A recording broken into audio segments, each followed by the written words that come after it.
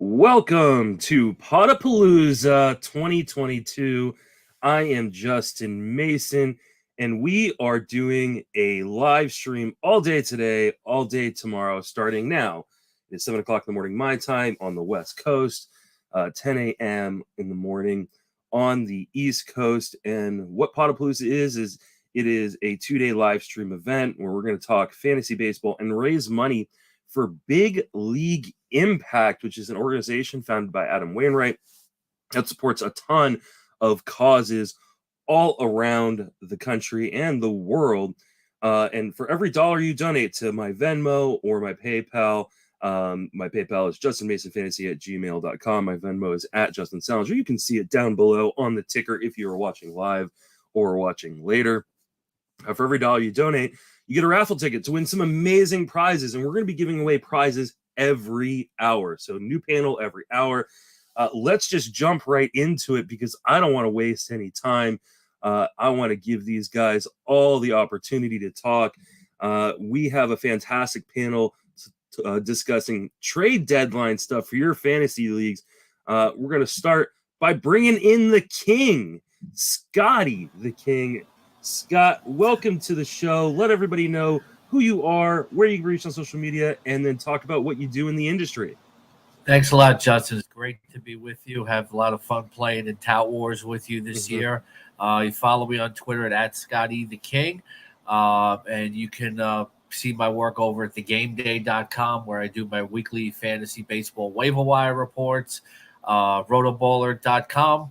I've been doing this for a little bit. This is the fun time of year, where fantasy baseball and football kind of converge. We got to keep the focus on fantasy baseball. I have a smile on my face, even though my Tout Wars team got off to a bad start last night. I had Tyler Stevenson and Luis Robert hit the DL and Lucas Giolito, put up a dud. But I'm having fun, and I'm glad to be here with you. Yeah, last night was a brutal night for some people, especially if you started Nathan Eovaldi anywhere. But I'm sure we'll be talking about a lot of stuff. Joining us as well in this panel is Lou Landers. Lou, welcome to the show. Let everybody know who you are, where you can be reached. Thanks, Justin. Happy to be here. Lou Landers, at Landers Talks on Twitter. I'm the director of MLB and fantasy baseball content at drroto.com. I do Lou's Locks MLB DFS podcast Monday through Friday. I do the Counting Stats podcast and the Lucas Baseball podcast with my co-host Lucas Beery. You can hear me on Sirius XM Fantasy Sports with Dr. Roto, and a couple hours a week on Sports Byline and the Armed Forces Network. Either way, happy to be here raising money and talking fantasy baseball. Can't complain, man. It's always great to talk to you, Lou, and we're going to be talking to Lucas tomorrow, so we get both sides of your podcasting coin right there. Awesome. Gotta love anybody that rolls with the doc. Exactly.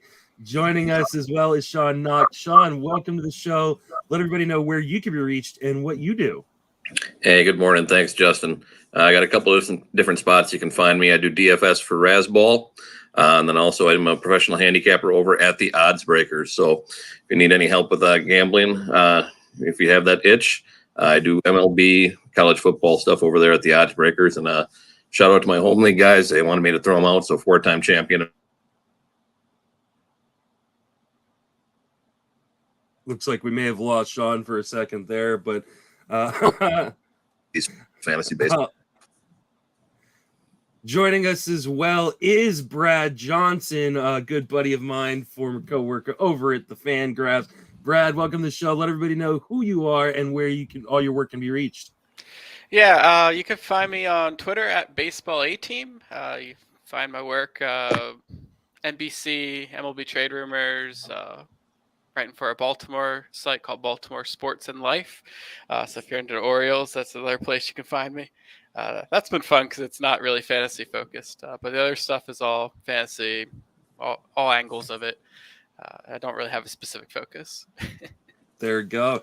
So we're going to talk some trade deadline stuff. The trade deadline is coming up, and there's going to be a lot of movement. There are a lot of teams trying to compete right now, and then there are a lot of really garbage teams that are going to be trying to get rid of assets and gain younger ones in order to improve their team. But what does that mean for fantasy? Let's start with one of the big guys who is really expected to be traded, largely because last year the Cubs traded everybody, right? They just said, we're getting rid of Chris Bryant, we're getting rid of Anthony Rizzo, we're getting rid of Javier Baez, and they just left Willson Contreras on that Cubs team to kind of toil by himself. And he's expected to be moved at the deadline because he is a free agent pending. Scott, where do you think he might end up, and would it change his value much? When we go through all of these teams, you're gonna hear the same teams probably involved, but like every guy that we talk about, you'll hear the Astros, the Mets, the Dodgers, the Yankees, the Red Sox, maybe the Giants, maybe the Twins, maybe the Phillies. With Contreras, 4 teams. I've been reading reports and hearing reports about the Astros, the Mets, the Rays, and the Giants, which all makes sense. Now look, Contreras, I don't think his value changes a whole lot in terms of that he's still going to give you a good floor, because look at him in that Cubs lineup and he's still putting up numbers. If he went to the Astros, you have to like him even more. If he goes to the Mets, we hear so much about Francisco Alvarez, but they could use Alvarez as a DH eventually. And kind of we see it with kind of Toronto. They do it with Kirk and Jansen. They both catch. They one will hit DH. Tampa Bay does have a need to as well. They lost Zunino. They're trying to depend on Mejia, etc. And San Francisco is very interesting too, because they're still going to be a playoff contender. Joey Bart has started to pick it up a little bit recently, but overall he's been disappointing. He's struck well over 40% of his at-bats so far in the majors. I don't know. Are they going to be patient with Bart? But I would say the Astros, the Mets, the Rays, and the Giants are all contenders. I think Willson Contreras is what we see. He's a high-quality all-star catcher. But fantasy-wise, if I have Willson Contreras, I want to see him go to Houston. Houston would be a really, really good spot. They love Martin Maldonado, but they could use that just huge ad in the middle of their lineup. Brad, what are your thoughts? Where do you think Willson Contreras ends up, and how much would that change his value? I agree with Scotty. Probably not a lot of value change wherever he winds up. The team I'll add to the list. It seems like all along the Yankees were a pretty obvious fit for him too, and if he ends up there, they're more aggressive about mixing up playing time, so he probably plays a little bit less. At the same time, he got better lineup, better support network effects going on, so probably about evens out in terms of his value.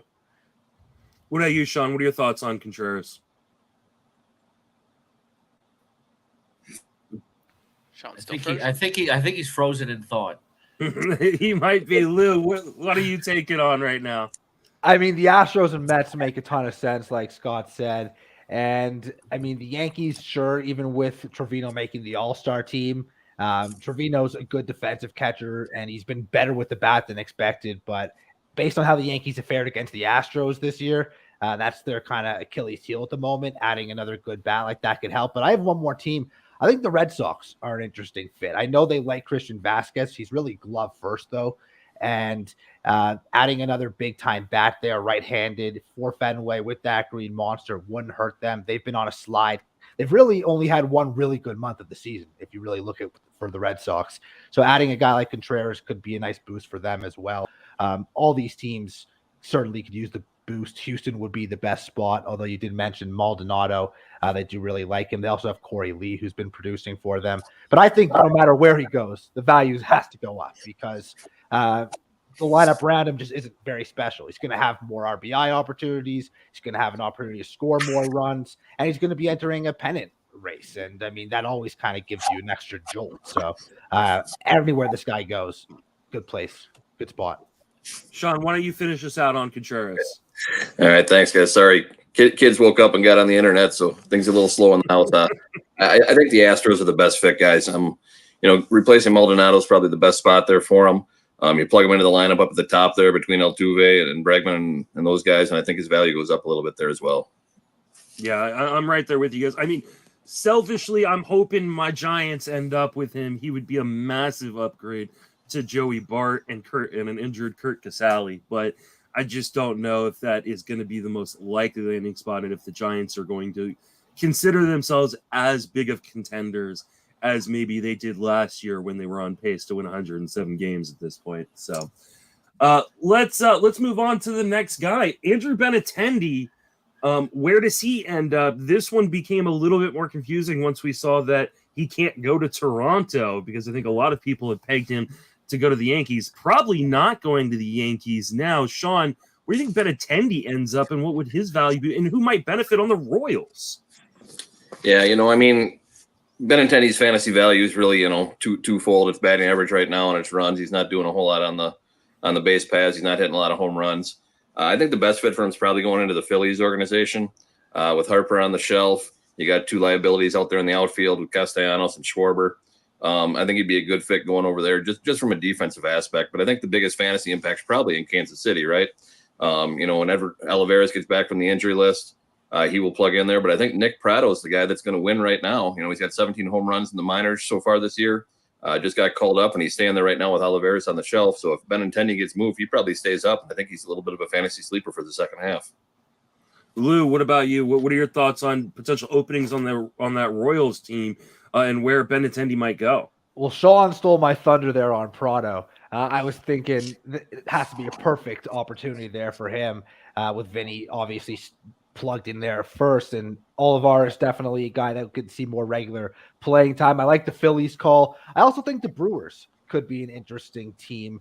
We know they're kind of small market. They're not going to invest a lot, but with his contract coming to an end at the end of the season, could be a nice rental for them, give them some offensive boost. Looking at that team, they can certainly win their division, but they do it with pitching more so than offense. So adding Benintendi to that lineup in the outfield, any of the three spots really would be great. And in Philadelphia, as much as Benintendi's mostly been a corner outfielder, their biggest issue is really in center field. I mean, Vierling and Herrera aren't getting it done there. So that would really be the best spot for him. And he'd be joining an amazing lineup there as well. Much more friendly ballpark to hit in too. Maybe those power numbers go up. Scott, what do you think? Is Benintendi going to end up in Philly, or is there another location? Well, but what Lou talked about was very interesting with the Philadelphia outfield. And I think there's definitely a fit there. I mean, they keep trying to double Herrera, and I like Adubel as a National League only player. Maybe if he gets enough playing time, but he runs too hot and cold, and then they end up platooning him, I think, with Vierling. I think, I was covering Mets Padres last night for Sirius XM Fantasy Sports Radio and Rotoballer, and it really struck me, the Padres still want to catch the Dodgers or make the playoffs. They really need help in the outfield. I think Benintendi would be great for the Padres. It hasn't been mentioned a lot, but I think it would be a good fit. The Cardinals, I think they don't feel that they got enough out of their outfield. Dylan Carlson hasn't played as well as they've wanted to. And let's not rule out the AL East. There's still been reports this week that Toronto may try to convince him to change his mind about his personal choices. There was even talk of the Mets, but I can't see Benintendi fitting in that outfield. Like Brad said off the top, though, this is a better real life player than a fantasy player. If you're playing an on base percentage league like we do, Justin, he's good. He'll catch you some runs, he'll hit you some average, but there's not really going to be any counting stats anywhere that he goes. Yeah, it's maddening to me because I drafted him in my main event, and he's playing every day, and it's like I've got to keep rolling him out there in a 15-team league, but he's not really doing much for me in terms of my home runs and my stolen bases. I just can't see an American League East team trade from really an American League team, because there's a reasonable chance that any American League team could face the Blue Jays in the first round of the playoffs. And now you got the guy you just traded for, your big upgrade, can't play in half of your playoff games in a series. I think he ends up in the National League personally. Brad, where do you think he ends up, and what does that do for his value? I like the Brewers idea and the Padres as well. I think those are two good fits. I'm not so much on the Phillies as a fit for Benintendi. I'm not sure he can really play center field anymore, and that's where they'd want to use him. Another guy that we'll talk about later, I think, is a better fit for Philly center field. But the other team I'll mention just briefly, the Astros have been said to be looking for someone who's like Michael Brantley, and Benintendi is probably going to be the closest out there on the market like that. Yeah, that would make sense. You just gotta run. You just might run into that problem. Well, maybe by the time playoffs get around, Michael Brantley's back, and it's not as big of an issue to not have Benintendi. But it just seems so short-sighted for an American team to trade for a guy who can't enter the country of Canada for games. So let's talk about Josh Bell, because he's clearly going to be traded. He's one of the biggest or the most talked about guys in terms of going to be moved, and probably moved pretty quickly. Brad, where do you think he ends up? And is there anybody that can emerge in Washington? Do we even care about that? And will his value change? I don't know that we care too much about what's behind him right now. Value will probably uptick a little bit just because he's going to be joining one of a few very good contenders. The team that picked number one before all others is probably the Red Sox. I think that's just a really clear fit. They don't need him long term. They don't need a first baseman long term. They got guys in their system that'll hold that role. But right now, they're not getting what they need from Bobby Dahlbeck and Frankie Montas. So I think it's a slam dunk for them. Other teams may be in the mix. Rays, Giants, Mariners, they seem like vague fits. Maybe the Brewers. There's just not a lot of teams, contenders that need a first baseman or a designated hitter. So the market's pretty shallow. Yeah, and that's a crazy thing, because he's been one of the most talked about players in terms of he's going to be traded. The question is, who wants a first base only type of guy? Scott, what are your thoughts on Josh Bell? What's interesting is he has been linked so much to the Mets in a lot of reports. Now, the Red Sox thing makes perfect sense because, at this point, we're giving up on Bobby Dahlbeck. Forget it. He's like Sammy Watkins in fantasy football. Let's just move on. But with the Mets, there's been a lot of reports. But then last night, they acquired Vogelbach. So I started thinking, the Mets have been in the market for DH because, unfortunately, the Dominic Smith, J.D. Davis thing has not worked out as they hoped. Then they go and get Vogelbach. And you could still see Vogelbach more as a depth piece. He's a lefty. Bell's a righty. They're not going to platoon him because Bell's not a platoon player. But could they still acquire Bell and make Vogelbach more of a depth piece? It is possible. Although I think the odds have gone down after they. But last night Billy Eppier was saying that they're still aggressively pursuing somebody. So, to Brad's point, the Mets have been looking for a DH type. They thought Dominic Smith could be that first base / DH kind of guy.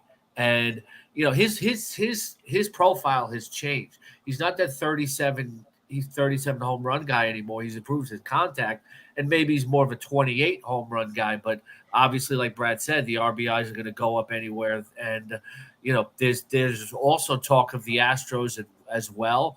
And that would hurt Gurriel, but he hasn't been hitting well enough. So I think the Astros, and to a lesser degree, the Mets are, two teams to watch as well. Yeah, both would make a lot of sense.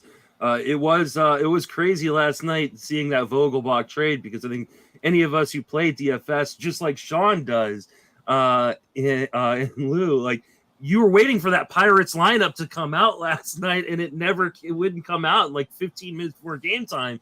Finally, the news drops of the trade, and then the lineup came out. Man, I was sweating that, trying to figure out if I could play Ke'Bryan Hayes or play some of the other guys in that Pittsburgh lineup. Sean, what are your thoughts on Josh Bell? Do you think he gets moved? Yeah, I do. And, my best fit for him, I think, is actually the Brewers. I think he's a big defensive upgrade for him at first base over what they got going on there with Rowdy. And I think he can really help their DH situation. They'll move Rowdy and Kutch into a platoon at the DH spot and should give him a little bit more options. Kutch can fill some guys in the outfield. I think that's the best fit. And I think the Brewers, for a small 3-month rental, should be able to swing that with the Nats. Lou, what do you think? Do you think Bell ends up with the Brewers? I could see it, but I don't have much to add here. I think Boston still makes the most sense. They're not getting anything at first base. Tristan Cassis, who I thought could get that spot for them, isn't having a good season in the minor leagues. He might still be a year plus away. So I think plugging that hole, adding a switch hitter into the middle of that already great lineup would help. And Tampa, man, I mean, they can pitch. They just can't hit. Nothing against G-Man Choi. I think he's an underrated player, but Josh Bell gives them that thump in the middle of their order that they really are lacking. So Boston or Tampa Bay would be my two choices. Tampa Bay would make a lot of sense. That offense has really been struggling as of late. I don't think anybody mentioned the Padres. I know they've got Eric Hosmer, but they don't like Eric Hosmer. They're trying to give away that contract. They'll pay you to take that contract. They could easily make Hosmer a bench player. Or finally maybe find a buyer who would be willing to eat that contract for maybe some prospects or something like that. So, but I do think Boston makes the most sense, at least to me. Will Luis Castillo or Tyler Mahle ever get traded? We keep talking about this every off season, every trade season. Get these guys at a Great America ballpark. Lou, is this finally going to be the time, and where could they end up? I mean, one, if not both, need to be moved. The Reds aren't going to be competitive next season.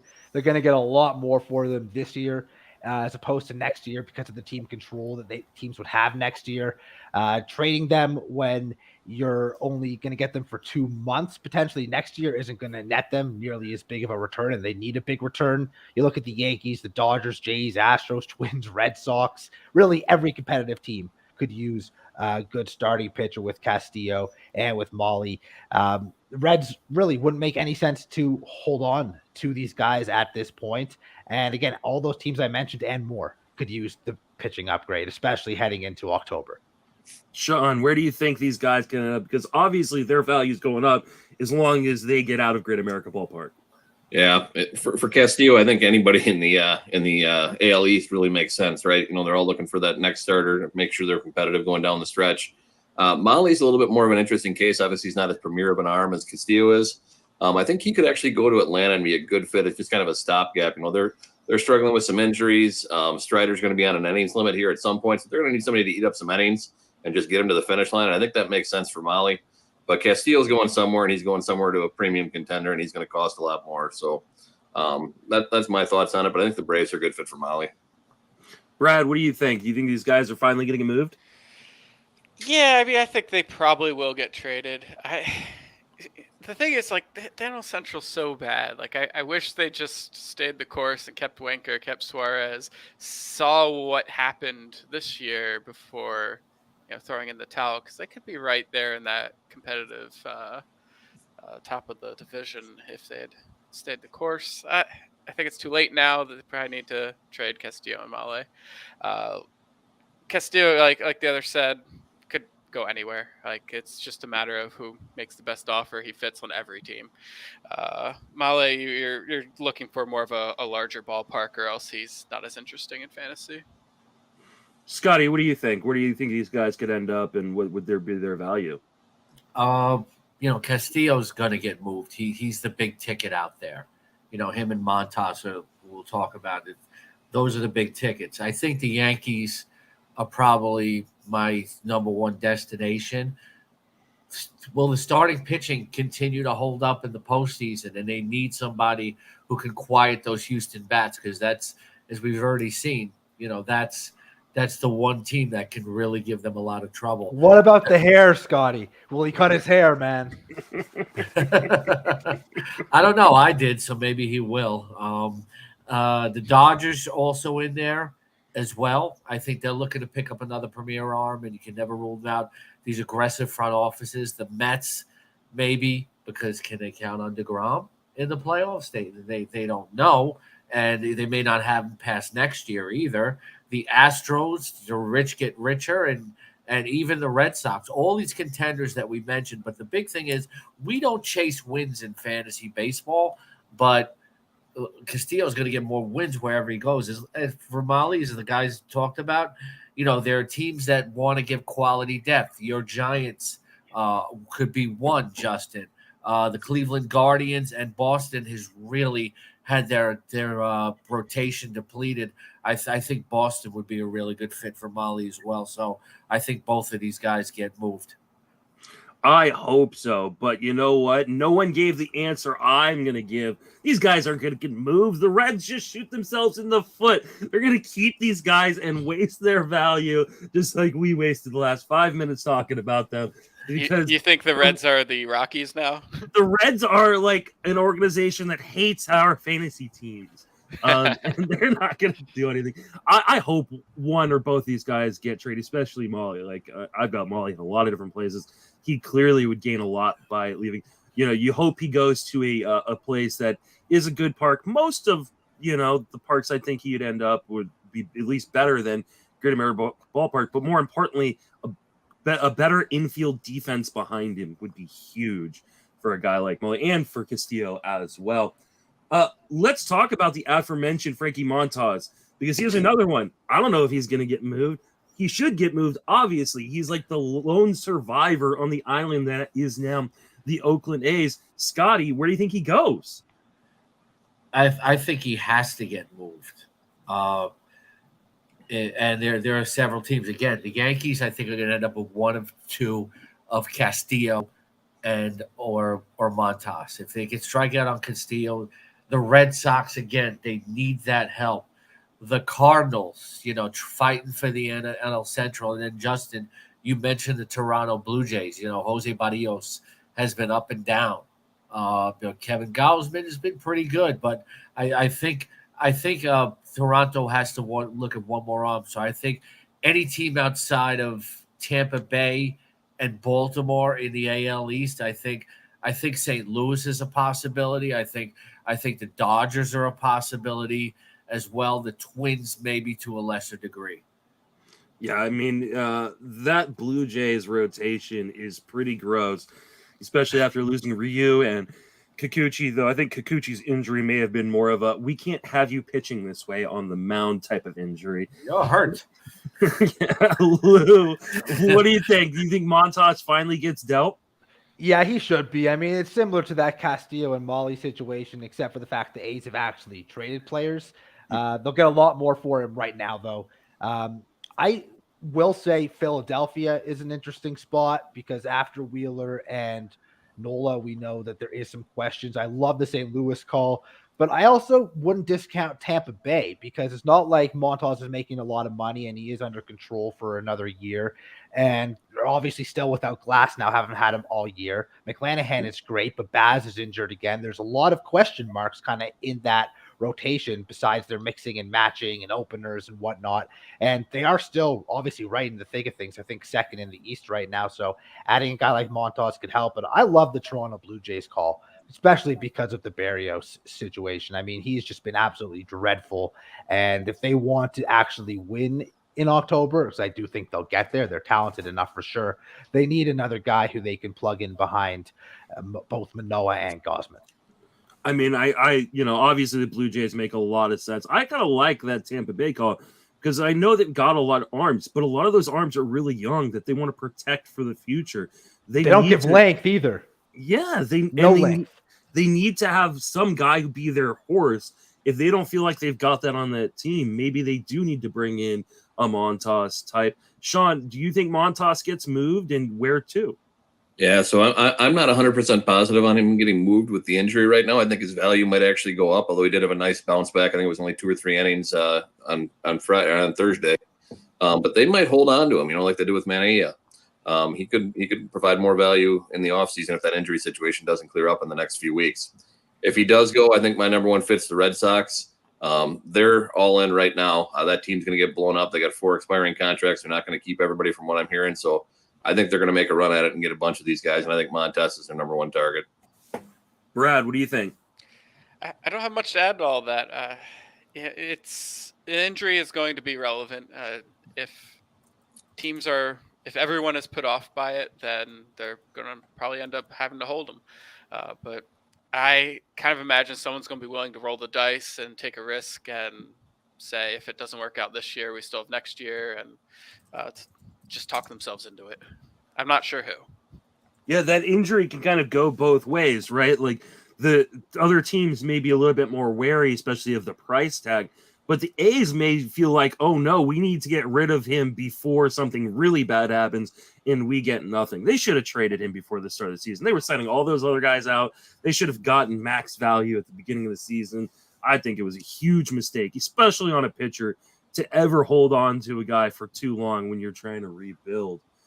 Let's talk about some closers, because there are going to be some guys who are in closers right now, and they're going to get moved, and new guys are going to come into their spot.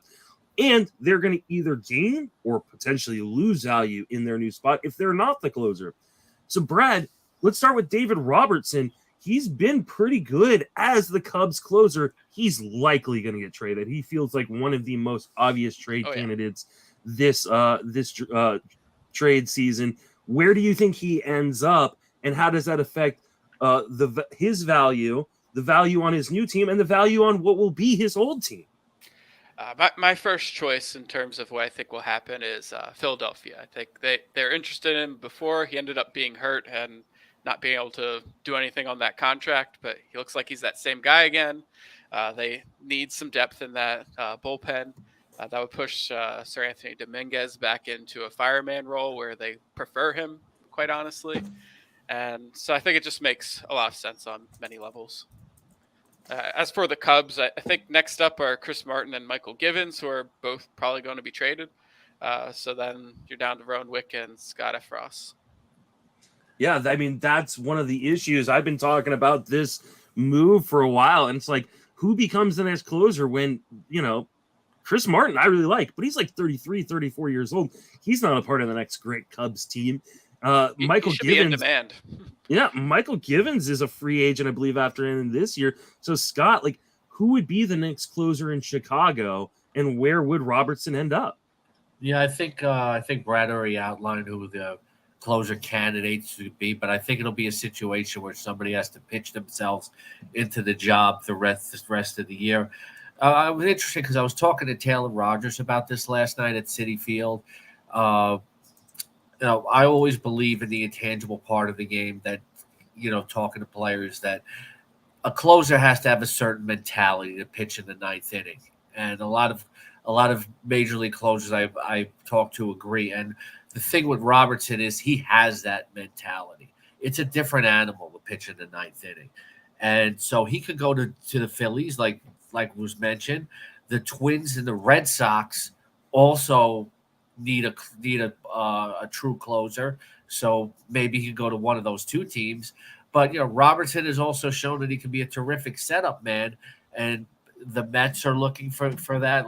The Mets under Steve Cohen are going to be involved in just about everybody that's being discussed. And then the Yankees lost Michael King last night on a significant injury, and Robertson also has that mentality to pitch in New York, because not everybody that comes to New York knows how to play in that cauldron. So I think you want to see him go to a team where he can continue to close.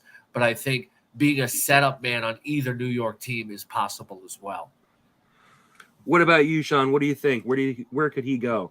Yeah, I'm in on the Red Sox on this one again. They need an arm at the back end of that bullpen. They're piecing it together right now with Houck and Whitlock, and those guys don't have any experience going into the postseason yet. And I think Robertson will give them that firm piece that they need, a pillar in the back of the bullpen. So he'd be my number one pick. Scotty hit the other nail on the head with King getting hurt last night. They're going to be looking for somebody to come in and eat up some 7th, 8th innings for him. And I think he'd be a fit there as well. Yeah, I mean, he would be a great fit, which would hurt everybody who drafted him, right? Everybody who's been getting those really cheap saves. If he ends up on a team like New York where he's not going to be the guy in the 9th, that could be devastating to some people's fantasy values. Lou finishes out on David Robertson.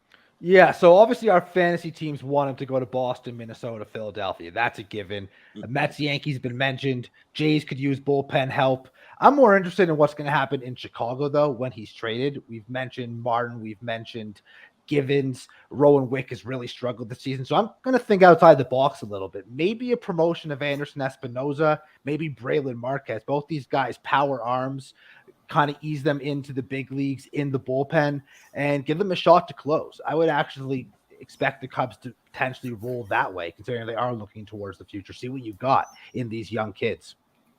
Let's talk about Jorge Lopez because he's been pretty good as the closer in Baltimore.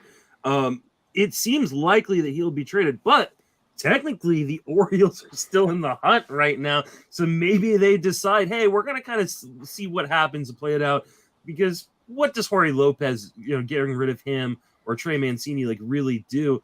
Lou, what do you think? Do you think Lopez gets dealt, and where would he end up, and who becomes the guy in Baltimore if he is? So right now, I don't think they're selling so fast, but they have 2 more games with the Yankees, and they have 8 days before the deadline. They might wait till the very end, see where they are, how many games out they are.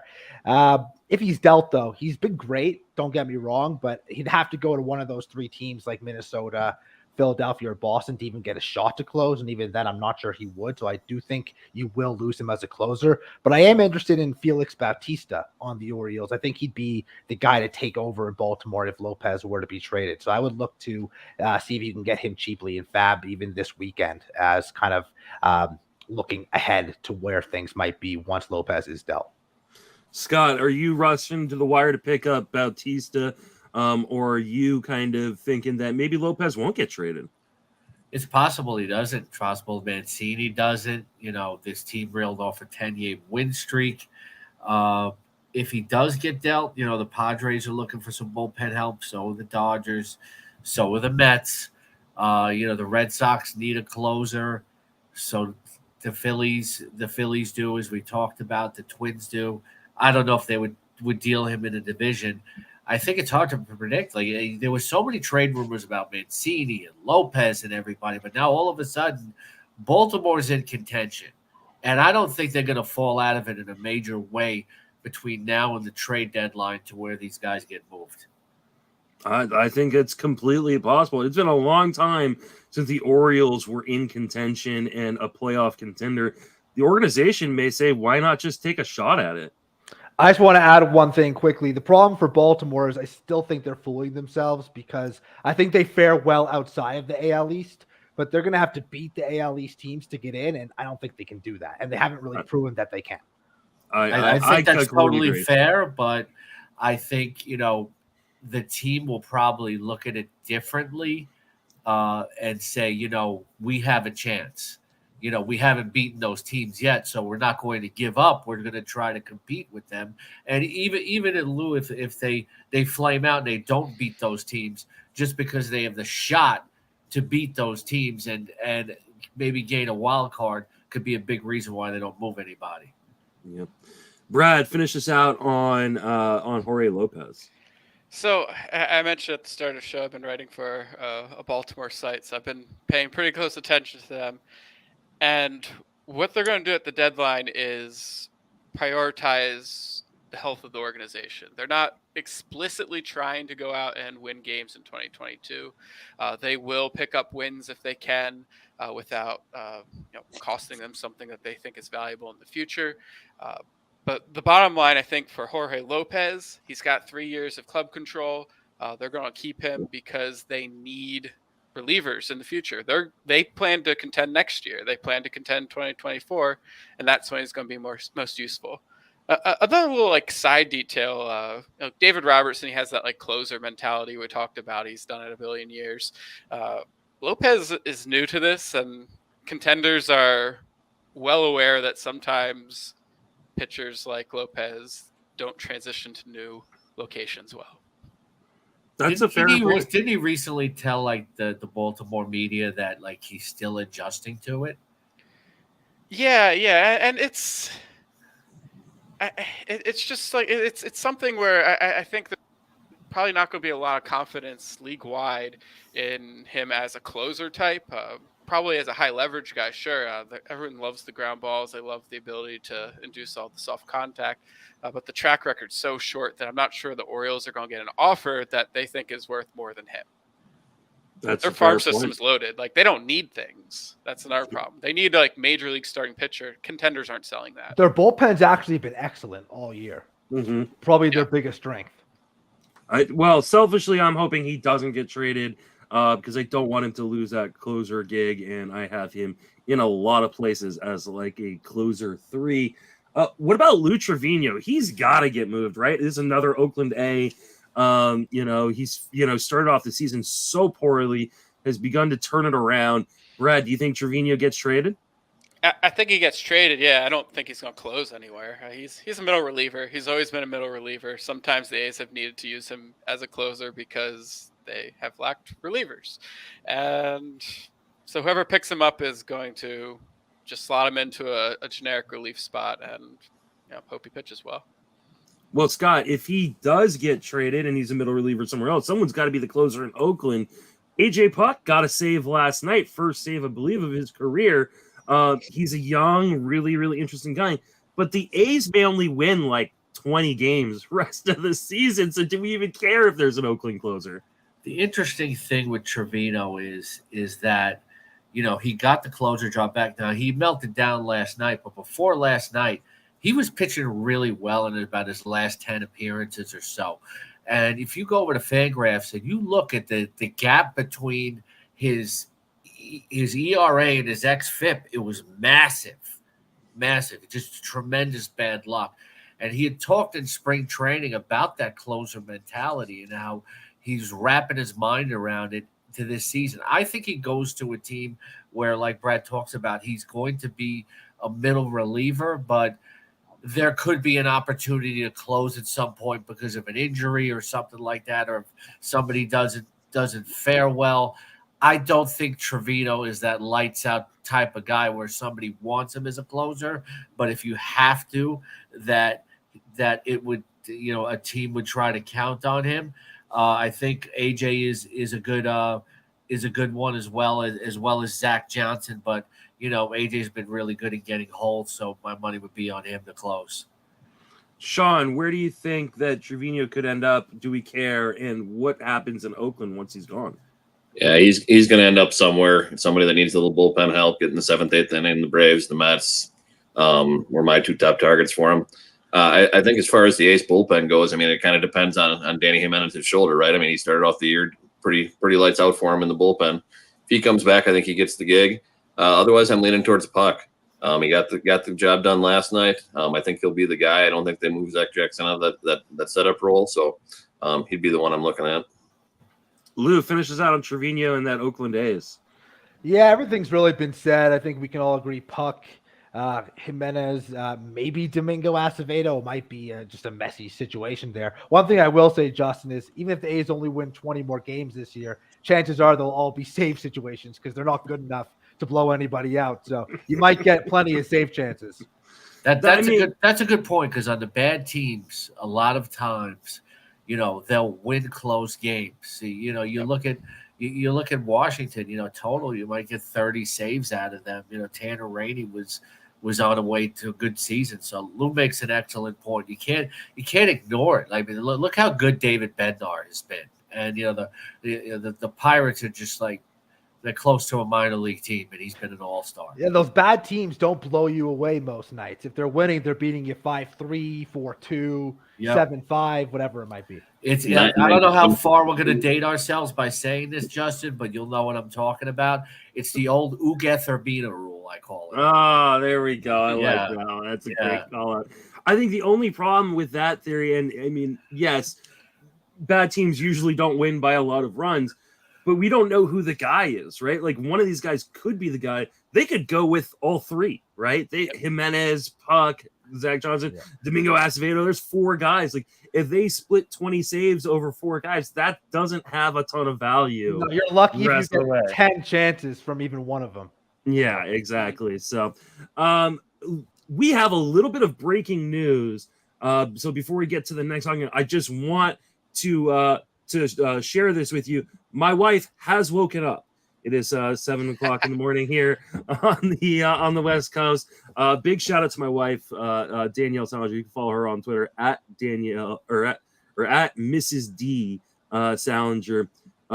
She did a lot of the behind the scenes work to get Podapallooza set up. She actually forced me to do Podapallooza this year. I wasn't going to do it. I was a little overwhelmed with everything, but she's like, "Listen, I'll help you." So big shout out to the wife. I'm glad you got to sleep in a little bit today.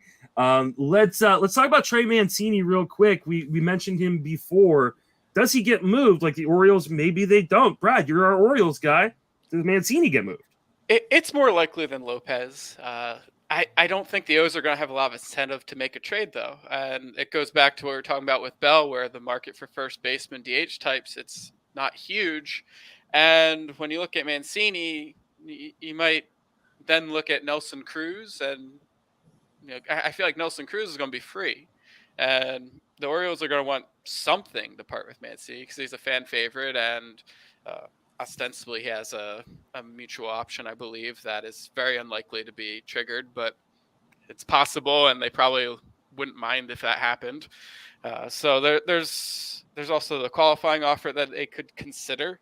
I think he's probably a little bit below that in terms of what he can expect to earn in free agency. But I don't think it's going to end up working out. They'll certainly look into it. Scott, what do you think about Mancini? Do you think he gets moved?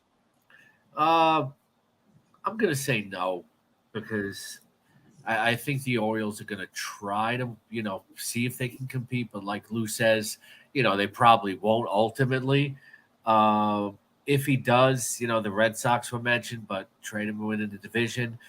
That's another guy that's been talked about a lot with the Mets. I've seen the Braves and even the Guardians mentioned. From everything that I'm hearing from these guys here too, especially Brad, who's very tied into Baltimore, I don't think he's going to get moved. Sean, Mancini get moved? Yeah, I don't think so. I said no. They're too close right now. With everything he's been through, he's a fan favorite there in Baltimore, like Brad said. I think they hold on to him, see what happens, and like he said, they got the mutual option for 2023. If they don't pick it up, they might re-sign him even. So, Lou, take us out on Mancini. Yeah, I think Mancini's staying put for all the reasons already mentioned. And although we don't see those mutual options picked up often, I think it would make sense for both sides to kind of mutually agree to that option. I'd like to see Mancini back with the Orioles next year when they might actually compete. Yeah, we were just talking about with Josh Bell how the first base market just isn't very robust. So why do you trade a guy who has really been endeared to the fans because of his own personal story when you're not going to get much back in return for him, right? He can play some outfield, unlike Bell at this point, but I'm with you. Yeah, I just don't. It doesn't make a lot of sense for that organization to move Mancini. What about Martin Perez? Like, he was the story of the first half. He's starting to fade. Is he starting to fade at the wrong time for the Rangers to get max value? Lou, does Perez get traded, and do we care? So it's interesting because the Rangers have actually expressed interest in not trading him at all and actually extending him. So if you want to believe that, you can take it at face value, sure. But no one actually expects this guy to be this good in the second half as he was in the first half. But he could fill an end of rotation spot for teams that need that depth. Phillies, Cardinals, Twins, Rays, Red Sox. We've talked about a million of these teams already. There's nothing wrong with acquiring a guy and having him as your fourth or fifth starter. See if he can even bring some of that success he's had in the first half. But I actually think Texas might do the crazy thing and extend him. They really believe in him, and it's a pretty good ballpark for him to pitch in. It's proven to be much more pitcher-friendly than hitter-friendly, unlike their old stadium. Yeah, absolutely. He's been great in Texas. Sean, do you think Perez gets dealt? I do. I mean, I don't think there's any sense in keeping him. They can always bring him back next year if they want to re-sign him, right? So I think he gets moved, and I think, like you said, he's an innings eater at the back of a rotation right now. The Braves, again, make sense with their injuries and with Strider on the innings limit. I think they'd be a good fit there.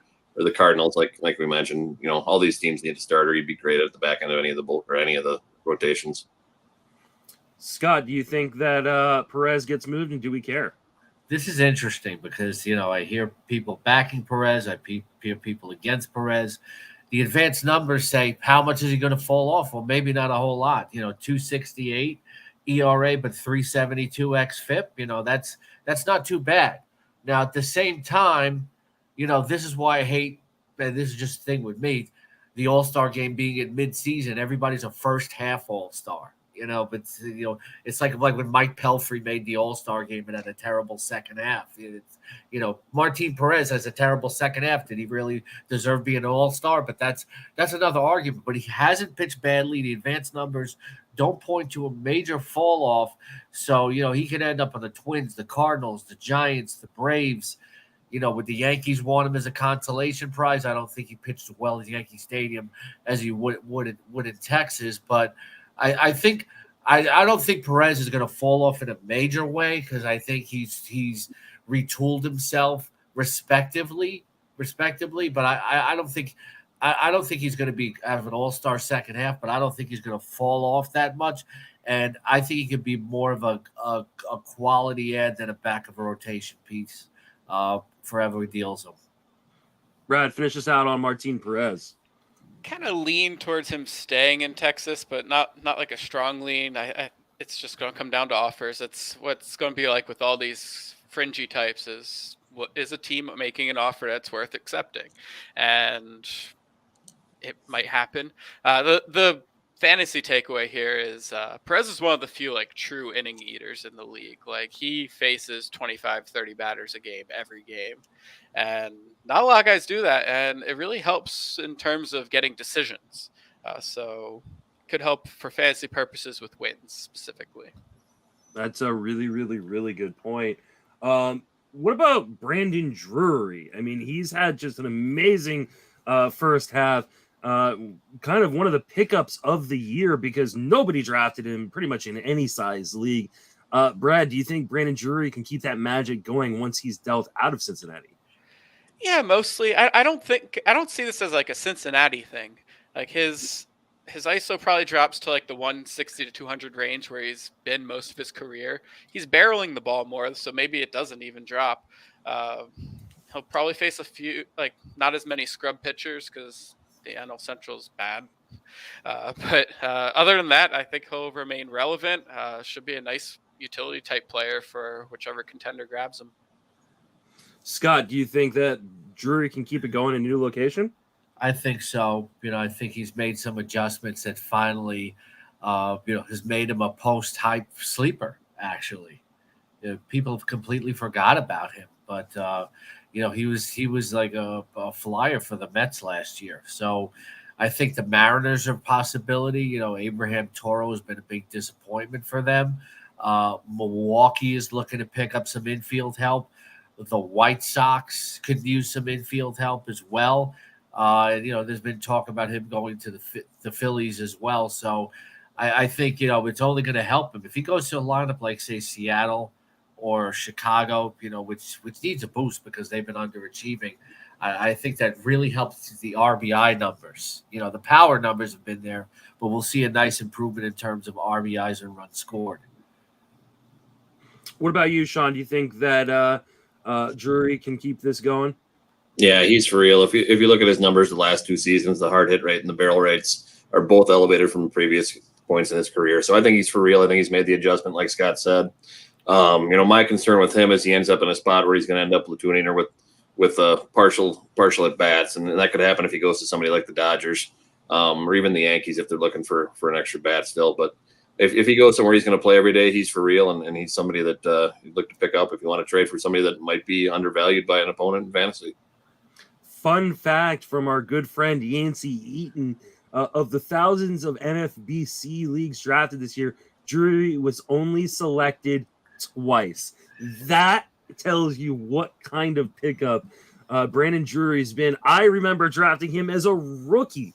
It's like 10 years ago. Like he's like, this is insane. Lou, finish out on Brandon Drury.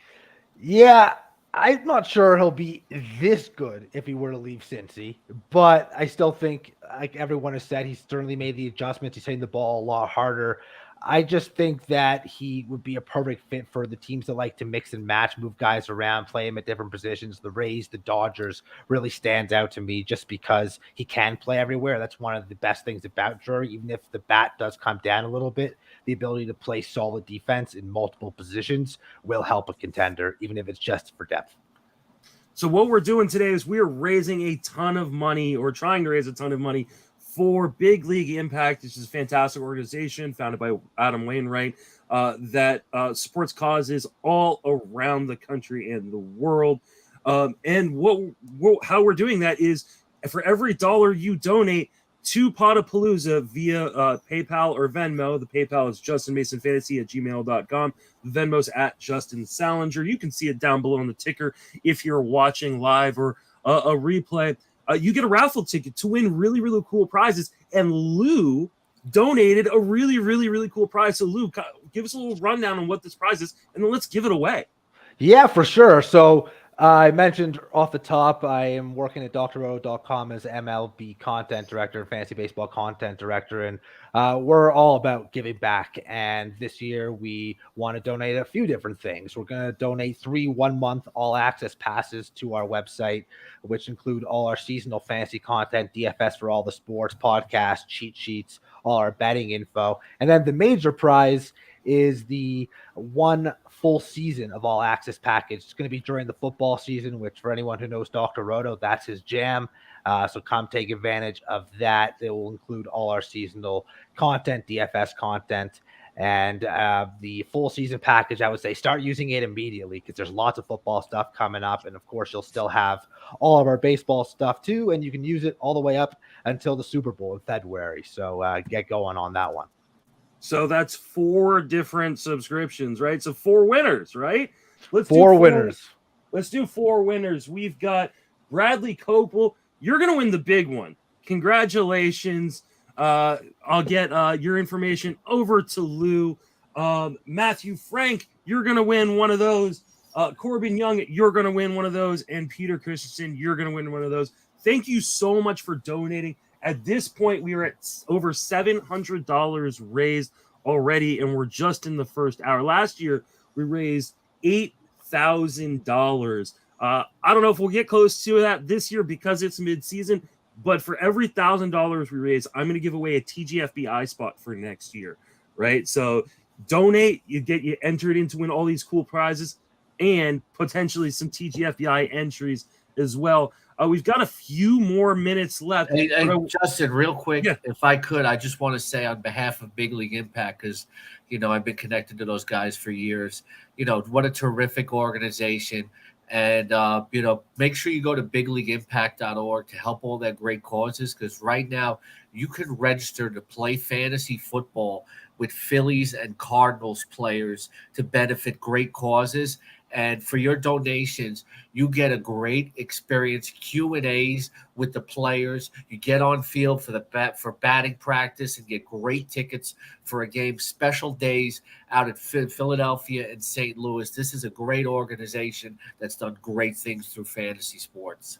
Absolutely. And one of those Phillies players that you get to play against is my personal favorite, Kyle Gibson, who's super, super active in raising money for a number of different causes. Really good dude. He's the VP of Big League Impact. Yep. Yeah. I should have tried to reach out to him to try to get him on, but they're busy playing actual baseball, so I didn't want to bother any of them.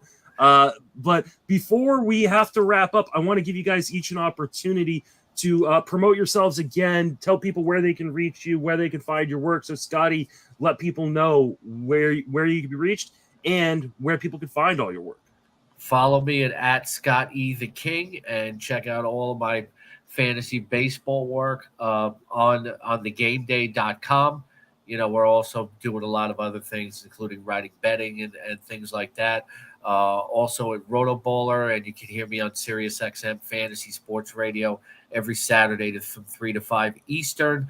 I'm going to have my exclusive interview with Manny Machado about how much he loves fantasy football this afternoon, so tune in for that. That's awesome. I always think it's so cool when guys play different fantasy sports that are major league players. So and I was wearing my RotoWare Jock Peterson t-shirt yesterday. So Lou, let people know where you can reach and what you do. Well, first off, I want to say thanks for having me.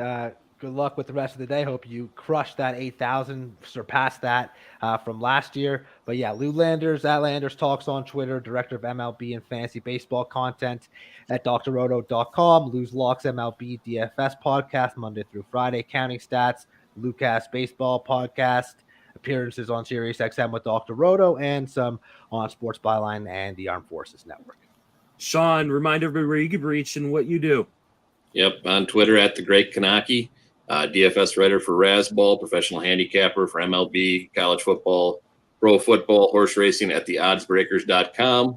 And I do have a Snoop Dogg bobblehead. You can let me know where to send that. It's a Corona one, so have fun with that. Hopefully you get some dollars out of it. Appreciate the time. Thank you for having me. We are going to be donating that one later. We're going to be donating, or we're going to be raffling off all these prizes all throughout the day, and then at the end on Sunday, we're going to raffle off a ton of prizes, including that Snoop Dogg bobblehead. So, Sean, thank you so much for donating that. It's so cool. Kind of wish I was going to be winning that, but I can't win anything. Brad, remind everybody where you can reach and plug your work. Yeah, I'm on Twitter at BaseballAteam.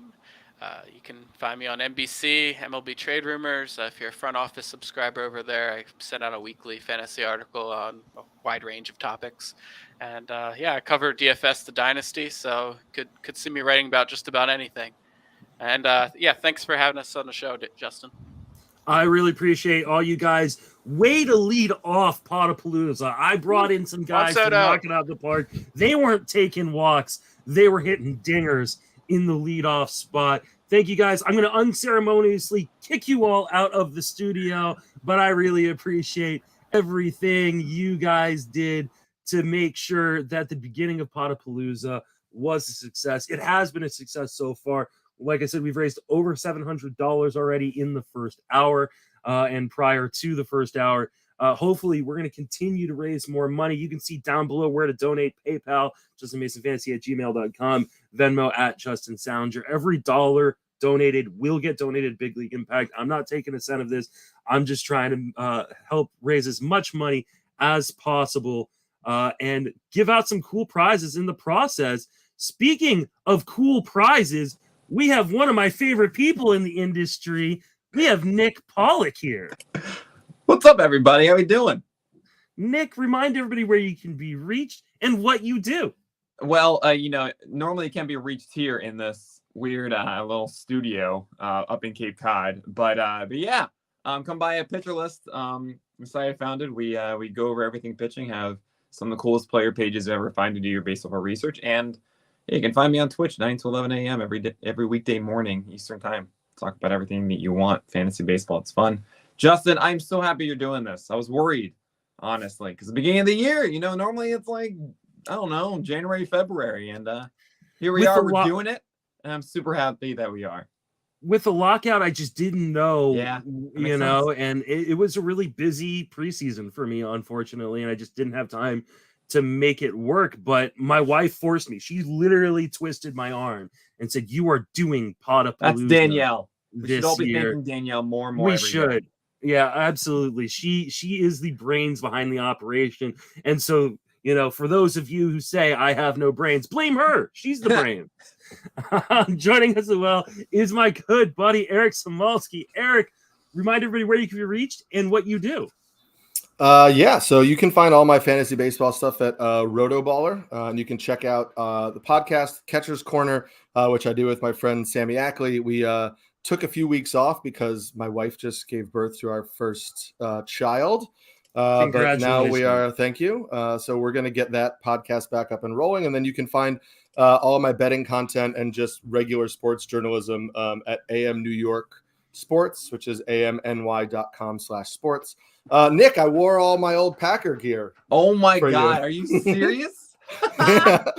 You guys don't know. I went to Berkeley Carroll and Eric went to Packer, and we were rival schools growing up in Brooklyn. Oh man, the Pelicans. Wow, look at that. This is actually I coached this year the middle school baseball team. So this is fresh merch right here. Look at you, man. Yeah. Nick and I didn't get a chance to play against each other, but I played against him when Ottavino was at Berkeley. Nice. So yeah. There you go. Small world. We have two guys from rival schools that are pitching gurus. Speaking of pitching gurus, we have my good buddy and co-host on the Sleeper in the Bus, Paul Sporer, and I have a special banner that I still have for Paul. There we go. That's that. I don't know if Paul remembers that. I do remember that. Yeah. The first time I figured out how to do a ticker, I did this. You're very proud of yourself. It could be another one. Yeah, for those who don't know, for those who are or just listening later on, it does. The ticker at the moment says Paul is dumb. Do not listen to him. Paul, remind everybody where you can reach on social media and then plug all your work. On Twitter at Spore, on Twitch at Spore as well. Fangraphs. We got the Sleeper in the Bus podcast articles going up. Excited for the second half. You know, I need a little bit of time off from the grind, but ready to kick it back into high gear. We got the trade deadline coming up. I'll use that opportunity to promote. Nick and I will be doing our trade deadline show for the 4th year in a row, 5th year. Yeah, something like that. I don't know. Are you gonna wear a good suit this year? We're starting to add up. One? Hey man, I'm sorry I shrunk, bro. I don't know. Those didn't fit. Just wait.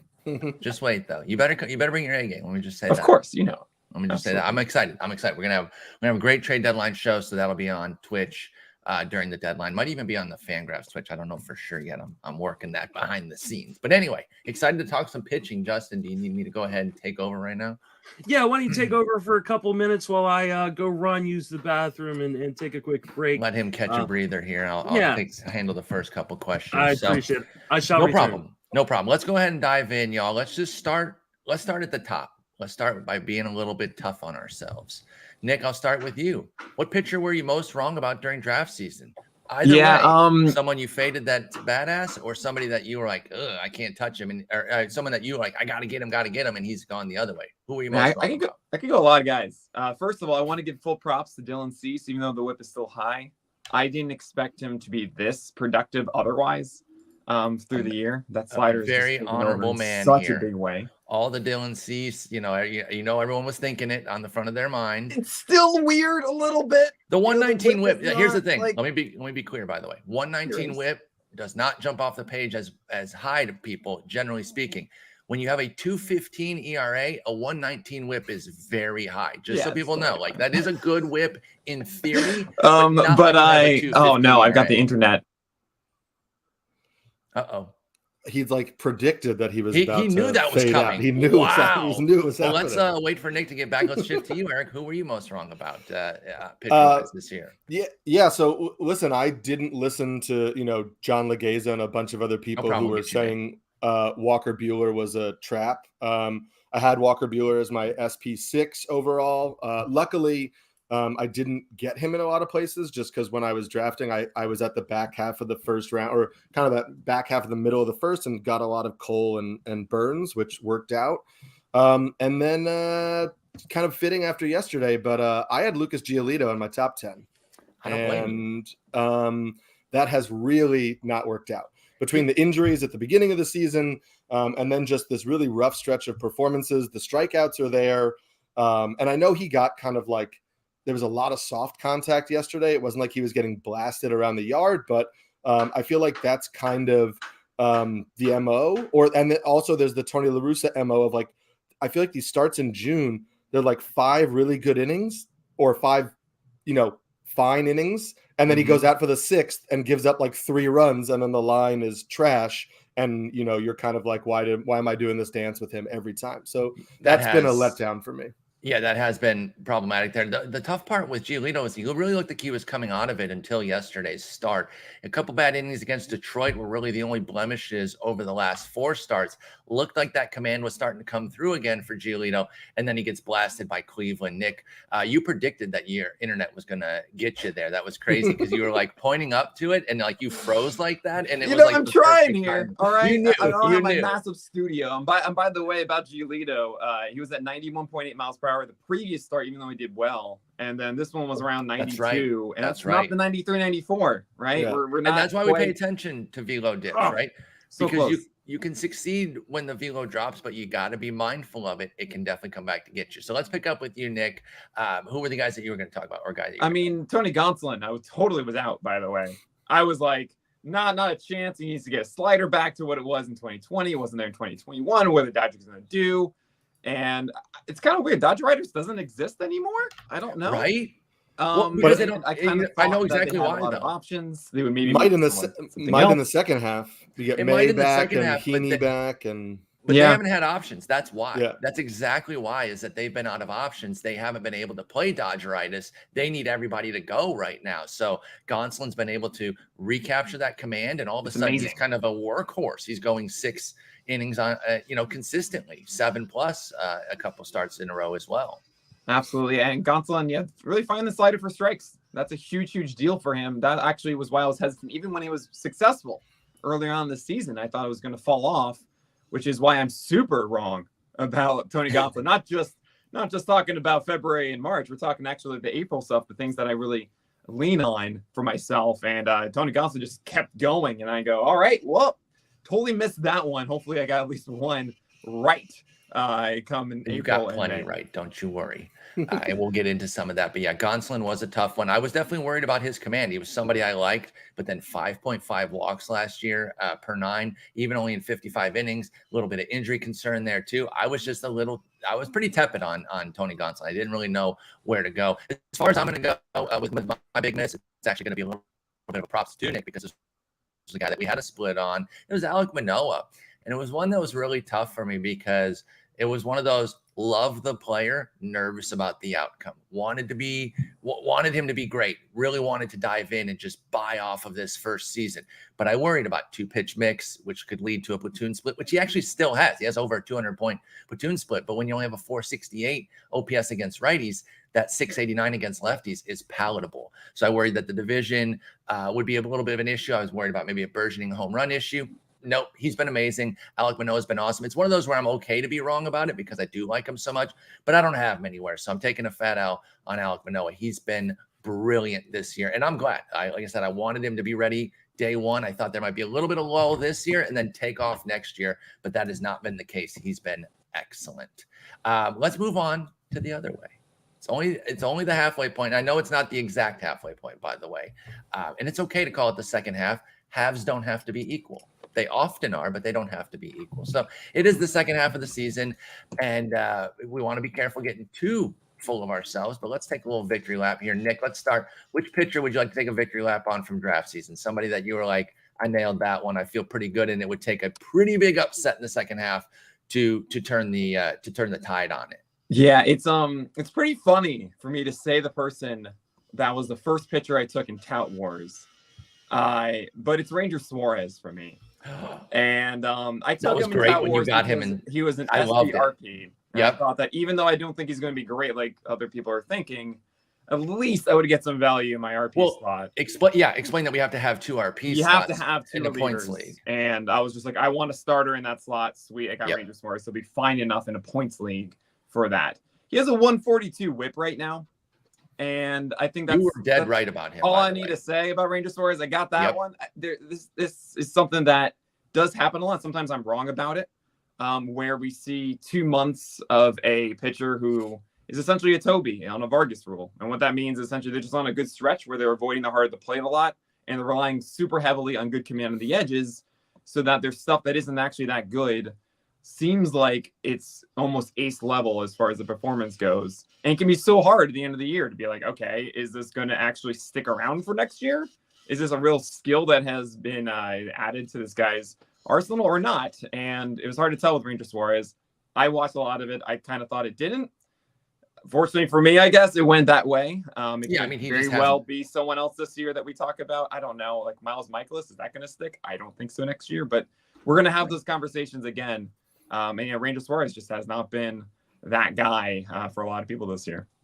I put Michaelis in a much different class, to be honest. I mean, he has a 200 inning season like this, even the 184 following year in 2019, a little bit different. But you were dead on. The ratio is really low. We don't expect. I feel that with non-dominance, like nobody will predict Miles Michaelis to be sub-3 ERA, but I think mid-3s as a projection works. But with Ranger Suarez, you were out on the stuff. The schedule thing you had talked about too, but you always went back to the stuff's not that good. And I thought the regression of the stuff from that period to quote unquote normal would still be pretty good. And it's like, okay, I'm lucky that I play, primarily 15 teamers. So the fact that I like Suarez is not killing me as much, 407, 142, but that whip is devastating. So yeah, fat L on Suarez for me. That was another one we disagreed on. You got a big dub there. Eric, somebody that you did really well on this year, whether you faded them or drafted them, who's a pitcher you got right that you want to take a victory lap on early on here? Or not early on, but midway through. Yeah, I was pretty high on Joe Musgrove coming in. I had him as my SP10, and I just, the walk rates improved. A little bit more ground balls, which has limited the home run to fly ball rate. And we'll see if that can, maintain in the second half of the year. The strikeout numbers are down a little bit from last year, but nothing really all that meaningful. And the ratios are great. I mean, there's really nothing much to complain about. And playing on a good team, so we're getting good opportunities for wins, and hopefully when Tatis comes back, which seems to be inching closer and closer, that becomes a little bit more of a potent offense behind him as well. So that's worked out well for me.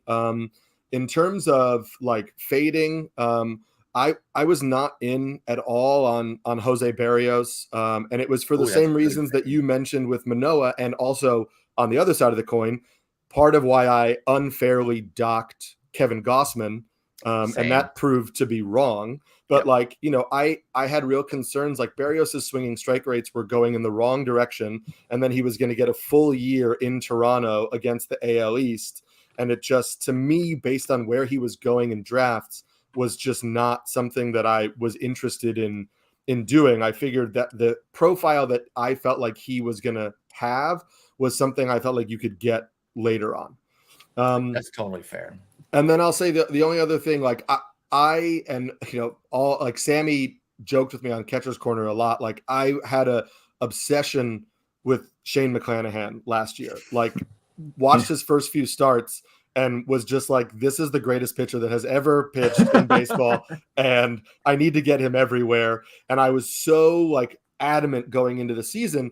And then I did the thing that I think a lot of us do sometimes, which is like, early February or late January, I was like, this is a guy, I need to get this guy, And then I started, I already know where this is going, reading, not like, I'm not blaming other people, but like you listen to people who are smart, and you start to think, okay, maybe I'm being overly aggressive. All right, maybe if I make him, SP 17, 18, like I could still get him places and not have to be overly aggressive. And I have like one share of Shane McClanahan this year, and it's crushing me. And it's like one of those things where every year I tell myself this of like, if you have a guy you like, I'd rather lose because I put my faith in the guy that I thought was going to do well and he didn't, than the reverse. And right now, like, see the guy do well and I don't have him because I was gun shy.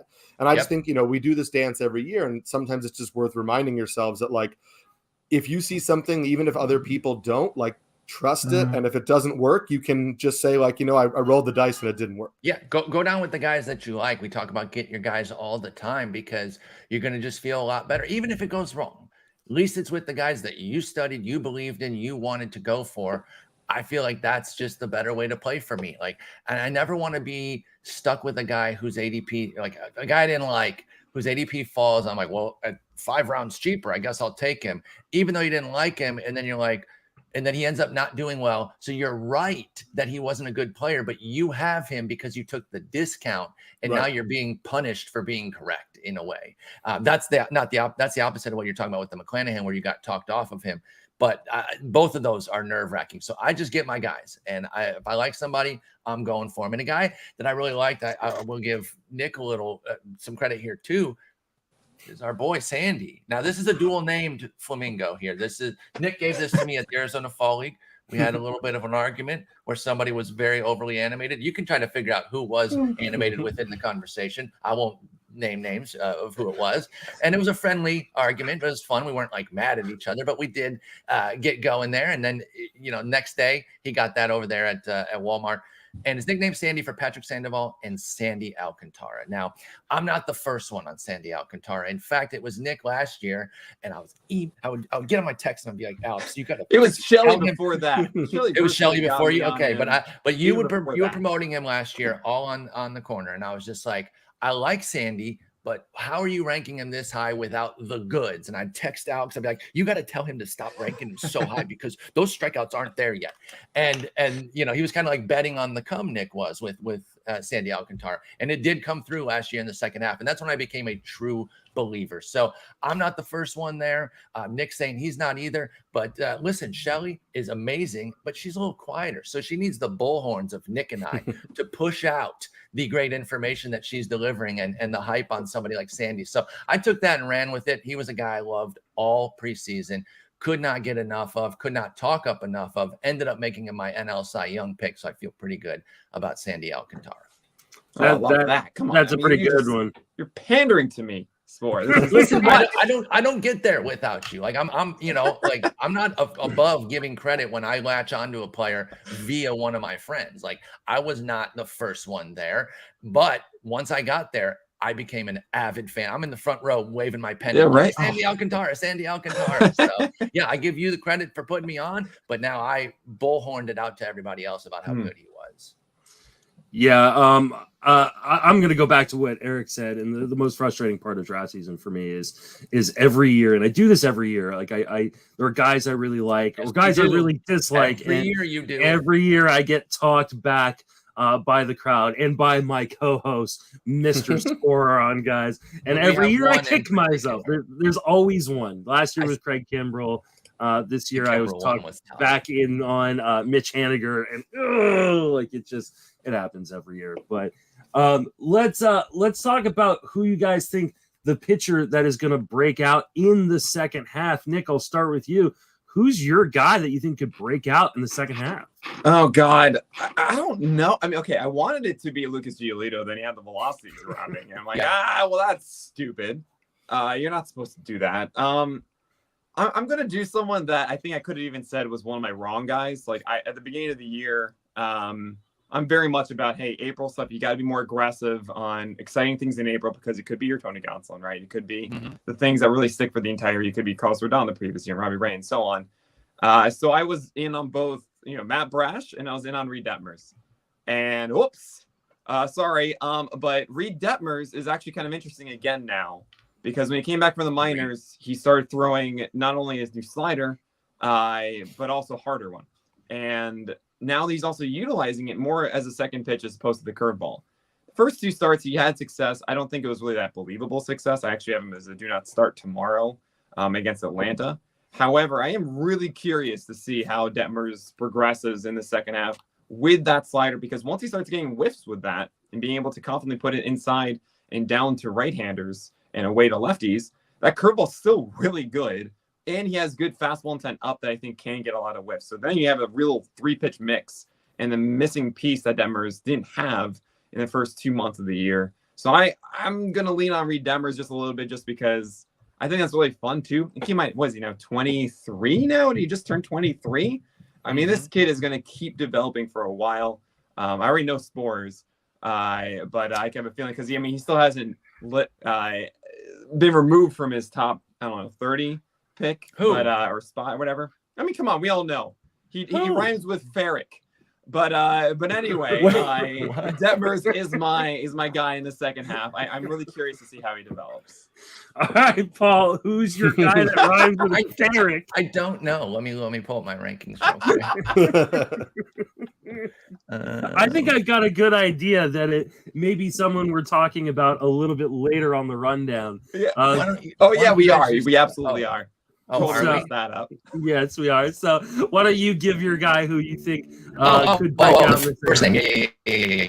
I got to account for that. So I had a little bit of a tough time on this one. Justin and I just did a show talking about some guys with 4 or higher Sierras that we thought could do some things in the second half. Detmers was on that. I actually really like that call out. I'm sticking with Detmers all the way through. I mean, long term, beyond this season. Like, it might not come this year either, but the strikeouts did jump up, so that's a good one. I'm going to go with one who's already kind of breaking out. So I'm cheating a little bit, admittedly. But people might not recognize it because his bottom line is still pretty high. But I think Charlie Morton is this year's Luis Castillo. That when we look up at the end of the year, he's going to have 4 amazing months after the 2 bad ones. He had a 5.47 ERA through May. Since then, he's had a 3.07 ERA over his last 9. So like I said, the breakout's kind of already started here, but I think it's going to continue. I think he's back. He kind of showed elements throughout those first 10 starts that made it tough to really cut him or even bench him, really, because you'd get those glimpses in every start. If it was a 4-inning start, 3 innings were good, 1 was bad. If it was a 6-inning start, 5 were good, 1 was like, it was always that like 1 bad inning type of deal. Well, he's kind of fixed that now. And he's been pretty excellent. I mean, he did give up 5 to the Mets in the start before the break, but bounced back yesterday with 6 scoreless. I think Charlie Morton is there and ready to go. If you want something a bit deeper of somebody that I guess this one's kind of already breaking out too, though, but I love what Braxton Garrett's doing in Miami. And I definitely think that he's somebody that is still too available in shallower formats. I think after yesterday's start, a second straight domination of Pittsburgh, he will be more rapidly picked up, but I like Braxton Garrett as well. Really quickly on Charlie Morton, it's kind of interesting. Last year it was like 6 starts and then he got going. It was like middle of May. This year now it's like 10 starts. And then like next in 2 year, years he's going to be 20 starts. He's going to be okay. His final 10 are going to be but with Garrett, I'm really curious because it's really just been 2 starts against Pittsburgh, right? But the slider had 10 whiffs yesterday, and the sinker that had 9 whiffs in the previous one, it's like Josh Fleming, who had like 21 in his first 2 with his sinker and then had 1 in his next 2, and had 0 whiffs on the sinker yesterday. Fleming, so I do wonder if Garrett can keep making that work with the slider going 10 out of, I think, like 26 whiffs on it, which is insanely good. And it's going to be a nice little test next time out. It's going to be a little bit harder than the Pirates. So we'll see. He's going to be, I believe, in Cincinnati. And that might be a good test. That'll be a great challenge. See. But I like that call. Thank you. Eric, go ahead, what about you? Who's the guy you think is going to break out in the second half? Yeah, I was also going to talk about Garrett. Michael Simeone and I were talking about it on Twitter yesterday when I thought he was going to be here joining us today. But yeah, I mean, Garrett, for all the same reasons that Paul was mentioning and Nick just mentioned, the increased slider usage, I think that has also made him rely less on the fastball, which has helped the fastball play up a little more because he's not using it as his primary pitch. The results have been really good. I know the competition, it hasn't been great. He's also throwing harder this year than last year, up over a mile per hour on the fastball. He's still like mid 91.5, I think. So it's not like he's, burning things past guys, but it is interesting. Edward Cabrera is nearing a return. Jesus Luzardo is nearing a return. He is in AAA right now, I believe, on a rehab assignment.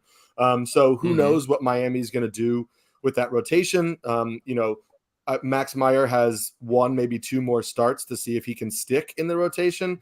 If he looks really good, then, I don't really know how they're going to make that work. I don't think Garrett has basically earned a spot until he hits a bump. But if they have a bunch of healthy arms and he hits a bump, he might be going back down. But like Paul was mentioning, at this point, the cost is so minimal that, you keep him on your team, you're playing your matchups with him. And, hopefully you picked him up after the last start you got yesterday. So he's a pick I really like for the second half. And then I can't believe I'm going to say this after yesterday, but I'm going to go by the numbers and just kind of assume also that yesterday we're going to go a little bit of a blip. I still believe in Nathan Eovaldi. I knew that's what you were going to say. And I think that you can probably get him for next to nothing after yesterday's start. And the start coming back from injury against the Yankees. I will say to watch the fastball velocity because he was around 94.7 yesterday. It's a little bit lower than he usually is. But the swinging strike rates are still good. So the K- walk rate is still good. The ground ball rate over the last month has been higher, which is good because it's limiting, obviously, fly balls, which helps to limit home runs. The barrel rate on Eovaldi is like around 8, which isn't ideal, but it's not something that is like astronomically high. I just think that I'm not saying, you're going to get Nathan Eovaldi and he's going to do what Dylan Cease did in the first half. I'm saying that right now, Nathan Eovaldi with a 4.30 ERA is somebody that people are probably thinking I could even just cut this dude. And I think that you could still get a mid-3s ERA from him in the second half with good strikeout numbers. And so breakout in the sense of I think you could get a lot of value on him based on where he's at right now. And then there's a guy later that I think we'll mention based on the rundown that I like. Eovaldi, the biggest question is he still hurt? Because it's been 2 starts of bad velocity change of velocity.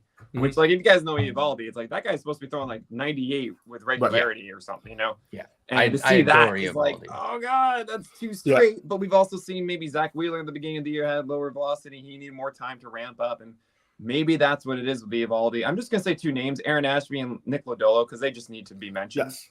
And let's For just say, hey, guys, you exist, and we know you're a thing. Yep. So you'd be shocked. You'd like be both of shocked them. based on my McClanahan love that I have a lot of Detmers and Ashby and Lodolo. Yeah, I think of course, I have a young lefties are your thing. How do we not? High velocity young lefties. Yeah. I'd really like Ashby to get it together. I picked him up in a pretty big money league, and it's just not been what I had expected. This is within the outcome range. Absolutely. I definitely think he can fix it and have a big second half. I just don't like the times he goes out for 2 innings and gives up 2 runs. That's tons of fun. That's not fun at all. Let's talk about a guy who you think will fade after a strong start to the season. Eric, who you got? Man, I mean, actually, no, we're not the one that I'm really disappointed in. I'm gonna go with Michael Kopech. So I think the surface level numbers are not really yet caught up to like what we've been seeing the last couple of starts. I mean, he's rocking a 3.36 ERA right now, which most people would look at and be like, okay, I've got nothing, no problems with that. The swing and miss has not been there, right? A 9. If he's on your team, that ERA is not comforting at all. A 9.4 strikeout minus walk ratio is not what you expect from this guy that was like a flamethrower that was moving into the rotation, that was gonna, this high touted prospect back when he was with Boston. There's been some velocity issues in the last few starts. That ERA comes with a 4.89 Sierra, a 5.05 xFIP. The walk rate right now being up at it's like 12.3 is just not something that you can live with. And I'm, with a young pitcher who is still new to starting, I think we need to like keep that in mind, right? This is his first year as a starter. So there is the thought that like, velocity going up and down and, trying to kind of maximize his pitch mix for longer outings isn't going to be something he learns immediately. It might be a trial and error, something that works at the beginning and then hitters adjust. So I'm just concerned about the whole profile, right? Like if he was missing a lot of bats, but the results were inconsistent, you could say, all right, the raw stuff is there, but there needs to be some fine tuning. There needs to be, a little bit of maybe tweaks in how he attacks hitters. And you could see a second half, that backs up the ERA. I just think we might see a blow up. I think that's completely fair on Kopech. Yeah, the knee too. I wonder how that knee is. Actually, that's where I'm at. Like, is that bothering him? Because he's been bad. And like I said, having him on my team, he's on my main event team, and I'm nervous whenever he pitches. And like you get out of there with a good one, and you are sweating bullets, wiping your brow, and you get the bad one, you're like, that's what I expected. So that's where I'm at with him too. So that's a great call on Eric. Michael Kopech is terrifying right now. Kopech, Lynn, Giolito. The White Sox best starter right now is Johnny Cueto. Like, what? I don't understand what's going on. Yeah. Cease. Well, Cease. Yeah. Cease. Sorry. Cease. It is wild. Yeah. I'm the one guys. saying Cease. They got 3 guys going sideways right now, and I don't see any hope for Lynn either, to be quite honest. Well, and let's not forget too that between injury and then weirdly walking away from baseball for a little bit, Kopech hasn't thrown a ton of innings. Not weirdly, but it was for his mentals, and like he was out on the COVID year too.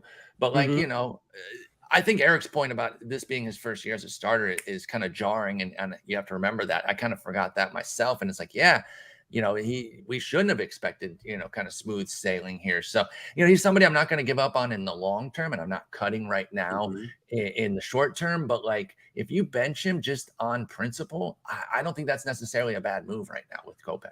Yeah, and I think there's a reasonable chance that the White Sox go out and get a starter and move him into the bullpen. They gotta get a starter, and he could be the odd one out. You're exactly right.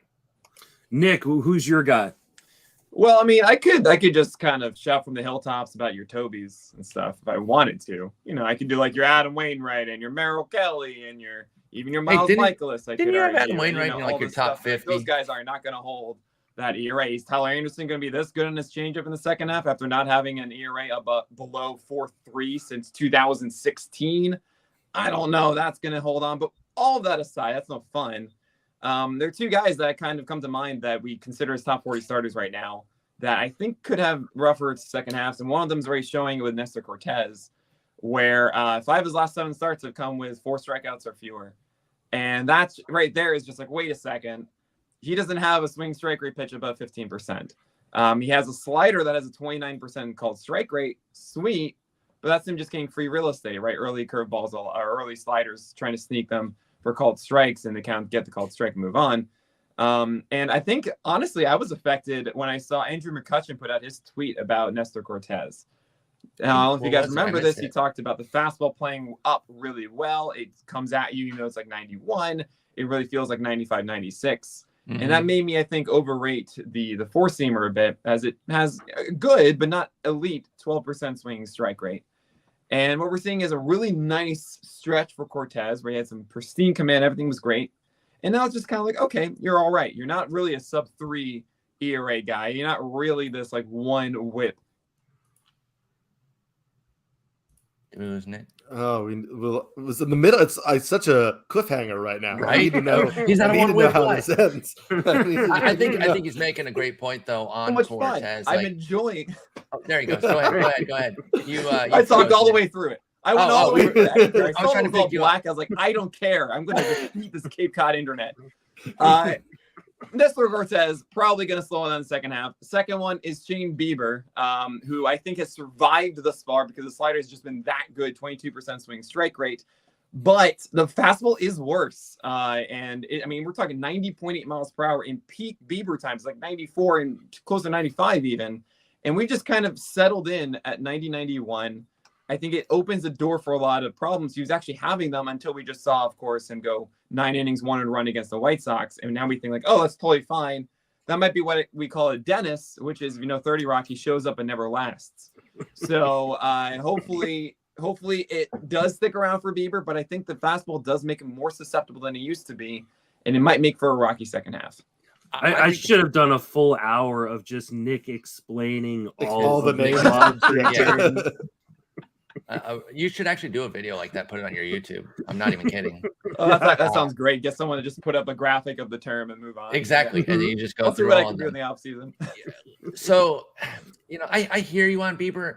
Like it makes sense, but I feel like he's always had a pretty mediocre fastball outside of a couple, but like that's kind of the Cleveland way. Like Bieber's fastball was always trash. 2019 was when you lose like 2-3 ticks on it, no it just doubt. makes it even more vulnerable. I understand that, but he does have in the second half. But yeah, he does have he could 105 great innings. So I like Bieber, but I totally hear you on the concerns there. I'm gonna take the easy one. I'm gonna take Martin Perez because he still has a 2.68 ERA and like run.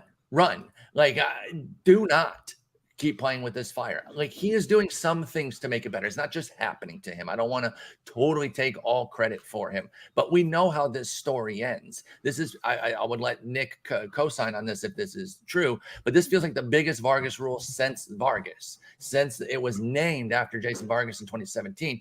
This is the most extended Vargas rule that we've seen, which is simply somebody playing well above their means that you keep riding it until you can't, but it will come back, and it will. I just cannot believe that he's only going to allow 0.6 homers per 9 on the year. Now his home run rate is up, or his homer total is up to 7. It was at like 1 for the longest time. We've seen 2, 2, and 1 in his last 3 starts. It's already starting to happen with Martin Perez.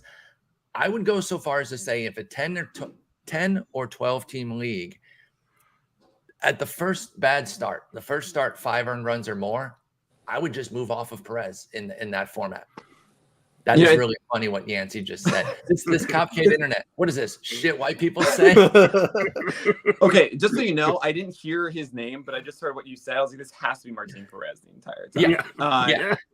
And I took the easy way out. I understand. Good. I can't ignore that about Perez. It's about the cutter and sinker being on opposite edges, and then when they kind of fold over, they come into the middle, then it blows up. And that's what a Vargas rule ultimately is. Just avoid the heart of the plate and live on the edges. I mean, they're all major leaguers for a reason. Exactly, right? Like he has talent, and the ground ball rate is helping that home run rate. Like Martin Perez is doing things that are helping him, but they are not going to sustain.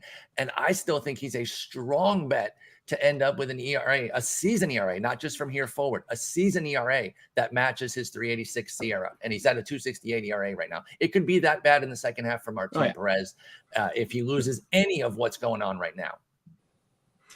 All right, let's move on to the stud pitcher who has struggled to begin the season. That's going to continue to struggle there, Paul. Trevor Rogers. I got to go mine. Trevor Rogers, man. That's mine too. Oh, We well, got to yeah. start cutting this guy too. We really have to start cutting him. I mean, you're already benching him, I hope, in a lot of scenarios right now. I know he had like a 2-step recently, and Colin and I took that stupid plunge, and we've been getting hit by, we get Trevor Rogers one day and then Lance Lynn the next day. We're just getting punched in the face every other day, it seems. But yeah, like it hasn't been as horrendous of late. He's mixed in a few good starts, but it's still bad with Trevor Rogers. And it all comes back to the changeup and the lack of right now.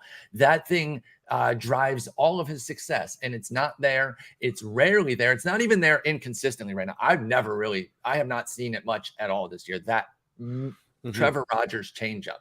And like I said, everything's built off of that. Basically, I play MLB The Show a lot, and when you miss a changeup and it's like in that bottom third of the zone, it's an automatic homer. You can be playing the worst player ever.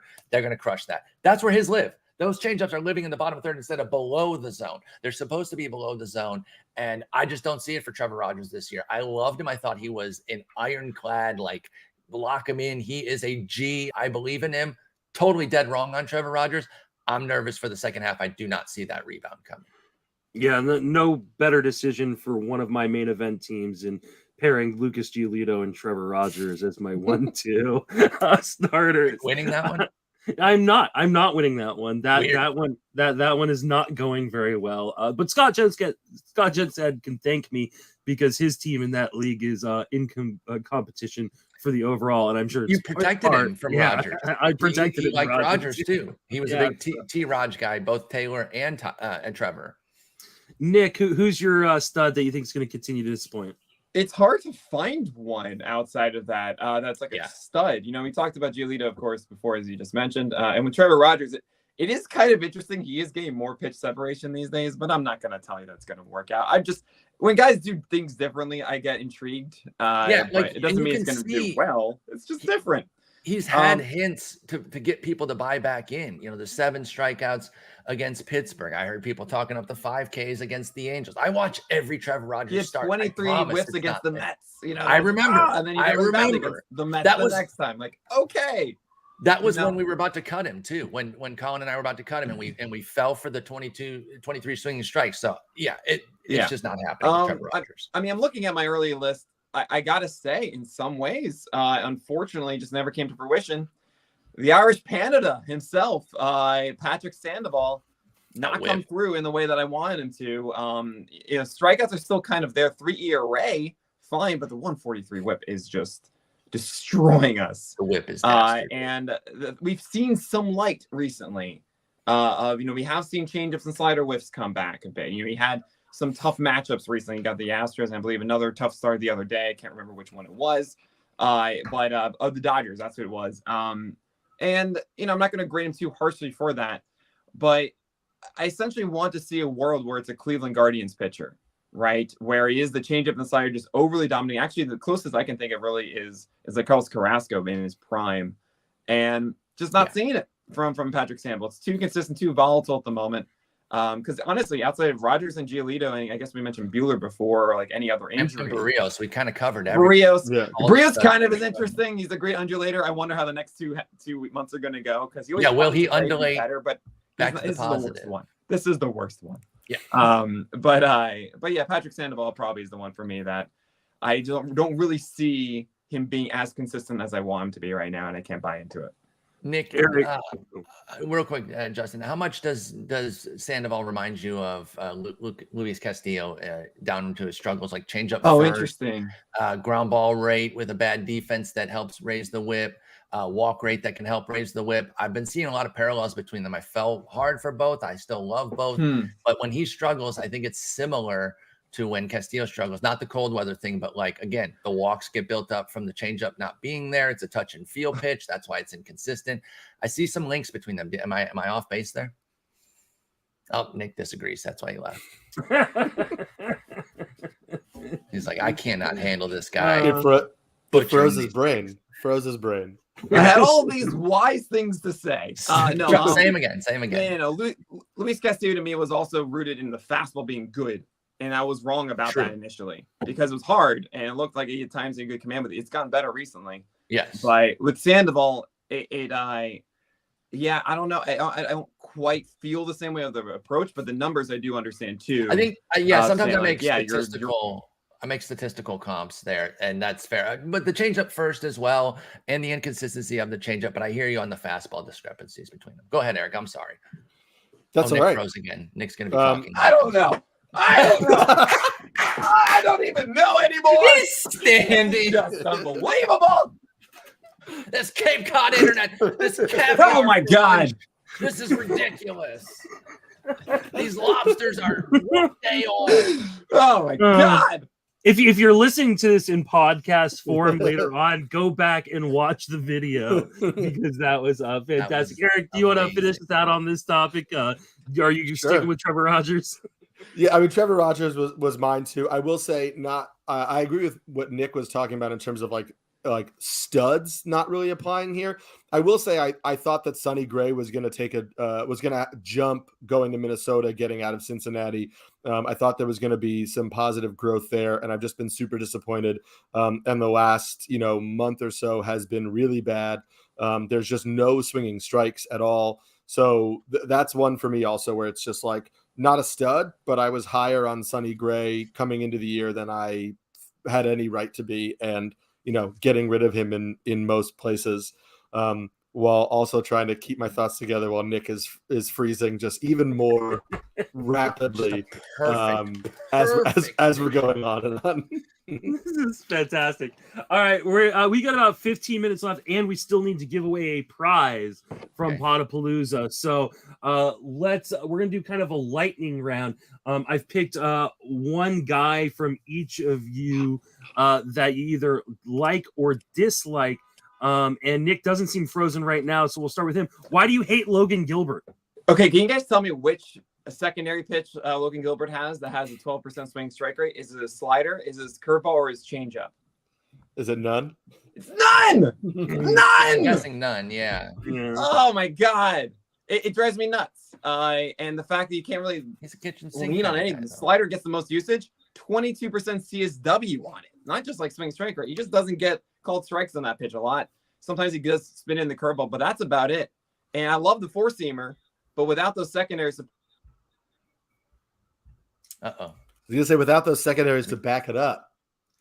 Yeah, it's hard to trust the gist. The gist of it. Logan Gilbert is not a 2.76 ERA, true talent right now, but I still really, really like him. Go ahead, you got most of it. The four seamer is so good, but he doesn't have the supporting cast, and it just means the second half's gonna be tougher. There you go. All right. We were gonna roast Michael Simeone on his Sandy Alcantara. That's why he's not here. Yes, this is why he decided not to come. Don't believe any other reason. Oh, I saw. He sent me a text message. I saw that on the rundown, and I now have to back out because I don't know how I can defend hating Sandy Alcantara. But this is just we miss you, Mike. We wish you could have been here, but boo you. Paul, why do you have Tarek Skubal ranked so high? Because he's amazing. And at the time, you guys weren't asking anything about it. You waited until he fell off a bit, and now you're asking all these questions, so I don't want to hear it. Look, I was bought in early, obviously. Like, one thing I do hate is, like, if I rank a Tiger high, it's like, oh, it's just because it's a Tiger. Like, I feel like I'm always pretty difficult on my Tigers. But, my biggest breakout this year was Akil Baddoo, who's also a Tiger. So everyone's like, you're a homer. I was like, okay, whatever. But, I believed in the early part of what Skubal was doing with the home run suppression, never to the degree. He allowed 2 homers in his first 10 starts, both at Houston. It was never going to be that much. But when we saw the struggles, it was the first couple outings, I was like, this is okay. This is natural regression. Then things took a turn there, and the walks came back, the home runs came back. And I was like, this is 2021 Skubal, and I'm terrified.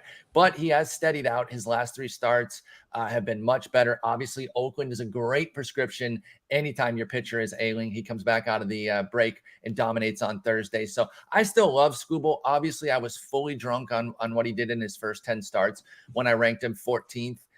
He's going to move down from there, but not a ton. Like, I still fully believe in him. I still fully believe he's a must start across all formats. So I'll move him down. And I got overzealous based on those first few, but it's not like I'm out on Skubal, and I don't really see any reason to be super negative on him either. All right, Eric, what is it about the color gray that has you believing in John and Josiah? I should also mention that my 3-week-old son is named Gray. So that's That's just the adorable. end, You That's believe the end of in the so analysis. much that you named your child after that. After both of those pitchers. Literally the end And of the you analysis. just said Done. you were believing in Sonny Gray to start the season. That's Yeah. true. Now I don't. We'll quick hit a little bit. The Josiah Gray thing is interesting. It's pitch mix change, right? So Josiah Gray was throwing his slider just under 20% of the time in April. In June, he was throwing it 34.5% of the time. And the slider was being used at the expense of his fastball. The fastball was down from 47% in April to 36% in June, which is great because the slider has a 21.7% swinging strike rate, and the fastball has a 7.5% swinging strike rate. And the slider has a 36.6% CSW and just a 5% barrel rate allowed. And the fastball has a 24% CSW and a 17.5% barrel rate allowed. And Josiah Gray also has a good curveball. It's got a 16.2% swinging strike rate and 34% CSW on the curveball. So I thought him being really focusing on the off speed and then using the fastball off of the off speed, to me, made more sense to him. It made him a more dynamic pitcher, but the fastball is not a good pitch. So there's always the caveat that, like, if the breaking balls aren't working, or if he doesn't have feel for it in a particular start and has to rely on the fastball, it's not like, then he kind of still has some recipe for disaster. We did see he's only made 2 July starts, but the slider usage has fallen back down to the mid-20s and the fastball usage has gone back up. So it's only 2 starts. We don't want to read too much into it, but for me, the slider usage with Josiah Gray is something to really keep an eye on. And then John Gray, it's actually velocity. So over the last month in general, John Gray has a 2.64 ERA, 2.97 Sierra, 23.2% strikeout minus walk ratio.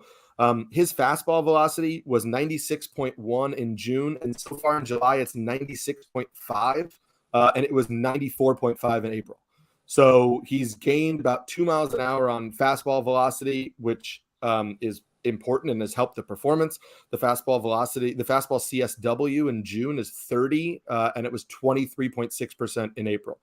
Also, we talked about this, Eno Saris was talking about the sweeper that Gray added early in the year, but we've actually seen that the movement has increased on his slider as the year has gone on. So I think that he wasn't fully using that sweeper early in the year, or he was still kind of messing around with it, but the slider has gained horizontal movement as the year has gone on, which has made it also a better pitch. So when you pair that with the fastball velocity going up, to me, it's super interesting. And, we'll see if the fastball velocity sticks through the rest of the year. But John Gray was another one that I didn't mention early on where I think you could get a second half breakout. Because if this maintains, if this slider profile and fastball velocity maintains in that pitcher's park, I think there's a really strong second half coming for John Gray.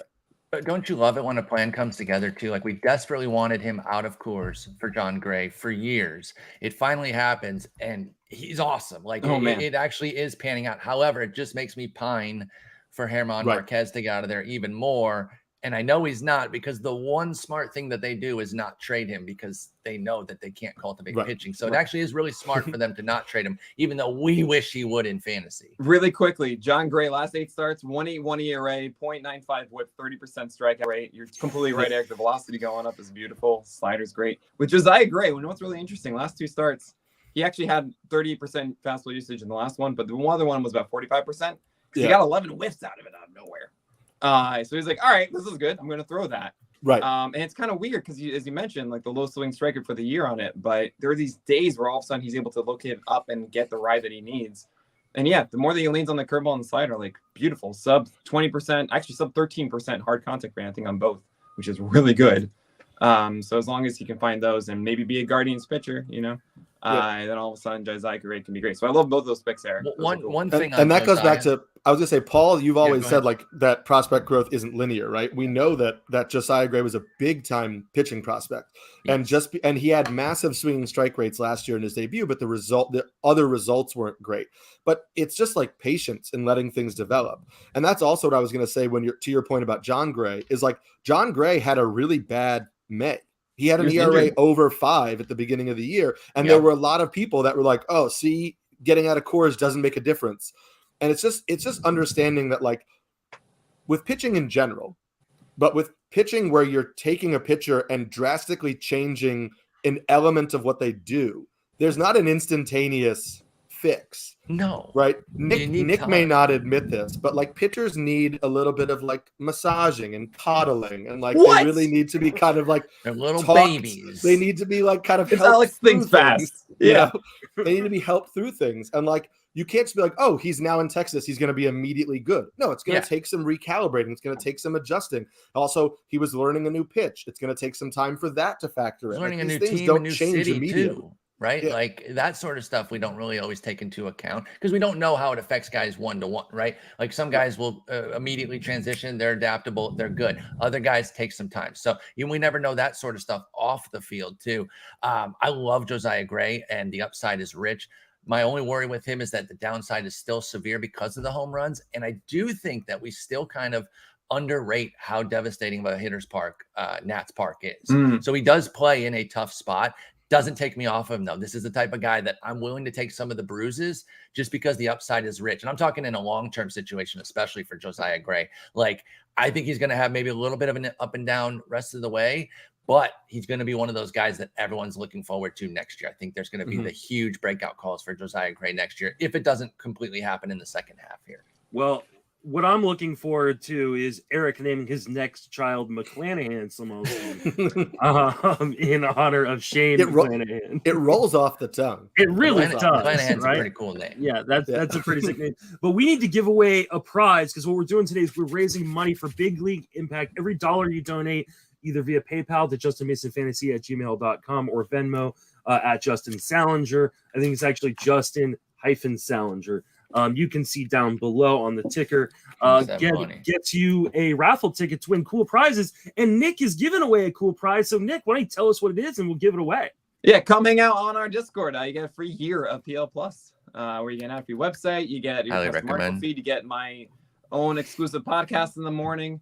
You get access to our 1,000-member Discord. So come hang out. We're there all the time. And good luck to whoever wins a free year of PL Plus. Well, and we are almost at $1,000. We are currently at $971. Let's go. In part, thanks to some big donations, one from our very own Nick Pollock and a good buddy of mine who's going to be on later, Howard Bender. And I've done the randomizer, and Nick Pollock has won the year of PL Plus. Freaking hilarious.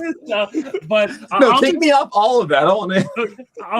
I'll move down to the next guy, who's Michael Mortensen. Congratulations, Michael. I will get you in touch with Nick Pollock for that year of PL Plus. We only have a couple minutes to go, so I want to give you guys an opportunity to promote your work, remind people where you can be reached. Eric, remind everybody where you can reach and what you do. Yeah, so you can follow me on Twitter at SamskyNYC. You can check out my fantasy baseball work over at Rotoballer. I started a series which will continue through the second half of the season, looking at pitch mix changes. The idea being kind of to help you not just say like, this pitcher is good, but to identify changes they're making so you can look and see for yourself, like what this pitcher is doing, and keep an eye on things to see if the results kind of track through the second half of the year. And you can follow my MLB betting stuff. I put it online, but it's also amnewyork.com/sports. And you can check out my betting content there. And the Catcher's Corner is coming back next week. So look for that on where you can find all of your podcasts. Excellent. And congratulations on the birth of your first child. Thank you. Always Thank you, an amazing moment to become a dad. It changes your life. You're going to enjoy it. Every Drastically, but it's been great. Yeah. Well, it looks like Nick is frozen. So we're going to move to Paul. Paul, why don't you remind people where you can be reached and what you're working on? I'm on Twitter and Twitch at Sporer. Obviously, I'm over at Fangraphs doing the sleeper in the bus with you and writing most days and hanging out with this one. This one turned 7 yesterday. Woo! So look at her. She's getting old. I'm not old. Shut the heck up. Anyway, this is Charlotte. But Justin, great work with this. This is awesome. Appreciate you doing this and great talking with you, Eric and Nick. You guys are great. And Nick, close us out. Tell us where you've reached and what you do. Well, first of all, you should go follow Justin Mason at Friends of Fantasy Benefits on Twitter. You should follow Eric Samilski at Samski NYC. As I'm frozen again. No, you're good. You're good. You're good. Now you're frozen. Now it's frozen. He's predicting He predicts it. The prediction of it is It's what like he makes it just sees so it good. before it happens. Like he's like, that's Yeah, so I don't Raven. know. I know. I know. This whole thing has just been unbelievable. Yeah, I know. Fine. I'll hold. Yeah. Okay. So you can follow Sam Ski at NYC. You can follow Spore at Spore. You can follow me, of course, at Pitcherless. Check me out in the morning, 9 a.m. to 11 a.m. Eastern time on Twitch. Every weekday morning, come hang out. I'll answer all the questions for free. So, Justin, this is such a great event. Thank you so much for having me. Yeah, Thank Justin, you this guys is so awesome. much. Thanks again. I really appreciate it. You'll be able to catch this one on podcast form. I'll put this one on the Sleeper and the Bus feed as well as on the TGFBI feed. So if you're subscribed to either of those, you'll get that. But if you're listening later, make sure you go back and watch the video because Nick Freezing is the star of this show. I'm going to unceremoniously boot you guys all out I did. Wait. Oh. Josh Sperry, if you're watching this, go through and get all of the Nick funny reactions, please, Absolutely. and make it a super cut. Please, Josh Sperry. You're an amazing editor. Please do it. Please. All right, kick us out. All right, guys. Love you. I'll Bye. see you later. All right, so that was our pitching panel. We're going to move on to a new panel for bold predictions. But what we're doing today is we are raising money for Big League Impact. Like I said, we are almost at $1,000. And for every $1,000 we raise, on top of the other amazing prizes we're giving, I'll give away a spot in TGFBI for next year. Last year we raised $8,000. 8 people from last year's Podapallooza got into TGFBI this year. And if you're not in the industry and you don't win a satellite league, there's no other way to get in but Podapallooza. So let's bring in our next crew. We've got Michael A. Stein, Fantasy Judgment. Welcome to the show. Remind everybody where you can be reached and what you do. Sure thing. Thanks for having me back, Justin. Great to see you again. It's an awesome event you run every year. I'm Michael Stein. I'm the Chief Justice of Fantasy Judgment. Fantasy Judgment is a dispute resolution service for fantasy leagues. So like Jock Peterson and Tommy Pham are getting slapping the crap out of each other over a fantasy football issue, all they had to do was contact me and I would have independently and written an unbiased legal decision resolving their dispute and avoiding any physical violence. So you can go to @Fantasy Judgment. You can email me, michael.stein@fantasyjudgment.com. I do fantasy baseball, fantasy football. I'll do basketball, hockey, wrestling, Congress, whatever fantasy game there is. If there's a dispute, I will independently and arbitrarily resolve it. It's $15 for a single case. It's also $100 unlimited for the entire season. Check me out. I've been doing this for 10 years now. I'm a lawyer. I've been playing fantasy for over 30 years. I've been a commissioner for over 25 years. And just happy to be here and talk some fantasy and some real baseball too with you, Justin. I'm looking forward to it. It's always great to talk to you, Michael.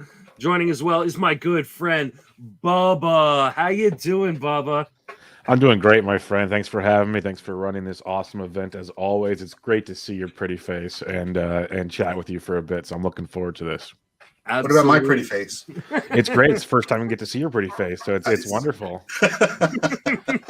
Bubba, remind everybody where you can reach on social media and then plug all your work. Real quick, before I get shameless plugs, did you just happen to put all the ball guys together, or is this just the way it works here? So far, the guy who's joining us next is a little bit more hair than us. Okay, good for him. Yeah, you can find me on Twitter at BDentric. Written content all over the place: Rotoballer, Baseball HQ, Fantrax, Fantasy Pros. So just follow me on Twitter. You'll get that. But most importantly, the Bench with Bubba podcast coming at you multiple times a week. So come check that fun stuff out. And it's a pleasure to be here as always, Justin. Absolutely. It's always great to see your smiling face. Joining us as well is Jamie. Jamie, how you doing? Remind everybody where you can reach on Twitter and plug all you do. Hey Justin, hey guys. Baseball_Jimbo on Twitter, and I write over at Roto Baller, doing the weekly cut list, telling you who to drop and who you shouldn't be dropping. And I do a little bit of Premier League soccer over there as well. So I promise I won't flaunt my head of hair over the next hour. So I don't want to embarrass you guys, but great to see all your beautiful faces. And it's always great to see your face as well, Jamie. It's fantastic having you on other podcasts and at Podapallooza.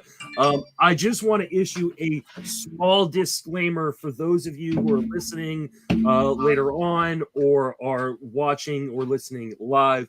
A pipe burst at my house this week, and the people who are fixing it will be doing some jackhammering in my front yard. So hopefully we won't hear it, but if we do, you'll hear me muting quite a bit because it looks like they've just arrived. But we've got to just move on and go through and plug on. And we're talking bold predictions for today. And so I asked each of you to come up with 5 bold predictions you have for the second half. Jamie, why don't you lead us off with your first bold prediction? My first one is that Nick Lodolo finishes as a top 50 starting pitcher the rest of the way. So as much as I hate the Reds and any pitcher in the Great American Small Park, I do like his underlying numbers. I like his pedigree, and I think he's got the potential to at least give Reds fans some sort of glimmer of hope over the next 2 to 3 months. He's got good underlying numbers. He's solid xFIP. He suffered in the first half in a small sample, but 435 BAPIP. He's got 369 xFIP, 339 Sierra. He's striking out a load. So I really, really think that he could have a really good second half and shoot up draft boards, especially next season. And I reckon he's on the brink of having a really good second half if he can put it all together. I like that one a lot. Then the Reds are going to need something to root for if they trade away Tyler Mahle and Luis Castillo, as we talked about earlier on in Podapallooza. Bubba, why don't you hand me your first bold prediction? Well, I like to mess around with people from time to time, a little sarcasm around here. So I'm going to go. This is for all the Tommy Tanks, I think is what they call him, Tommy Edman lovers out there. He's had a good start to the season. I'm not going to deny that. He's overachieved, I'd say, for many this year. But he's hit for a little more power than I think most would expect. He's hit a whopping if Fangraphs, there you go, 7 home runs, 20 stolen bases on the season. I have him finishing no better than 10 and 25. I think the fall of Tommy Edmonds that we've seen in recent weeks and is here to stay. He's back up the leadoff finally, but Dylan Carlson's getting some love. Harrison Bader's getting some love, and I think he definitely Edmund overachieved in a big way in the power department more than anything in the first half of the season. And the Cardinals are contending, and they need that production on the top of the order. And if he's not producing, then we're moving elsewhere. So I know he's getting hits right now, but other than that, it's not there for Tommy Edmonds. So enjoy your first half, folks. The second half will be a little more doomy and gloomy for Tommy, quote unquote, Tanks. Wait. Yeah. And Paul is pointing this out. So I'm gonna push back, and this is my role on this panel. This is why it's a bold prediction. Yeah, 3 home runs and 5 stolen bases. How about 5 and 10 the rest of the way? That make you happy, Paul? Okay. How's your Giovanni Gallegos early round pick going, scorer? Paul's gonna jump back into the stream. I just don't know. You might be right on the power. He may only hit 5 more home runs rest of the way, but I don't think he's gonna stop running. I think you're still gonna end up with 35 plus bags at the end of the year. What makes you think that he's gonna stop running? All it takes is, the Cardinals outside of Tommy Edman doesn't run a ton. Obviously, Edman is the only one that runs on that team, basically. I guess Goldschmidt, if you want to get real technical. But I just don't see the Cardinals continuing up to success. There's going to be a slump at some point in this season for them. They've been very, very good. And I just wanted to troll the heck out of people with some bold predictions more than anything. That's a troll because the Cardinals are 5th in Major League Baseball in team stolen bases. Only 20 of their 62 are Edmonds. I don't. I told you ahead of time this is a complete troll job. I have better ones to come, but this was a 100% troll job because I am sick and tired of everyone claiming they knew he was a 20 home run power like a month into the season. Like he's not 20 home run Tommy Tank. Absolutely, get over it. Yeah, no, that part of it. And guys, feel free to jump in and bring it, push roast back me. on, Bring it on. Let's go. Come on.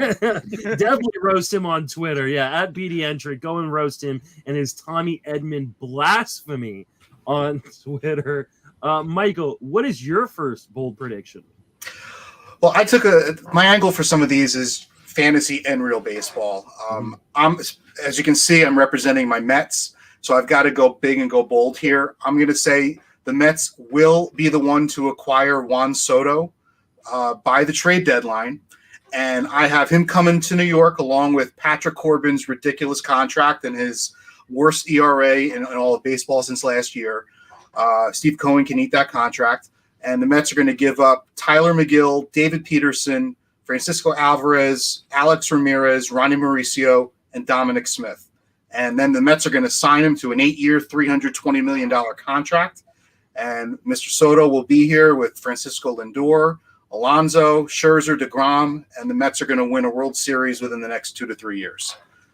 I think every team wants Juan Soto, but I don't know how the Nationals can trade the face of their franchise, a guy that they could, if they could lock up for 15 years, will just, age so well, comparatively speaking, to a lot of these long-term contracts, and then trade him to the Mets, a division rival. They're going to have to see him, 17 times a year? 19. 19 times a year. Listen, I hear you. That's the one reason why it may not happen. But I think the Mets are the one team that they have the ability to offer the major league ready prospects, young talent that's already in the big leagues, and they can assume Corbin's contract. The Mets fit every single piece that Washington would need to do this trade. Yes, it's going to sting to trade him in the division, but then if the Nationals know they can't sign him, they've got to get the best haul they can for him. They got to put, their big picture as the top priority. And even if they're going to see him 19 times a year, they can get major league ready prospects. They can put 2 guys right in the rotation when McGill comes back from his injury. Maybe Dominic Smith can, remember how to hit, because the Nationals are going to trade Josh Bell also. So I really think that the Mets are the one team that fits every requirement that the Nationals would need to make this trade outside of being a division rival. Yeah, I just don't see it happening. This would be like the modern day equivalent to the Red Sox trading Babe Ruth to the Yankees. Like you're trading a generational player to your division rival. I just don't think you can do that. I hear you, and that's why it may not happen. That's why this is a bold prediction, it just being real.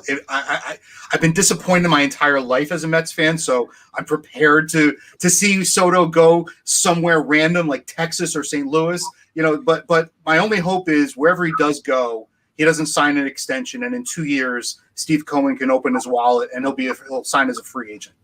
I think the only way the Nationals are able to trade him for the haul that they're expecting to get is if he agrees to a contract wherever he goes. So if I was going to do a bold prediction, my bold prediction is he does not get traded out of Washington before his contract's up or before he signs an extension with them.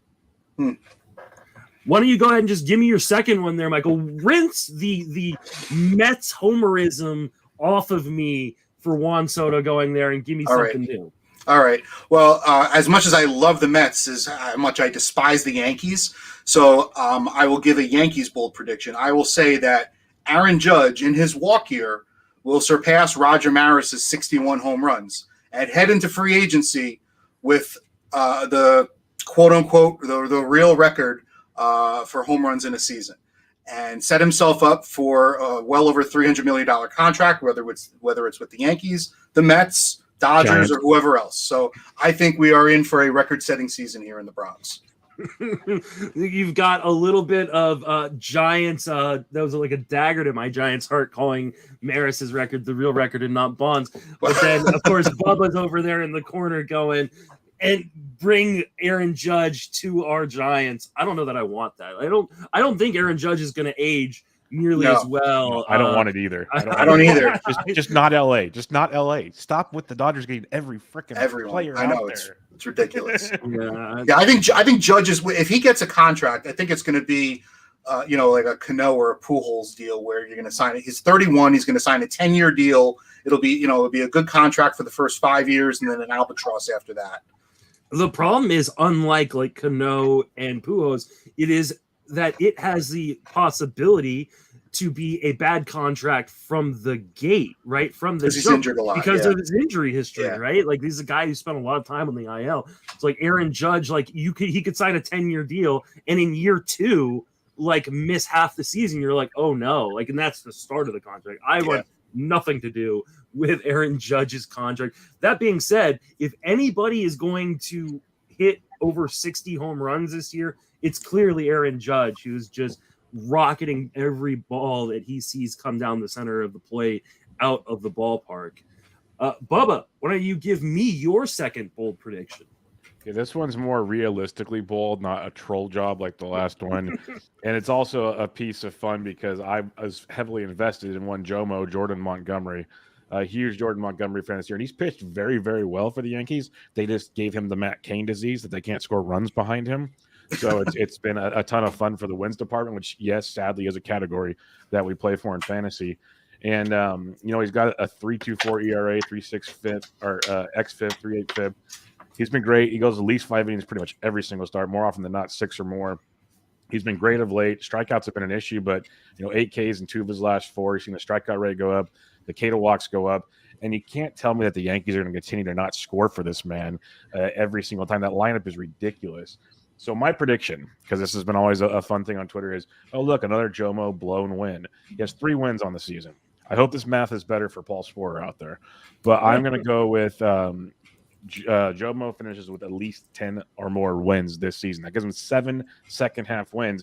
And in that stretch of time, we're saying what he has, like 10 or 11 more starts this year, maybe 12, because he's pitched 108 innings so far. Last year, pitched 157. They're going to want him for the postseason. So let's just say he gets 10 more starts. I'm saying he wins at least 7 of them going the rest of the way. So Jordan Montgomery finishes with more than 10 wins this season. There you go. I like that one a lot. It's about time that he my only fear is that the Yankees bring in a bunch of talent at the deadline and they start messing with some of these guys who aren't necessarily at the top of that rotation. But I think Montgomery should be safe. Yeah, I'm with you. He should be, hopefully. And I hope the Yankees maybe they're up by so much they just go get a bunch of relievers because Chapman sucks. And King is out for the year. Yeah, King just got banged up. That was last night, I think it was. Last night. Yeah. His elbow fractured. So, yeah, they're going to be heavy bidders in the please give us Bednar, even though you said you're not going to trade Bednar sweepstakes. Absolutely. Jamie, go ahead and give me your next bold prediction. Well, Yancey's already ruined it with his comments, but Tyler O'Neill's going to have a monster second half and be a top 5 outfielder the rest of the way. He done it last year. He 20 home runs, 10 stolen bases, hit 300. Something silly in the second half last year. He struggled with injuries. He's looked like he's finally got healthy just before the All-Star break, so a few extra days off. The Cardinals are going to be in a battle for, obviously, the playoffs of the Brewers. I can see Tyler O'Neill carrying that outfield, and I know they've been linked, obviously, with Soto, but even I think Tyler O'Neill's going to have a better second half than Soto does as well, and he's just going to absolutely blow up like he did last year. Make all of us forget about how trash he's been for the first half, and he's going to be a second, third rounder again next year in drafts. So he's going to absolutely explode. I would love that, even though I don't have a ton of Tyler O'Neill. It's just been so disappointing if you drafted O'Neill in leagues this year. So he's got the talent. I mean, we saw it last year clearly, but it's just, can he stay healthy and can he make contact in a way that allows him to kind of tap into that power and speed? I will caveat that with that my bold prediction at the start of the season was that all 3 Cardinals outfielders were going to put up 90 home runs and 60 stolen bases combined. So I'm doubling down on my own stupidity here, but I'm going to be confident in this one now. That's it. Bader, Colson, don't care about them anymore. It's all on Tyler O'Neill's shoulders. Tommy Edman's going to do that all himself. Yeah, they're going to transfer to the outfield so that Jamie can get his bold prediction to come true. It's just going to be a double whammy for me. It's going to be beautiful. Yeah, exactly. That's the story of my life, folks. Just keep it coming. What we're doing today is we're raising money for Big League Impact, a charity that was founded by Adam Wainwright and promotes a lot of causes around the country and the world. And so far, just this hour, we have gone over $1,000. And so, and I said, for every $1,000 we raise, I will give away a TGFBI spot. So we got at least one TGFBI spot to give away later on in the live streams. But really wanted to shout everybody out who's been donating. Thank you so much. You can donate via PayPal, justinmasonfantasy@gmail.com, or via Venmo at Justin-Salinger. Really appreciate everybody. And you're going to win great prizes. For every $1 you donate, you get a raffle ticket. We have currently raised $1,301 so far. So I really appreciate everybody who continues to donate. It's just it's always great to see people come together, whether it's this or PitchCon or other events that go on throughout the fantasy community. It's great to be able to give back. So really appreciate everybody. Jamie, go ahead and give me your next bold prediction. Continuing my theme of National League Central, I'm going with Steven Matz, and he's going to be a top 40 starting pitcher the rest of the season. Because, yeah, well, Bubba wanted to troll everyone, so I thought, screw it, I'll do the same. But I love it, Jamie. Get him. He's not. He's okay. He's been trashed, but he's on a good team. He's got better numbers than he probably should have, and I'm just going to double down. I'm going to say he's going to get 5 or 6 wins, sub 4 ERA, 60 strikeouts, 120 WHIP, and he's going to start paying back some of that contract the Cardinals give him to, and he's going to carry the Cardinals on his back to the National League Central title. Man, that's bold. I hope you are I right. respect that one. Yeah, I drafted Steven Matz everywhere. He's still stuck on a lot of my rosters in which I can't drop people in draft champions. So like that would be huge for me because coming into the season, I went, listen, this is a ground ball pitcher that's moving to one of the best ballparks in all of baseball to pitch in with the most elite defense, infield defense in all of baseball. Like this is like the perfect scenario lining up for Steven Matz to have a huge season, and he was just being garbage and then got hurt. So I hope you were right. I'm on your recommendation. I'm going to be picking him back up in leagues where I dropped him and hoping that he carries me to fantasy glory. Well, now he's on a proper franchise and know what they're doing. I'm confident he's going to carry them. Hey, now. Shots have been fired. I love this episode. Can I be on this one every year? This is my kind of party right here. Steven Matz had a tremendous major league debut in 2015 against the Reds. He won. He had 3 hits. He had 3 RBIs. Ever since then, the guy has just been failed potential. And, I will give him credit because thanks to Steven Matz and his agent turning down the Mets' 4-year, $40 million offer, Steve Cohen went on a rampage, and that's when he signed Canna and Escobar and Marte and then Scherzer because Steven Matz did not come back to the Mets. So you can have Matz and all his ground ball potential and enjoy it because I reject your bold prediction. Well, all I heard from that is that he's due. So, that's he is due. I will give you that. He's very due. That's my kind of analysis right there. He's due. 100%. And you know what? This is not one of my bold predictions, but just on the vein of the Mats and the Cardinals situation, when are they signing either J.A. Happ or John Lester out of returement? So that's that time of the year, right? I think Kyle Loesch is available too. Yeah, exactly. It's that time of the year. So when's it happening? Does Andy Ashby still pitch? Like we're due for something. Wow. That would be maybe Tommy Edman, 2-way player, all-star MVP. There you go. He's not only gonna hit 60 more home runs and he's gonna give up 60 home runs. He's gonna pitch 60 innings the rest of the way as well. I'm gonna throw it to Michael, and then I'm gonna run and use the restroom real quick. So, Michael, go ahead and give me your next bold prediction. All right. Well, I don't know how bold this is, but I'm just gonna say Julio Rodriguez, the phenom, is gonna be a 30-30 rookie of the year. It's probably not too much of a stretch to say that based on what he's done so far, but I think it's inevitable. I just think the kid is just outrageous, and we all got to see him on a national scene at the Home Run Derby.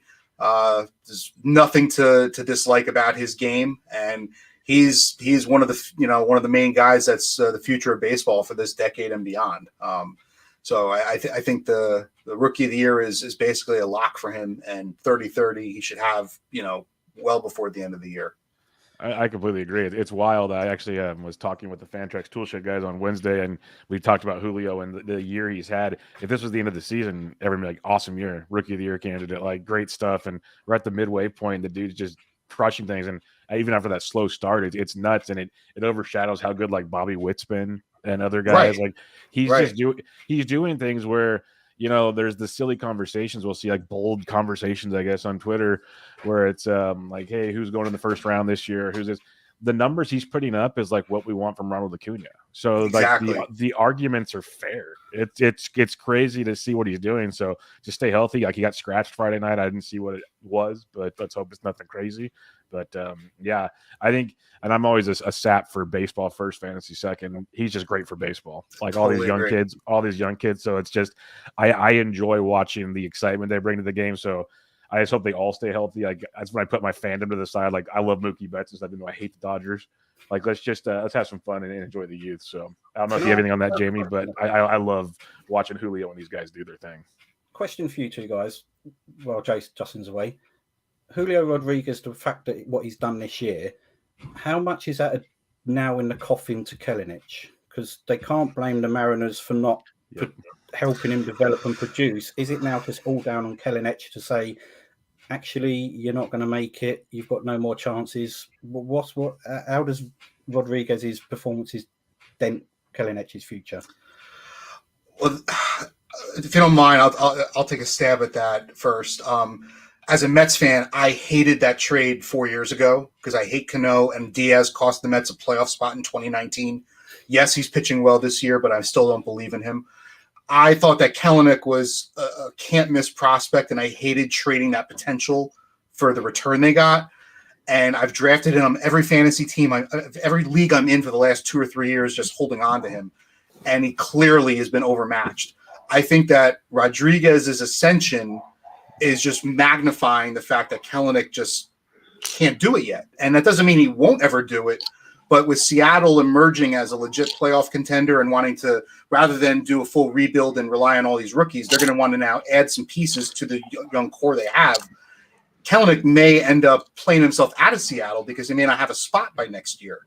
So I think that it's a combination of too much hype, maybe him just not being ready, and now he may not even have an opportunity at the big league level with Seattle. So I can see him being put in a package if Seattle wants to make a bold move and go for Soto or go for another big name. I can see Kelenic being the featured player in that package going out. It also goes to show you that we always like to get excited about trades when they happen, but you got to let them sink in for a bit because everyone was on the same page with you. Like, oh, we traded Jared Kelenic and this is horrible and this is garbage. And now it's like looking back, it's like, if Edwin Diaz keeps pitching this well this year, he might help you guys like make a run. It just changes everything. So it does. Prospects are just prospects until proven otherwise. Exactly. The greatest saying. So exactly right. There's so many of them, and Jerry could still be good. There's still plenty of time for that, but. It's like I think everyone wants to hype these guys up to be there so quick. They can't all be Julio Rodriguez. They can't all be these guys. Juan Soto's. There's a lot of others that take till they're like 27 to figure it out. So we'll see. There's the answer. Good to know. Yeah. So here's someone Hero Non-Zero in the chat over on YouTube. And if you are watching live, you can chat with us. You can throw things chat. I've been throwing them up throughout the day. He said Julio Rodriguez damaged his wrist in the home run derby. Do you guys believe in the home run derby curse, or is that just BS? I mean, my thought has always been the guys chosen for the home run derbies are usually off to like torrid starts, right? Yep. And so they're most likely going to regress naturally anyways. I don't think it really messes with people that much. No. This is just a really unfortunate situation. Hopefully he'll be back. Could you answer Yancey's question that was right above that by chance? Yes, I can. Do we want to take bets on if Mason washed his hand? I'll be real honest. I didn't even make it to the bathroom. I just went outside. I'm in and out. You just peed on the jackhammer? Yeah. I just went. I was all like, "Hey guys, keep it down." Thankfully, it looks like the water line's still busted. Yeah. Thankfully, the water line is still busted. We have not had running water in my house since Wednesday, which has been With fun toddlers running process. around and everything. That's with right 6 there. people in my house, including 2 small children. So that's always really, really fun. So let's or I think Bubba, you're next, right? For your ball. I'm up, and I'm going Homer on this one, but not with like the most common one. We're talking Thairo Estrada. I absolutely love this guy, and it's always like we saw glimmers of it last season, then we saw the slump parts of it again. Development. It's another gift from New York. This time the Yankees, though, so the Mets are on the clear on this one.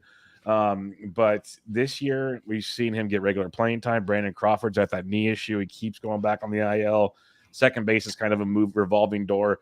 Estrada's proven his worth to this team. He has 9 home runs in the first half of the season to go with 13 stolen bases, which is way more than I expected from him. He's hitting for obviously power by 154 ISO is very, very solid.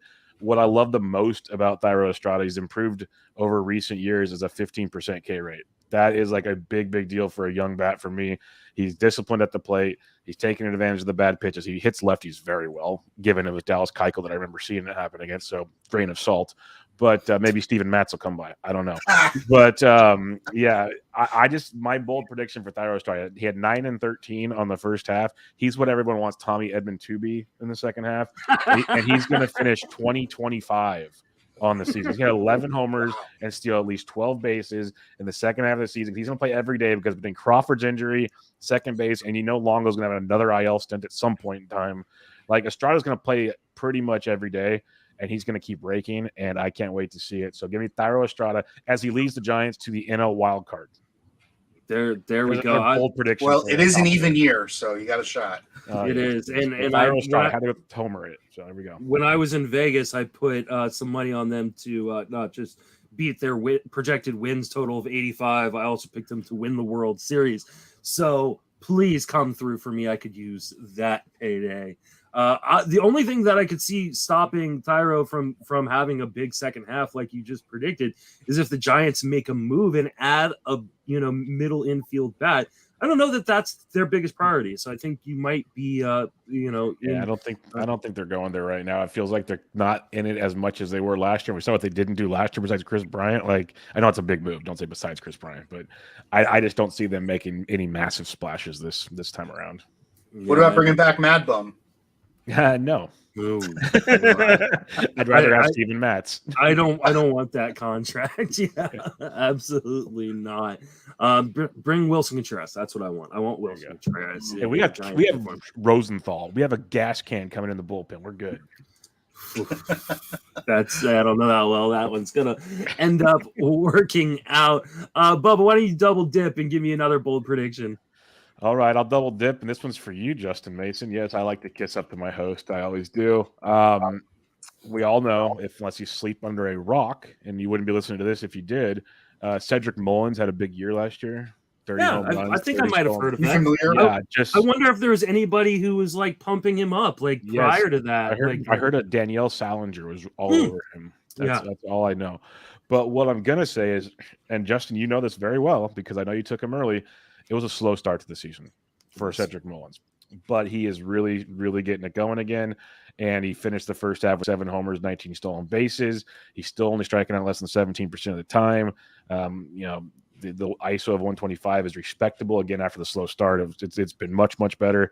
We like the overall hard hit rates and barrels to improve, but the exit velocities are still very, very strong. My bold prediction for Cedric Mullins, as long as he doesn't get traded, which I doubt he will, but you never know. The Orioles are contending, so I'm having hope they actually keep it together. Like I said, 7 and 19 in the first half. He finishes with 20 home runs and 35 stolen bases on the season. He has a monster second half of the season because he's heating up. We've seen him get hot in bunches. And this Orioles team, it's infectious watching them play because they are all starting to play well together and hit together. And honestly, I don't see it stopping. It's been hot as heck on that East Coast. That ball's going to fly out of Camden. Give me some Ced Mullins, 20-35 finish of the season. A Spore in the chat saying Danielle Salinger was huge. Exactly. Spore knows what's up. Only one I heard saying anything about him before the breakout. Yeah. You guys, you know what you guys can do. You can, yeah. Why don't you say it for us, Justin? This is only a fundraiser. Continue. Yeah, no, that's fine. Yeah, you guys. I'll continue to. I'm still running that victory lap. You would think I would have lost more weight, running so many victory laps on Cedric Mullins, but somehow it hasn't happened. You ended up on the IL like the rest of your team. I pulled my hamstring like I did playing softball a couple weeks ago, and haven't been able to walk very fast, much less run. So, Michael, what's your next bold prediction? Well, staying on the Orioles theme, I actually, like I said, my predictions are both fantasy and real baseball. As great a story as the Orioles have been, getting above 500, having all 5 AL East teams over 500, right there in the wild card mix. I agree with you, Bubba. I think Mullins is going to have a big second half. However, I foresee the Orioles and their Cinderella story crashing back down to earth, and Baltimore will finish the season 20 games under 500. I just can't see them sustaining this. They've had a lot, they've played way over their heads. It's been a magical run, but they've got a lot of games left against the AL East. You have these other 3 teams vying for all the wild cards. I don't think they have enough pitching, and I just can't see their offense, being able to keep up with, the Yankees, the Jays, who scored 4 touchdowns last night. I just can't see Baltimore being able to keep up, and I see a major collapse coming, and they'll finish the year 20 under. That's quite a collapse. I don't doubt that they won't make the postseason, but that's a fall from grace right there. Yeah. I love it. You're getting some love in the chat right there on that one. Yeah, I honestly, I could see it. We saw last night the Tyler Wells regression game. Thankfully, my Tyler Wells shares were on my bench in the leagues where I have him against that strong Yankees lineup. But yeah, I mean, as much as they've been a really fun surprise, and I do think that they're building towards a really bright future in that organization with some pretty good prospects and some fun young major leaguers. Yeah, they just can't compete with the other teams in that division on just a talent basis. And it's great. It's a great story, but I agree. I think they're going to fade 20 games under though, man. That would be a pretty bad collapse. So, all right, Jamie, what's your next bold prediction? I am going with, I know he's been linked to the Mets already, but David Robinson goes to the Twins, finishes with 25 saves this season, and helps carry them to the division title because he's been good. Simple as that. He's been good. I predicted that he'd actually be top 10 relieving pitcher this year, so I'm going to sort of like sell myself on the fact I've got one thing right this year. And the Twins are the sort of team that they're not going to go out and make a big splash. I think their division is pretty poor overall. The Guardians and the White Sox haven't really done anything to stand out. So they don't need to make big splashes, but they do need help in the bullpen. The back end of their bullpen, everyone loves Duran, but he's been shaky. They haven't really got anyone to lock that 9th inning down. He's not going to cost hardly anything. The Cubs are going to give him away pretty much with a lump of souvenir wool from their ivy. There's nothing to suggest that he won't be able to succeed wherever he goes. So I'm going to go for he's going to join the Twins and dominate the 9th inning there. And I seriously think that he could carry on doing it for the rest of this year and take them into the playoffs quite comfortably. That's not a bad bold prediction. I mean, he's kind of makes sense. It makes a lot of sense. The only thing that I could see kind of reason why the Twins wouldn't do it is because the Twins like to operate with these bullpens by committee since Rocco Baldelli kind of took over as manager. He's from that Tampa Bay tree. And so they may just decide, just like Tampa Bay does, like anybody can throw a knife. Let's not waste assets, go get a guy. And we could see a team like the Yankees, who, like you guys mentioned, Michael King done for the year. Like he could be kind of that 7th, 8th inning guy for them. And they've obviously got the assets to go do it. It'd be really interesting to see where he ends up. He's going to be one of the first guys I think moved as we get closer and closer to this trade deadline. Well, Jamie mentioned it. The Mets are they've been linked to them, and when the Mets just acquired Daniel Vogelbach yesterday for Colin Holderman, the Mets bullpen is definitely an area that they need, and they just traded away a guy that's been one of their best relievers all year. So I think that they are positioning themselves to go make a move for the bullpen, and Robertson fits that bill perfectly as an 8th inning bridge to Diaz. So if it comes down to the better prospect that's given up to the Cubs, I would be very surprised if the Mets let him go without making a strong run, because he's just he's probably arguably one of the best relief pitchers out there. Yeah. Hey, Jamie, are you at Jack's Barbecue by chance? He's my godson, so. Oh, beautiful. I was like, I had a hunch there was some relation going on. I was like, it's his dad's barbecue that I'm at, so yeah. Awesome. Feel free to mute him, that's fine. All right. Michael, why don't you go ahead and give me your next bold prediction? All right. Sticking with a Yankees theme, I think that Joey Gallo, one of our favorite fantasy players, I think he's going to find his way out of the Bronx and get traded somewhere. And he will go on enough of a hot streak to avoid beating Chris Davis's record for the lowest batting average in a season.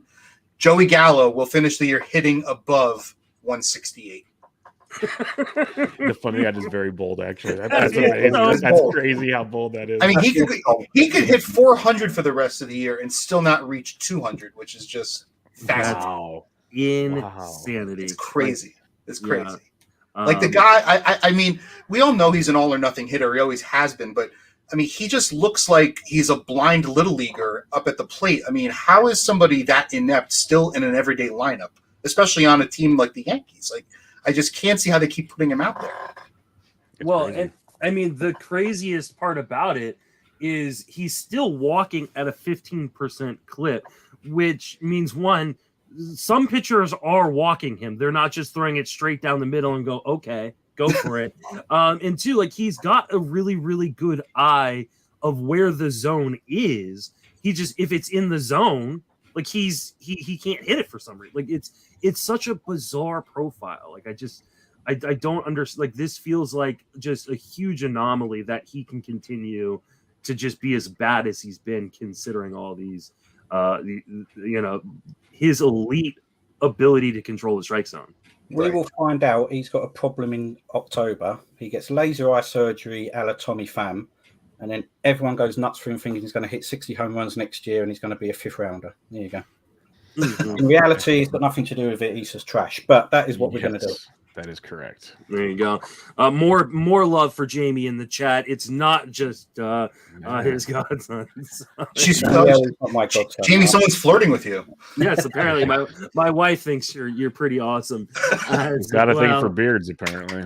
There you go. Go ahead and since everybody's loving Jamie, go ahead and give me another bold prediction. Well, they might not love me after this because it's a bold prediction, but it's also a rant. I've got two problems with sports and America and Canada. I'll throw them under the bus as well. North America. Two things that bug me is in sports when analysts turn around and refer to the body part as the injury. So they'll say he's missed 6 weeks with a knee. No, he missed 6 weeks with a knee injury, a knee sprain, whatever it was. You don't say he missed 2 weeks with a brain. You say he missed 2 weeks with a concussion. That's number one. Second thing that bugs me is America's inability to differentiate between could care less and couldn't care less. My Twitter feed used to get inundated with I couldn't care less, I could care less, I could care less. They didn't know what they were saying. But in the last 2 weeks, 3 times, must be weird people I'm following, but 3 times I've seen people say I couldn't care less and use it correctly. So my bold prediction is the rest of the season, I do not see anyone on my Twitter feed or in any social media say I could care less when they mean I couldn't care less. You're about to get 70. Yeah, you're about to get blown up. I don't care. It's the literal opposite of what you're trying to say. Okay, you make typos, you make mistakes, fine, I do it all the time. But you're saying the complete opposite of what you're trying to say. It's amazing. So stop it. You have started to stop it. Last couple of weeks, I've seen improvements from you guys. Continue it. That's all I'm asking for, and I reckon you're on the right track. And I'm not going to see any more of this nonsense. This is amazing. I'm literally crying right this now. Jamie, I'm leaving. Jamie, you get the next 15 minutes. I don't deserve to be here. I'll see you later. It's done. That's it. I can walk away happy if I do not see I could care less when you mean I couldn't care less. That's all I care about. His Twitter account's going to go to 20,000 followers here shortly. And he couldn't care less if it does. Yes, exactly. That was Jamie, where from Texas are you from? I couldn't care less. Alex, I don't know, somewhere like that. You Yeah, can Alex. follow Jamie on Twitter at Jamie or at baseball_Jimbo. Please go tell him that you couldn't care less about his take about you couldn't care less. And troll comments don't count. I'm throwing them out of the way. So legitimate, I could care less comments that are wrong. That's the only ones I'm counting. I'm not going to see any more. So good. Oh Amazing. man. Well, I mean, the one for me is all intents and purposes. It's not intensive purposes. It's not intensive purposes, but it feels like recently in recent years, people have really started to like, okay, that's what it's supposed to be. This feels like the pushback from the grammar police has started to take hold. That may be the best take or bold prediction that I have ever heard. And I have been in the industry for years and done a lot of these panels and in podcasts and articles. And that sir we still have about 16 minutes left in this segment, but I still have one more bold prediction, Justin. Yeah, it feels hard to move on, but I will. Michael, give me your next bold prediction. I mean, I feel unclean trying to continue on after that. So I'm gonna make a non-baseball bold prediction then in the world of sports and culture. We heard Vince McMahon retired from WWE yesterday amidst there's allegations going on. I predict that the WWE will be sold out of the McMahon family at some point in the next calendar year. That's a big one. It's a big one. Yeah, I have no idea what that means, but I mean, come on. I do know kind of. I mean, I watched wrestling when I was a kid. I hadn't watched it in a really been in the long family time. business forever. It has. Got it from his dad. So yeah, that would be a pretty bold prediction. I don't know who would take it on, but it's probably a pretty successful venture. Yeah, maybe all wrestling pretty soon. There you go, Bubba. Give me your next bold prediction. All right, this one I'm going to the AL East. I'm going to the Boston Red Sox, not just because I got spanked last night, but it was close. Oh man, so close, so close. It felt like when I looked at the final score, I was all like, "Oh, that's all it was," because it was so. I mean, it was 25 runs by the fifth inning. Yeah, I was like, "Oh, they're getting to 30," and then they only got to 28. I'm disappointed in the Toronto offense. But in their defense, their outfielders and infielders act like they're extras in Birdcage every time the ball. I love Jamie. Jamie's my new best friend. Wow. This guy's freaking amazing. This is great. That's all I got to say. I'm gonna go to a pub with Jamie and spend it. Oh yeah, like this is unbelievable. Can you narrate my life? This is amazing. I need you in my earpiece. You need to be the guy that catchers give the pitch to a pitch com. Pitch com. That's right. You need to be the voice for that. Like. Oh man! Oh god! I don't even want to give my bold prediction now. Can you be in my car and tell me that the passenger side seatbelt is not fastened? Be my GPS person. I want you to tell me where I'm going. I'll sell myself. I'm fine. I'm not above that. That's fine. No wonder Daniel likes you so much. Oh, Jamie needs you need a cameo page. Yes, 100%. I've heard of that. I think I know what that is. I will go along with that. Yes. Gladly. God. All right. Boston Red Sox. Jesus Christ. This is so good. Their best pitcher in the second half of the season will not be Nick Pivetta. It will not be Nate Eovaldi. Obviously won't be Chris Sale. It will be Cutter Crawford. Cutter Crawford will be the Boston Red Sox best pitcher in the second half. The only thing I will say that will hold it back is potential innings, but I'm going with Cutter Crawford as their best pitcher. Since he entered the rotation on the 12th, he's thrown at least 5 innings in 4 out of 5 appearances, 6 or more Ks in 4 out of 5. Most impressively is the pitch mix is outstanding. 22.8% K to walk, 11.4% swinging strike, limits to contact, almost a 34% O swing. Cutter Crawford is filthy, absolutely filthy with what he's got going on out there. I love seeing guys that come up and get strikeouts right away. And it's not like he was just, playing the children of the poor. He had Tampa Bay, the Yankees, Tampa Bay, St. Louis, Tommy Tanks, and Seattle. So it was not an easy road for Crawford either. So I got Cutter Crawford being the best starting pitcher, or best pitcher, if you just want to, for the Boston Red Sox in the second half of the season. it's not going to be a high bar to clear at the moment. Hey, so. thanks for beating me down that quickly, Justin. I appreciate it. Hey, Jamie, do my work for me. Tell him something. I'm gonna say that the best starting pitcher rest of the way on the Red Sox not currently on that team. It's whoever they trade for at the deadline. Frankie Montas could be. That would make sense. Innings. I think they're gonna want someone who has control, right? Like I don't think they're gonna go get a rental. This is a team that I don't think people and probably them were considering as World Series contenders this year. I think they wanted to do just good enough to be respectable. And so when they go out and get a starter at the deadline, which I assume they're going to, I think it's going to be someone who's got a few years of control. Maybe it's a Tyler Mahle. Maybe it's I don't know that they're going to pony up for Luis Castillo, but I think that should have been a bold prediction. Where does Luis Castillo go? He's got to get out of Great American Sport. Yeah, he does. Even though he's been good so far, like late, but God, get him out of there. In the first hour, we talked trade deadline stuff, and I made the bold prediction that they don't trade either. I don't think they do. Castillo. I think they probably already had great offers before, and they've said no. So like it's the Reds. The Reds are they're gonna do the wrong thing every time. Mm-hmm. Yeah, Paul, that's what I was saying. I think Montas fits because he's got an extra year of control. Pay attention. And with Boston, they also have to figure out what they're doing with Devers and Bogarts. So, there's a lot of moving parts to them. Whether they think they can be, just a wild card team and just make it and be one and done this year or next year.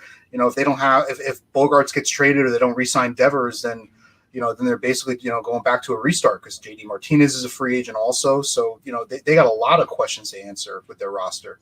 They re-signed Devers and let Bogarts walk.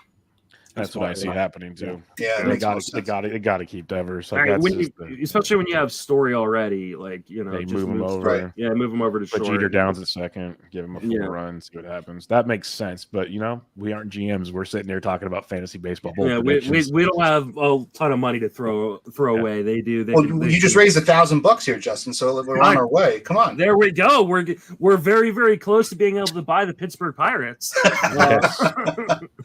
Yes, you are. Or the Oakland A's, the way that payroll's rolling. So we're good. And for the record, Jeter Downs is the least overrated Jeter in all of baseball. That is very true. 100%. Can we mute him? Can't wait till he gets I can't wait till he gets a 14 episode ESPN deal. That's right. Like watching paint dry. At least give me a gift basket for watching it. I'm just taking the documentary day by day, like every freaking interview he does. I'm going to go on another rant in a minute. I'm ranting about Jeter. Derek Jeter was never the best shortstop in his own team. I've always said he wouldn't have been a Hall of Famer if he's on any team besides Young. If he's on the Royals, we wouldn't care who Derek Jeter was. Give a crap. Absolutely not. If Barry Bonds was on the Royals, we wouldn't give a crap about it. Barry Bonds had MVPs with the Pirates. That's right. Yeah, and they're still not the Royals, are they? Because they had Bobby Bonilla, the smartest financial baseball player there ever was. This panel has just gone off the rails, and I love it. It's only your third panel of the day, Justin. Buckle up. Still got five more hours after this today. Jamie, do you have another bold prediction? I did, but it went awry last night, so I didn't want to embarrass myself too much. But I was saying continue, please. Lucas Giolito was going to be a top 10 starting pitcher the rest of the way. So just cancel me and cancel that now because I don't know what to do with him because I think here you go. Then Tony La Russa won't last until the end of August. Because I think the White Sox are going to play themselves out. It'll be gone at the end of the season no matter what. But I think they're going to play themselves out of contention. He seems to be obsessed with leaving starting pitchers in for 5 innings, even if they're getting smashed around. They got injuries. The pitching's just been dreadful. They're done for me. So I can see them slipping away and falling completely down the pan, leaving it to the Twins and the Guardians for the Central. And Tony Lewis will be gone by the end of August. There you go. And Michael, do you have a final bold prediction, or have we used all yours? We used all mine, but I'll just add another one. This negates, or it's an alternative theory. If my first bold prediction does not come true, if the Mets do not get Juan Soto and they don't do enough at the trade deadline, I predict that the Braves will win the NL East by double digits. Wow, that's a masochistic Mets fan, right? Very. I have to be.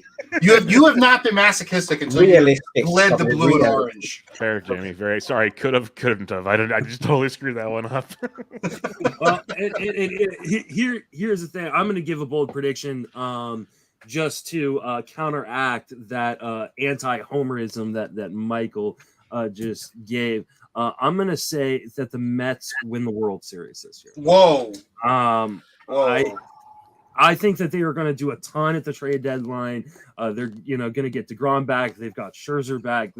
This is a team that is built to win now, and they finally have an owner who's going to be willing to do what it takes to win. The Mets have suffered long enough. Yes, we have. I want my Giants to win. You've had enough wins. You've won enough in the last decade. This is true. I'm sick of hearing that. We have a Yankees fan in the goddamn bottom corner of the show. I've not seen it for 13 years. Oh, poor thing. Oh, wow. Try into your beer. Okay, come on. Oh, well, here's a bold prediction for you. Robinson Cano will be released by Atlanta, and the Yankees will sign him, and he will finish the year as a Yankee. Ooh, I like that. Well, here, and Yancey's asking me, aren't I concerned about the Mets going full LOL Mets, though, Justin? Here's the thing. You know what buys happiness? Money. You know what buys championships? Money. They got an owner who's willing to spend money because he is made of money. Money will rule the day, and the Mets will win the World Series this year. And as much as we like to joke about Mets and Mets fans, they deserve a chance. Justin, if the Mets do win the World Series, I invite you to fly out to Jersey. I live in Jersey. We will go to the parade in New York City if the Mets win the World Series. I invite you, okay? You know what? If my Jamie, wife will hang let out me, I together. will take you up on that. All right. Yancey with if money buying happiness would explain why we're all miserable. I don't know. This has been one of the funnest panels I've ever been a part of. I've been a part of a lot of them. I really want to thank you guys. We do need to give away a prize real quick and then let you guys promote yourselves and get out. Michael, you're giving away a fantastic prize, so why don't you run it down? Sure. So I am giving away one season, whether it's fantasy baseball or fantasy football, of unlimited dispute resolution services. So if you're in a baseball league and you've got a lot of trades going by, in the next couple of weeks for the trade deadline, or even if it's a keeper league by the end of the calendar year, if you have trades during the off season, or if you're in a fantasy football league, getting ready for your draft, doing preseason trades, whatever it is, I will offer my services to resolve any internal league disputes that you have, whether it's trade reviews, scoring discrepancies, abuse of power by a commissioner, Jock Peterson and Tommy Pham slapping the crap out of each other, whatever it is, you get a free season of Fantasy Judgment's dispute resolution services. There you go. And the winner is Peter Christensen. I will get you in touch with Michael. Giraffe Chief needs judgment more than anybody I know. That is the most fitting winner of an award ever. Absolutely. You give legal advice besides fantasy because that's what he might actually need. I could do some pro bono work for sure. He'll need to be able to get his Twitter account back half the time, so make sure you got that taken care of. My goodness, that's amazing. It really couldn't have been worked out better. Not on this panel, at least. That was amazing. This has been a fantastic panel. I really want to thank you guys and thank everybody for donating. Continue to get those donations in. Michael, remind everybody where you reached and what you do. Sure. Like I just said, I run Fantasy Judgment. It's a dispute resolution service for all fantasy leagues. You can get me at Fantasy Judgment on Twitter. Remember to spell judgment correctly. There's only one E. You can email me, michael.stein@fantasyjudgment.com. Remember to spell Stein correctly. It's I before E, except after C in all Jewish names.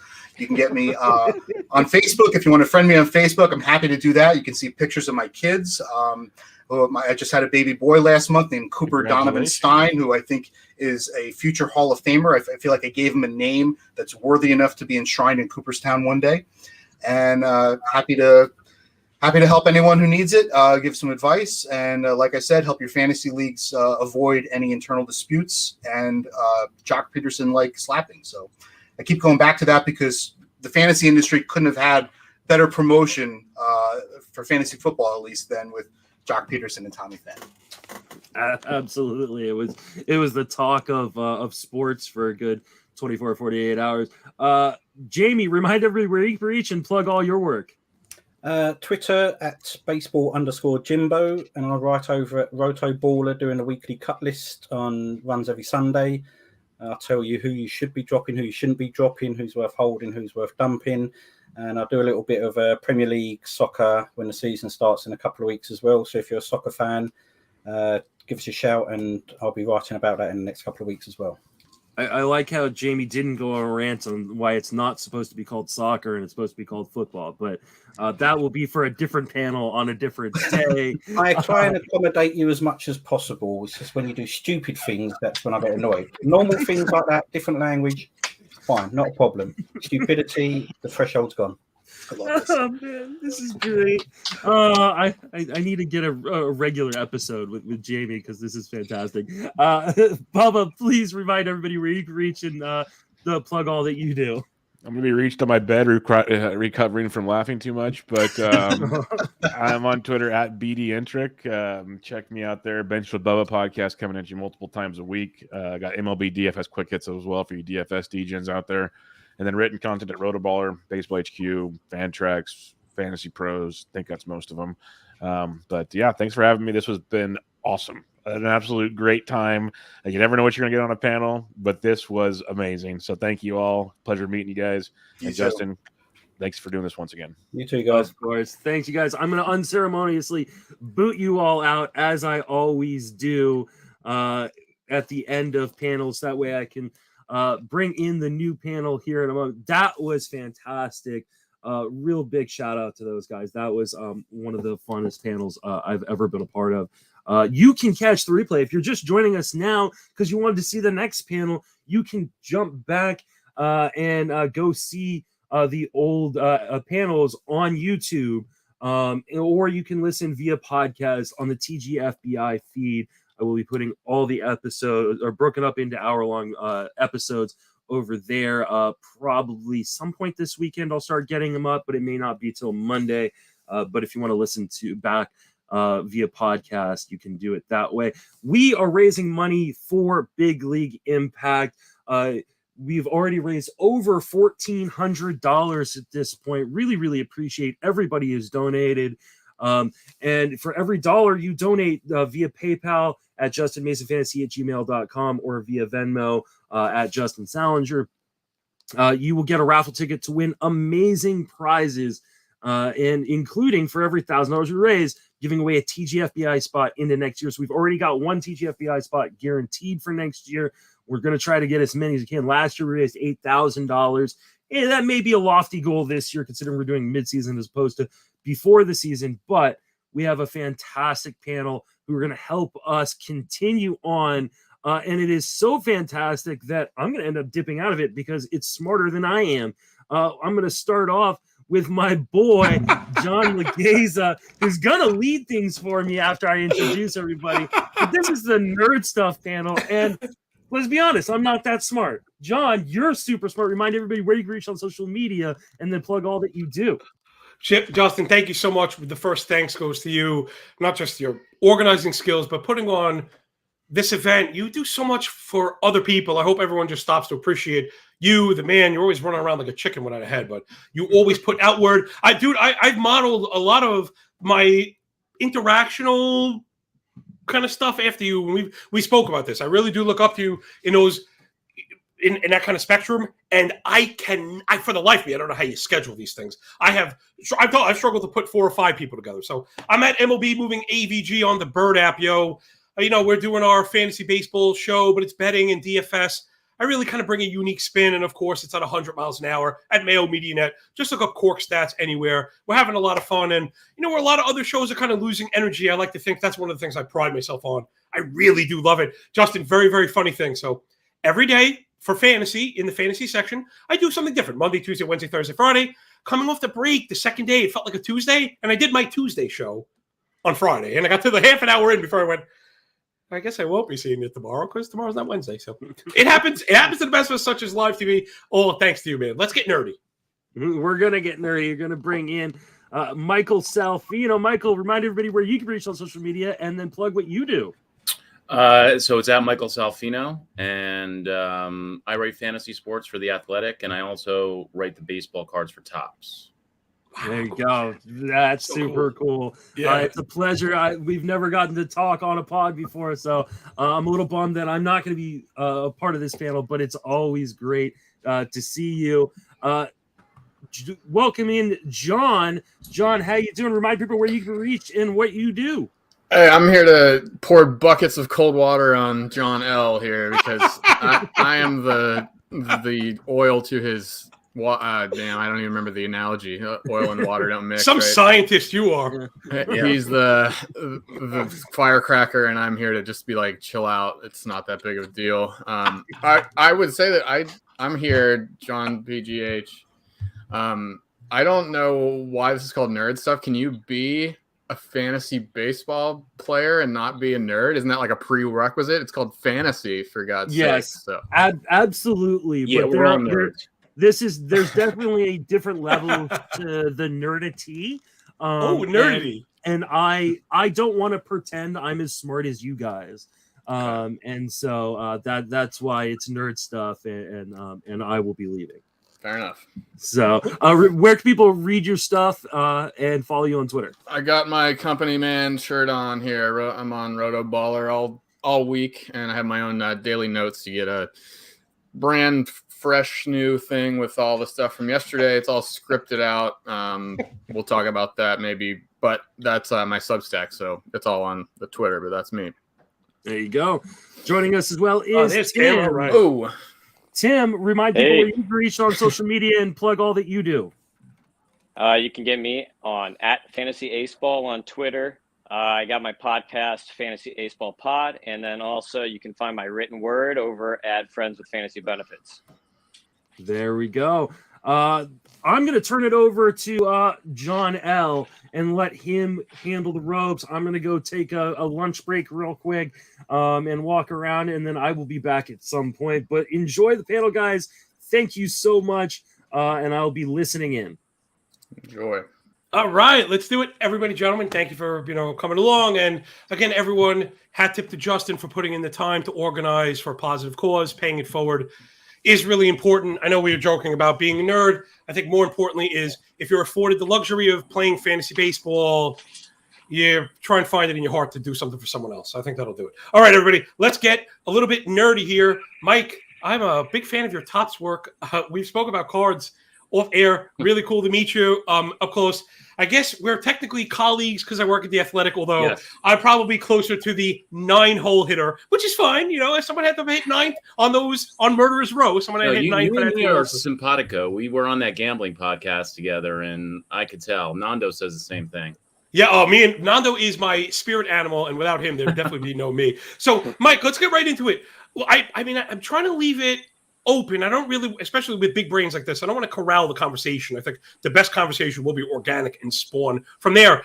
What's the nerdiest thing, not so you've done, but that you're proud of? Like, what's the nerd boast? Do you have a nerd brag first? Well, I mean, I guess it would have to do with the baseball cards, either writing them or actually collecting them, the vintage ones.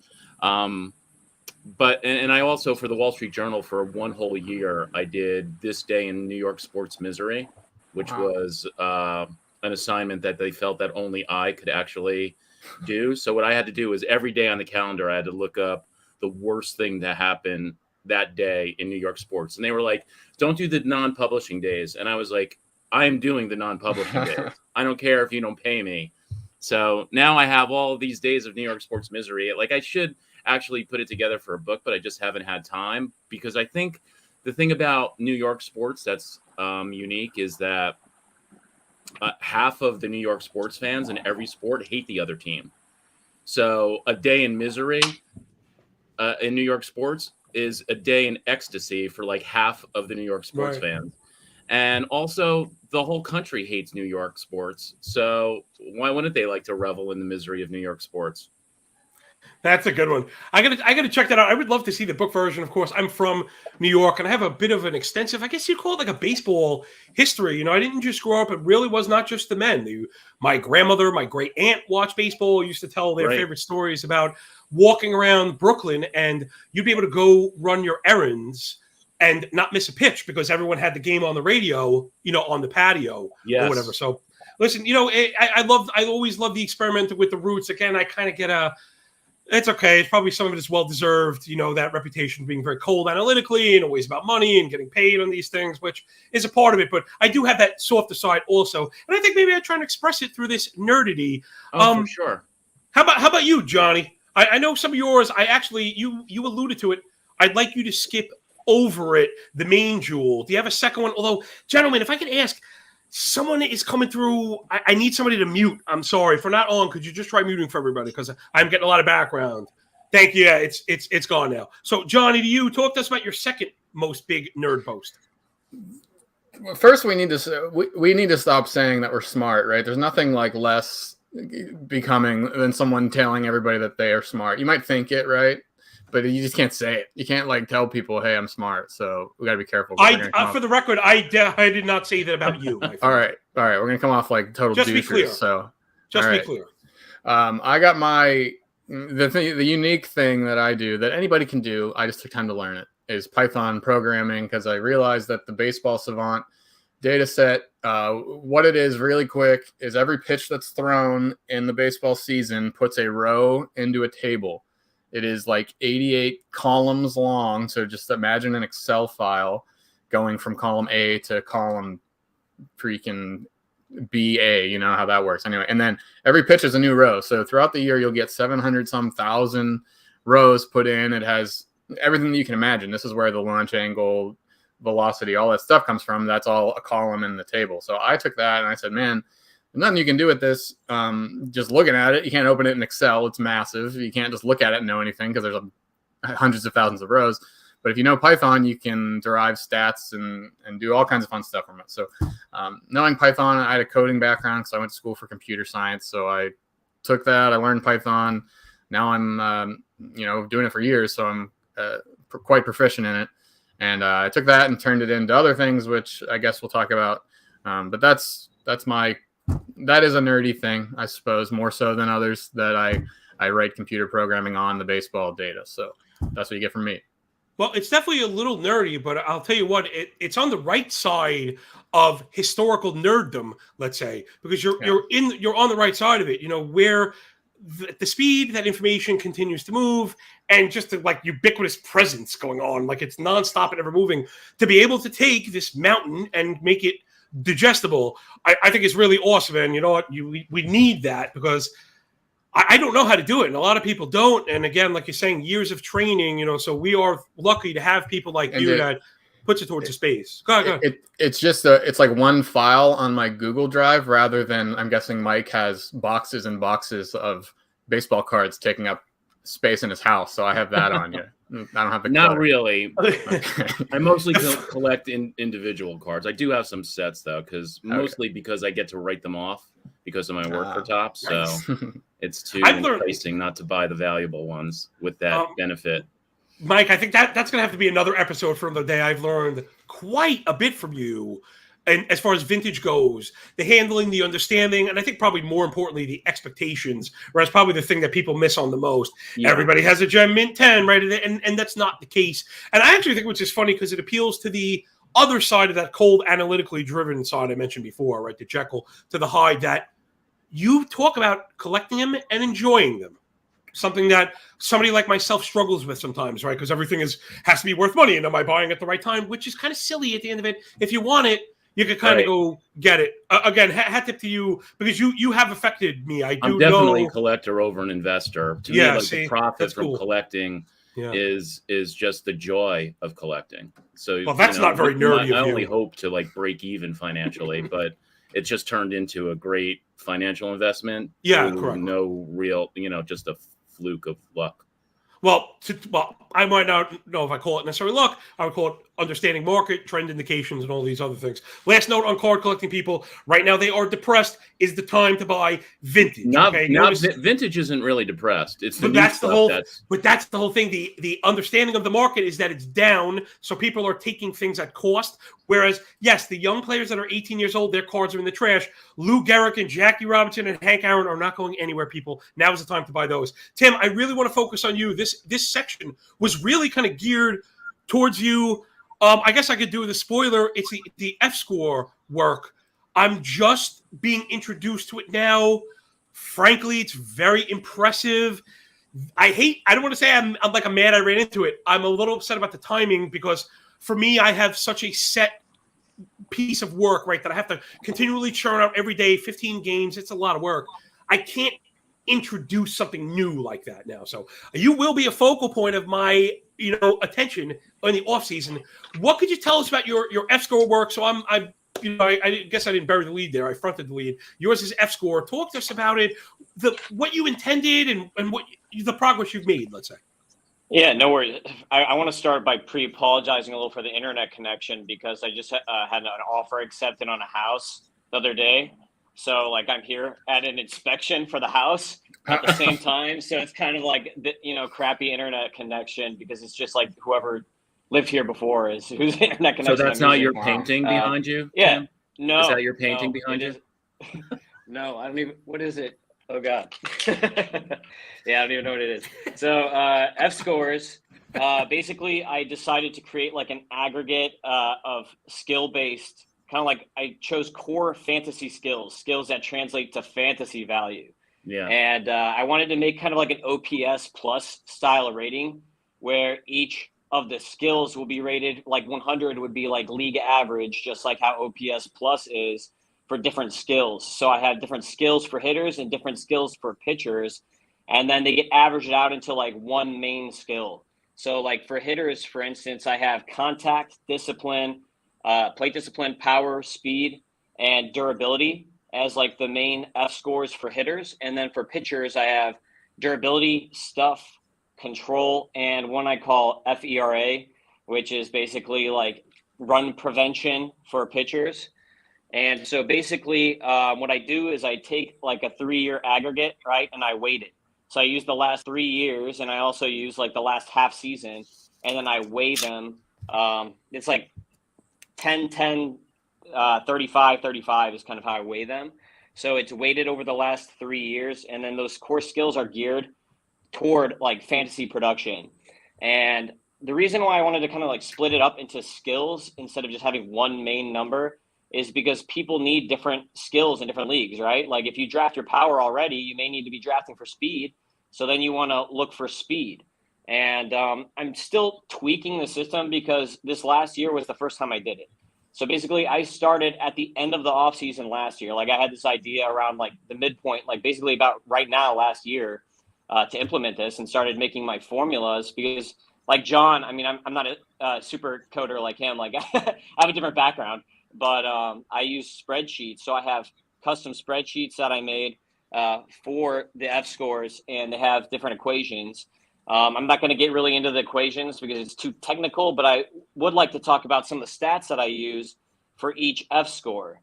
So for F contact, I use contact percentage for hitting. And then I also try to remove BABIP. So I have an equation where I take batting average and BABIP, and I try to remove BABIP from the equation. So it's all about how well is this player actually hitting, not how fast are they and how many grounders can they beat out to increase their BABIP. So I basically take contact. And then plate discipline, we're going to use walk rate, K rate, reach rate or O swing, and swing strike rates. And then power, I'm going to use barrel rate. I like average exit velocity instead of max EV. Some people like to use max EV more, but I actually like average exit velocity more, because it shows more of what someone is going to do on a consistent basis instead of okay, what is the maximum ceiling of this player? It's going to show more okay, how hard can this player hit the ball consistently? So I prefer average exit velocity to max EV like some people do. I use ISO also for F power. So all that goes into that equation. For speed, I made up my own speed metric where basically I take stolen bases minus caught stealing divided by how many times that player gets on base.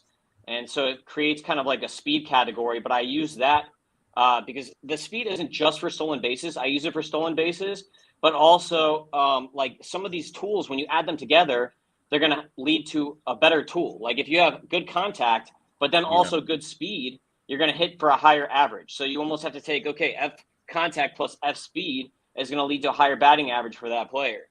And then I have F durability is just basically is this player staying on the field, which is really important. especially like if you play in like NFBC where you have no IL. So like I've learned that the hard way a little bit in some of my leagues this year where I went a little too risky with some guys. And that works usually in like head-to-head stuff, or if you're playing like Yahoo, ESPN leagues where you have an IL, it's like, okay, if this guy gets hurt, then I have a replacement player. But then if you have half your team injured in NFBC, good luck. So durability is pretty important. And I also use for hitting like external factors that kind of weighs into the other things. Like I have a home park factor. So I use a park factor for the player's home park. And so like if there's a player in a Colorado, right, that's going to weigh into how is this player going to affect my fantasy season if that's their home park. So I use home park factors.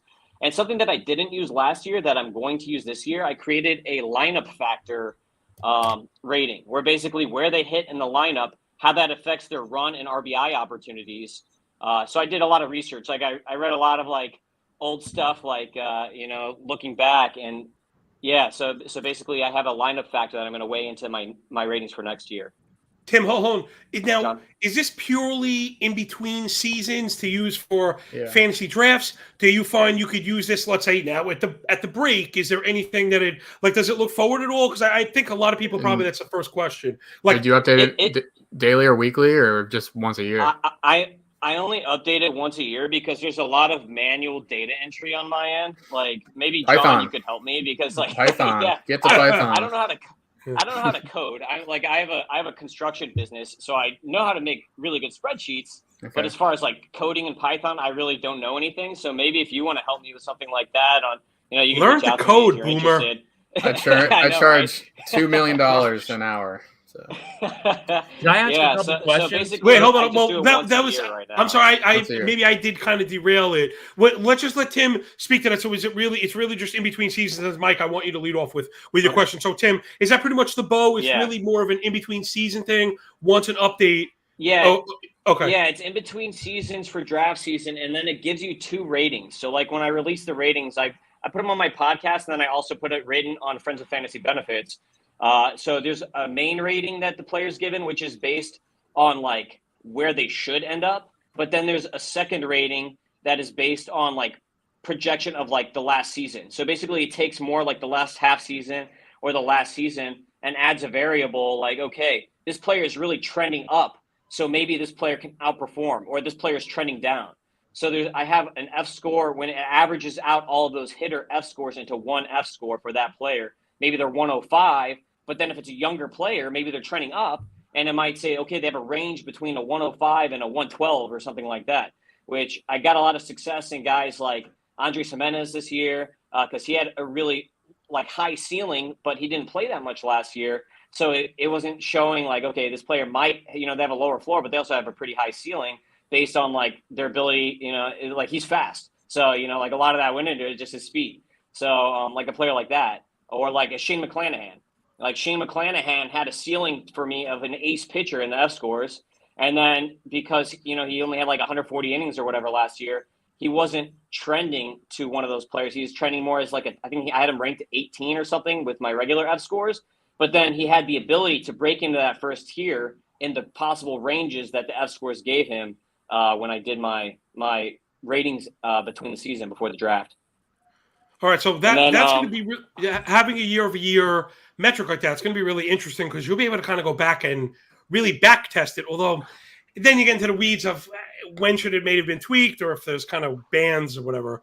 But exactly. That's really really interesting stuff. You're going to have this out in between the seasons because I know I'll be looking for it. I generally like as many inputs as I can, even if it's just kind of to validate or invalidate. Tim, we got to move it a little bit forward. So Mike was really going at it. I'm really curious. Like this would be for Tim, but for everybody. So my 3 questions are: where do you guys stand on whether hitter injuries are predictive? I know pitchers' injuries obviously tend to be more predictive, but I thought there was a line of thought a couple of years ago where data showed that hitter injuries weren't predictive. Also, average versus median, like with exit velocity, I always wish we had median and not average. And this is from my experience as a bowler. Like average is the worst stat to assess a bowler. It's really median, especially since, you're not getting this in baseball, but people will purposely try to score low if they know they're going to lose to lower their average, but that wouldn't be a factor with a median average. Right. And so I think there are some players, like I remember when Wander Franco was having a very low, like last year, he had a low trajectory, but if you took his median trajectory, for example, for average, like I was wondering why his expected slugging was so much more than what you would factor in for a guy who hits the ball so often at a lower trajectory, but that was only average. His median was like 11 degrees or something, which is good, fine, almost average. And also, what about righty and lefty splits for home parks? Go ahead, Tim. You want to get it quick, and then we'll go to John with the bucket of water. Yeah. I mean, John probably. I like the median average exit velocity idea. That's a really good idea. I don't know why.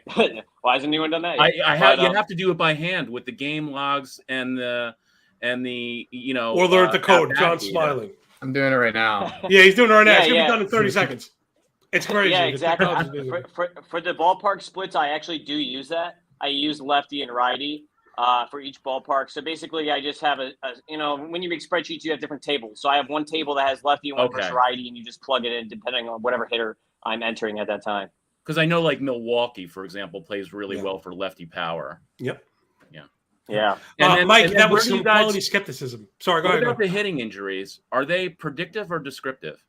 I don't think I don't think so, but you can tell when players have trends because, like, for instance, since I'm using a 3-year average, that's kind of just like how I judge a hitter because there's some guys who lean in front of the plate a bit more, so maybe they get hit with a pitch a couple times, or you have a guy like Giancarlo Stanton who he's a beast when he's on the field, but then he just tends to get injured more often than other guys. So that's why I use the 3-year average. I think to injuries, Michael, to your question, I think our problem is we're trying to do too much with the word injuries. We're trying to have the word injury do a little too much lifting. I think we'd be better served trying to bin these things separately, right? Where maybe you said, okay, well, an ACL means this as far as recovery after X amount of time, where I know for a fact I worry more about hands and wrists. Funny what Tim mentioned, right?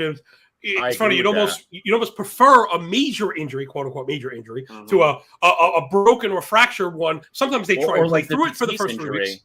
Yeah. They totally tap out. That was very concerning to me in the preseason. Yeah. But here's a good counter, right? And again, it's anecdotal, but that's sometimes all we got. A player I really liked coming up is Alex Kirilloff. And he had a wrist issue. It was a bummer. They were afraid it was going to sap his power. Exactly, Michael. Excellent point. More than one, so you worry about reoccurring. He looks awesome, man. Like one of the best hitters of the game right now. It seems okay. I know, but like in a dynasty format, if you invested in him like 2 years ago, you've been screwed. Basically. Yeah. I would probably go with Pianowski on this one and say they're going to find us. Let's not invite the injuries to the party, right? They're going to kind of crash. They're going to crash the party anyway. They're going to show up unwanted. Let's not leave the door cracked open for them. All right, Johnny, would you like to go with Tim's F score just really quick before we move on? Because I didn't let you address it.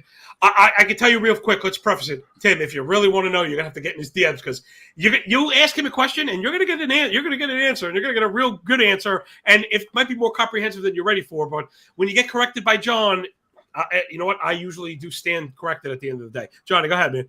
I was just going to ask, well, you said the different skills, context, speed, power. Do you weight those differently, I assume, to get to the total, to the one number? Yeah, so basically when I do the one number, I rate them about evenly. They're rated a little different. Like I take speed a little less important just because I think speed does factor into average a bit, and then it just factors into stolen bases, right? Like that's not going to affect power. I mean, it might affect runs a little bit, but I mean, like because it's just ability to get on base. But yeah, I do weight speed a little bit less, but then the others I tend to keep pretty even across the board. I'm a big plate discipline guy. Like when I do scouting and stuff like that, like when I'm looking at minor leaguers, I'm going to look into like a Gunnar Henderson because dude walks a lot. You know what I mean? So like, I really am a big plate discipline type guy. So yeah, all those things. And it really is when you're playing like rotisserie fantasy, which is most of it, you like plate discipline. It can almost be a bad thing because if you're walking 15% of the time, you're not hitting home runs. And speed, it's like if you draft Trey Turner and another steals guy in the first 3 rounds, you don't really even care about the speed anymore. So it's nice to be able to take that out and re-rank. I think that's a pretty good way to go about it. So yeah, exactly. Let me comment on Yeah. the That's why I like median. to give all of them. Yeah, it's good to have to see it all at once rather than the one number, because you don't know how that number became to be, and you might not. So whatever. Launch. If you play in points or OBP or whatever, then it's more important for right. walks. So right. Launch. The median thing for me, I never thought about doing median launch velocity. I just did it on the dashboard. Maybe we can show that, but for launch angle, I never understood why anyone would look, and I've heard it talked about less. So I think people caught on to this. Why do I care what the average launch angle is of somebody? Because look, if I hit a ball directly into the ground at 0 degrees and then I pop one up at 90 degrees, guess what the average is? 45. That doesn't look too bad. I'm over 2. I didn't do anything. So what I want is a median for the launch angle, because I want to know where that middle is, because where are you, because like I said, the 2 extremes average out to something good, but neither of them are good. So all right. So how us the cavemen have dealt with this exact problem, because I have heard about this. Well, the way that I find it, without having to crunch all the data, is when the expected slugging varies significantly from the launch angle. In other words, when the launch angle is low, but the expected slugging is high, then you know that that's a median and issue. All right, and that's that the answer. Average is not indicating the guy's actual power. So the people who are citing launch angle as a reason why this player is not going to hit home runs are wrong, because the expected slugging is basically a median stat. Okay, that's correct. That's going to get you the answer. There is a step in between now that we do have access to. It's on, I know it's in Johnny's pile O statistics. I get mine from Alex Chamberlain, and it's SDLA, standard deviation of launch angle, which makes a lot of sense. I've heard it shorthanded as launch angle tightness. Right now, gentlemen, see, and you'll see where, I guess this is my nerdy thing, the combination of these things to get to this answer. So, Mike, you're not incorrect. You are correct. That is correct, sir. However, I think without that, it's not saying it's an assumption, because you have, it's data backed. There is more of a descriptive element to this. So standard deviation of launch angle tells us the disparity of that spread. So where average doesn't tell you anything, average plus standard deviation does. Meaning if you have a tight standard of deviation in your launch angle, which is generally 27.5 degrees or below, you have a tight ray. Now you can take the tight ray, and remember, a tight ray on its own is not good enough, because it could be a tight ray into the ground. A tight ray in the air is also no good. But when you pair it, a tight ray with an ideal average, generally because, and again, this is my hypothesis. I can't prove it because I'm not smart enough, nor do I not have the technology. However, the technology is beginning to get there, and I believe we will begin to equate standard deviation of launch angle, this attack path, with just that swing plane, which we'll find. We're going to learn, which I think we've inferred already. Old school ball players will tell you we know it for certain, but right there's that gap in frog DNA, Johnny, that you want the bat flat. And it's also, we've learned about fastballs, right? We used to make fun of flat fastballs. He throws a fastball straight as an arrow. Well, you wish you threw a fastball straight as an arrow, because then you'd have the best rising fastball in the game, correct? Anything, no fastballs rise, they don't actually rise against gravity. That would be impossible. However, the drop is relative. So you don't want a steep fastball, because steep in, steep out, VAA in, steep, VAA out, vertical approach angle, and that exit angle out, right? So these are the things we've learned now about kind of ball flight and attack path and stuff like that. So again, standard deviation plus average is not the answer, but I have tested this stuff myself in the offseason. If you do take those combinations, you'll find the best hitters. You will. You'll find. John, you absolutely did you find guys like when you were just doing that off the top of the, with your Python database or whatever? Or wait. Well, I'm not skilled at all. So if I can do it, you could do it. I meant John. The oh other yeah, smart me. John. Sorry, he means me. Sorry, smart cold John. water. Like, are there any guys that stand out to you? No, I never. If I ran it and compared it, it was so long ago. But it's something we could do in a couple minutes. But we won't worry about it today. But the thing that John on L is right that you have to weigh. If you're going to look at the standard deviation, you have to look at relative to the average. Like you said, we don't need to cover that anymore. But my question is like these expected stats. If you're looking at expected slugging, that gives you, that takes you a lot of the way there to why even you don't even need to look at these granular things anymore. We can end up weighting things multiple times. That's why I think for pitchers, I hate ERA as a stat. I'm sure like you guys all would agree. We with all me. do. It's basically something I don't even really look at. Like I hardly know the guys' ERAs when I'm projecting them. However, expected ERA, that's the bucket that collects everything, and it gives me, for like my readers at The Athletic, something so easily understandable, like what the expected ERA is. And to me, that's capturing anything. So I think expected ERA is a great stat, while I think actual ERA is a crap stat. Yeah, it is tough. You know what? Am I right about that? Like I'm asking, no, I don't think there's a right or wrong. I think I have struggled with the earn run indicators. I'm not sure if Johnny has yet. He will eventually.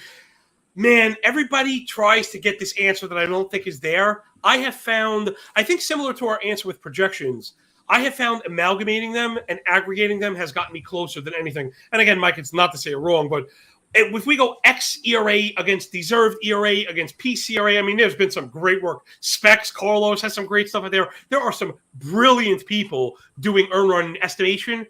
And I've been amalgamating them, and that's gotten my handicapping work the closest to outcomes. I wonder what they think of like Alex Cobb, because I know Alex Cobb is the big expected ERA guy that people are just like, forget it. I'm tired of hearing.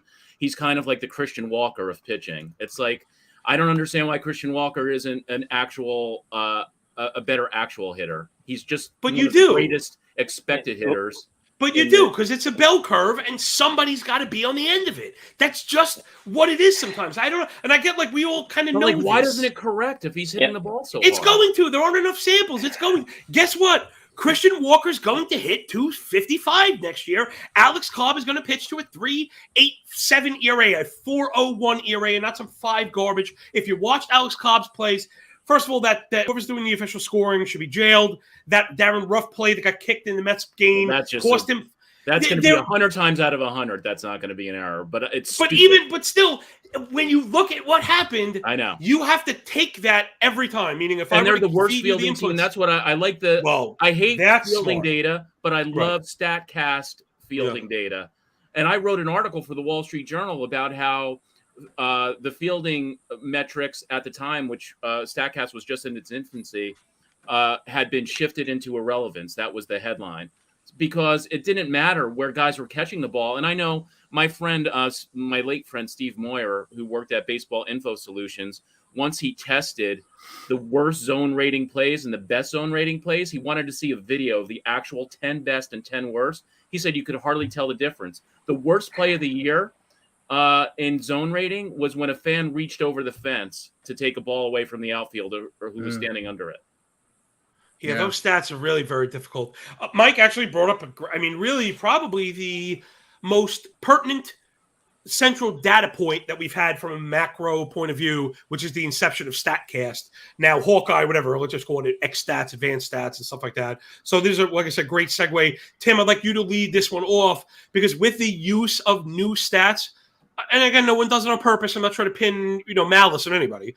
We experienced it as an industry, a subsequent misuse of statistics. I had Russell Carlton, resident genius, on my podcast to explain just what happened along the way in our understanding of stabilization. We weren't properly factoring in career arcs and the time off and health and things like that, which is fine. What I want to get at, gentlemen, because I think we probably all have one, this might be the real cherry on the top of this one, is if you could give a pitfall. Right, and I know we don't have enough time for me to cover all mine. So, Tim, could you give people one thing to avoid that maybe you've learned as far as stats goes, right? We're talking nerd, we're talking stats. Avoid us one pitfall. Yeah, as far as stats go, I think a big part of it is just looking at the StatCast page and looking how much red and how much blue. And, you hear people talk about that all the time. But you can't just look at the player's page and say, oh, look at all this red or look at all this blue, because it doesn't relate. All those categories on there, they don't specifically relate to how good of a player that is. They might relate to one thing. Like half the stuff on there for a batter is all about how hard is that batter hitting the ball. So that doesn't necessarily mean, hey, this is a bad player. Maybe that's just not where their skill set is. So just doing that whole red versus blue thing and kind of a non-stat thing, but age bias is like a huge thing. I feel like most people fall into that trap where like, oh, shiny new prospect, and they go for the young guy, and then they miss on all the old guys. Like some of my best guys that I had this year are old guys like Adam Wainwright and Goldschmidt and stuff like that. So yeah, if I could answer. Oh, I'm sorry. Can you define old for us? That's what I was talking into a mute button. Tim, how old is old? That's what I want to know, because I think old used to be 29. Now 31 might not be old. So, yeah. I mean, most people I think use like 26, 27 as kind of like the prime of somebody's career. But I feel like guys in their early 30s are still valuable. You know, I think it like, depends on the player, even pitchers have shown to be able to pitch into their, if they're a good pitcher, they can pitch into their late 30s. You had Verlander and Wainwright and Kershaw's like my age, but mid 30s. So some of these guys, it just depends. It depends on the player too. You have to kind of see how they're trending, because all of a sudden you can get a Patrick Corbin who just falls off the earth out of, one season he's good and then one season he just falls off the earth. So, I mean, like, how do you figure that out? Did anyone know Patrick Corbin was just going to fall off the face of the earth? I mean, he showed signs of good seasons and bad seasons in the past, but it's a tricky question there. Mike, can you expand on that last point? Because I know you were going to go about the players and then your pitfall. Yeah, my sort of old school way of looking at it is that if a guy is a borderline Hall of Famer on that trajectory, I expect him to age better, because that's been historically what happens to players of that caliber. And if a guy is not, sort of like Corbin, I would expect, a steep decline somewhere in the early 30s. Okay, wow, that's early 30s. See, I feel like that window may have moved back, and I guess even early 30s need to be described. I think you put a good bit of nuance on it with track record. Basically, like mid 30s doesn't bother me if I think the guy is a potential Hall of Famer or has had maybe 5 to 7 Hall of Fame caliber seasons. If not, then 32 bothers me.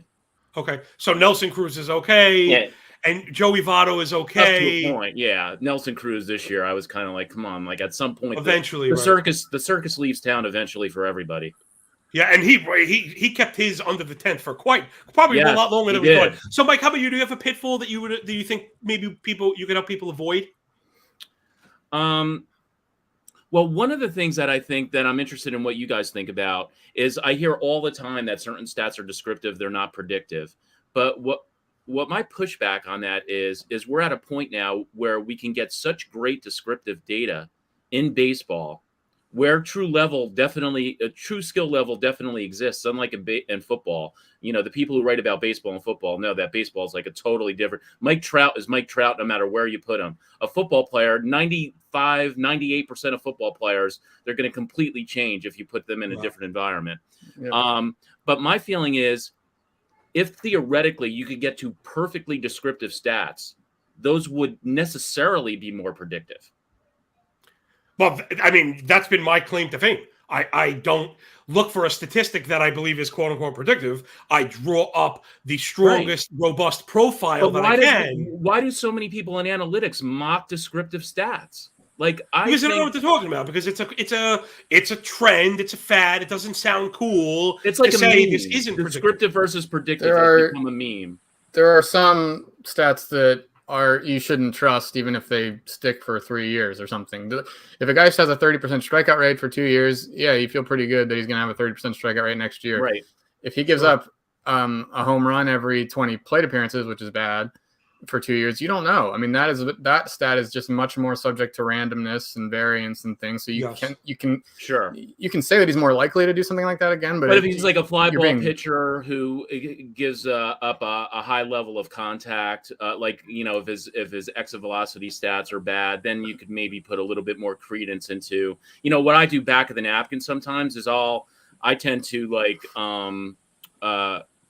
split the difference between the player's actual stat and say like home runs allowed and average, because I figure the player is going to regress, but he's probably not going to regress all the way to average because he just has a propensity to give up hard hit fly balls.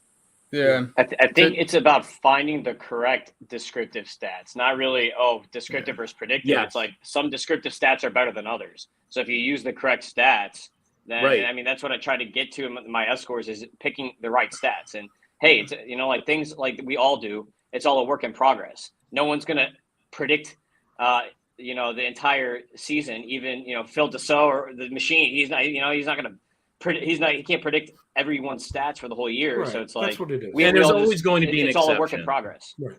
Yeah. All right, Johnny, let's get back on track. Johnny, to you, you have claimed in DMs that your process is perfect and you can't remember the last time you made a mistake. I've never lost a fantasy baseball anything ever. Yeah, that's what I've heard. And right, a fantasy baseball anything. Those are the quotes. No, so okay, Johnny, come on. Be honest. Again, I feel like the more of this innovative stuff we try and do with numbers, the more mistakes we make. And I think that's okay. I don't let it, I don't beat myself up over it. I'm willing to move away from these things. So do you have, I mean, you deal with so much of this stuff. You probably might have a really good one. What can people avoid? Like, what's getting people in trouble? The pitfall is going to these new fancy metrics and looking at them too much. What you're doing is like strikeout to walk ratio. Everybody's been looking at that for years, so it feels old. So we want to get into the weeds. We want to look at, how a guy tunnels his pitches, how the spin, the velocity, that's not new, but all the things you hear talk about, the seam shifted wake, whatever. Mm-hmm. All of these things that seem fancier and therefore in your head seem smarter and more like you should pay more attention to these. All of these are just pointing towards strikeouts and walks, right? Like that is all it is. You do better maybe you get a little bit from that. And there's certainly some ways to use them. Like Eno Saris uses them in his Stuff Plus to make brand new metrics. That's interesting. But if you're just a casual or even competitive fantasy player, you're kind of wasting your time because the little extra information you get by looking at all the things under the hood, you get 95% of just looking at strikeouts and walks. So this is mostly true with pitching.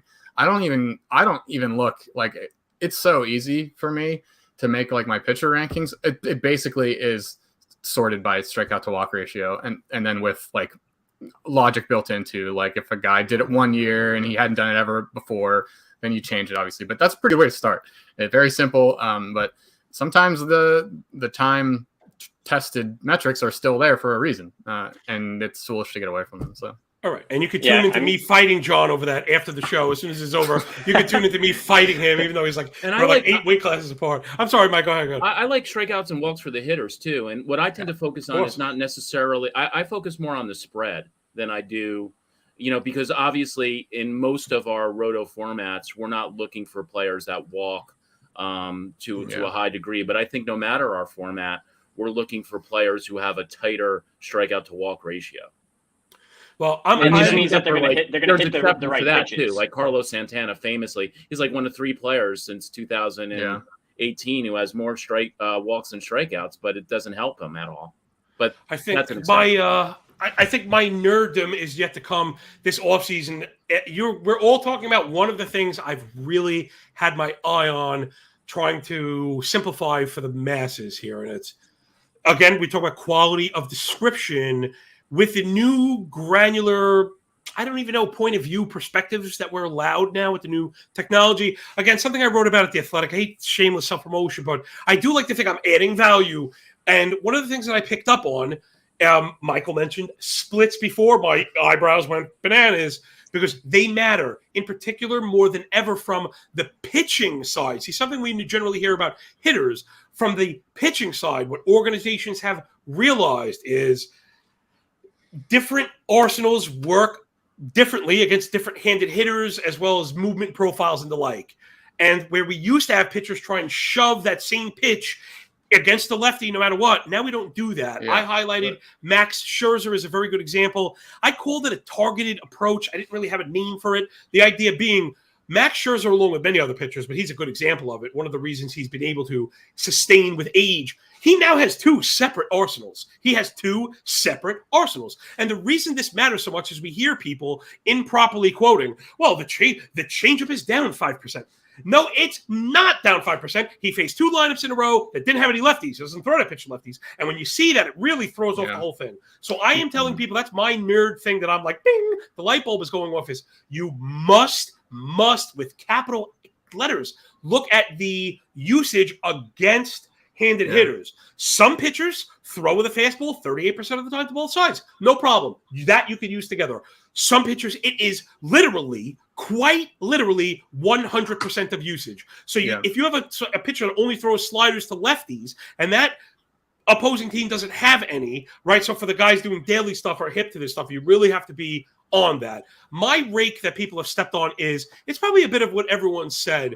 It's the overlapping of stats, in particular with power. I think we hear a lot of that.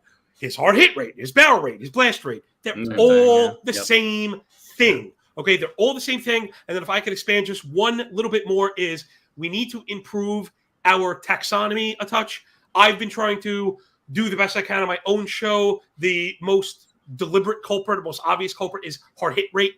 Right, you mentioned Baseball Information Solutions before, Michael. They do a fantastic job at Fangraphs. There's a subjective element, which is fine, not right or wrong, just different. Savant uses a raw 95-mile-an-hour metric. So I've heard two analysts on two consecutive podcasts talk about the same player, but use different accounted hard hit rates to make opposite arguments.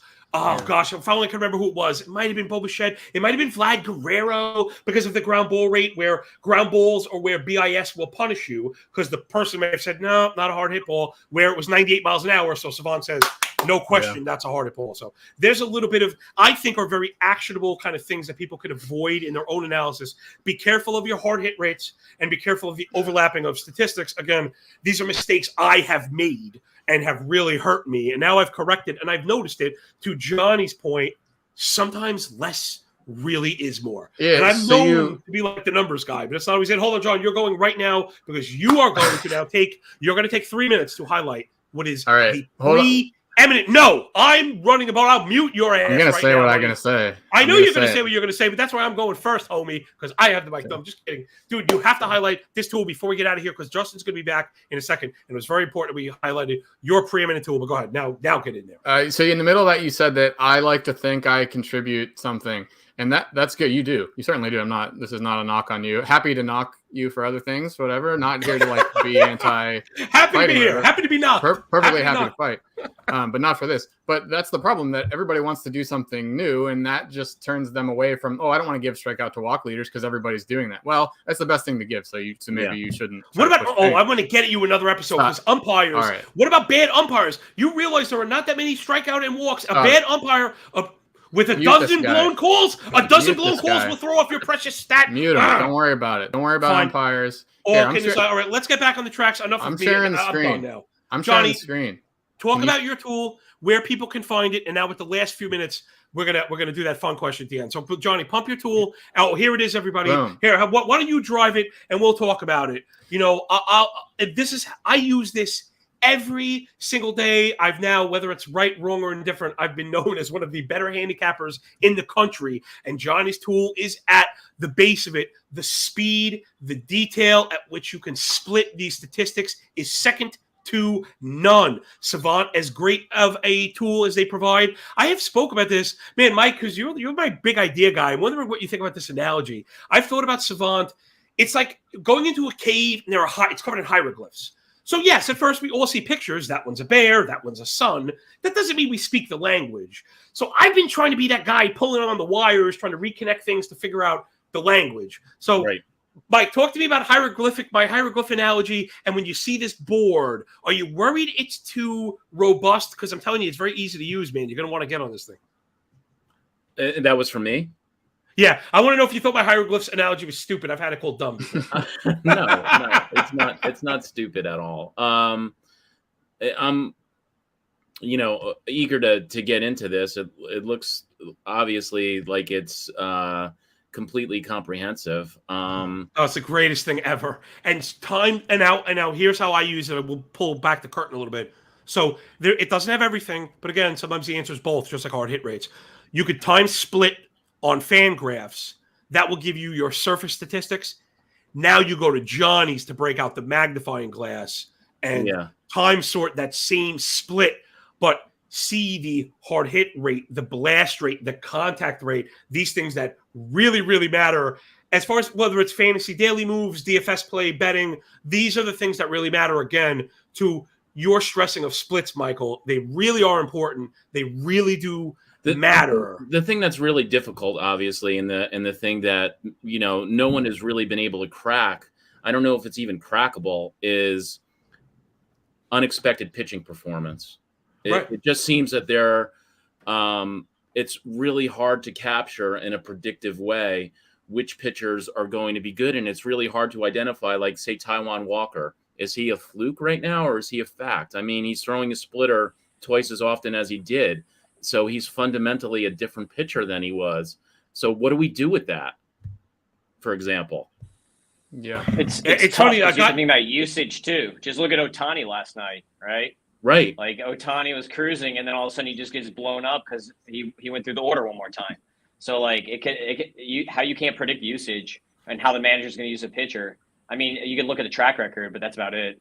Yeah, it's really tough. I think, Mike, you and I are till the very last day. We're going to be trying to figure this. We're going to be trying to figure this thing out. It's not that, but that's part of the beauty of it. I think. To your answer, not that there again is a definitive answer, but I have been known for injecting a bit of the art, right, with the science. Johnny gets mad when I refer to frog DNA, right, coming from Jurassic Park. The part of the amber we couldn't figure out, we use frog DNA. And I know sometimes you do have to take those leaps, but where I can go to where it's more data backed would be trading analogies, which I'm very familiar with, would be just looking for rectangular patterns. Again, if a bad pitcher overperforms, I'm less likely to think he's good, then that's going to correct. And vice versa, meaning... Plus, I think with pitching, I think there's an off-season reset where for some pitchers, that's going to be a big deal. Like, if they're rolling in the season, I think that their stats are far more predictive for the remainder of the season than they are for the next season. It's like an Esteban Loaiza thing. Like, I remember when he had his big breakout, and people were projecting him that whole breakout season to regress to his predicted stats for that season. And I was like, no, Loaiza is going to be good all year, probably. But then the next year, all bets were off in my mind. And it turned out that he couldn't sustain. Well, I want to get Tim again because he hasn't gone in a minute. Tim, I want to see if you're curious if you agree or not, because we're here talking about trajectory, projections, how they're misused, statistics. This is really important stuff. I have found pitchers. I just don't even use projections. I think they're wrong. I encourage other people to use them, so I may take advantage of not using them. But the thing I'm talking about is similar to what Mike is mentioning. We see a new pitch involved. We see a new shape or new velocity had. All of a sudden, that trajectory changes what we saw in the past, right? Tim, would you agree? These kind of overarching stats, I think we have to be more willing to let it go for a pitcher than a hitter. Yeah, for sure. I mean, that's part of, you for pitchers specifically, I definitely look at game logs more to see how they're pitching recently. Whereas like hitters, you're going to look at a game log and you're not really going to see much there. But pitchers, you can look and say, what has this pitcher done in the last 3 starts or 5 starts or whatever? And you can kind of see, look what Reed Detmers is doing. I mean, like everyone was talking about that, who listens, if you listen to pods, but you can see, Reed Detmers is doing something new. Now he's striking people out. So you see that a lot more with pitchers than with hitters, just tracking what they're doing recently. So you have to definitely be careful, though, and see how they're trending. By definition, you're looking at a smaller sample when you're doing that, so it can be misleading. But shouldn't that be the flashlight? And I think you both make excellent points. You're both correct. But I use the game log. Changes, I think, are maybe more predictive in a smaller sample. There you go. Well, that's exactly the answer, Michael, or so I believe. That you go with Tim, you use the game log to identify the change. You go with John to look at the underpinnings to see if you can validate that. And then, like you said, Michael, if you can identify the new shape, the new pitch, then you need to be thinking about it. Brady Singer comes to mind, Mitch Keller comes to mind, Reed Detmer comes to mind. This stuff is legitimate, guys. These pitchers are trying to be good. It's not like they go out there and think, look, this is me. I'm not going to try any better. So to what you said about the offseason, Mike, it's true. Training, new pitches, guys that hook up with drive line and stuff like that. All of a sudden you tack on 2 miles an hour to your fastball. It's not an accident. Anyway, Justin, we love you. This has been a really, really great panel, but unfortunately I've got to move. We've got to move on because I need to give away a prize. We are raising money today for Big League. Donate. You can donate. You can see down below if you're watching. JustinMasonFantasy@gmail.com is the PayPal. @Justin Salinger is the Venmo. We've raised over $1,500 at this point for Big League Impact. Every dollar you donate gets you a raffle ticket to win these cool prizes. Giving away a Rotosaurus t-shirt. It is the coolest logo in fantasy baseball. It is a dinosaur playing baseball, and what's nerdier than dinosaurs? Yeah, there we go. John's got one right there. I got it. I don't just talk it, baby. And then the winner is Nicholas Gott. So I will get you in touch with the powers that be to get you that shirt. Hopefully we'll get to see him sporting that at First Pitch Arizona, because he was there last year with some pretty cool shirts of his own. And he'll be on a panel later on. Before we kick you guys out of here, I want to give you a chance to promote all that you do. Really, really great job, guys. Start with you, John. Remind everybody where you can reach on social media and plug all that you do. At MLB Moving AVG, MLB Moving Averages on Twitter, and then Mayo Media Net. You can just look up Cork Stats, the podcast Monday through Friday. Really kind of fast paced, and we do a lot of this advanced stuff. I try and weave it into fantasy strategy betting and the like. Justin, congratulations on a wonderful effort. You should be very proud. Thank you. Thank you very much for coming. Thank you for hosting. Oh, my pleasure. Anytime. A much needed break. Michael, remind I thought you were everybody. going to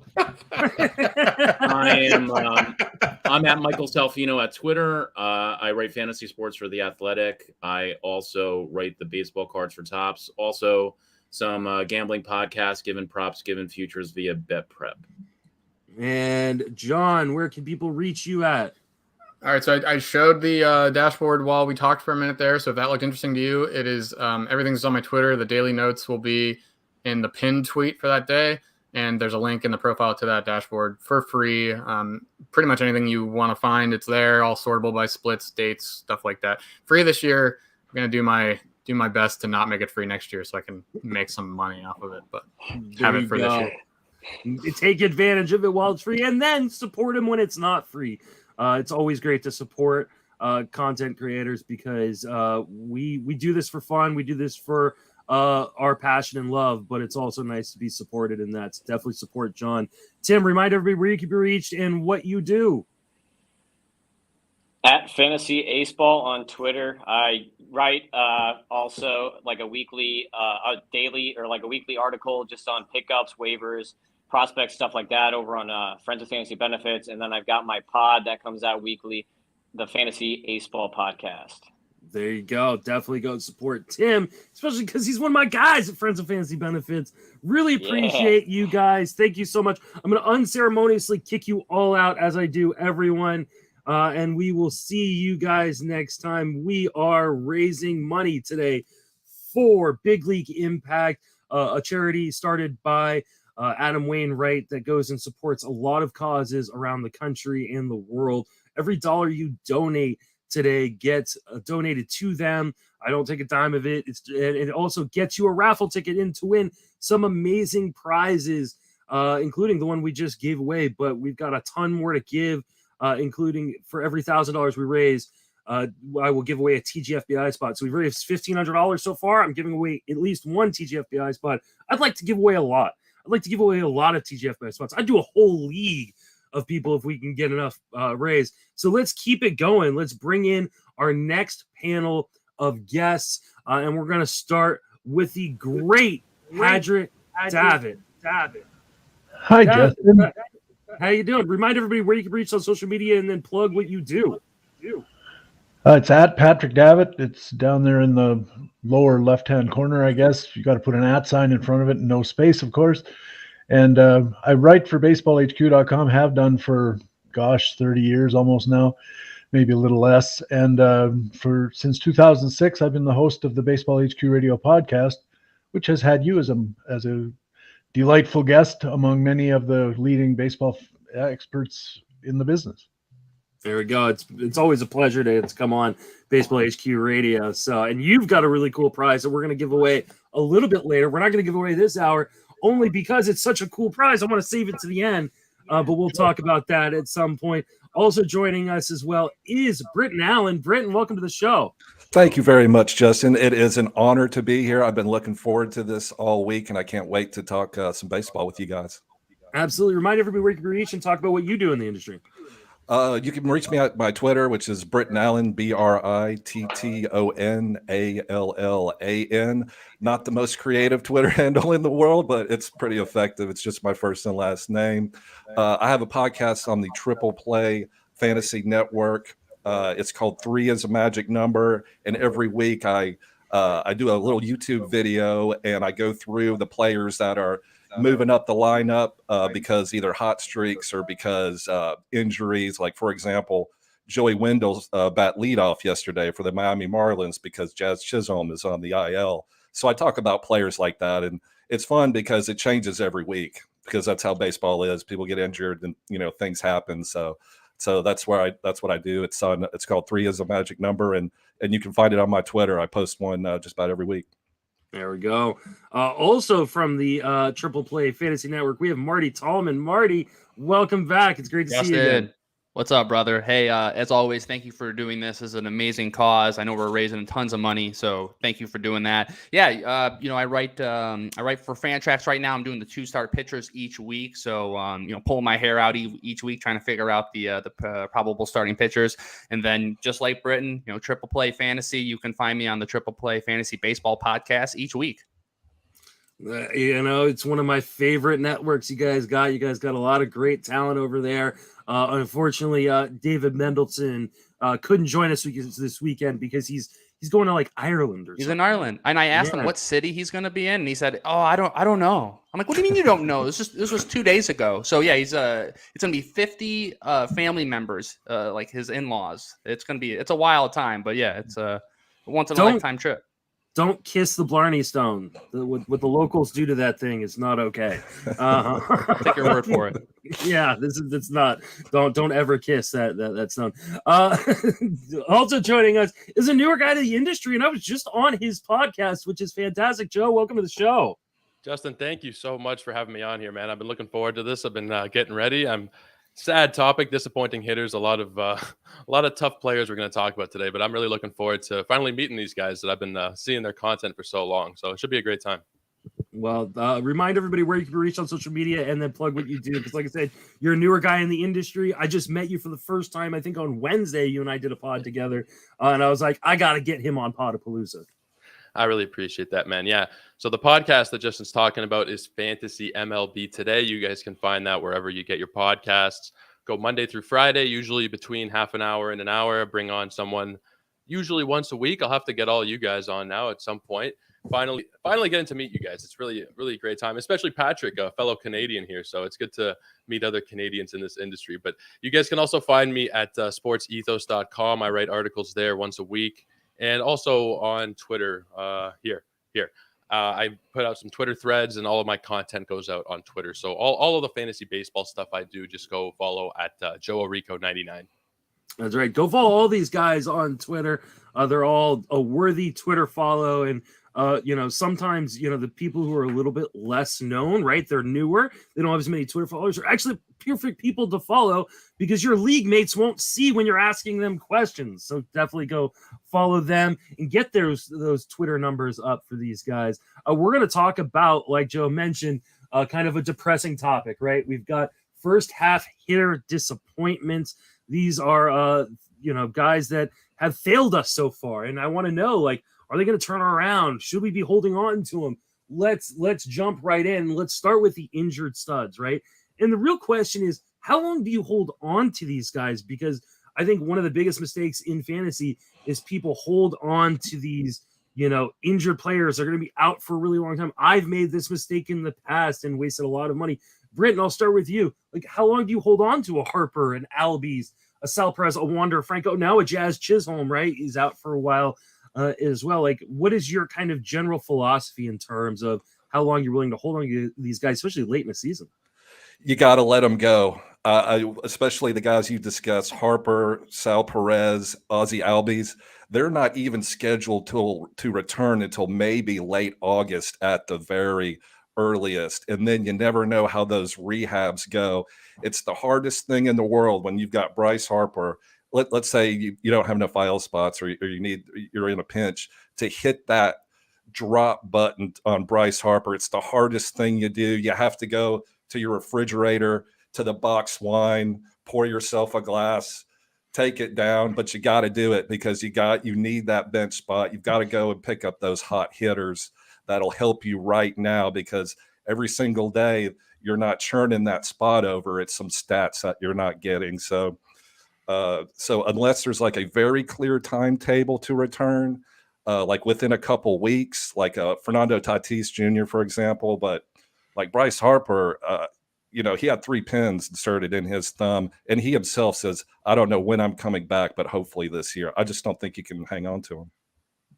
Patrick, what is your kind of take on this? Like, how aggressive are you on cutting guys like this? Well, I think it definitely on the text first of all, and then the expected date of return is the other thing. In NFBC type rules, TGFBI type rules, don't have IL spots that you have to use up. A reserve's got to be sooner than in tout or out leagues where you have IL spot. Just hang on a belt. I dropped Albies out of weeks. He'd been good anyway, and then the more I looked longer, I thought it was going to be. And if I figured that he's probably not running anyway, so I dropped. I'm not sure if I'd have done the same with Harper, depending on my reserve list and so forth. But nobody in TGF, the last time I had dropped Harper, so there's some intelligence of crowds or wisdom of crowds there. If I have Sal Perez in my tout American League, I would have been TGF and TGFBI. But in tout, like I said, limited ILs, I didn't have to drop. It wasn't a choice to make. Your league context, league rules, and the days of return. And I might add another. What's the opportunity cost of the guy that you're not if you hang on to a hurt guy? We're having a little bit of audio problems with you, Patrick. So I'm gonna boot you out for a second, then come back in, and hopefully that'll fix it. All right. Joe, what are your thoughts? How long do you hold on to these guys? Because it's, yes, you want the upside that these guys can bring, but like, how long can you wait and risk losing other stats? For me, I tend to be a little more patient with hitters. I mean, if it's pitchers, I have a shorter leash, I should say.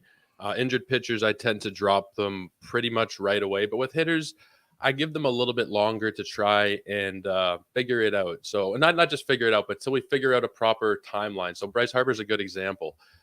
Some people are saying August. It might not be really at all this year. We don't know. So with someone like Harper, and like Patrick said, your format really plays a factor there. So if you have IL slots, then there's no need to drop someone like a Bryce Harper or a Sal Perez right when they get hurt. I understand in NFBC leagues and certain formats, you kind of have to. But I think even with Harper, the upside is just so high, you have to hold on a little bit. Now, if it's a lesser player, if it's someone who's not going to be a top 50-ish kind of player, then you have a shorter leash. But these guys that we're talking about, for me, Sal Perez, Harper, Albies, Franco, for the most part, I'm holding on if you can. All right. And Marty, where are you at on this? Yeah, I think everyone's pretty much touched on it. There's 3 big things that stand out. Number 1 is format. So if you're in a head-to-head league, and you're sitting pretty in the top 3 of your league, and it's going to be playoff time, and that's when most of these guys are going to be coming back, as Britton talked about, late August, early September. That's usually go time for head-to-head leagues. So if you can hold on to them, I would do so. And this leads me to my second point, injury slots. If some Yahoo leagues, you have multiple ones, 3, 4, 5 or unlimited, I would definitely try to hold on to them if you can. NFBC leagues, obviously it's very hard. There is no IL spots. And then last is going to be the injury itself. So like a hamate bone, similar to what Franco has. I mean, that's sapping power out of his wrist. I mean, he's not a big power guy, but that's something you're going to have to keep in mind as to say, I don't know, let's say he's rolled his ankle and he's out for a couple weeks. He should be fine when he comes back. So yeah, formats, look at your format. How many injury slots do you have? And then ask yourself, what kind of injury is this? Do they typically bounce back quickly? Yeah, I think the Franco one is a really good example of one. Like, he might be back in time to play, but what is he going to be when he gets back? We do know those hamate bone injuries, they sap power, but he's not even a big power guy. So does that sap some of his doubles power? And now his double stuff is being caught or lining out a lot more. Yeah. So I think he dives back to a base like Julio Rodriguez, who got hurt at the All-Star game, diving back to first base. Now he's sitting 2 games in a row. And if that happens to him, he could be out the rest of the season. Yeah, and I mean, that's a huge, he's a huge guy for a lot of fantasy teams, including a couple of mine. So please come back. I need you. All right, let's move on to the next question. And I'll ask, because this is another injured guy, right? Will Tatis do enough when he returns to make him an early first rounder again? We see this happen, year in, year out. A guy gets hurt, misses a lot of the season, comes back, has a huge September, and then all of a sudden we're like, hey, he's right back to where we were going to be drafting him before he got hurt. Patrick, what are your thoughts? Well, first of all, I hope you hear me. I'm gonna though that Fernando can't do enough this season for me him as a first rounder next year. I wouldn't take the Perez. If first round, he's just not worth possibility that he gets hurt again, and he's hurt every I'll take hard pass, and I'm going to get him. Because I just he's going to fall far enough for me to be interested in taking that kind of risk with an early round pick. Still having a few audio issues there, Patrick. Hopefully we can fix that. But I tend to kind of agree, as much as I love the upside. Britton, where are you at on Tatis? I'm 100% in on Tatis. He's doing Dairy Queen Blizzard commercials. He's clearly 100% better, right? I mean, he's getting some delicious Dairy Queen. He's so talented. I think he's going to come back with a vengeance. I also think he's going to be energized because the San Diego Padres are going to trade for Juan Soto.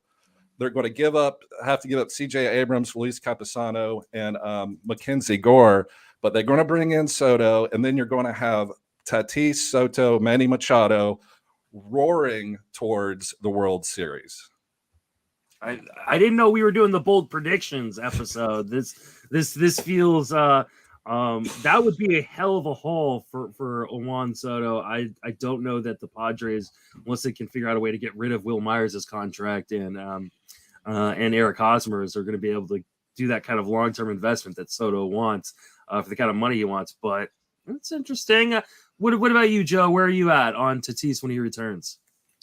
I think just the name brand alone, if he comes back and he's healthy and he's reasonably what we expect of him, maybe 80% of Tatis, then I don't see him going outside of the first round. I know there's a lot of risk associated, but we've seen that in the past, and especially with someone with 40-40 upside, if we're being real here, he can go 40-40, hit close to 300. He's in a good lineup. I don't see him falling outside of the top 10 in a lot of drafts. Now, if you're talking high stakes, maybe people will be a little bit more cautious, but if you're talking your everyday Yahoo, CBS, ESPN, I don't see him falling out of the top 10. All right. What about you, Marty? I think any league where there's an overall component, you're going to see him fly up the boards because of that upside that Joe just talked about, the 40-40 upside. Now, we're looking at him right now. He's finally able to take batting practice off a tee. He hasn't progressed to live hitting, so we're keeping an eye on it. But Tatis his wrist, he keeps setting him back each step of the way. But if he comes back with one full month, he has his OPS is over 960 like it always is. He hits 5 home runs, he steals you 8 bases or whatever it is. He's going to skyrocket up into the first round next year. Personally, I'll be staying away, but I know people, are going to definitely go for it. Yeah, I'll be interested to see what happens because I agree. I think he's going to skyrocket in the first round, especially in the high stakes leagues. And we've seen kind of real change in the industry as a whole, catering a lot of our information in terms of like ADP and things like that to high stakes leagues. And so that is actually driving a lot of like the ADPs of other sites in which it didn't used to do. And so, yeah, I think he's going to be a first round pick if he comes back and he's healthy and finishes the year strong. I'll be interested to see what happens if he doesn't. If he comes back and he's not great, if he's not elite, what happens then? Is he now a second or a third round pick? Because he'll still have helium. It doesn't matter, even if he struggles. But he could drop him out of the first round if he's not completely healthy when he gets back, or if he just struggles. All right, let's talk about Ronald Acuna, who he missed the first part of the year with an injury. Came back, and I think the big concern, I know it was a big concern of mine, and I was completely wrong, was that he wouldn't steal bases, right? The Braves wouldn't risk him on the base paths, and they didn't want to get him hurt again. Well, he's stealing plenty of bases, but there's a disturbing lack of power so far in his profile. Marty, what are your thoughts on Ronald Acuna? Will that power come back? It will. I'm not too worried about it. And coming back from major surgery is obviously one big part of it. Now in June, he hit 5 home runs and he stole you the four stolen bases. July, he only hit 1 home run, and we saw his batting average from 279 in June all the way down to 212. So overall, he's just struggling. So I don't necessarily think it's a power problem. When we look to his StatCast data, average exit velocity, max exit velocity, hard hit rate are all at least in the 90th percentile. His slugging, his X-slug is in the 91st percentile. He's barreling the ball in the 92nd percentile. So all of his hard hit stats check out. I think it's just something he's continuing to adjust. What about you, Joe? Do you think that Acuna is going to be fine in the second half? Yeah, like Marty's talking about, excuse me, like Marty's talking about, if you look at the StatCast numbers, there's nothing to be worried about. In the home run derby, I believe he had the hardest hit home run as well. I think it was 117, 118 miles an hour there, give or take. And especially because he's producing in other categories, there's not really so much of a worry here from an overall fantasy point of view. If you're just talking baseball, Marty was spot on. Coming back from an injury, you got to give him a little bit of time. And I'm not worried. There's nothing to be worried about. He's a top 3, top 4 talent in fantasy. Any worries for you there, Britton? No, Marty and Joe nailed it. The main worry was his knee. You know, how's his knee going to hold up? Is it fully repaired? Is it fully healed? Those questions have all been answered. He's got like 19 stolen bases, and he's looking very spry. And like Marty said, all his StatCast numbers are crimson red. So power's there. It's going to come. And I think Acuna is a full go. And Patrick, why don't you finish this up on Acuna? I'm with everybody else. I see the StatCast metrics, and they're very solid. And the other thing I point to is he's solidly in the strike zone. His plate discipline's been excellent. He's been swinging and missing a little more than in past years, but I think everything here points to a continued power production level that we can all trust and rely on. I'm Acuna ahead of Fernando Tatis next year, frankly. All right. Let's keep it going and let's talk about Byron Buxton. Yes, the power has been there, but since the beginning of May, he's hitting 204 with 1 stolen base. Now that doesn't include anything he's done since the start of the second half, but he's really struggling. The power again still there, but Patrick, are we worried about Byron Buxton? I'm always worried about Byron Buxton. All right. Did I lose you, Patrick? Are you there? No, I'm still here. It's just I'm always worried about Byron Buxton. There's ample reason to say that. So I'm interested in what the other guys say. All right, Britton, what do you think? Are you worried about Buxton? I literally wrote on my sheet, always worried about Byron Buxton, just like Patrick said. If you're not, every time you see a Buxton dive for a fly ball or dive in the, run through the bases, your worry meter is always in the red because you just never know when it's going to happen. Yeah, he's hit for power. He looks like he's turned into a power hitter and doesn't steal the bases anymore. But yeah, if you have Byron Buxton on your team and you're not worried, then you are the most mentally strong person that plays fantasy baseball. Yeah. So, but he's got a incentive-laden contract, so I think he's going to keep hitting for power, and I hope he's healthy all season. I mean, I did not draft him anywhere because I was so worried about Byron Buxton. Like you said, like it's just every moment he's on a baseball field, you're just worried that he's going to get hurt. So far, I mean, he's gotten a little nicked up at times. So far, he's stayed on the field for the most part. I'm a little worried about this batting average, though. Joe, are you?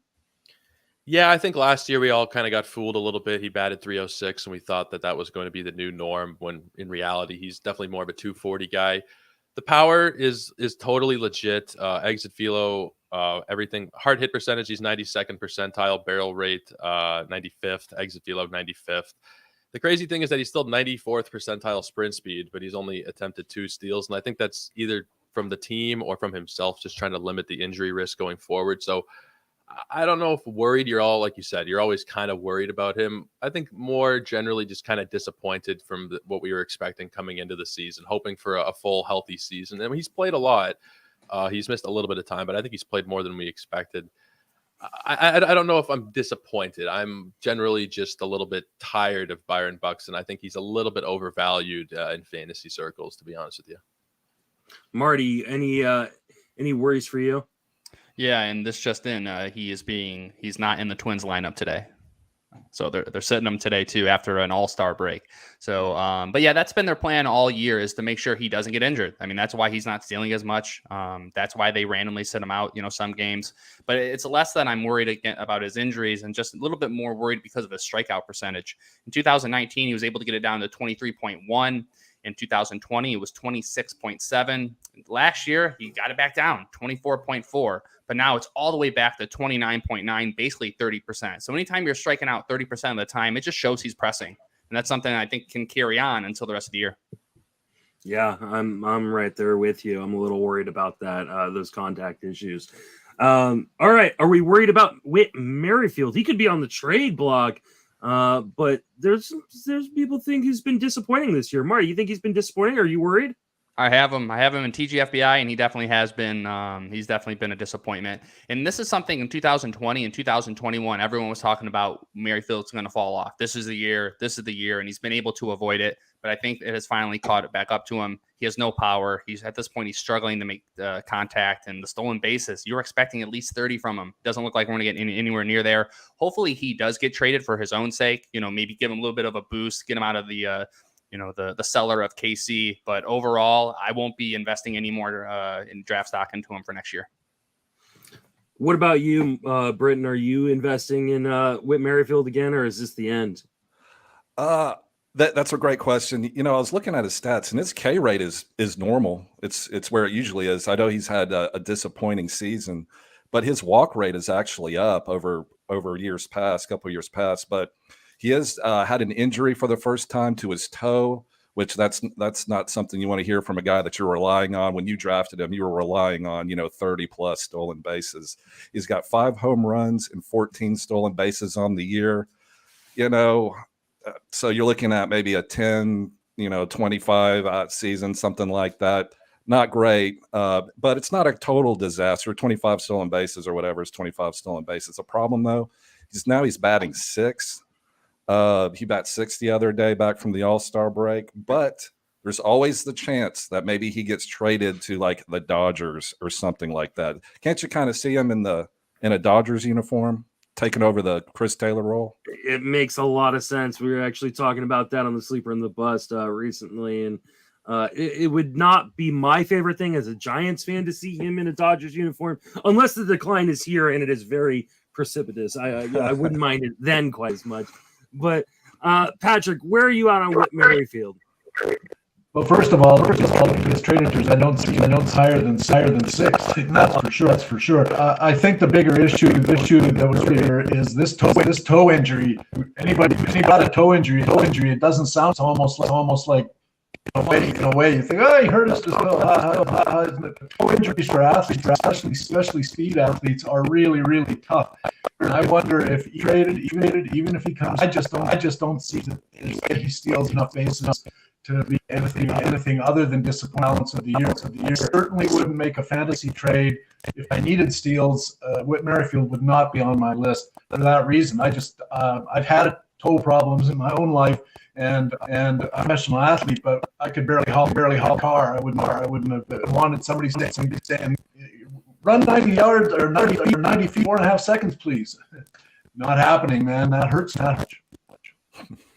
I'm still having some real audio issues with him, so I'm gonna try to kick in you again and see if that solves everything. Okay, can I phone in? I don't think you can, unfortunately. Maybe close some windows or something like that and see if that helps. That's the only window open. It's a phone. I'm gonna go get another phone. Okay. All right. Joe, where are you at on Whit Merrifield? Yeah, I don't think we were really expecting this, but maybe we should have been, because Yancey with the nice compliment there.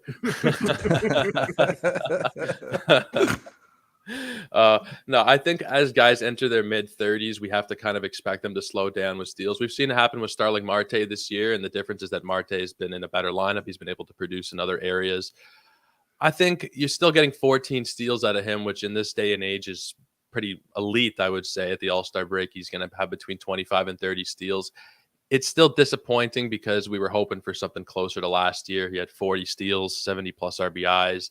I think he'll still have the same amount of home runs. I think overall he's still valuable fantasy-wise, just he's not going to live up to that ADP. So he would still be in the disappointing category for sure.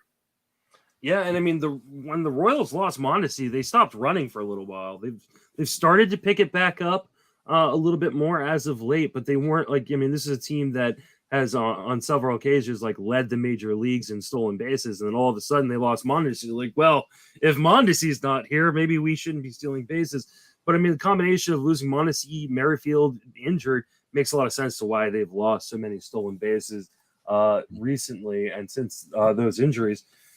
Let's talk about my boy. Let's talk about Cedric Mullins, because there are a lot of people who said he was going to regress and that he was going to disappoint fantasy managers.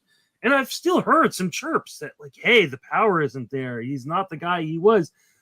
Joe, is Cedric Mullins a disappointment, or is it kind of what we expected him to be? No, I think we kind of had to expect a bit of regression after an out-of-the-blue 30-30 season.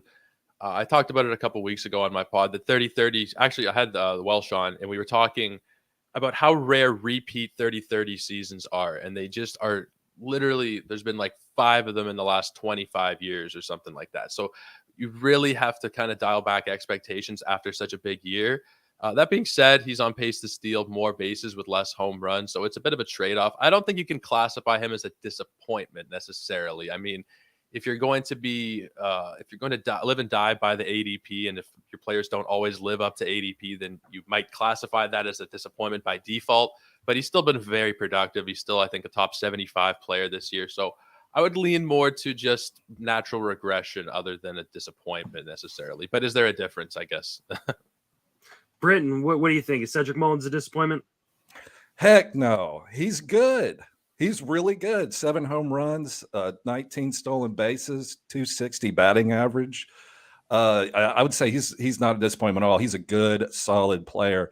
Of course, you're not going to get him in the 9th round like you did, a year ago, or wherever he managed to draft him before his 30-30 season. But yeah, no, he's a good player. And the home runs are down a little bit from where you want it to be, but I think that may be because of the outfield has changed, and maybe it's suppressing his home runs. But no, I would not put him as a disappointment whatsoever. He's a good player. I wish I had him on all my teams. Yeah, I don't think the outfield's having much of an effect on him necessarily, because I mean, him being a lefty, and he pulled I think all but 2 of his 30 home runs last year. So like the field's not having an issue, but like this is natural regression. People, like, if we thought he was going to go 30-30 again, he would have been a 1st round pick. You were getting him sometimes in the 3rd, 4th round. Marty, clean this up. Is Cedric Mullins a disappointment? Overall, not a disappointment. When you do look at where his doubles have landed, he's had 7 off the wall. So it's like he just almost got, just almost there. So maybe if the ball continues to be, jumpy, maybe you may be able to get a few of those back. But when I look to, his hard hit rate's down, his barrel percentage is down. And what I loved the most about him last year, he had a 272 XBA, and now this year I think it's back down to 241. So if you expected him to hit 275, you're going to be disappointed. But if you wanted a guy for steals and a little bit of pop, then he's been a good player for you. I mean, he's literally doing like exactly what I said he would do. I said he'd probably be like a 15 to 20 homer guy, hit 260, but still a boatload of bags. And the Orioles would be a better team. All of that's working out. I think he's exactly what we expected him to be. And I know I'm higher on Mullins than most because of him and my special relationship. That will Chris Bryant turn it around? I mean, this was when he signed with Colorado. He became like the ADP riser like we haven't seen in a long time. Just went completely through the roof in ADP, and he has absolutely been a disappointment. So, Marty, do you think Chris Bryant's going to turn it around? I do. Yeah, I mean, he's still batting 298, and he's coming off several injuries. I mean, he's slashing 298, 365, only a 450 slug, but we know that's going to come up just because where he plays. And people don't think about this a lot, but in those Chicago Cubs lineups, he had a lot of protection. I mean, there was 4 or 5 great hitters in that lineup every single day. Now they can kind of pitch around him if they want to. So I'm going to see I expect to see a little bit of a regression. But overall, if he can stay healthy, and that is obviously the big if, I think he can get you back up to your 25 home runs and not be a complete disappointment. Right now, he's a disappointment, but moving forward, I think he's going to be fine. What about you, Joe? Do you think Chris Bryant's going to continue to disappoint? I think that he's only really been a disappointment because he's missed the time. I know it took him a while to start hitting home runs, but he's only played like 34 games. So you'll take what he's given you in that time frame. He's only striking out 14% of the time. He's walking just over 9% of the time. Healthy at Coors. I'm not worried about him in the second half. If you can buy low on Chris Bryant, I would do it in a heartbeat. Are you buying low on Britton? Yeah, he's turned it around in July. He's hitting almost 400. He was out for June with a back injury, but he's back. He's healthy. He was hot right before the All-Star break, and it's summertime in Coors. Oh, it's so nice. Balls are flying everywhere. It's nice and hot. It's warm. Yeah, I think Chris Bryant's going to be just fine. All right. Chris Bryant is not someone you guys are afraid of. I got a question, though. Are you going to be afraid to draft Mondesi? Mondesi every year gets hurt, but he always comes back and steals a bunch of bases in September in order to kind of reclaim that hype and the huge draft spot that he gets. He's obviously not going to come back this year. So will people continue to fall for him next year, Britton? I know I will. 100% without a doubt. I'm a full-blown Alberto Mondesi stan, and it's because of if y'all remember the 2020 shortened season. Mondesi had kind of a slow start, but in like the last month of that 2020 season, he was red hot, fire. Julia Roberts in the 90s, heater. And he won. The only 2 draft champions I won were because Alberto Mondesi was on those teams. So if there are other players out there like me that will never forget what he did to help those teams actually win those leagues. But, curiously, I had Mondesi on all of my teams in 2021, and I didn't win because Mondesi was on those teams. So he's the yin and the yang, and I'm just going to take the whole yin and the yang. Yeah, I drafted him in the triple play invitational league, and he is one of the many reasons why my team is not being very successful in that league. So, Marty, are you going to fall for Mondesi, and will other people? With him, it's going to be league specific. So in a roto league where maybe the first 2 months he stays healthy, he gets you a bunch of stolen bases, and then he gets injured like he always does. I could see myself potentially falling for it. Now, I do not expect his ADP next year to be anywhere near as high as it was last year. It was roughly around 58. So if he can get closer to get over that 100 hump, and you've maybe neglected third base or shortstop, and you're desperate, that would be the time to slot him in. If it's a head-to-head categories league and you need him to be there throughout the whole season, absolutely not. What about you, Joe? Are you going to fall for Mondesi again? You're on mute, Joe. Sorry about that. I fell for him in my home league, and it took me a while to drop him. Even after they announced he was done for the year, it stung for a while, and he was sitting in the IL for a good week and a half, and I was just thinking about life there for a while. But I think for next year, he'd have to be in the 150 range for me to really take a chance. Head to head, it's like almost impossible. Roto, yeah, you'd take him maybe a little bit higher, but overall, I'm out for the foreseeable future until he proves he can play over 35, 40 games. What about you, Patrick? Are you going to fall for Mondesi again, or is it time to finally move on?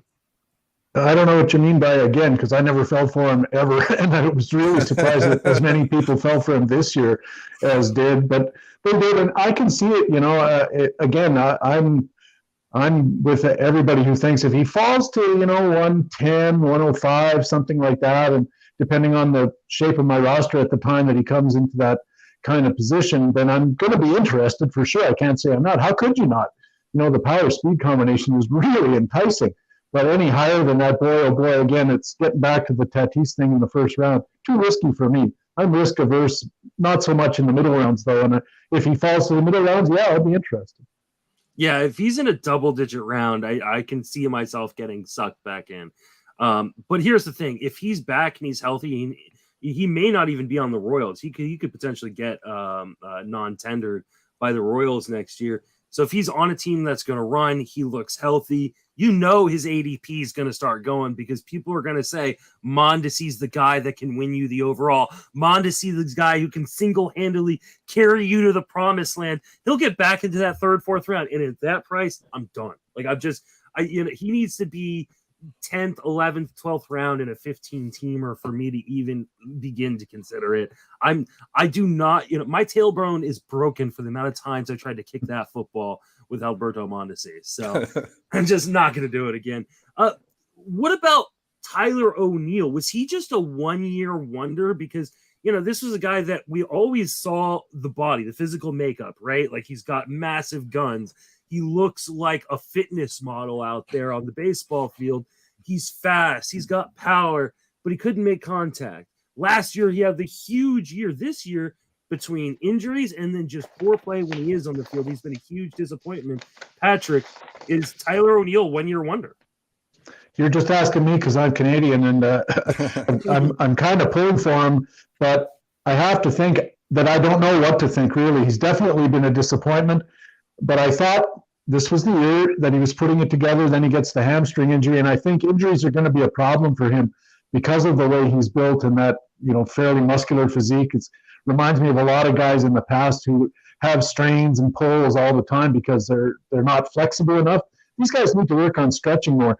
I mean, I like Tyler O'Neill, and in the last little while, he's looked really solid. But really, I don't know what to think, whether that 1 year was it or whether there's more to come in the future. It's really a conundrum to me. What about you, Joe? Have you figured out this conundrum? Is Tyler O'Neill one-year guy? The other Canadian guy, yeah. Also a Canadian bias here. We don't have too many players we can tout around the big league. So I'm hoping that it wasn't. But when you look at things like his BABIP last season was 366, it makes you think maybe it wasn't the true version of himself. But the 15 steals, he is a good power hitter. I don't think that he's going to be a dud going forward. I think that he's still a very valuable player in that outfield. Now, the thing with St. Louis is that they're not exactly lacking for outfielders, so he needs to put up or he's not going to have a job, assuming he is healthy, which has been a struggle this year. But for what it's worth, before he got hurt in June, he had a 905 OPS. So if he's healthy, if he's able to just get into that lineup consistently in the second half, I think that he's another guy who, if people are just giving him away because they're tired selling low on him, I wouldn't be so opposed to taking a flyer on him if the price is right. Britton, where are you at on Tyler O'Neill? Well, let me ask you this. I'll answer a question with the question. Have you ever seen or heard of a television show called Bluey? Yes. Okay. I have a toddler. I have two myself. As you can see from the various artwork behind me, they love art. They love two things: art and Bluey.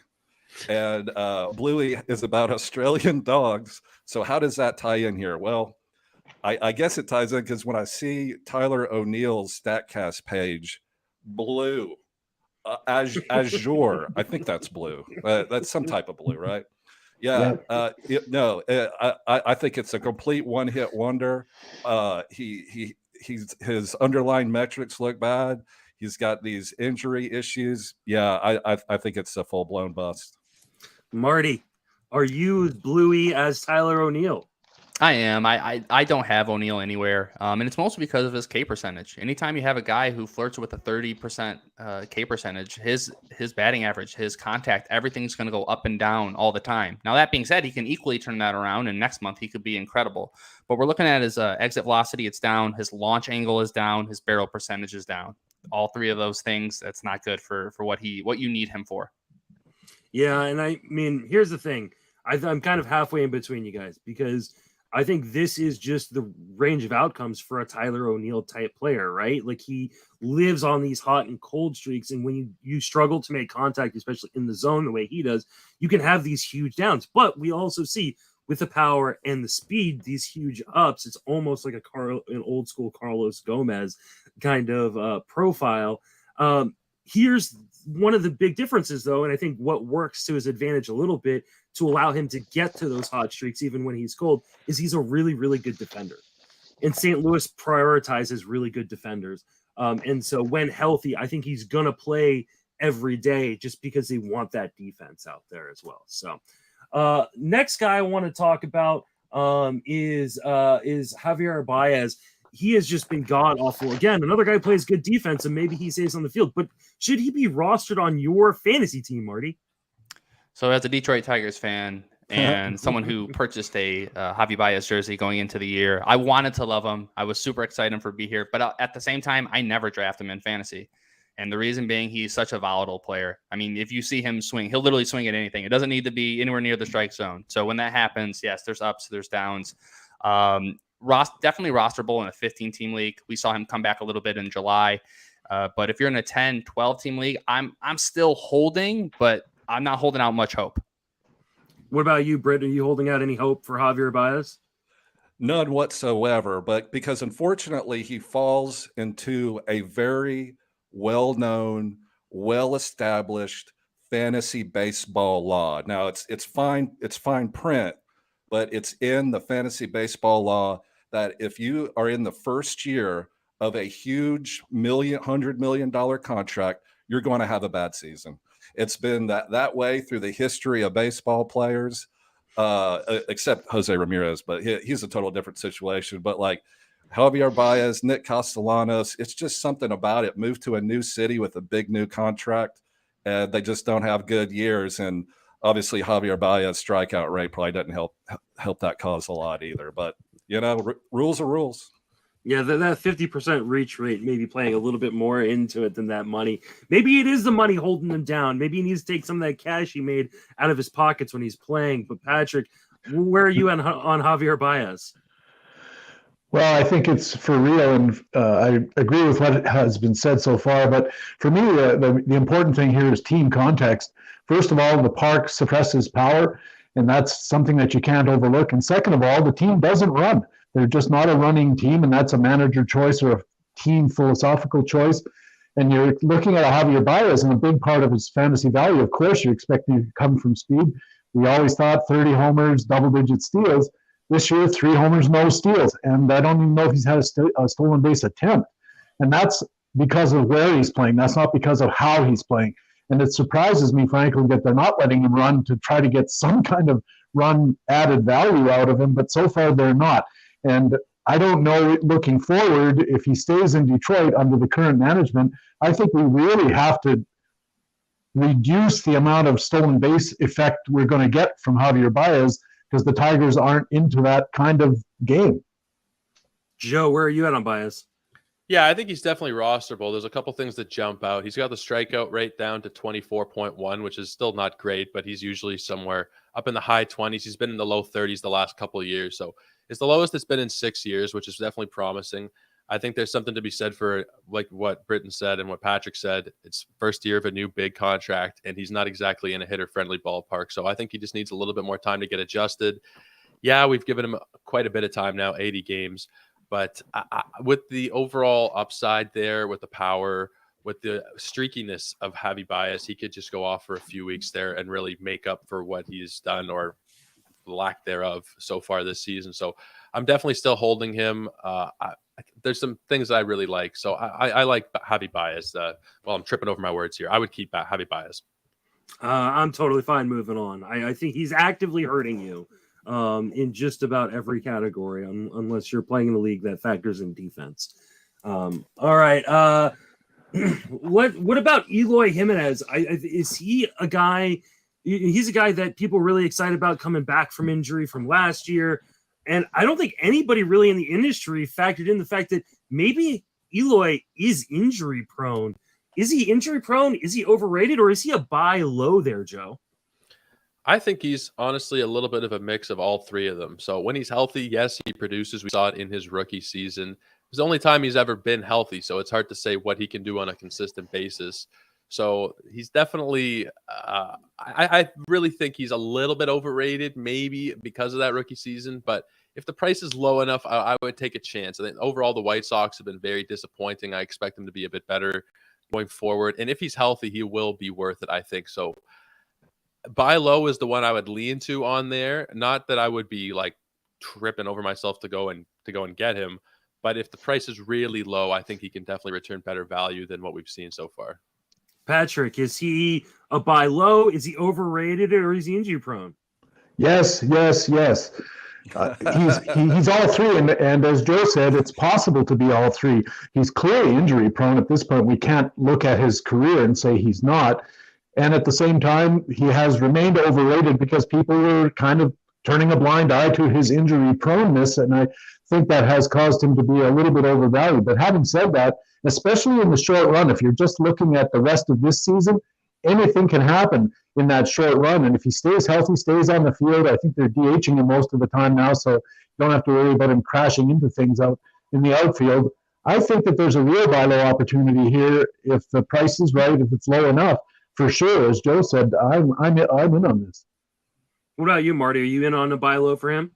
Yeah, I'm in on a buy low. I mean, luckily in one of my leagues, someone dropped him, so I scooped him up immediately. Wow. So he only played 7 games and he went back onto the IL. He's sitting in the first half of a doubleheader today. So load management is going to be something to expect. You know, he's not going to be there day in, day out. But when he is in there and he's not injured, he's going to provide you really good power. The batting average is going to be lackluster, I think, at best. But yeah, I agree with everybody. He's all three at once. Are you in agreement there, Britton, on Eloy? No, with all due respect, he's had one good season, and that was his rookie season. He's in 2019, he had 31 home runs. He hasn't been good since, and it could be injuries. It could be, I don't know, the league catching up to him or whatever, but he hasn't hit more than 14 home runs in a season since that 2019 season. And, but, you know, it's one of those things, it's like psychological, you know, first impressions. I mean, he came out hot, so that just kind of stays in everyone's brain. Kind of reminds me like Gary Sanchez, you know, when he came out of the chute, you know, super hot for the Yankees. But I mean, the simple matter is he hasn't been good since 2019. So yeah, I think he's overrated. I mean, here's the thing, and I'm gonna kind of lean towards Britton here. And I mean, I was as big of an Eloy fan as anybody else in the industry, but at what point do we not just acknowledge that he's like a 2.5 category player? Like, and how valuable is that? Unless you are elite in those 2 categories, the home runs and RBIs, you know, and sometimes you're getting batting average from. Yes, his upside is Giancarlo Stanton. His downside is Giancarlo Stanton. And what has Giancarlo Stanton been? Like, you know, and so, you know, I think he should probably kind of be treated the same way. He's just a younger version at this point. Justin, let me ask you something. Would you prefer to have him or Hunter Renfroe the rest of the season? That's a really tough question. Yeah, that's a great question. I want to say Eloy, but the correct answer is probably Hunter Renfroe. Yeah, he hit a homer last night. Yeah, you're probably right there. That hurt my soul a little bit. I traded Eloy in both of my dynasty leagues this year, so that tells you exactly where I'm at on Eloy. All right, why don't we talk about Miles Straw? And I need to ask the question there, Marty. Why did I ever believe in him? I don't know. That's something you got, you know, when it's a late night, you know, and you have some time, you just got to look inward and just, you know, see. So, you know, look at his X slug. You know, it's 317. His WOBA's 265. His WOBA on contact 287. So this is who he is. He's never going to be able to hit you more than 10 home runs if he even ever gets to that profile. But if you need stolen bases and you're desperate at the end of your drafts, he's always going to be there. Personally, I stay away from him because he's only going to give you one category. Should we believe in Miles Straw there again, Patrick?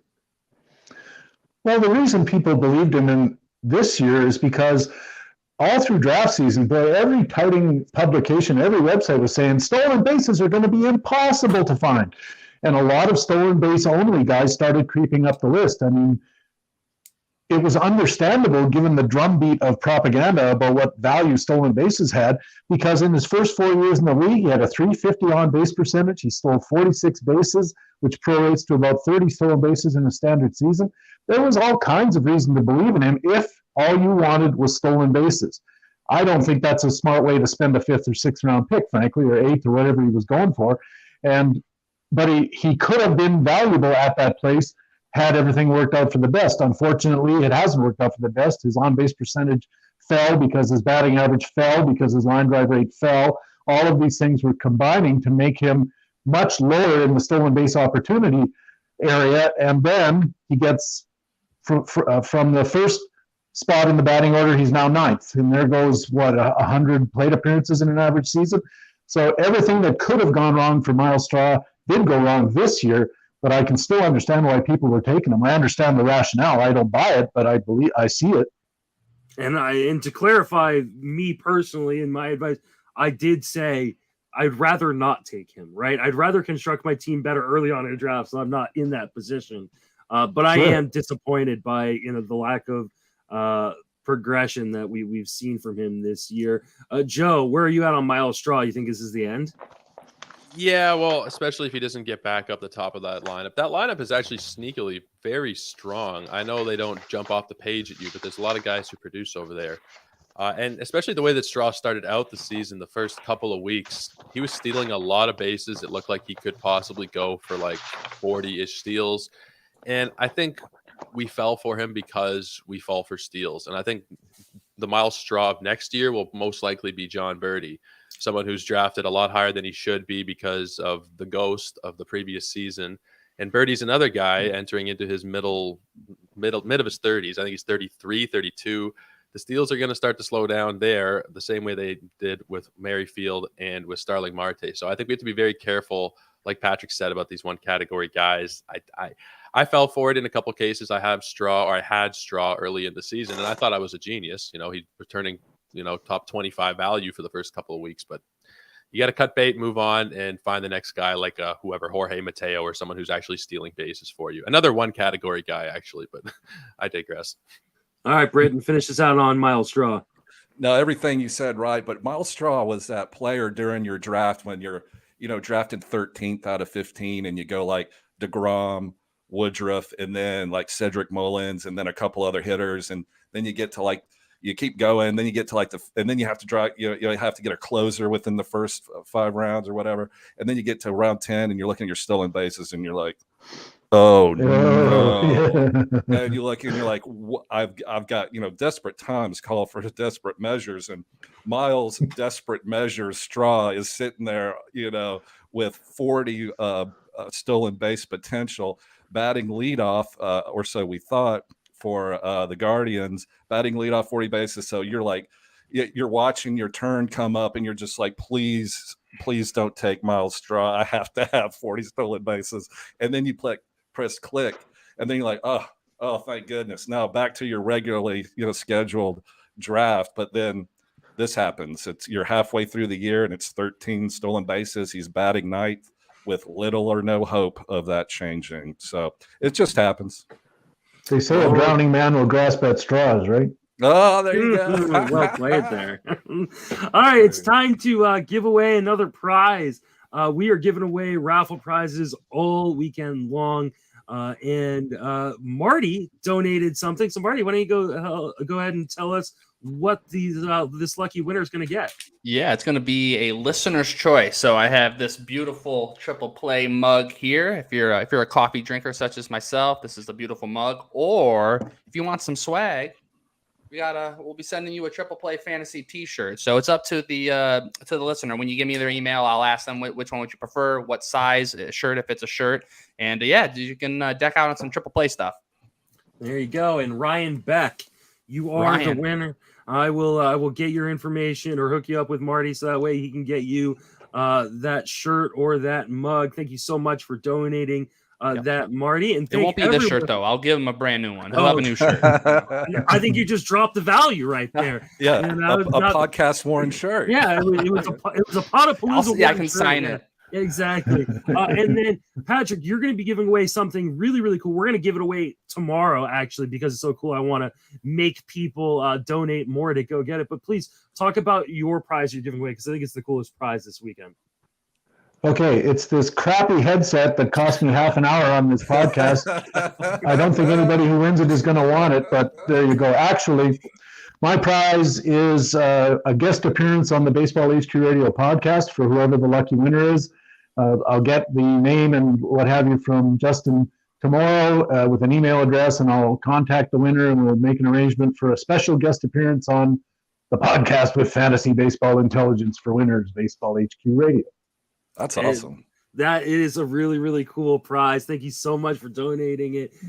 So keep donating. You can donate via PayPal to justinmasonfantasy@gmail.com or at Justin Salinger on Venmo. Every dollar you donate is going to Big League Impact, and every dollar you donate gets you a raffle ticket into these raffles. We're going to continue to give away stuff. We've raised over $1,700 so far, and we're not even through the first day. So real big shout out to everybody who has been donating, and everybody who donated prizes. Is really cool for so many people in the industry to donate such cool prizes.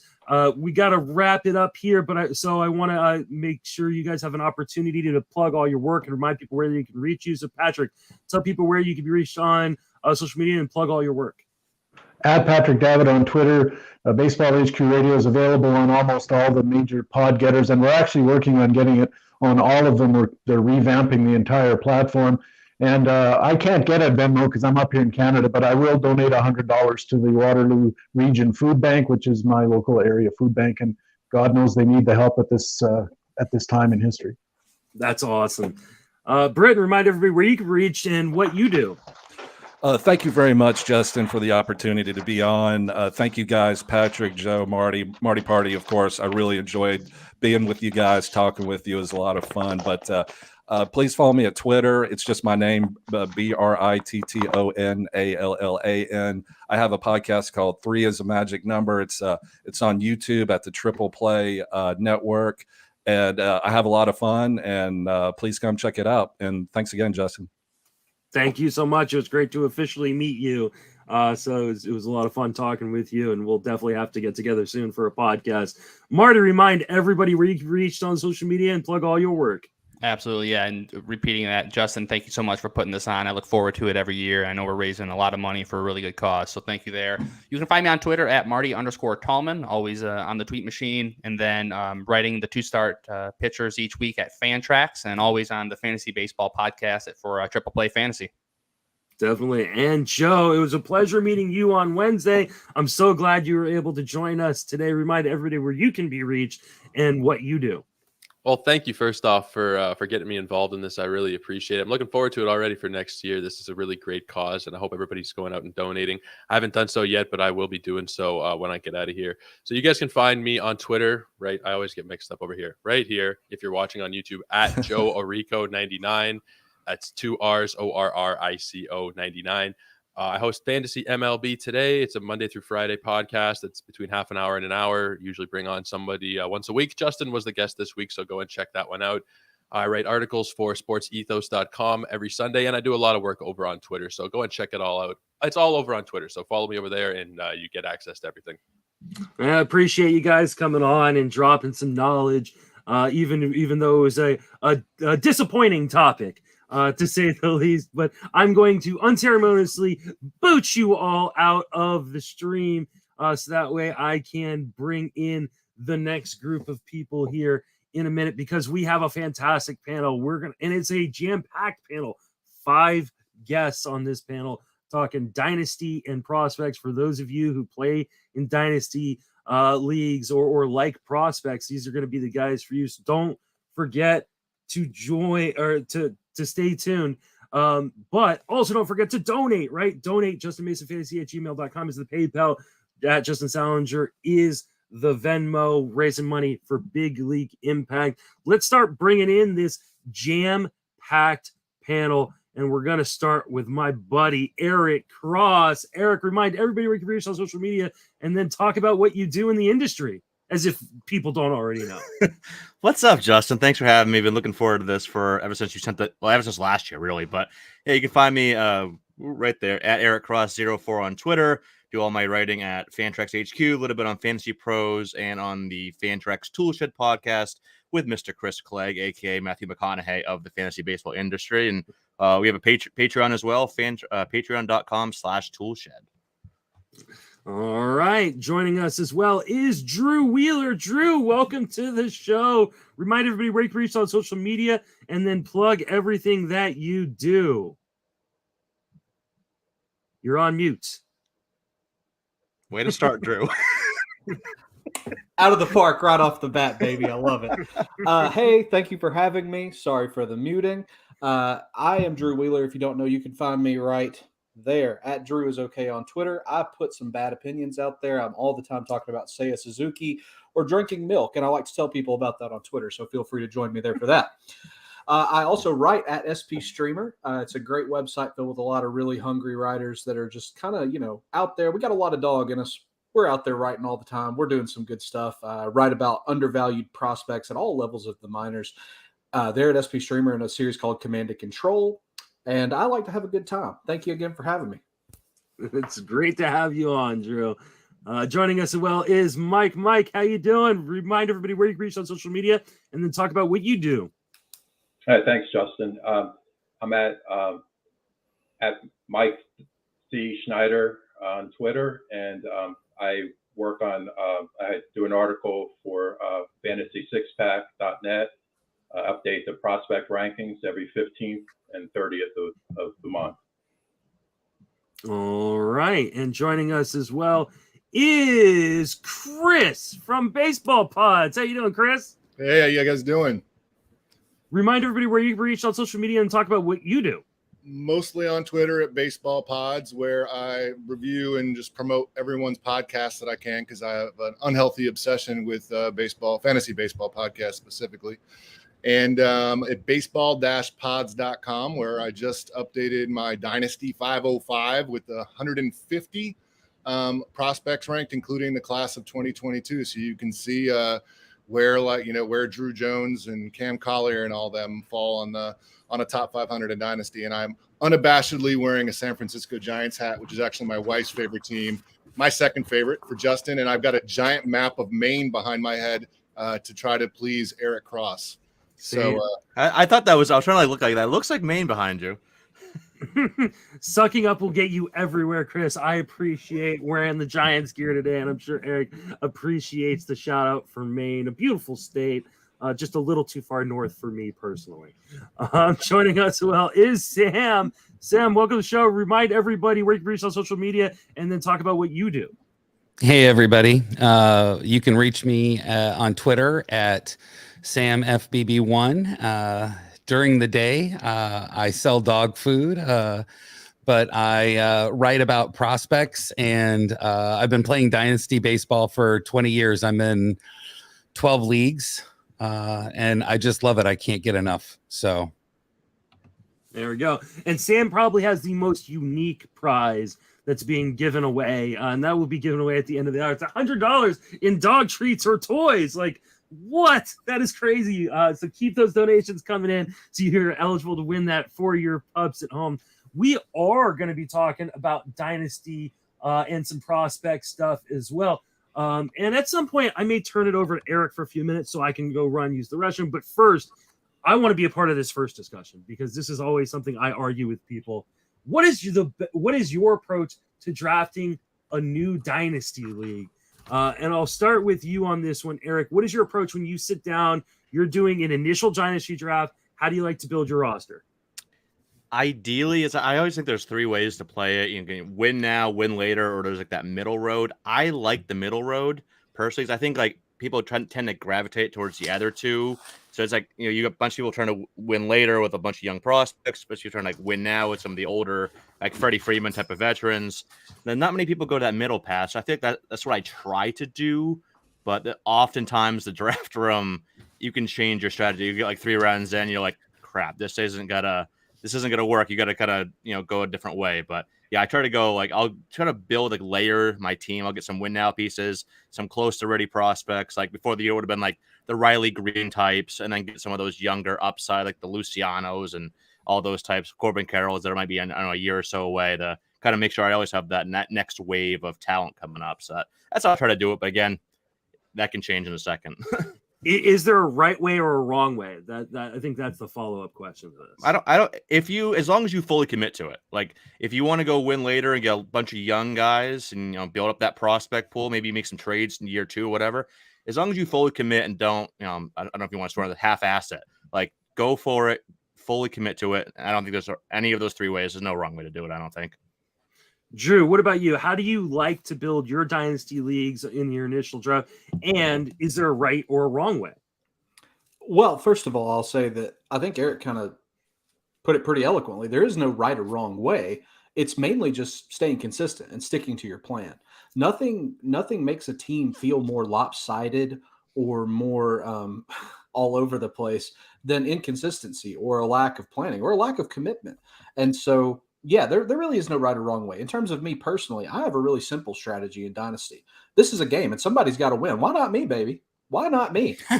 Let's win. I want to win. I don't know if this is like a thing with me being like a relatively unathletic person, but God bless, I want to win. So bring me the win. A lot of the times, I do like to start like Eric's kind of implying with kind of a middle of the road team. And then, you can only watch Mike Trout or Freddie Freeman slide for so long before you just turn into that guy that's the win now guy and has the average age of 35. So, that's me, baby. Let's win. Sam, what about you? What is your preferred way, and is there a right way or wrong way to build a dynasty league? Well, I don't think that there's a right or a wrong way, but I'm very mindful of General Eisenhower as he came out of World War II. I'm going to get the quote wrong, but basically he said planning was everything, but plans are shit.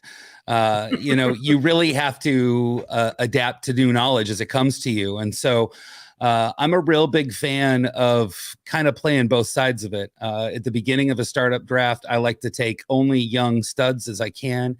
And then I go into prospects because I haven't been in a dynasty league that you don't trade. And there's always people at the end of the year that are looking to move out of 5th, 6th, 7th, 8th place and play for next year. So you can always flip prospects for names that you want. And then at the beginning of the year or in the off season, when trading opens back up, it's real easy to trade some of those no names for better prospects. And so I'm a real big fan of acquiring talent and value that, if I like a guy, I just want to have him on my roster. And it's the best way to go about it is taking him right there at the beginning. So the quote is actually plans are worthless, but planning is everything. Yeah. But I think I like your version better.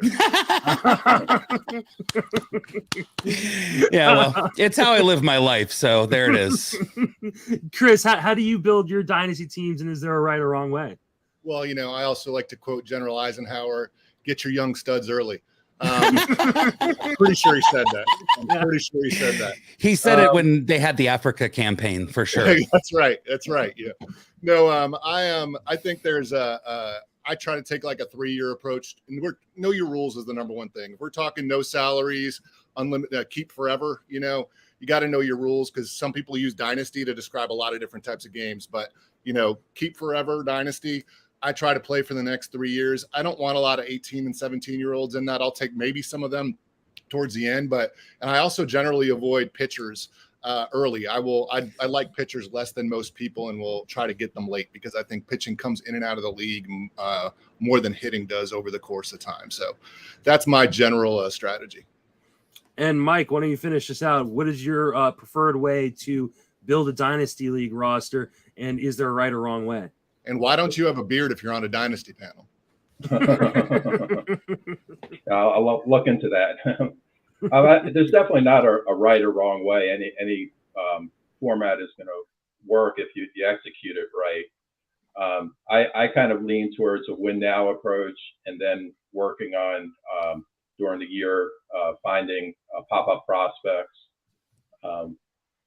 Even in very deep leagues, I found that minor league free agents emerged that are available and can add a lot of value to your team.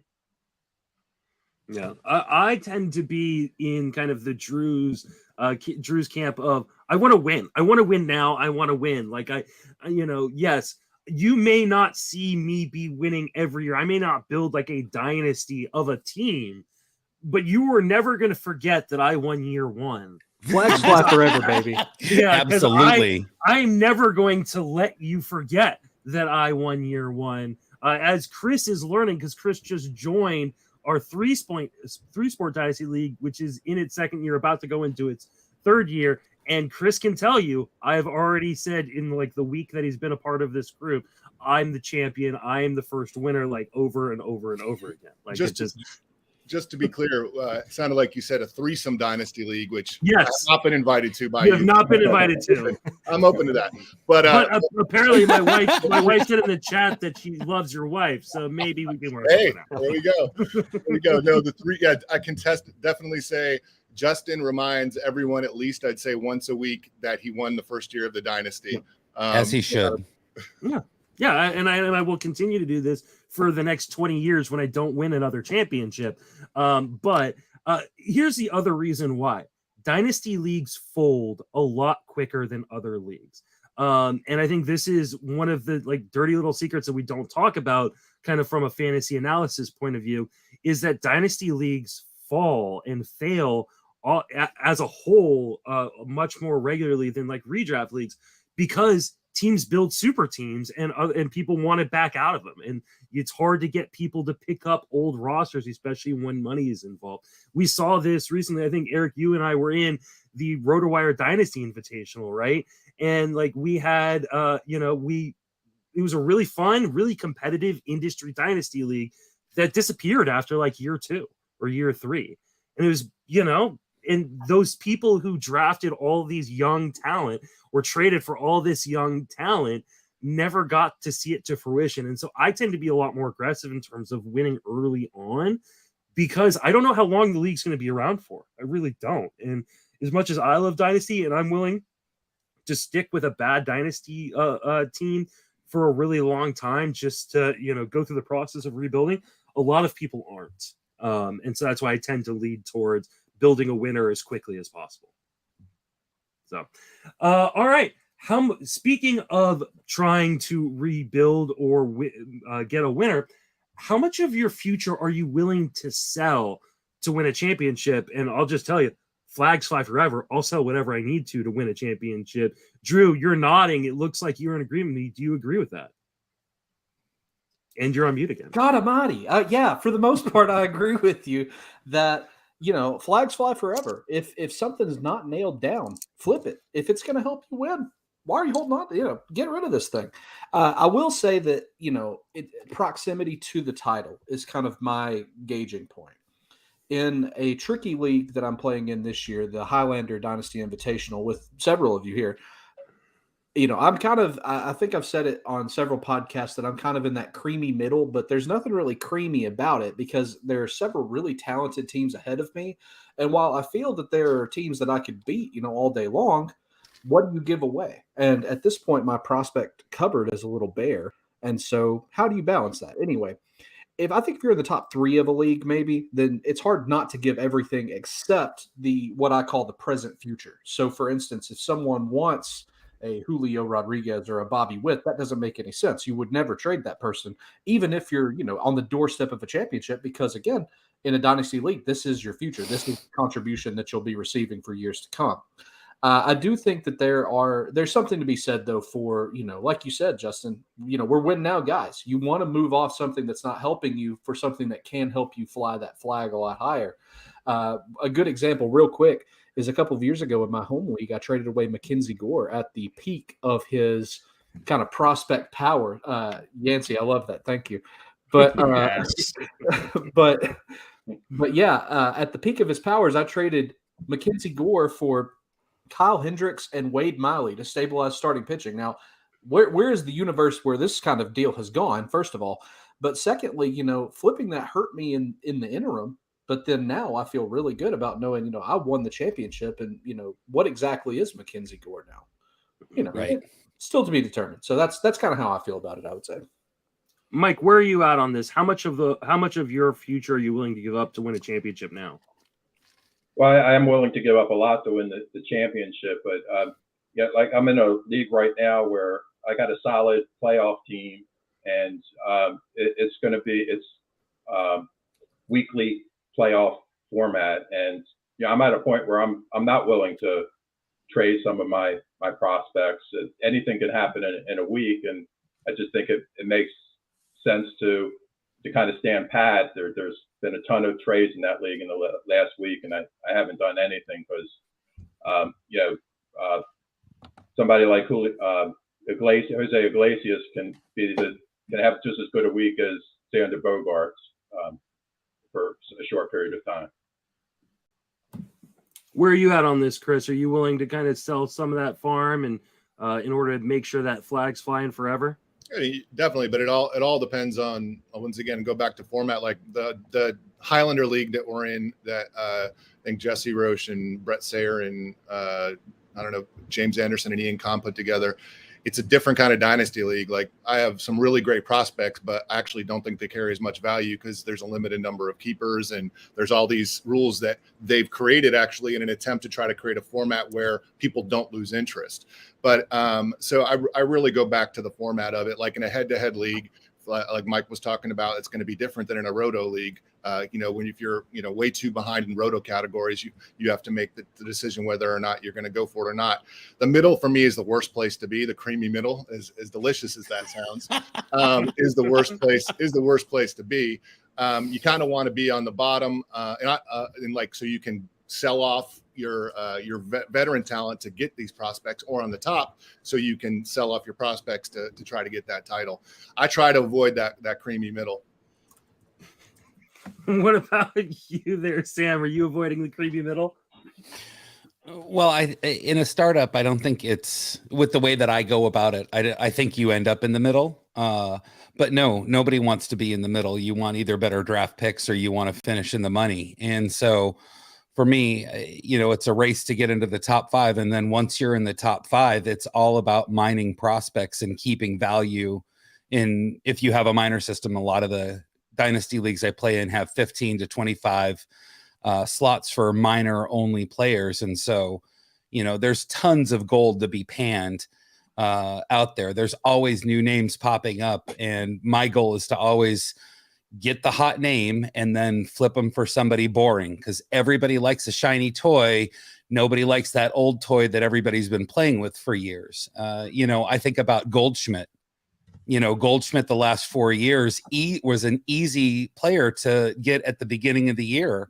I don't think anybody's going to be able to get him easy after this year. I think people value him differently, and that boring toy became shiny again. And so it's just a constant hustle to get as many of those nice pieces as you can from the gold that you panned from the miners. All right, Eric, finish us out on this topic. Yeah, I don't really have much else to add. I just want to point out that within the first 15 minutes of this segment, we've talked about creamy middles, threesome leagues, young studs, shiny toys. This is a very dirty panel. Yeah, it's not quite exactly how I thought it was going to go for this panel. But God bless baseball. I'm here for it. Absolutely. No, yeah, I don't have much else to add. I think it all depends on, do you really think the move you're going to make is going to put you where you want to be, whether it's winning the league, getting up into the money, whether it's top 3, whatever that pays out. I think if you feel this move gives you a good chance to do so, and then go for it. Like the flags fight forever, money. You get that money, so to speak, get that bread. But I'll use an example that was tweeted at me the other day. Somebody was like, "Hey, should I win now? Or should I trade away Spencer Strider and Grayson Rodriguez for Luis Castillo?" I'm like, okay, this might maybe helps you a little bit now. Obviously, Strider's been absolutely dominant, but is that much of an upgrade going to really make the difference for you this year, as opposed to that potential massive loss long term? It's a delicate process. It depends on where you are and what you're trying to do that year. So yeah, I think that's kind of how I look at it. Go ahead, Chris. I was just going to say, the one mistake I see people making in dynasty leagues, though, is overestimating their ability to win in that current year. If it's like middle of August and you're 30 points back in 7th, right, you got 6 teams to climb over. I mean, the reality is you're probably not going to win. So be like, you got to be very real, brutally honest with yourself in dynasty leagues. Be like, okay, this is not my year. That sucks, but now I'm going to try to make some moves to figure out how to put myself in the best position next year. Just, you got to be honest with yourself. Don't just go chasing waterfalls. And I think that kind of brings us to our next topic. And that is, at what point do you look to rebuild or reload, and then what the difference is, and how do you do that? And I say it kind of brings us to our next topic, because I think too often people wait too long to start that rebuild or reload process, and they've already missed out on some of like the best assets that might have been available in a trade. So, Michael, when I start with you, like, what point do you look to start to rebuild or reload? When your goal is not realistic, reload. You're kind of you have a core that you want to keep, but rebuild. You're really going to start from scratch and basically sell everything. I think that's the biggest factor. Okay. Do you have like a specific time you're actually looking? Like, are you? Because some people go, hey, I'm going to make this decision before the season starts, or is it kind of just dependent on team by team, like moment by moment? I think you have to have a goal or a plan at the beginning of the year or the off season, and then if you're not achieving that, towards the trade deadline, looking to reevaluate at that point. What about you, Chris? Like, how do you determine like when it's time to rebuild or reload, and how do you go about doing that? I mean, team to team, like, you want to do an assessment in the offseason, see how you finished, see, maybe you had a really bad year with injuries, right? I mean, I've had teams where I felt like they were going to contend. They finished, middle bottom of the pack, but I also just had above average injury luck, But I'm in a league, and I think it moves more quickly than people think. In most leagues, and especially if you're not in like talking about a 20-team league where it's really hard to do that. But in like a 12-team, even a 15-team league, like Eric and I are in a league together that we started during the pandemic. And the first couple of years, I was like contending and I was right there and I didn't win. But I built like this really good base of rookies. And then this year, so about a month or two in, I realized, okay, I'm heading in the wrong direction. So around, when we play fantasy, that Labor Day, the end of May, that Memorial Day weekend is a good time to take an assessment. So I just started flipping. So I've traded like away Altuve, I've traded away Kershaw, I've traded away a bunch of guys, and I've gotten back like players like Tristan Casas, not players that are 17 years old, once again, because I thought my core was pretty good, but players that will help me in the next 1 to 2 years. There you go. And Sam, what do you think about this? When is it time to reload, and how do you do it? Well, again, I'm not muted. Again, it's all about when I woke up that day. Did the plans change? Do I have new information? I really like to have an idea of what targets I have on other players' teams and know, if they're on a contending roster, I need to send over contending pieces. And if they're on a rebuilding roster, I need to send over rebuilding pieces. And generally, the teams that people forget to look at, I think, are the teams that are in that creamy middle. Those are the teams that are really, they may not have an idea. They may not know what the value is of certain players. They may not have a defined approach because they're in that place that nobody wants to be in. And so, just being open, I think it starts with having really good communication in your league, that you need to have open channels. You need to be positive. You need to be able to talk to somebody so that, when you're ready to make that move, they don't feel like they're being taken advantage of, that you can make a win-win situation for them. Drew, what about you? How do you approach this? Okay, not muted. Well, I think that really Memorial Day is a good benchmark, kind of a third of the way through the season where you can really look at your team in the proverbial mirror and say, what am I? Who am I? Who am I? And you kind of can infer what your placement is amongst the dogs in the fight. If you're not, obviously completely out of it, or if you're a little delusional as I am, halfway through the season is kind of the point where you really have to look at yourself in the mirror and say, what can we do here? How can we proceed? Or is this some opportunity to sell? And, as I referenced to kick off the running joke, the creamy middle where I am in Highlander, I've had several teams reach out to me with some great offers, either to push me over the edge one way or the other. And without knowing exactly what I want to do in the future, it is tricky, but that's kind of, it's kind of one of the thorns you run into when you're playing in a room of sharks, is that all the teeth are very sharp, so could the bite they're taking be one that's trying to kill you, or is it one just trying to nudge you in the right direction? I don't know. There you go. Eric, Right. finish us out on this topic. And I love the way Drew, like all these analogies Drew uses, they're just spot on, buddy. So to say that, to keep the creamy middle thing going on here, that's, I guess that's the theme of this show. Thanks to Drew. That's really not the place I want to be, unless, like, the only time I think is if you know your team's on, like, going one way or the other, like, you're okay, you're in the middle of a rebuild, or you're on the way up, your team's to be like maybe competitive next year, that's fine. But if you're just proverbially stuck in that creamy middle year after year, a couple years, and I think that goes for like anything, even like real life, like NBA, MLB, NHL, like if you're just a middle of the pack team, like maybe you make, or like head to head, maybe you make the playoffs, but you're not gonna win the championship, something like that. That's the time, like, all right, now it's time to blow it up, go into full rebuild. So yeah, just I think when you're just stuck in that middle, not knowing kind of what your future, like if you know what your future is, okay, my team is on this path or this path, all right. But if your team's like, I don't know where I am, I think that's your time to, like, all right, I gotta start making some big moves here. Dynasty leagues are a lot like life.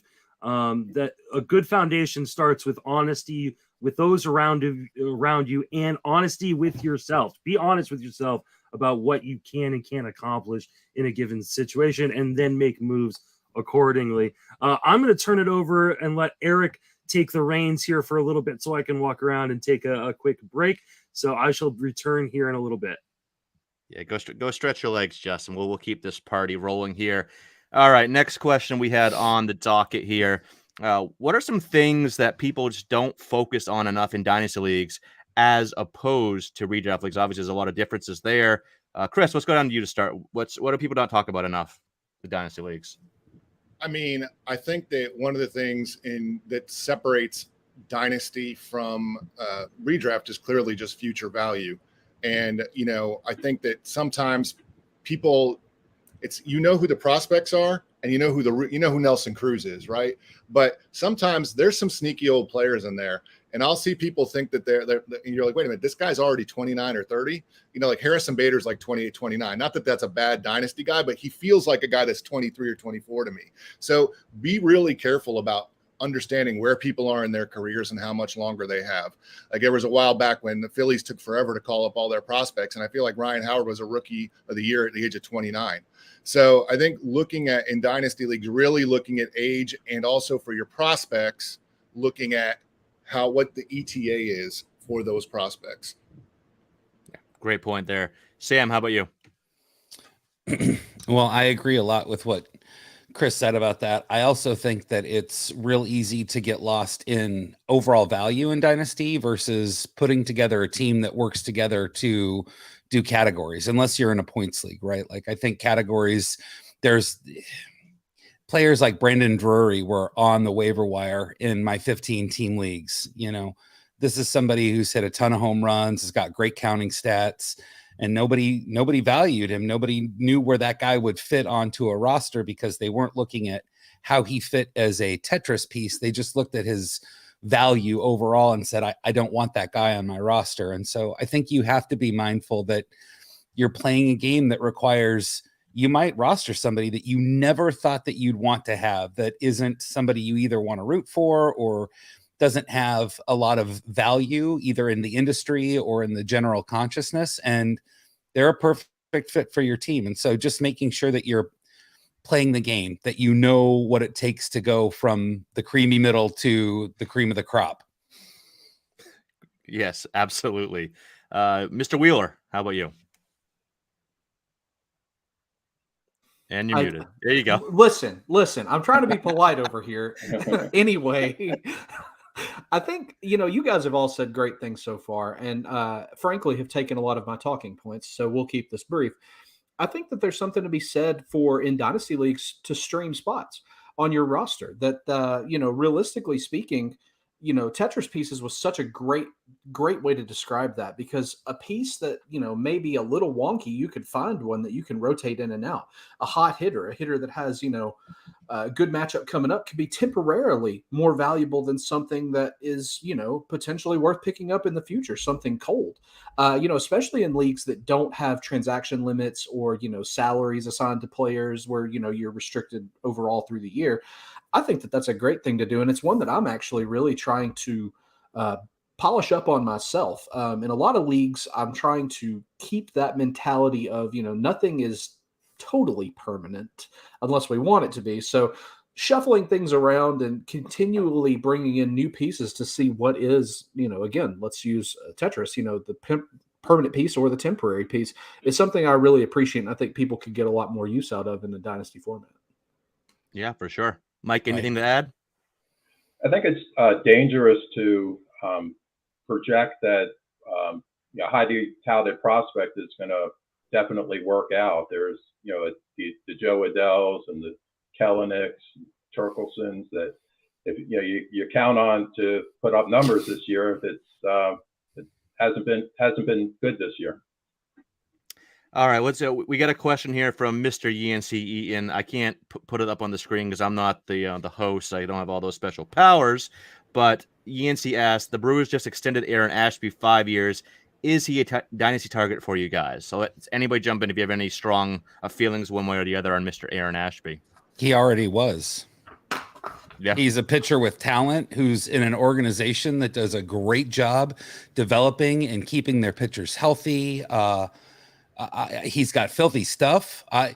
You absolutely want an Aaron Ashby in your roster. And even if you don't like the Brewers or Aaron Ashby, it goes back to my feelings about value and talent that, have him on your roster and turn him into somebody else you like. That might be, him and another player gets you a Manoah. Somebody might be really up on him. And so Ashby is in that conversation all day long for being on. I think you'd have to be down to 10 or 12 team leagues to even kind of have that conversation. And I'm only in 15 and 30s, so I don't know how to answer what Aaron Ashby is worth because I've wanted him for the last 3 years. No, very true. Yeah. I think, get out of my brain, Sam. I think, well, first of all, I had him when I just recently did my Dynasty update. I have him at like 320 or something like that. But that was partially down because he was out with forearm concern. And forearm, when you hear forearm, you think Tommy John. Yeah, hell, the Brewers may think Tommy John because 5 years, maybe they're like, hey, we're really investing in this guy he's going to go out, but we're going to keep him. We're going to lock him in. In a Dynasty league where you keep forever, he's a major target.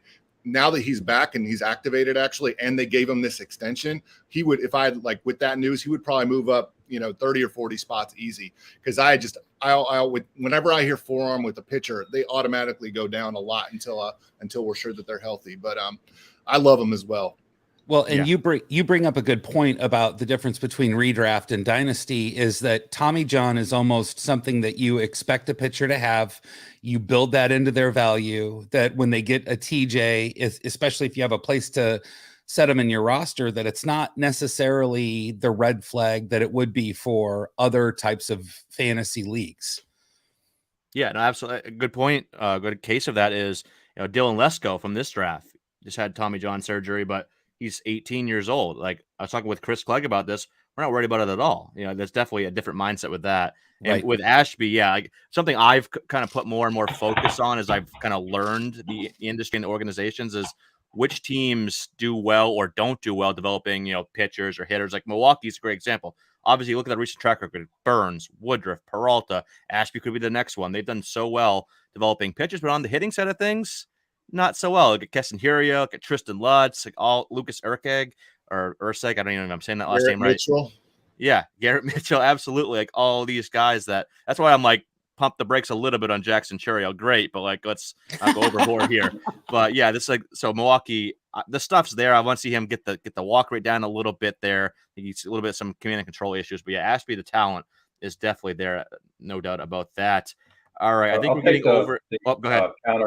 Counter argument against Ashby. I have a tendency to lean away from guys like Ashby and Kopech, DL Hall that are great arms, but I wonder if they're going to be traditional 6-inning type starters in the future.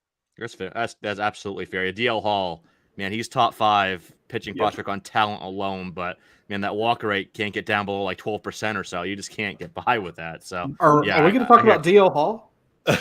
I mean, we could. My interest level just got very peaked. I heard DL Hall, and I was shocked. I'm really in it now. Maybe he could be You're your answer aroused. for one of these questions, though. That's Well, true. Mike brings up an interesting point. In places where I've had where it's more keeper than dynasty, but I can't keep everybody in the world, and I need pitchers. I like pitchers that aren't throwing 100 miles an hour. I prefer like a really effective pitcher that's in like the low 90s, because I feel like that person is going to be more sustainable than the person that's look what happened to Syndergaard. Look what's happened to DeGrom. I don't care who you are. Like Syndergaard's built like Thor, right? He can't stay healthy, and you can't throw 100 miles. Human body's not built to do that for that long. So I love a Luis Garcia, for example. I think now watch, he's going to go get Tommy John tomorrow, but I like that style of pitcher who has a lot of different pitches, so they're over the long term, they're going to be able to make adjustments as batters make adjustments to them, and they're not throwing 101, 102 miles an hour. They're throwing something that should be sustainable for a longer period of time. And I often find them very underrated in the dynasty circles because they're not the sexy prospect. They're never the sexy prospect. Yep. Yeah, very good point. All right, let's get into some specific player discussion here. We got about 5 or 6 questions here. This is going to be a fun one to start out with. Who is the most overrated prospect for fantasy purposes? Let's start with Mike. How about you lead us off here? I'm going to start with Tristan Casas. Okay. No, you're not. No, I'm kidding. Go ahead. I just think he's a first baseman only. He has good size, but I question whether he's going to hit for much power. I see a lot of Alec Bohm in him. Okay. And the one thing though, like with Fenway Park, that right field, like people think, oh, look at the right field pole, it's like 310. Yes, it is. Yeah. It's hard to wrap it around that. Then the bullpens are like 385 or something like that. So yeah, left-handed. But we've seen what we do with Andrew Benintendi, Alex Verdugo. Granted, Casas has more raw power than those guys, but I can see where you're going with that. Chris, how about you? I'm on mute now. It's a tough question for me. I would say almost any pitching prospect I feel like is generally overrated. Just all of them. I like to the whole tin staff thing, but I think that the pitching prospects are overrated. But in terms of a hitter specifically, I still think Jason Dominguez is a little overrated. I know he's fallen a little bit on fantasy lists, so he's not like top 15 now. He's top 50 or 60, and I probably have him there myself. But one of the things I say in my list, and the reason I put the preamble there, is this is not a list of how I value players in terms of predicting their future. It's about how they're valued in dynasty leagues, because Jason Dominguez is still where he is on my prospect list for dynasty purposes, because I can trade him still for a really decent amount. In terms of how I anticipate he's going to, the man runs like a broken wheelbarrow. I mean, have you watched him? He's got I don't understand how he even moves around the bases. And I'm a Yankees fan, I'm saying this. So he's somebody that I would, I've tried to move him in every league where I have him right after that home run in the futures game. I think he'll be a major league player. I just don't know that he's going to be special.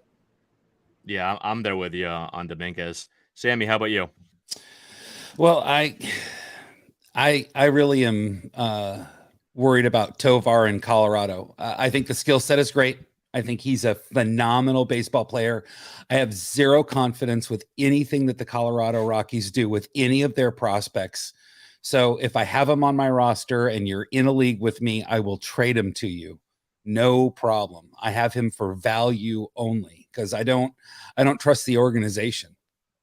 Yeah, I don't think you're the only one to have those thoughts either. Drew, what are your thoughts here?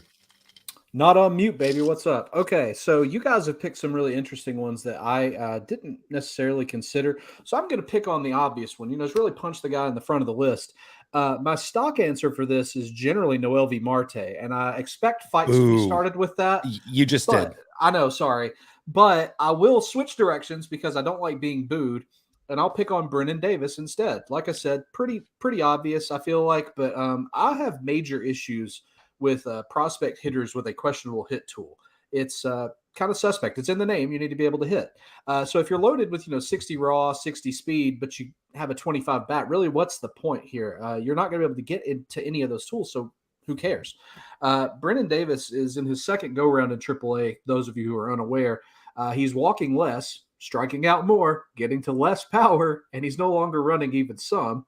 And in a lot of the leagues that I'm in, including my home league, I've seen him traded this season for, decent pieces. And it's so, Yancey, I need you to stop.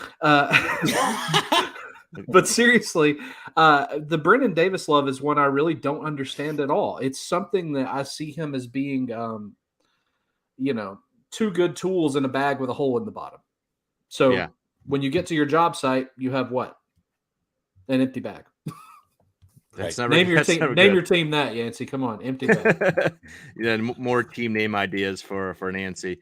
So with me, I'm going with the guy. I've seen this guy live a few times this year, and power's great. Love the power, but this kind of leads into what you said, Drew, about the hit tool.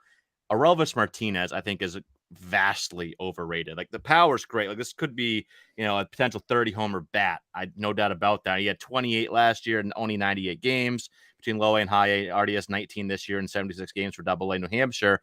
He's hitting 199 on the year. Like, I don't think people realize he's hitting 199. He is way too aggressive. He hasn't seen a pitch that he doesn't like.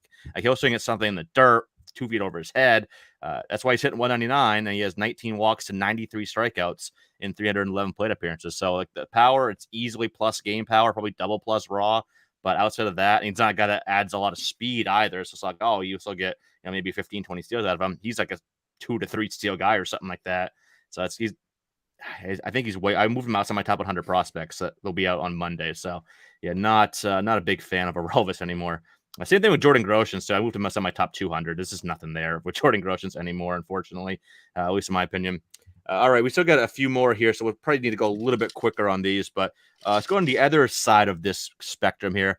Who is the prospect that people are underrating? I had several guys I put on my list here, so I feel like some people might steal my answers here, or we'll have similar answers. Let's start with you, Drew. Who is a prospect that people are underrating? And you cannot say Sia Suzuki. What's the point of even being here then? Okay, I did have a non-Suzuki name listed, and I'm going to pick on my buddy Chris. He said just a minute ago he was kind of referencing the 10 stat belief there is no such thing as a pitching prospect. Anytime I ever hear that, I always kind of scratch my head and think that's just not true. There are thousands of pitching prospects. That can't be true. So anyway, I'm going to pick a pitching prospect. And I'm going to pick Ken Waldichuk, who I am just maybe the biggest fan in the world of. This is a 6'4" lefty for the Yankees at AAA Scranton Wilkes-Barre. Over the last 10 games at Wilkes-Barre, he's had just a pair of bad games. Rochester and Worcester kind of roughed him up a bit. And so those outward-facing numbers are a little rough. But the BABIP's extended a little bit beyond kind of what he's been doing in his career. He's got a fastball that I've heard described as perfect, and I would use a little bit more risque terms for it. It is a four-seamer, some really nice end zone motion. His delivery is very whippy. He's got a lot of motion and a really exaggerated leg follow through, and it contributes to how well that fastball plays in the zone. I know a lot of people like to reference, delivery and mechanics are indicative of a reliever long-term. And I just don't really agree with that, because why is different bad? I'll never understand that. A different look could be a confusing look for a hitter. And so I'm really all in on Waldichuk, the Chucker, as I like to call him. Big fan of the Chucker. So go pick him up.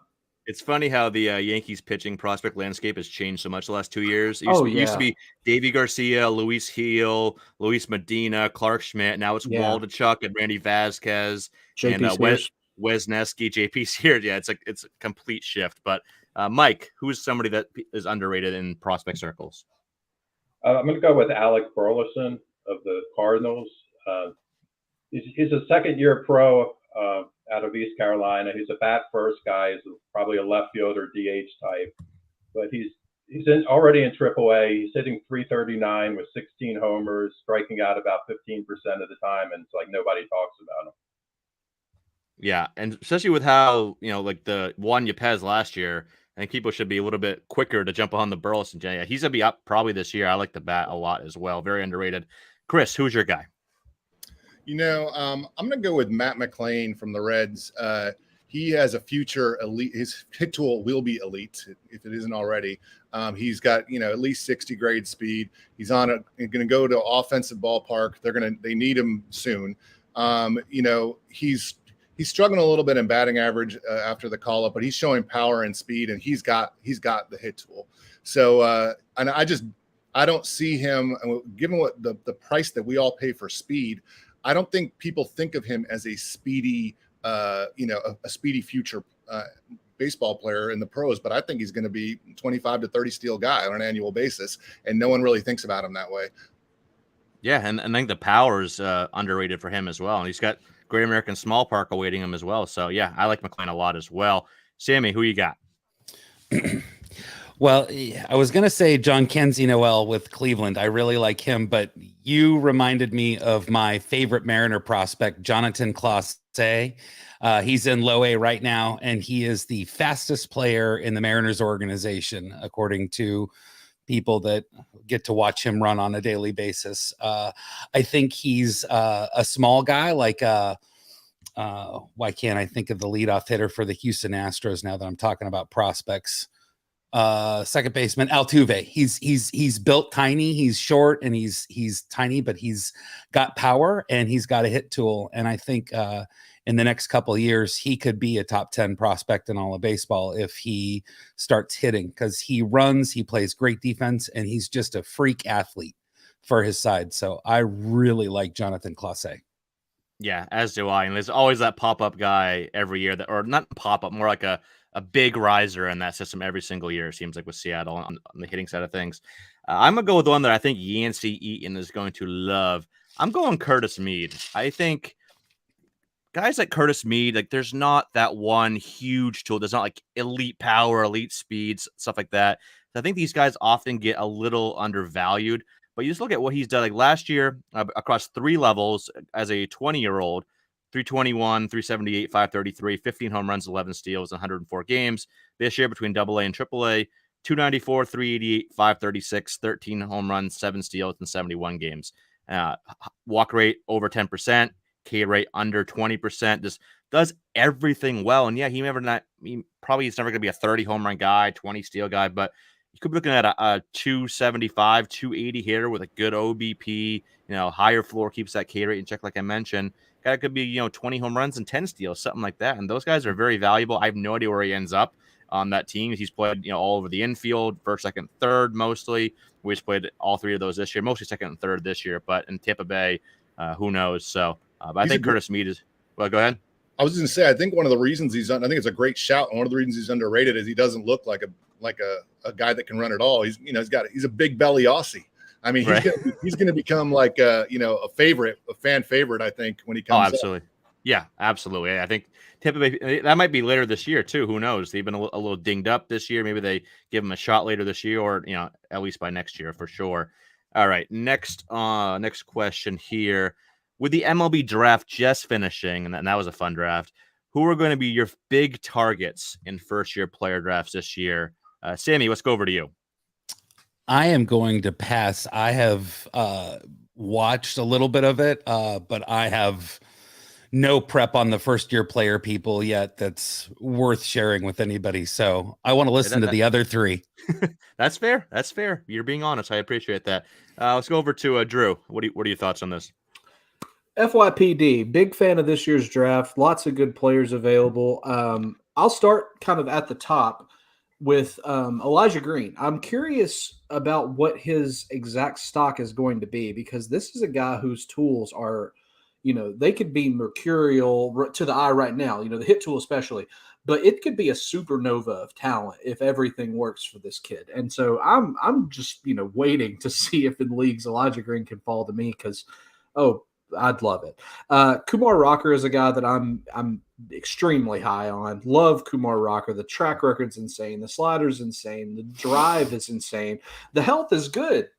Knock on wood. So, I'm down. I'm down with that. Jacob Berry's a guy who I think is severely underrated by virtue of being a corner only guy, maybe. But the hit is real. The power is real. The org definitely needs hitters right now. I think JJ the Day just got kind of the announcement he was called up today. Yep. So, I mean, I could see Berry, I'm not saying next year. So we'll see. And then probably the one undercut guy that I really recommend people looking into is Ryan Cermak for the Rays. What's up, Yancey?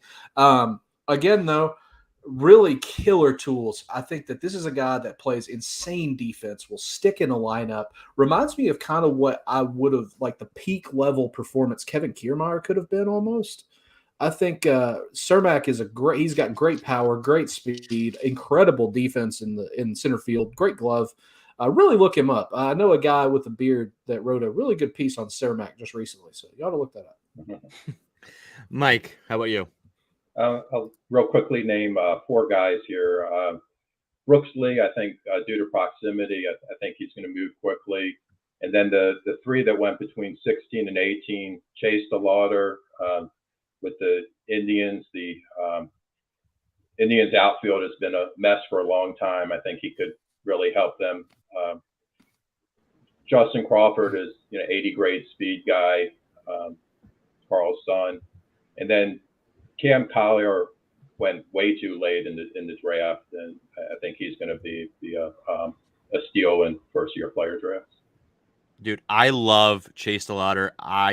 He should be a top 5 or close to an FYPD guy, and it's probably not going to go that high. I have him 5th in my rankings behind the big 4, prep guys, Jones, Green, Holiday, and Johnson.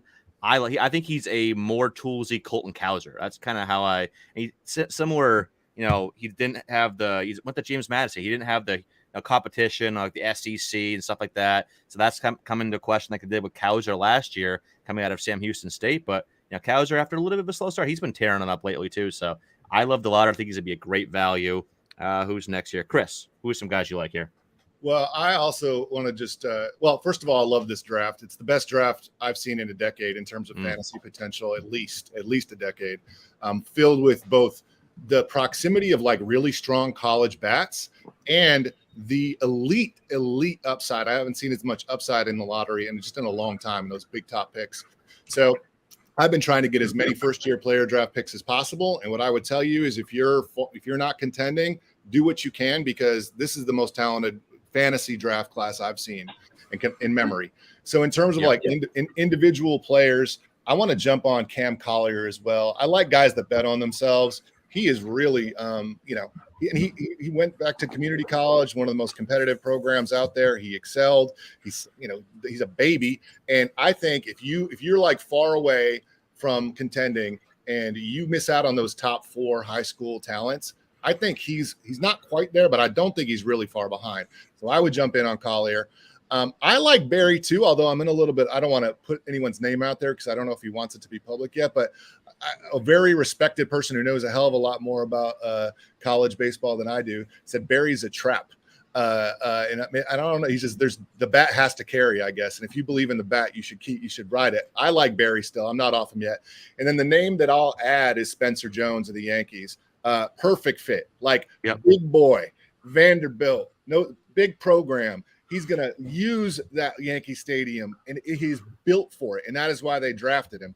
And he also should not have a long time in the minors as long as he can produce. But I was very, very, I was surprised to see him go that late, and then to go to that lot on a team that's going to have that lineup and in that ballpark. And I just think I'm in love with Spencer Jones. I want him everywhere. Testify. I was going to say Jones, so yeah, that's a great fit there. I mean, before Justin takes back over, obviously, real quick, the top 4, those are the ones I just mentioned: Jones, Green, Holiday, Johnson. They are phenomenal talents. Again, this is one of the best overall in terms of both elite talent and depth that we've seen in a long time. And one of their names I just want to throw out there. Everyone's trying to talk about everybody so far. I think Kevin Parada is going to be a very good value. Obviously, he went to the Mets, but I don't think he's a catcher long term. I think he could, but don't let the C next to his name kind of like drop him down your boards. This is a very good pure hitter. maybe probably the best college bat in terms of just pure hitting ability in this classic, plus or better hit tool, plus or better power. Maybe he moves off to like a first base DH, who knows? But I think he could move quickly, and one of the better, catching bats that we've seen, in a few years now, probably since Adley.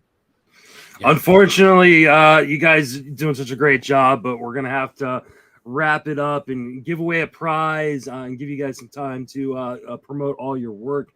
Fantastic job, and thank you, Eric, for leading there for a little bit so I could walk around. For those who don't know, a couple weeks ago I pulled my hamstring, and so sitting in a chair for 8 hours on end is becoming a little bit more challenged than I thought it was going to, but we're still plowing through. I want to give away. Podcasting is a contact sport, Justin. Apparently, I did not get in a good enough shape apparently this year for podcasting. I'm just waiting for Danielle to body you somehow out of your chair. It'll happen. I would pay money. I would. Let's real quick. We're gonna give away a prize. Sam, you've got an awesome prize we're gonna give away right now. So just kind of give me a quick rundown of what it is. So in real life, I own a chain of pet food and supply stores. So whoever wins this prize gets to contact me, and I will put together a custom package for their dog of treats and toys that fit the size, the veracity, the diet, all that stuff. And I will ship it all over the continental U.S. So please don't pick somebody in Europe. There you go. Or Alex Chamberlain. Don't pick Alex Chamberlain either. Yeah. Aaron Asbury, which is close to Aaron Ashby. I was going to say that Aaron Ashby wins the prize. He is one, so I will get him in contact with you. He can Sam, contact me through Twitter. And and we'll get that all set up. And then Eric, you're going to be giving away a prize as well. So why don't you tell people what that is, and we'll give that one away later. Yeah, it's not quite as fun as, the nice little dog treats and toys package that Sammy's giving away. But Chris and I are giving away a free 1-year subscription of our 50 grade tier to our Patreon. We do a lot of extra content there, extra podcasts, extra writing. We get, early looks at our rankings that we put out on, Fantrax. So you'll see them, days or weeks in advance. So a lot of fun stuff there. And we had a great Discord channel, lots of people in there just talking baseball all day long. So you'll give away a free year of that. Awesome. Thank you guys so much for just delivering such a fantastic panel and a really fun panel with the creamy middle being the obvious star of the show. I want to give you guys an opportunity to remind everybody where you can reach on social media and then plug all your work. So Sam, why don't you go ahead and start us off? Okay, well, you can find me on Twitter at SamFBB1. And I do some writing and podcasting with the Dynasty Guru. And I've launched my own podcast called Peace, Love, and Baseball, which is a conversation with people about why they love baseball and how they got hooked into it. So that's me. Absolutely. It was a fun podcast to be on. Chris, remind people where you can be reached and what you do. At Baseball Pods on Twitter. I listen to a lot of podcasts and try to summarize and promote what I hear. If you have a podcast like Sam, I'm going to listen to Peace, Love, and Baseball now. It's mostly about fantasy, but I listen to all baseball podcasts because I'm obsessed with it. So, and then on baseball-pods.com, you can find some original content. Mostly I do that in the off season. But I recently updated my Dynasty list. I've got the Dynasty 505 with the top 150 prospects that I rank embedded in them. And once again, that includes a lot of the guys I saw Spore in the chat room saying, can we get a rundown for all these teams for all these players? You can go to the website and search for the player, and the team name is right there. They're already ranked. There you go. Mike, remind everybody where you can reach and what you do. Thanks, Justin, for all that you do. I can be reached at Mike C. Schneider on Twitter, and every 15th and 30th of the month, I come out with my updated prospect rankings at fantasy6pack.net. All right, and Drew, remind people where you can reach and plug your work. Will do. Thank you for the opportunity again, guys. Donate if you can. The information is on the ticker down below. This is a great cause. You can find me on Twitter at DrewIsOK. You can find me in the written format at spstreamer.com. We've got all kinds of good stuff there. The Command and Control article for July will be coming out very, very soon. Be sure to take a look for that. Thank you. And Eric, finish us out. Yeah, Drew, real quick, should you change your Twitter handle to @DrewIsMuted? Is that should be your new one after? Yeah, that's. I'm going to get on that here in a second. Actually, At Creamy Okay. Middle. At At Creamy Creamy. Middle. Oh, that might be that was taken already. I was about to At say, the I think creamy Yancey middle. just changed his to that. Yeah, At Yancey's Yancey already Eaton, way ahead of yeah. you. But yeah, you can follow me at EricClass04, writing at Fantrax, Fantasy Pros, of course, Fantrax Toolshed podcast as well. We'll have updated rankings, prospect rankings, top 400 next Monday or this upcoming Monday. Wednesday, top 100 FYPD. It's like a little collab with Chris Clegg. And then the following Monday, which is the 31st or 1st, I can't remember, top 500 Dynasty. So all that fun stuff coming up. Unfortunately, at Creamy Middle is taken on Twitter, I had and a feeling. they haven't tweeted in 10 years. Oh, come on. We gotta get that account out of there. Missed opportunity right there. Yeah. All right, guys, I'm going to unceremoniously boot you all out as I start getting ready to bring in the next panel of guests. We are raising money for Big League Impact, an organization that was founded by Adam Wainwright that raises money and contributes to a lot of different causes around the country and the world. So far, we have raised over $1,800. I really appreciate everybody who's donated money, everybody who's donated prizes, the analysts who have donated their time by coming on and chatting with us. If you want to donate so you can win some of those prizes, you can do that at PayPal, JustinMasonFantasy@gmail.com, or Venmo at Justin Salinger. We're going to bring on the next panel, starting with Daniel Rotter. Daniel, welcome to the show. Remind everybody where you can reach on social media and plug all your work. Hey, everybody. I'm Daniel Rotter. You can find my Twitter handle right down below at drot_6. I must say I've been kind of slacking on producing content. I just graduated college this year, and that was a whole big deal. But I'm definitely trying to get back into it as soon as possible. I already miss it, and that's why I had to come on here and join Justin again for another Podapallooza. You know what I'm saying? There we go. It's always a pleasure to see your face. You at one point were just a fresh-faced kid delivering content. Now you're just a fresh-faced college graduate delivering the content. Glad to see you again, buddy.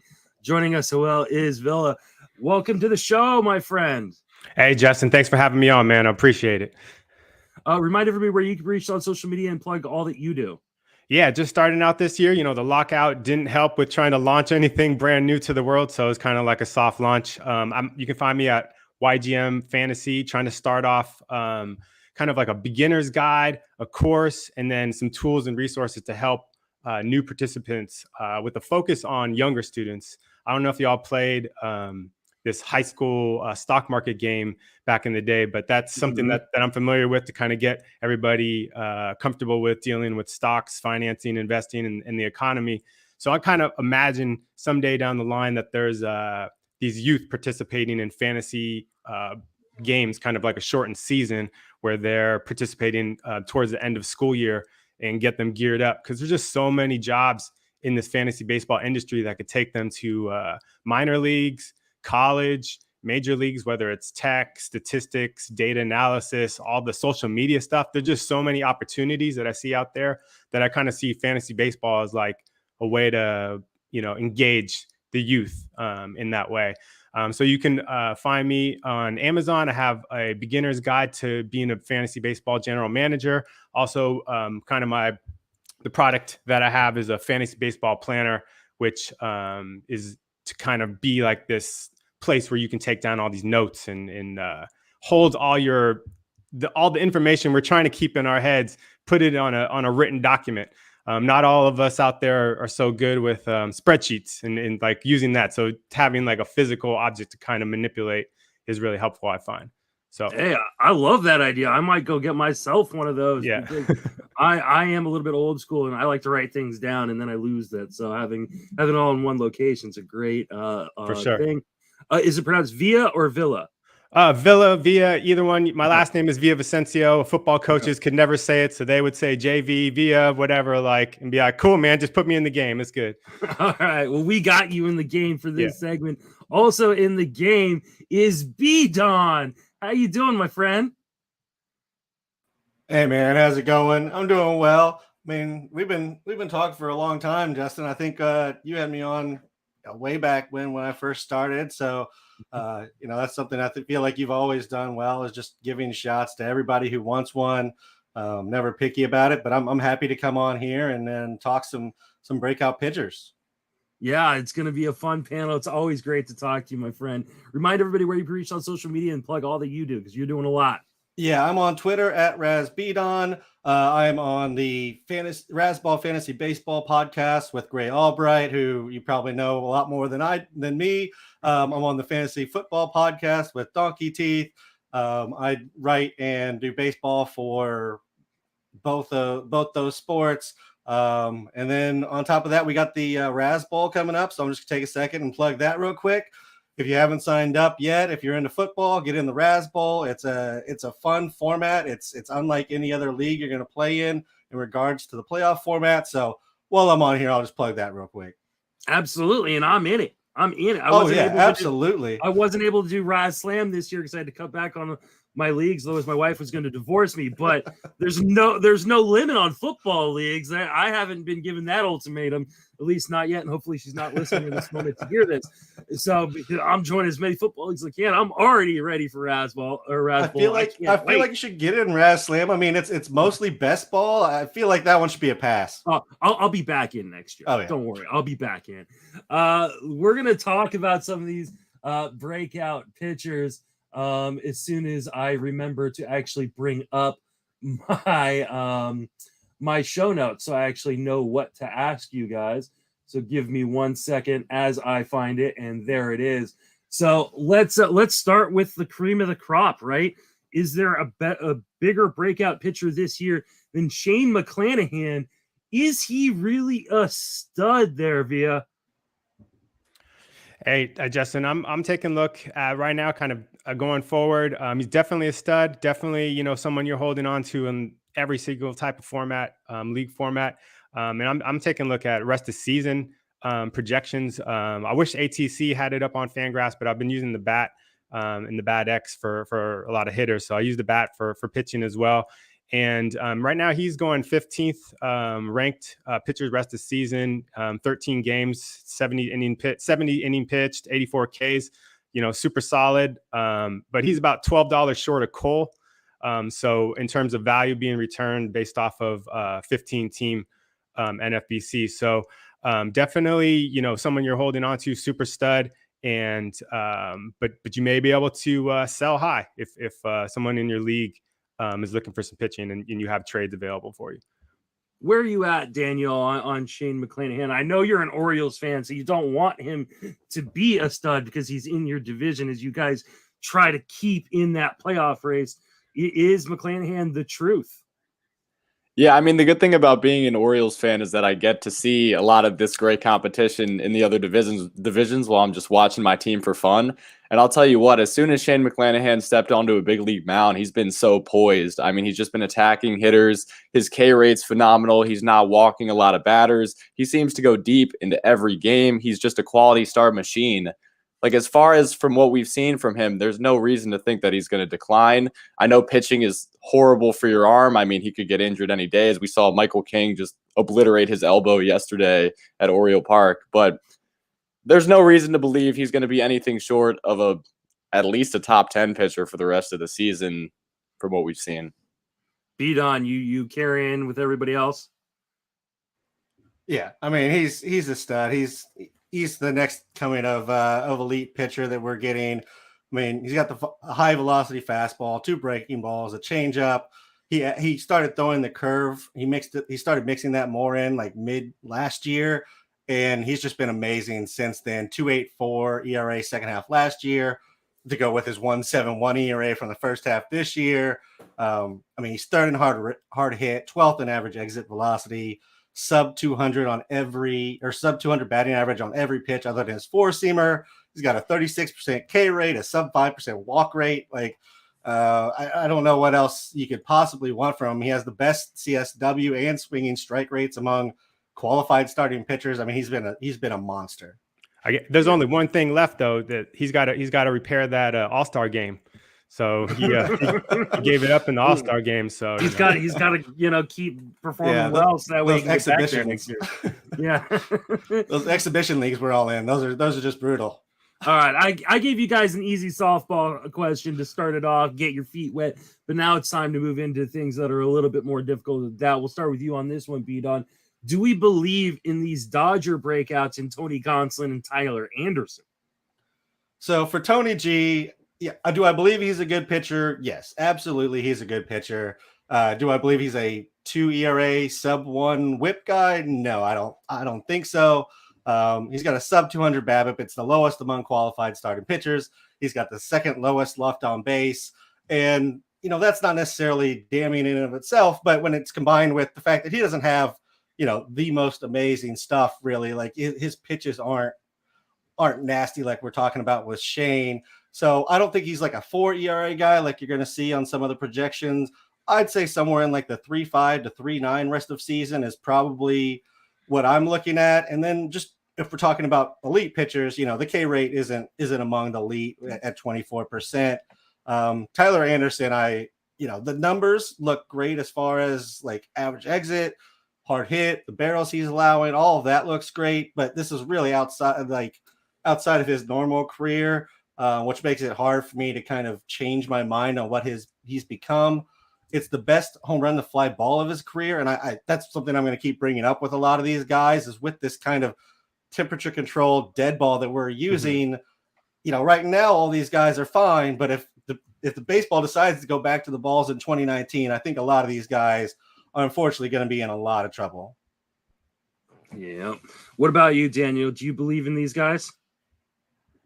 A lot of the same things that B-Don said were the things that I was ready to highlight in this. I mean, Tony Gonsolin's batting average on balls in play is the lowest in MLB by 25 points. It is 25 points lower than the next lowest batting average on balls in play against from starting pitchers. And I mean, skill is very important in baseball, but luck can get you all the way in fantasy. And it just seems like his luck is going to run out eventually.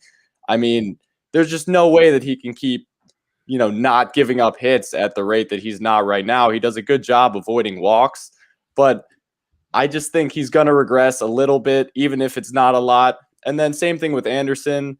Like you said, the career track has not really been like this. Both of them have been getting a lot of wins because they play for a great baseball team. They both pitch to a lot of contact. They pitch to a lot of weak contact, which is good, but a lot of leagues don't really play with pitch to weak contact. We want to get strikeouts. We want to keep runners off base. And these guys are not exactly the cream of the crop at doing that. Via, where are you at on Gonsolin and Anderson? I'm glad you saved me for last here on these Dodgers players because I don't believe in any Dodgers. And TA, he turned his back on Kepler. And so, he's unfaithful. He's untrustworthy. So Gonsolin, but in real analysis, though, Gonsolin, he's approaching kind of his most innings pitch he's had in his career, and which has been 120 back in 2018. So there's some questions there, but we're not. It's not too cautionary to kind of like project that he's projected to go about 60 to 70 innings. So that's not too out of the norm. But TA is probably someone I would rely on more because he's kind of one of those pitchers where he's under the radar, not a flashy name, probably someone I could get in a trade if I really needed someone to kind of solidify ratios down the stretch. All right, let's transition to some guys who were undervalued, comparatively speaking, to what they've been producing this season is because they were coming off of injuries or had injury concerns. We're talking about Justin Verlander, Luis Severino, Carlos Rodon, and Clayton Kershaw. Are these guys going to hold up the rest of the year, Via, or is it time to jump off while their value is still sky high? Yeah, I mean, Rodon is probably of the players that I can, have the most eyes on. Rodon being a Giant, I'm in the Bay Area, so I watch or listen to most games. It seems like Kepler and them are kind of protective of going through the third time through the lineup. And he has had, for whatever reason, a lot of high pitch counts earlier in the game, and he's pumping fastball. I see that he's over 60% fastballs most games. So he's working hard and he's working hard early in the game. So I see that, I'm hopeful as a fan that he can last all the way to the end, but he's someone I have a question about. And then Verlander, just someone else I'm somewhat skeptical about, given that the nature of a Tommy John surgery, the first year back. I think he's going to blow past any records in terms of a first year if he keeps going for max innings pitched. So they have some options down there, and they may do trades in Houston. So we'll see about that. He's looking good now. He's sixth on rest of season projections. 72 or 76 innings, 91 strikeouts, 3 ERA, 1 WHIP. So he's looking solid. But those are the two I'd be the most skeptical about. Beaton, are you skeptical of these guys? Would you be like trying to sell high on them? I think it's case by case. I mean, Verlander, I know he's coming off the major injury, but he's looked great. There's nothing that says in his numbers or his velocities that anything is going wrong. So at this point, I don't see why not on Verlander. I'd probably just be holding on him, or maybe buying if somebody thinks that his arm's going to fall off. Severino's, he's on the IL already for the lat issue. I think he's probably the one that I'm maybe the most concerned about, just because I figure, the Yankees are definitely going to use kid gloves on him in the second half and make sure that he can go when they're ready for the playoffs. Rodon, the fastball velocity has been fluctuating kind of since mid-June. That's not ideal, but he's still not shying away from the slider. So, I mean, I guess if I have to bet on a IL stint at some point for Rodon, I'd probably bet the over on like a half of an IL stint. So I think he's probably getting one at some point, but I don't see anything that says, you need to be shipping him off. If you can get fair value for him, I have no problem with shipping any of these guys off, obviously. Kershaw, the only thing I'm really worried about Kershaw is just kind of the track record of the Dodgers and what Kershaw's been doing recently. And that's, even if he's healthy, I feel like there's a phantom IL stint that he'll go through, and maybe almost everybody on the Dodgers, or they may go to some kind of 6-man rotation when they get fully healthy. So that's my concern on Kershaw, is just that he may not get the quantity of innings here in the second half, even if he's healthy. What about you, Daniel? Where are you at on these guys?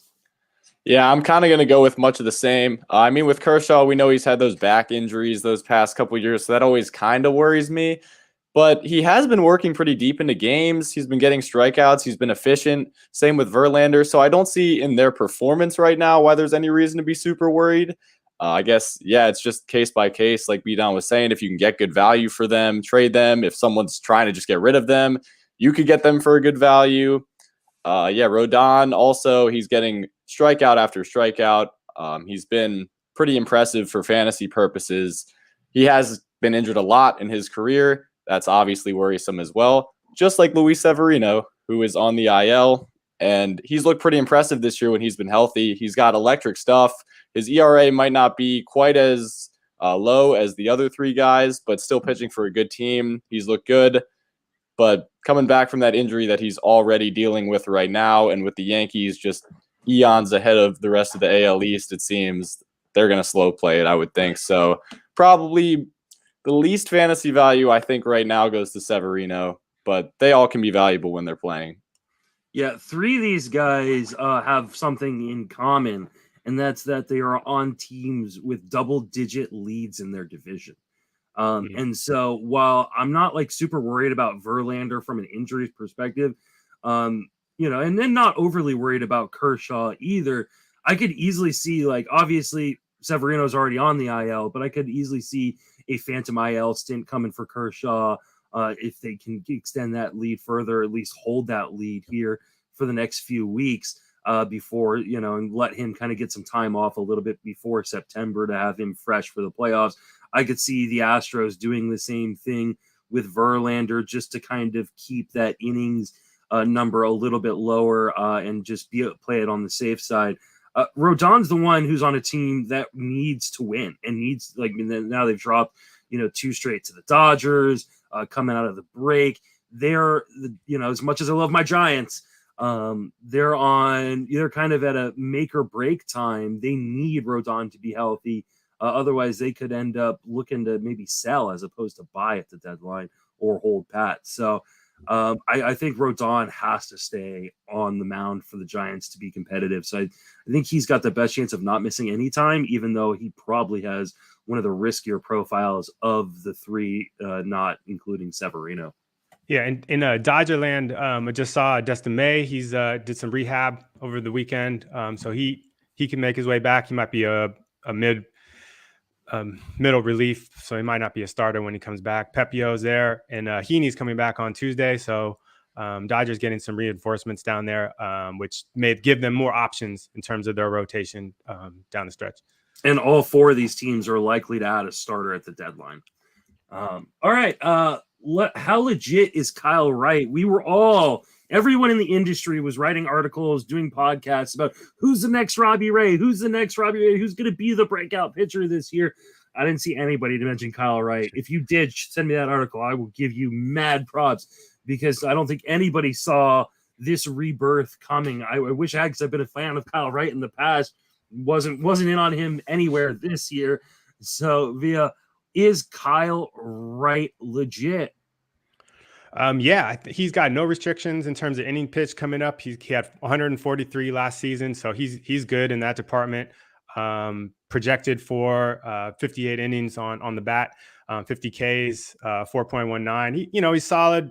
Atlanta's good, but they're bad. I just looked at their lineup yesterday. They got 2 or 3 guys batting 200 or below. So as much as we want to think of as Atlanta as a strong team, they did put up some big runs on Ohtani last night.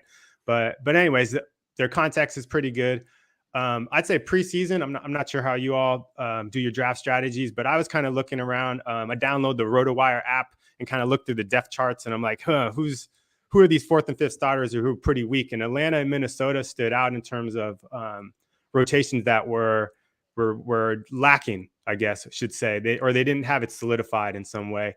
And so Kyle Wright came, and I can't remember the other starters that they kind of have, but even Spencer Strider was mentioned as a possible 4th, 5th starter, or 5th starter, I should say. So I've been on Kyle Wright just since this preseason, but not to break out or anyways, just as hey, he's got an opportunity. Let me draft him in NFBC's late 40s and see what happens. And so yeah, I would say he's solid going forward.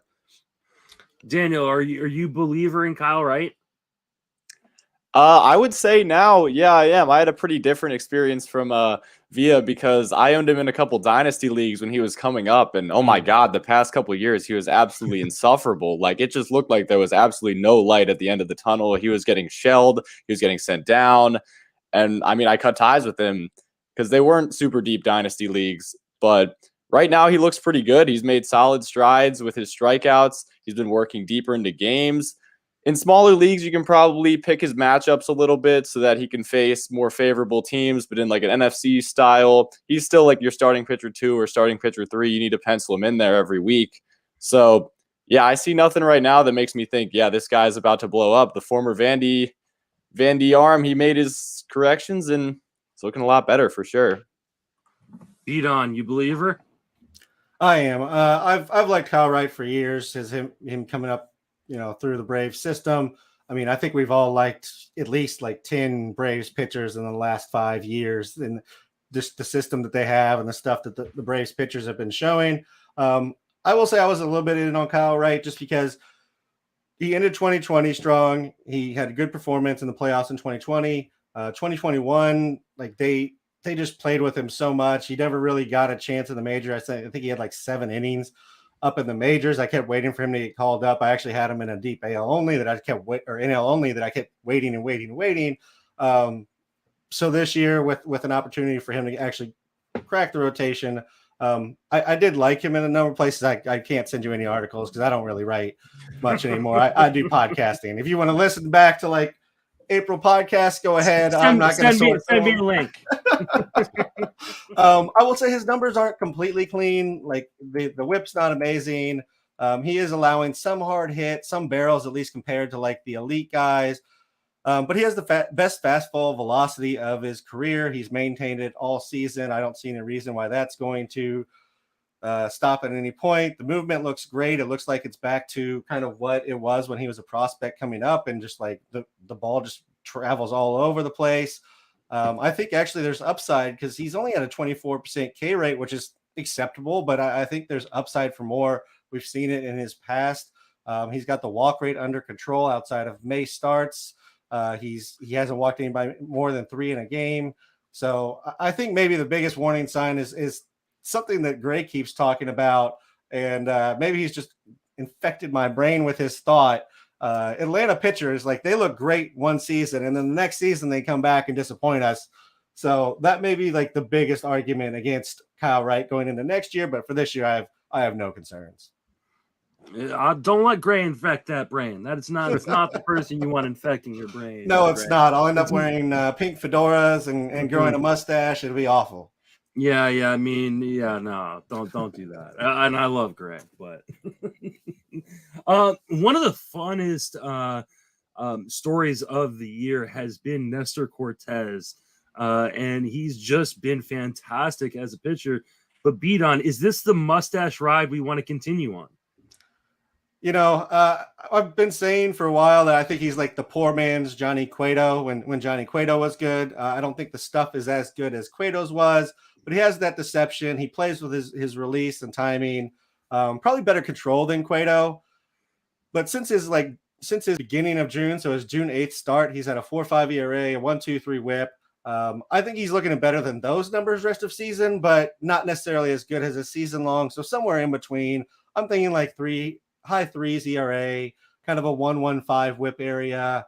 The K rate started out really impressive this year, and it keeps dropping kind of in that same time frame. We're looking at, you know, a 20% K rate with a 7.56 K per nine, if that helps people kind of translate it out a little bit better. So, I mean, I think in like deeper leagues, obviously you have to hold on to him. Shallow leagues, I think he's closer to streamer territory than people are giving him credit for right now. Via, what are you doing with Nestor Cortez? Are you believing this? Man, it's hard when I think of a lot of times when pitchers like this, they kind of came out of nowhere in terms of like name recognition. It's I think of my home team or my home league, a 12 team 5x5 OBP keeper league. It's California Pinot League. Shout out to them. And I think about like would I hold on to him in that league, because that's the type of like probably like more casual players, I guess. And I probably for the draft price, I'd be like, cool, yeah, let me just see what happens and keep going forward. He's playing for the Yankees. Yankees are a hot squad, and let's go from there. Looking at some of the numbers though, you know, low ground ball rate, high fly ball rate, that's not good.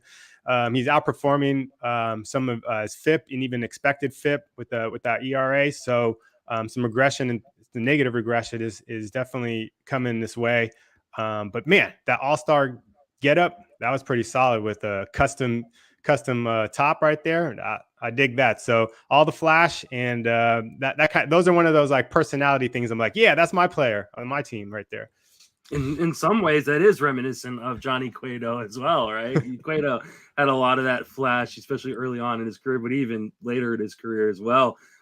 Daniel, are you a buyer on Nestor Cortez?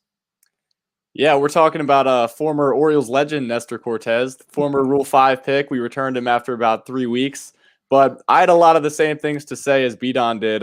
Reminds me so much of Johnny Cueto. He's incredibly deceptive, and deception is something that we still have trouble quantifying. Like, we can't really put a number towards how deceptive this guy is, at least, you know, as far as I've seen. He doesn't have the best stuff in the game, but he definitely tries to gain every advantage possible, which I absolutely respect. And it definitely has helped him succeed to this first All-Star appearance. I think if you own him, it's definitely worth exploring a trade, especially if you have any greedy Yankee fans in your league that are like, I need every Yankee. Like, sure, see what they'll give you for him. I wouldn't be eager to panic dump him, though, just because he may not be April Nestor Cortez.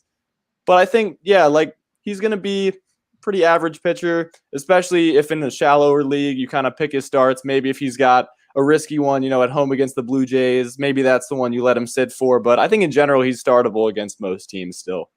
I think that's a really, really great point that you brought up about guys who have deceptive deliveries, not bearing out in some of the predictive numbers, right, and underlying numbers that sometimes you can't quantify. When it's hard to kind of pick up someone's timing, or if someone hides the ball really well, it can be, you know, it's not something that's always borne out in the underlying numbers. So I do like that you bring it up. I tend to agree with you. Like, unless I'm getting more than I think he's worth, I'm probably just going to hold on to right. I mean, he is on the Yankees. He's going to have a ton of win potential. I think, you know, think he's just a fun guy to have on your roster. And fantasy baseball is supposed to be fun, right? You're supposed to like want to root for these guys when you watch him pitch. So Cortez is one of those guys that's kind of I don't know, guilty pleasure, I guess, of fantasy baseball. Let's move on away from Nestor Cortez to maybe one of the most boring pitchers in all of baseball. But Miles Mikolas has been really, really good. But can you even sell high on him there, Daniel? Yeah, see, I'm kind of at a crossroads there. I'm still in the FWFB 30 team Dynasty, and I own him in that league. I'm in like 7th place, and I'm really thinking, I'm like, man, should I just try and get value for him? Like, should I keep him? Because I could maybe dump him because he's probably worth the most he's going to ever be worth in Dynasty right now. But at the same time, I'm kind of, like I might just want to hold on to him. He's been very solid this year. The ERA has been kind of out of nowhere. I don't think anyone saw this coming. But yeah, I think it's worth exploring a trade if anyone will give you anything worthwhile. But again, like I said with Nestor, I wouldn't just be like, oh God, like get him off my team. He's gonna be terrible. I'm somewhere in the middle. I'm in the same type of situation. I'm in a dynasty league. I've been in it for a long time. I picked him up off of the waiver wire. It's a 16-team league, so he's been great for my team. But I'm also not necessarily a competitive team this year. And I can't sell this guy. Like, nobody will give me anything for him because of the lack of strikeouts and because of his age. And I'm just like, well, I guess he's going to be the guy that helps me get my innings, limits threshold so I don't lose draft picks or anything next year. But Bidon, like, how do we even sell Miles Mikolas at this point? Yeah, I mean, I don't think it's even one of those things where you can sell him, especially in a dynasty league because of his age. Maybe in a deeper redraft, you can kind of float the innings and just, quality start after quality start. It's going to kind of build up for you. But there's really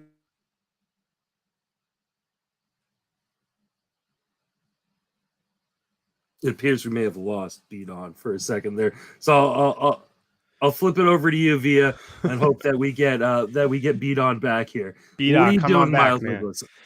Yeah, this is definitely the type of profile for a pitcher that I try to avoid. Someone that doesn't get a lot of strikeouts right now. 19.5 K percentage through the All-Star break, and outperform. Once again, he's outperforming some of the metrics in terms of FIP, even expected FIP. So definitely some regression, bad regression coming his way. St. Louis, they always do make I also based a lot of like pickups once again, kind of on streaming and matchups and that type of thing. So St. Louis, they should have a strong squad, and this is someone that in terms of that, and I can play them, pick and choose matchups and that kind of thing. And he's part of a whole cadre of staff here where you got your K guys and you got your other guys, and so Mikolas would be the like solidifying ratios guy. And so in that context, I could see holding on to him, but definitely not someone I would even target in a draft.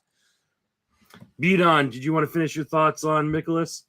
Yeah, I mean, I actually think that if you're in a redraft, in a deeper redraft, it might be a buying opportunity because nobody trusts it. But realistically, like the ball's different. As I mentioned before, he's got the second best home run to fly ball rate of his career in the majors. His other was his first season in St. Louis, where he also posted a very nice ERA whip combination. So I really think as long as they stay with these baseballs that they've been using, and he has a sub-10 home run to fly ball, like I still think the numbers are going to be there. I think a lot of the projection systems are still factor in a lot of what's happened in the last 3 years where we had boosted baseballs. So I think some of the regression back to the mean on somebody like Mikolas, where it's really about the home runs with him. He's not in the 15-16% area where he was before in the home run to fly ball. So as long as he controls that, I really don't see any reason that he can't continue to do what he's been doing. But yeah, the Ks just aren't really there to support him being more than, a top 40, top 30 pitcher. Yeah, I tend to agree with you. And the other thing that we haven't mentioned yet is that he's a ground ball pitcher in one of the best parks in baseball to pitch in, and a fantastic division to pitch in, with one of the best infield defenses in the league, probably the best infield defense in the league. Like, all those things it's the reason why I was high on Steven Matz. That hasn't worked out well, but Miles Mikolas has. And, he's supported by a lot of those things. That defense is fantastic. That park is fantastic. The division sucks.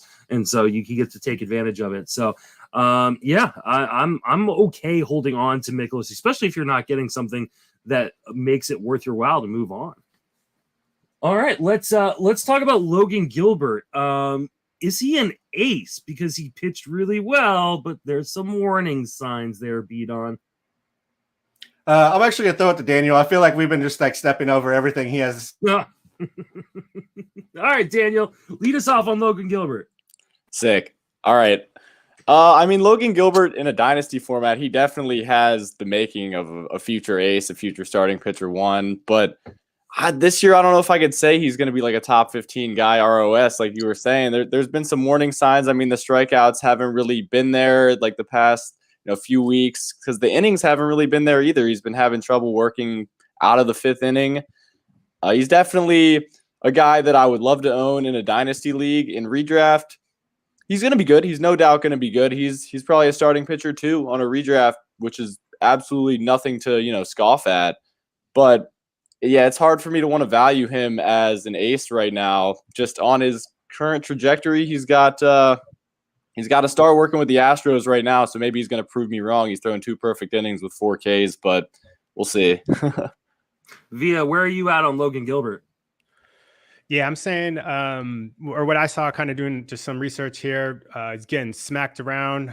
All of the pitchers on our rundown, he had the highest average exit velocity, highest hard hit percentage, outperforming some of the metrics, flawed as they may be. So, like another kind of sell high opportunity in terms of rest of season projections going off the bat. Once again, 57th, giving you about a $11 value in return. 12 games is kind of what they're expecting. 7 innings and 68 Ks. So he's a pitcher that he's kind of like a K percentage person that I kind of look out for. But yeah, I would just say like he's probably at a high point. But unless he throws a perfect game right here, that would be the high point. I'd be okay with a perfect game right here. Don, where are you at on Gilbert? Yeah, I think I'd be selling on Gilbert. I think this might be the perfect time to sell him in redraft right now. Via mentioned the average exit velocity. He's 107th at average exit, 112th, which is second to last among qualified starting pitchers in hard hit rate. Those aren't good numbers. Again, he's been saved by a sub 10% home run to fly ball rate. So that's really, I don't want to like keep saying it with these guys, but when we're talking about some of these guys where the numbers don't really line up with what's happening, it's because he's in the right park and the ball's dead. So he's keeping the ball in the park. And, when you ground ball and the fly ball mistakes aren't home runs, that really can lead to some better numbers, especially if you have decent control. I think Logan Gilbert can continue to develop, and I like, what he can potentially do in the future. But I think this is a high point in redraft and maybe even in Dynasty, because I don't know if he's ever back to these numbers. All right, let's talk about 2 kind of guys who are a little bit younger, but not super young. Tristan McKenzie and Christian Javier are having breakout season. So, Daniel, are these guys legit? Yeah, this was a fun one for me to think about because these are 2 of the guys that I think best fit the profile of effectively wild. Like, these guys throw hard, they're tough to hit, but they'll have some games where they just walk a lot of guys and they're not really effective those games. So you really take the peaks and the valleys with them. Watching that Javier game against the Yankees, he was unbelievable. Then a couple starts later, he comes back and he walks 5 and he's very ineffective. And I think with both of these guys, you really just have to live with the really good, and sometimes it's going to be bad, and you might not even be able to explain it. Like, they might be bad against a bad team. And in McKenzie's case, he's especially weird because he'll have some absolute gems. Like that last start against the Tigers, it was 8 shutout, 12 strikeouts. He's untouchable. But also he gets hit. His average exit velocity against is pretty high for a guy that, is that seemingly with the good stuff and he throws hard. I remember I went to Camden Yards. I watched the Guardians face the Orioles, and the game he pitched, he gave up 4 or 5 runs in 7 innings, but he only gave up 3 hits because he gave up 3 home runs. And it's one of those things that I just kind of think about. I'm like, this is something you could absolutely fix, and he could become an ace type of guy. But it's just, can he get past giving up those long balls and being effectively wild and start consistently hitting his spots? And I could see it. Via, where are you at on McKenzie and Javier? Are you on mute? More eyes on Javier in terms of like he's a K percentage dude. I didn't really think McKenzie was a high strikeout pitcher until kind of took a look at some numbers here. So that's really interesting to me. And I don't know if you guys are watching that game today, but I think he didn't get the win because they scored late. But anyways, just seeing him in that uniform, that's McKenzie, that is.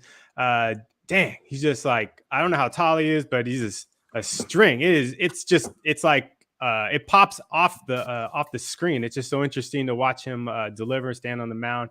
In terms of actual analysis, for rest of the season, the projections love Javier 26th ranked for rest of the season, but McKenzie down to 87th, giving you $6.30 of value back.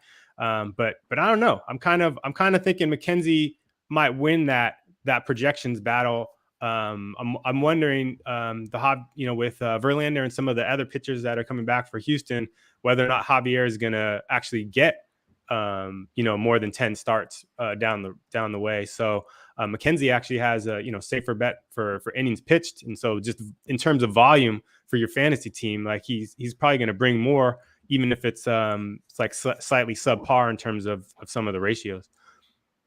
Beat on. Where are you at on these guys? Yeah, I mean, if I have to like place one or the over the other, I'll take Javier over McKenzie right now. Just the K rate is better. As Daniel said, they're similar pitchers in just the way that they approach the game. Nasty stuff, but if they can't find the plate, it kind of can get out of control. I would say, long term, I like McKenzie as well. So I mean, I like both these guys. I don't necessarily want to sell either one in any kind of format in redraft or dynasty. I would say I think both probably have some innings limitations potentially. So maybe that's the one thing. If you can flip it for somebody that's going to get more innings, maybe that's something you could look at. But I really think both these guys are just fine. And I think if they can figure out the command, they can maybe go like the Scherzer route, where he was kind of rough his first few years with the walks at times, but you could see the stuff was ready. Like the stuff was nasty. It was just a matter of him figuring out how to combine that into a mix that doesn't walk pitchers or walk batters. And so I think both these guys can eventually kind of find that. Yeah, absolutely. I'm a believer in both these guys from a straight talent perspective. They both had huge question marks coming into the season, right? Will McKenzie's body hold up? And will Javier, actually find a role in the rotation considering the other arms? Both have answered some of these questions. I'm a little bit more skeptical of McKenzie just because of the health history, especially in the minor leagues, that he'll be, and how just slight framed he is, right? Like he's 6'5", 160. Like he's like a stop sign. But I hope he does, because he is a fun pitcher to watch. How far does Martin Perez regress there, Via? Is going to regress to basically replacement level here. So, that's not quite what the projections say. They got him kind of hanging around players like Barrios, Skubal, I think Josiah Gray. So that's kind of the level he is kind of working around in terms of pitchers you might stream off of. And that's kind of what I'm doing with, at least with Perez and Josiah Gray, probably streaming those guys most of the time. Beat on, do you think he's going to regress pretty far?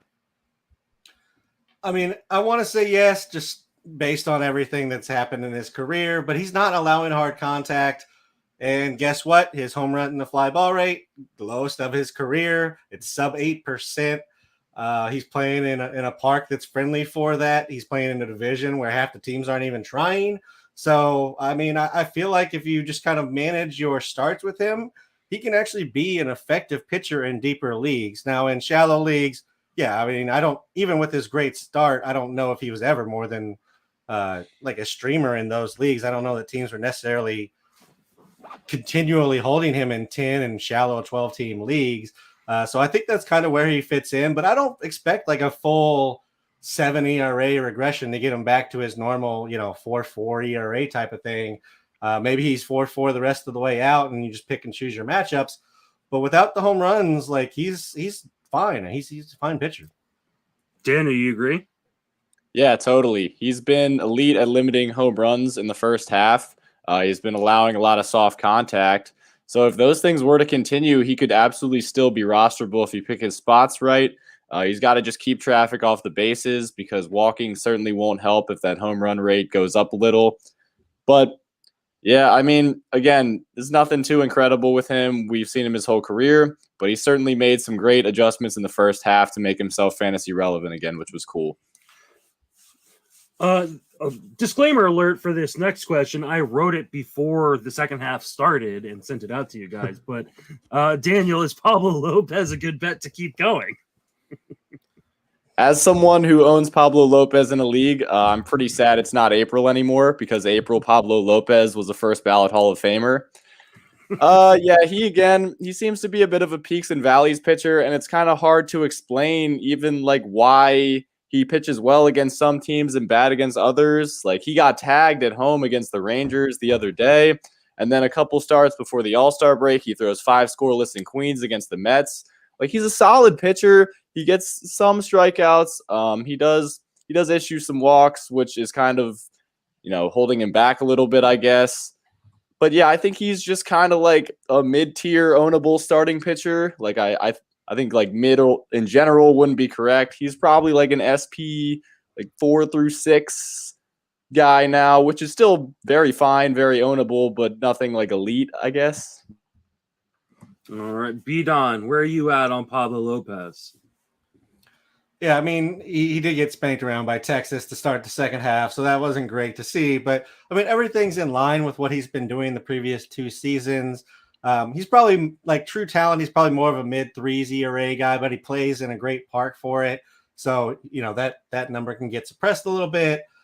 And he has a ridiculously high ground ball rate year over year. So as long as he keeps inducing the ground balls, the weak contact, like I don't think his ERA is going to just balloon up. The walks are a little high. The whip's always going to be a little bit high. They're different pitchers, but like as far as what you get from a fantasy perspective, like I kind of look at him like Luis Castillo, where the ERA is usually pretty good, the whip's a little bit high, and the Ks are fine. Like they're slightly above average, and that's kind of what you're getting, and that's just what you take. What about you, Via? Where are you at on Lopez?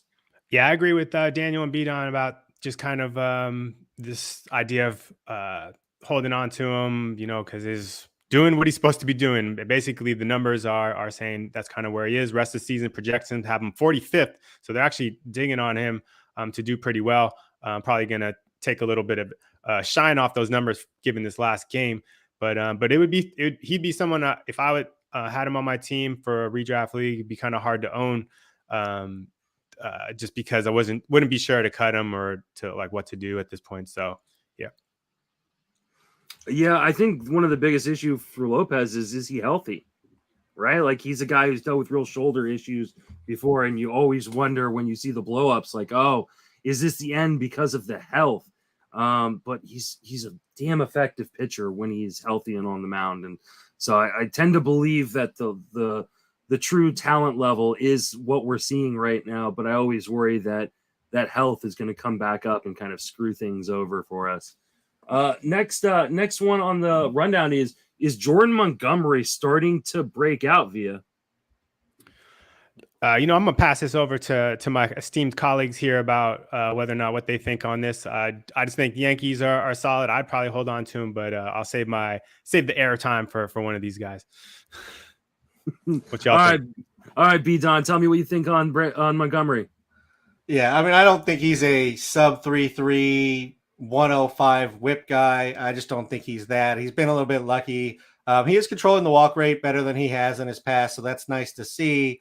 But I think he's probably closer to last year's numbers where you're looking at a 3.7, 3.8 guy. I do think the whip gets an improvement if he keeps the walks down. So that's definitely something that's going to benefit him. And surprisingly, he got to Yankee Stadium, and like his home run, the fly ball rate has actually gone down the last 2 seasons, not even just this year. So with the home run, the fly ball rate, and the walks down, I think the whip can improve. I just don't know that I believe he's a sub 3.3 ERA. I would project somewhere in like a 3.7, 3.8, like I said, for the rest of the season. Daniel, you're getting to see Montgomery pitch a fair amount as an Orioles fan. Do you believe in him? If I had to describe Jordan Montgomery for fantasy, I would say he's pretty ownable. I mean, he doesn't have elite stuff, but he keeps the walks down. He's able to work through enough innings. He's efficient enough to make it worth owning him. He threw back-to-back quality starts against the Astros and Red Sox in his last 2 starts, which, again, nothing to scoff at. I wouldn't say he's breaking out into like an SP2, SP3 kind of range, but I mean, in most formats, someone probably owns him. So there's something to be said for that. All right. We're going to do some hold, fold, or stream. And that's our baseball version of Mary Fuck Kill, for those who don't know. And we're going to do it kind of quickly because we only have a few minutes left before we got to start moving on to other things. So hold, fold, or stream Adam Wainwright, Cole Irvin, or Merrill Kelly there, Via. I'm holding Wainwright, streaming Kelly, and folding on Irvin and all Oakland pitchers. There we go. Daniel, how you doing that one? This one was really tough for me. I thought about this one for a while. I kind of just ranked them 1 through 3, but yeah, I guess I would say Merrill Kelly. He's been real solid this year across all opponents. I'm gonna, I guess I'll say fornicate there, Cole Irvin. He's made some good improvements this year. He's seen more strikeouts. Last year it was like 1 to 3 strikeouts every start. I'm like, oh gosh, what is happening? But he's gotten more Ks this year. And then I got Waino at 3, but he's still solid. What about you, B-Don? Irvin, Waino, Kelly. Kelly's whip can go take a seat somewhere else. All right. What about Shane Bieber, Dylan Cease, and Joe Musgrove going to a little bit higher end of the spectrum there, B-Don? I'll take Cease's Ks, then I'll take Bieber's consistency, and then I'm putting Musgrove last. I just don't know if Musgrove puts it together for a full season. I never been like the biggest fan just because he's straight up 2-pitch and really 1-pitch guy. But that's the way I'm going. Cease, Bieber, Musgrove. How dare you talk about Musgrove that way? Yeah, I figured you'd hate that one, but yeah, I love Dylan Cease like he's my son. That one I get. Daniel, tell me between these 3 who you got. I've got Cease at number 1 also. I love the knuckle curve. It's so fun to watch. And then I've got Musgrove 2, Bieber 3. They were so close. Bieber's looked a little more human lately, but so is Musgrove. It was tough. What about you, Via? I'm actually holding on to Bieber. Just the rest of the season projections. I like kind of what I see from the numbers. And I'm streaming Musgrove, so that means that I'm going to fold on Cease, and that's only because I think right now is the value's high. Let's get some return for that. I think Chicago White Sox are going down hard. They just lost to Cleveland today, and La Russa's gone by the year's end. See, you guys, you all got the order wrong on that one. It's Musgrove, then Cease, then Bieber. Come on, guys. Let's get it together here for this next one. It's Alek Manoah, Logan Webb, and Framber Valdez. Go ahead and start us off, Via. I would definitely hold on to Manoah for some just for personality flashpoints. I dig the K rate, so that's going to be good. Folding on I didn't actually put down for here, but so based off of this, I'd probably fold on Webb, sadly, because I'm kind of worried about the Giants as team context in terms of staying in this race. They're slipping a little, and so that means I would definitely stream Valdez. Daniel, who you got in these 3? I've got the same order as Via, Manoah, Valdez, Webb. I love watching Alek Manoah. Ever since he broke into the big league, the thing for me has been poise. This guy is so poised on the mound. He's so confident. He attacks hitters with confidence, every batter, and I love that about him. I think that's what's going to make him successful. What about you, B-Don? Manoah, Webb, Framber. For me, Framber's just injury history and the walks are enough to put him at the last. For me, Manoah, I think, is the clear one. I didn't even have to think about that one. I mean, he's been amazing this year. 6th in barrels per batted ball event, 11th in barrels per plate appearance. He's been nuts. I'm going to agree with Beat on this one, though I like all three. I'm a big fan of all three and rostered them a bunch this year. All right, we're just going to skip the last one because we have to give away a prize. And Beat you have offered to give away a prize. So why don't you let the good people know what it is? Yeah, so I'm going to give away 3 Razzball shirts on RotoWare. So you're all familiar with RotoWare and Kenneth and everything he does over there. I'm not buying you anything from Justin's line. He gets plenty in his line, but I will buy you 3 shirts from the Razzball line. You can get 3 of the same shirt in different sizes. You can get 3 different shirts, whatever it is. There's some good Razzball shirts over there. So take a look, and whoever gets this, go ahead and I'll contact you and just let me know where I'm sending them.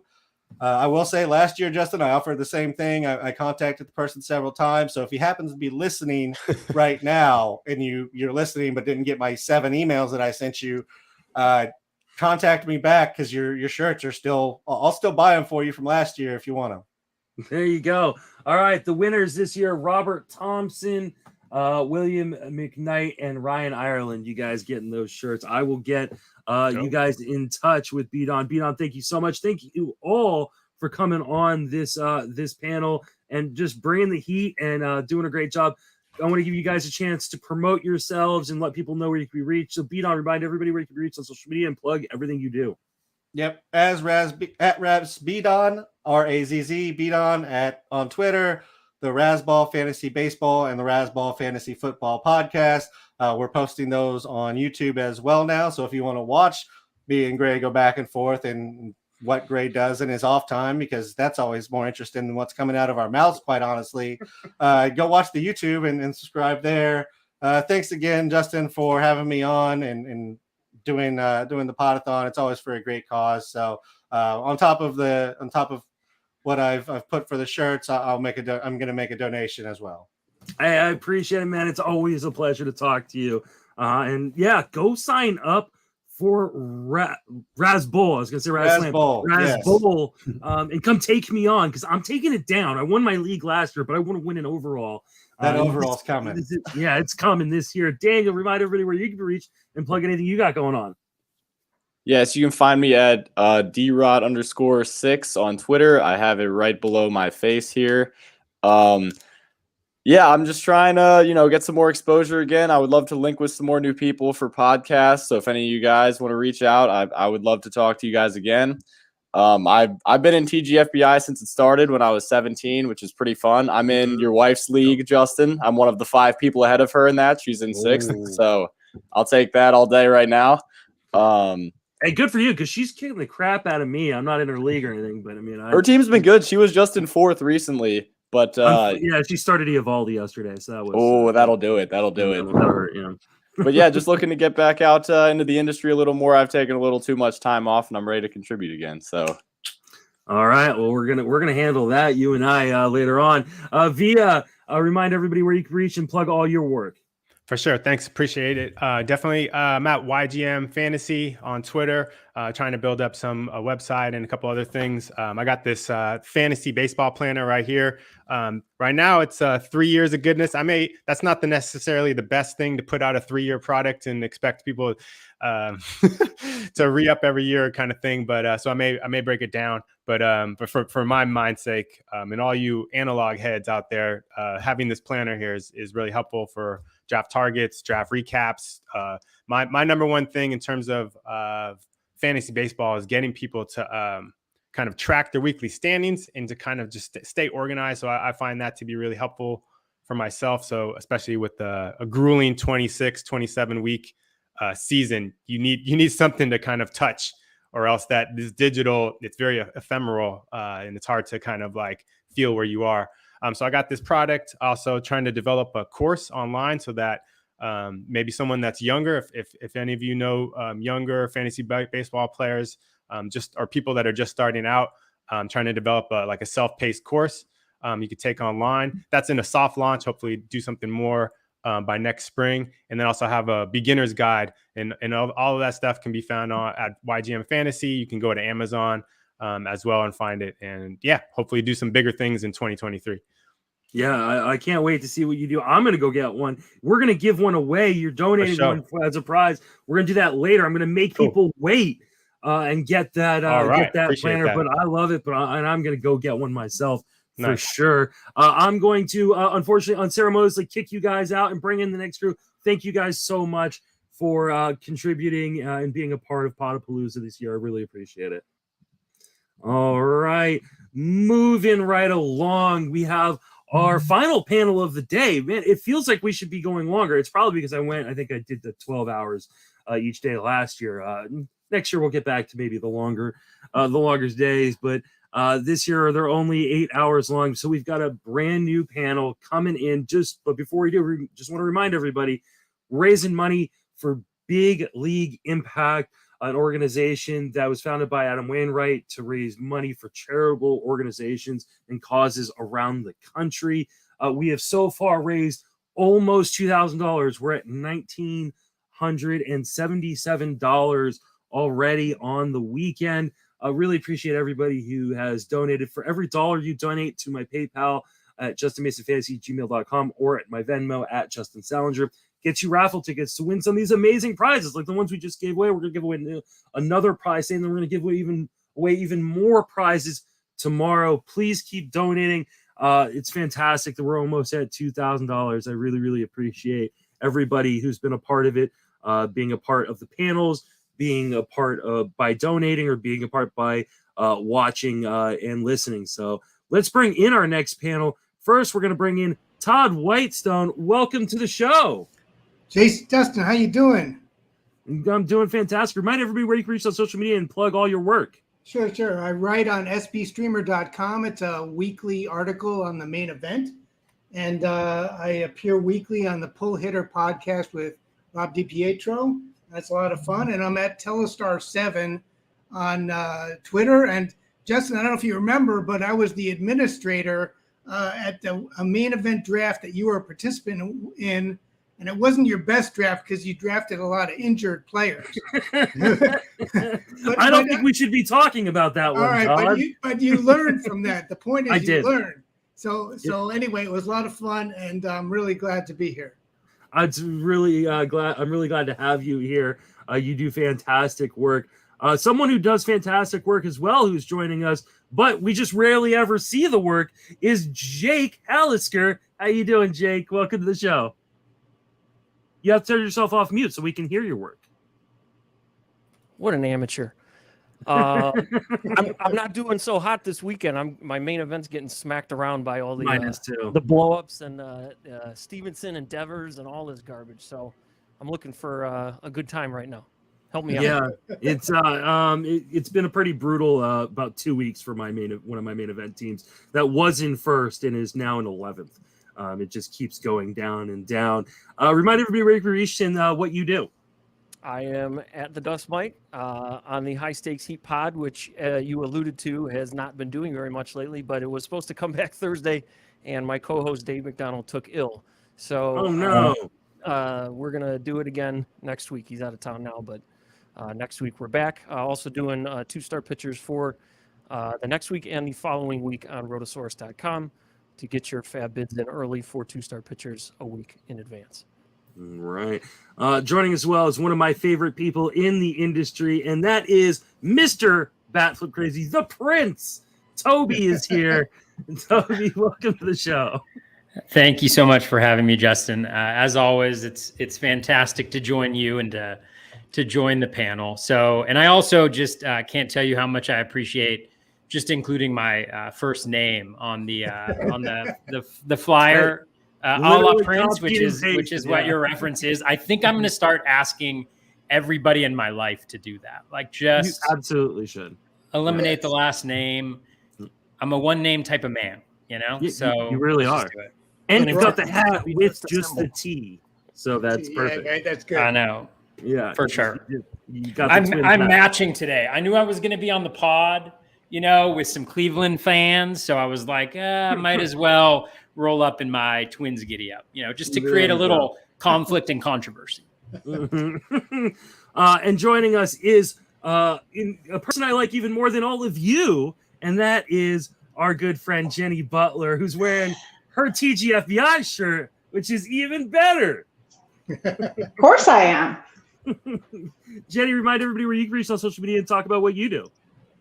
Yeah, you can reach me at Jenny Butler 830 on Twitter. And this season, I am writing for both Fantrax and Rotoballer, so you can find me there. Absolutely. Actually, I have my TGFBI shirt on. This is my shirt from the 2021 TGFBI, which is the one that I got my entry through a Podapallooza raffle prize. This is true, right? Rob DiPietro Rob won that raffle prize, and he was already going to be in because he was in the industry. So he's like, hey, can I give it away? I was like, yeah, who do you want to give it to? He's like, I want to give it to Jenny. I was like, sold, done.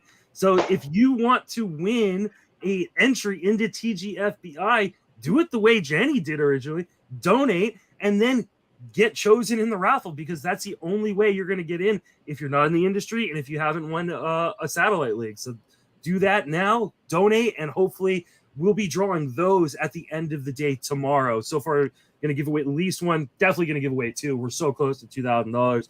And hopefully for every $1,000, we'll put another person in TGFBI for next season. If you haven't guessed it already, this is the NFBC panel. So for those of you who've been waiting for the NFBC panel, it is here. All these players are much better at NFBC than me, so I will just be dishing the questions out to them. I'm not going to worry about answering any of them because I'm not good at it, apparently, and my main event teams are both taking a dive right now. Why don't we start out, though, with what was your draft strategy coming into the draft season, and how has it panned out for you? I think the person with the most famous draft strategy is Toby, so I'll let you lead off with your pocket aces and how it's working out. Yeah, I mean, start with the guy who's fairly one-dimensional, you know? So every single year, I mean, I have a relatively similar draft strategy. I think it changes, and I think next year I'll probably change it up a little bit more. But anytime there's an overall competition aspect, like on the NFBC, I like to focus, number one, on having a balanced team. So I think that's really important. Number one, because you need to compete in all the categories in order to compete in the overall. And then I think number two, particularly now with like IL usage being up so much and so many things going on, it's really important to have a balanced team so that you can adapt to in-season changes, so that if you lose a player, right, if you put all your eggs in one basket for steals, for instance, and you lose that guy to injury, you know, it's going to be a lot more difficult to overcome that. So I try to balance it out across the squad. And then I'm always pitcher heavy. I think when you go pitcher heavy, I think there's more consistency. You're more likely to be in competition, competing for those overall places, competing in your league. And that's kind of where you want to be at this point in the season, so you can make those adjustments as you move forward. So that's kind of my strategy. And pocket aces is generally what my strategy has been. This year it was kind of pocket aces, closers, and aces, then hitting. So Jake, what's your strategy and how's it working? Definitely echoing Toby's sentiments on the balanced approach. Going for an overall, it's nearly essential to make sure you're covering 9 to 10 categories in the draft, 10 preferably. I am kind of extreme in the elimination of players from my draft pool, especially in the more so than others in the top 150. I like to call a lot, and this year I kind of did an exercise where I actually mapped it out. I usually just kind of do it in my head.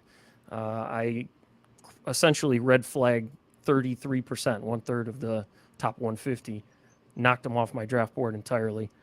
Yellow flagged another third, and green flagged the rest. So it was a pretty even split. It's something I like to do because I'm pretty comfortable in my analysis of the players early on.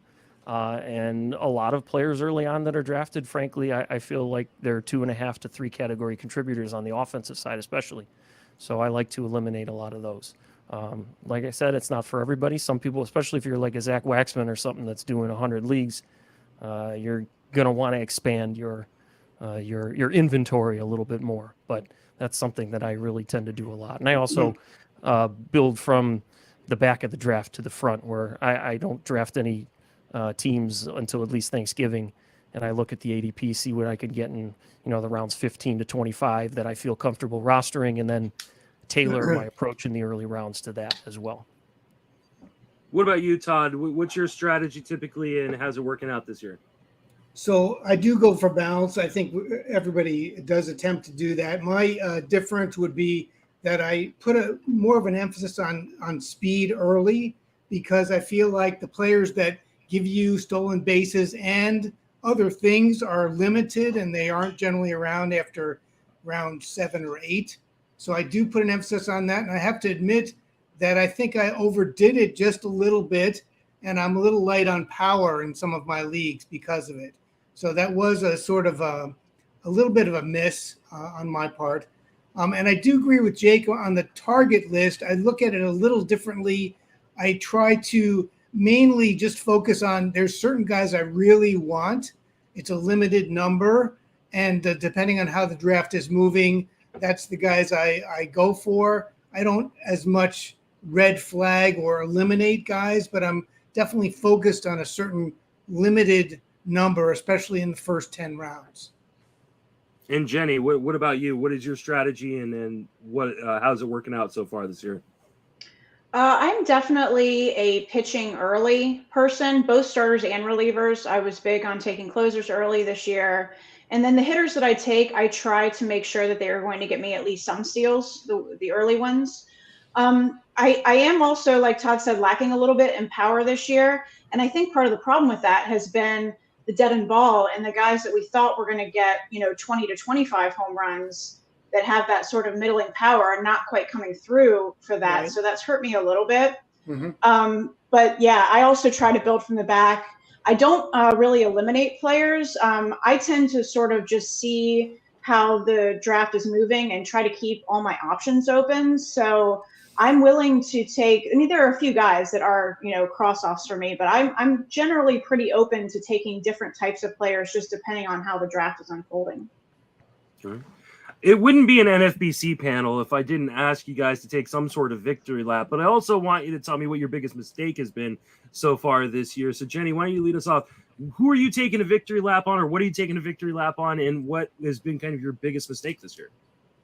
I think my best strategy point was paying for saves. I know that there have been some closers that have come up in Fab and later in the draft that have worked out, but I paid for usually 2 top closers in every one of my big drafts this year, and I have very rarely had to dip my toe into the Fab market for saves, and there really hasn't been. A lot of the jobs have been fairly stable. There hasn't been a ton of closers on the Fab market, so I'm pretty happy that I did that. My biggest mistake, I put out there on Twitter a few weeks ago. I fabbed during the Derek Hall week. I fabbed Derek Hill for $57 or something like that, because I was in a rush. I was trying to get done because I had a soccer game to go to, and I ran through them all. I didn't go back and do my secondary check through like I normally do, and it taught me a valuable lesson that you need to go back and check your Fab bids so you don't make a stupid mistake. I am completely anal about checking, Usually double I checking, am triple too. checking my Fab, because I made a very similar mistake in my first ever main event. I thought I had hit the save button, and I didn't. I just shut down my computer. And then I came back, and it was a week where I was trying to pick up like 3 or 4 guys, because like Todd mentioned in that main event, bunch of injured guys, trying to pick up 3 or 4, ended up having to take like 3 or 4 zeros that week on a team that was already struggling, and it was really, really brutal. So like I completely empathize because I've been there, but yeah, now I make sure I like every hour after I put in my, or every like 10 minutes, like I'm like, okay, is it still saved? It's still right? It's correct. Yeah, because there's no worse feeling than like Fab running and going, wait a second, what just happened here? So yeah, that's a brutal one. Todd, what about you? What's your victory lap, and what is your biggest mistake so far? Well, my general biggest mistake probably was the steals thing, but hopefully I can correct that over the next month or two. In terms of players, what I'm really proud of is getting a lot of shares of Manoah, Rowdy Tellez as sort of a deep discount first baseman, and Spencer Strider, who I hope is really going to help me down the stretch. The guys that the jury is still out are Aaron Ashby and Matt Carpenter. I have a lot of shares of those guys. but I'm not sure they've really delivered to date. But yeah, I think, and I did draft Jazz Chisholm and Mitch Haniger. That doesn't look like it's going to work out for me. And I did get Ozzie Albies a few times. So those really hurt. But, everybody has injuries and everybody has to just react to it, especially in the NFBC. So I'm just in with the masses that have lost a key player here and there. Yeah, unfortunately, a lot of my key players are all lost on the same team. Yeah. I have a quick question for Todd. How can you say the jury is still out on Matt Carpenter? Yeah, I mean, you got him for nothing. Were you expecting 30 home runs and an OPS of like I'm pretty sure your ROI on the Carpenter one. Yes, I already have. I'm ahead of the game. Let's put it that way. But the key for me, which will make it a great pickup, is if the Yankees don't get other outfielders and players such that he's going to continue moving around and getting regular playing time. Because if they get another outfielder like Benintendi, for example, then they're going to stop playing him in the outfield, and he's going to be sort of a 3-day-a-week player, and it's going to be a great hit for 2 or 3 weeks, but that's it. So it could be a fantastic hit, or it could be just a nice little pop. And so that's what This is the league that Todd and I are in together. So I frankly am hoping I love it. Gets phased out. I'm of course kidding, Todd. I mean, I understand what you're saying, but like, I'll take those 13 home runs over the course. No, it's been fantastic. He's on a heater of major proportions. It's been a down 2 games. Time to jettison him, though. Jake, what about you? What's your biggest hit this season and your biggest miss? Biggest hit for me, I'd say, was kind of goes back to my elimination tactics. Crossing off guys in the top 150 that are either perceived average drains and they don't deliver more than 3 categories tops, or major health risks on the offensive side. So guys like Bellinger, Baez, Eloy Jimenez, I have 0 shares of those, never considered him. Bryant, when he got rocketed up the board. Even Jazz Chisholm. Jazz Chisholm was a guy I was totally out on just due to the fact that he had a lot of small things last year that continuously kept him out. So I feel like I've done pretty well there, avoiding a lot of those landmines. Negative for me, Trevor Rogers has been a real thorn in my side this year. I was targeting at least one starter in the first 2 or 3 rounds, sometimes 2. And then my fallback was the Trevor Rogers, Manoah, Cease, and Eovaldi range. And unfortunately, I have almost all Rogers and Eovaldi, and I didn't get any Manoah, and I only have 1 Cease. And it's killing me because Manoah and Cease have been doing great, and Rogers has been just inexplicably awful with control and efficiency this year. It's been a real problem. I have a lot of Rogers and Eovaldi, sometimes both on multiple teams. So yeah, I unfortunately paired up Rogers and Giolito on one of my mains, so that's I think I've got like 19 pitching points or something like that in that league. It's pretty, and 2 good closers, so it's like it's just brutal for the rest of it. Toby, what about you? Your biggest hit and your biggest miss? Yeah, I think biggest hit generally is just pitching, starters. The player that I have the most shares of is Miles Mikolas. I got him in 14 of 17 leagues. Wow. So that's been huge. Dylan Cease, I think, is the pitcher that I have the second most of. I want to say, actually, it's Nick Pivetta, but I haven't started him the last couple weeks, which has been nice. So I think generally pitching has worked out, with the exception of Marco Gonzalez, who I also had a ton of.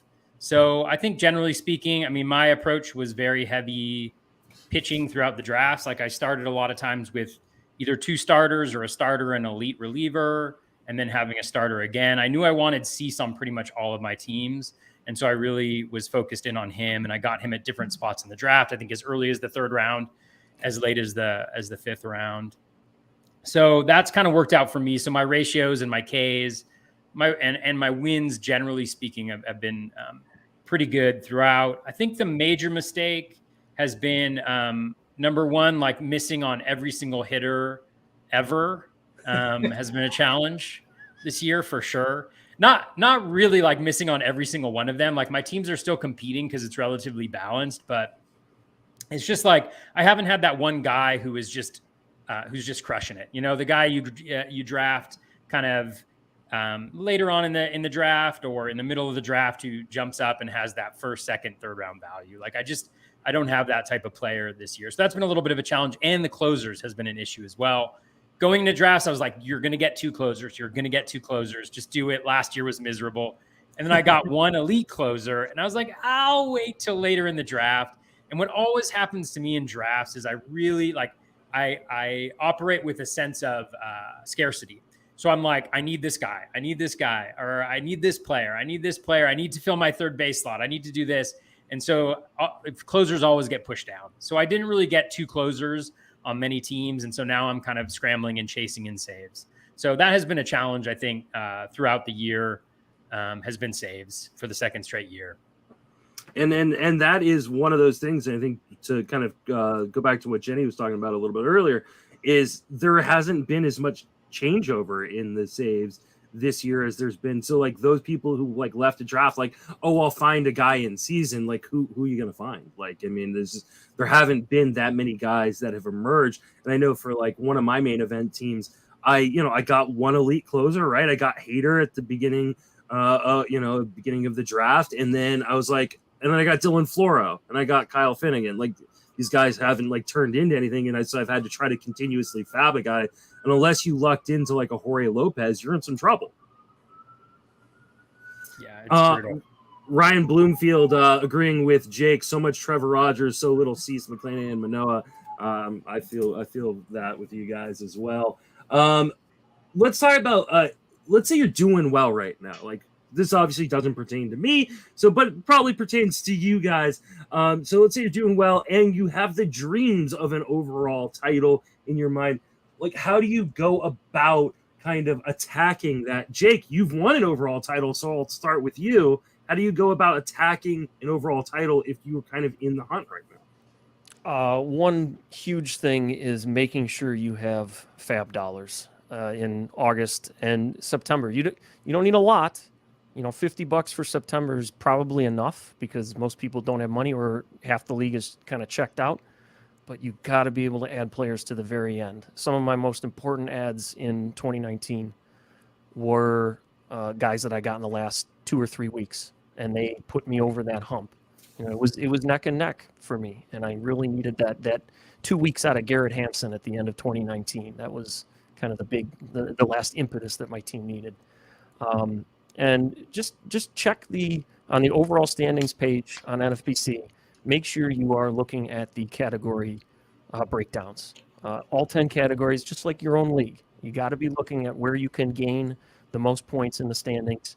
You get 0.01 in WHIP and you gain 35 standings points in the main. That's huge. Like that's a massive deal.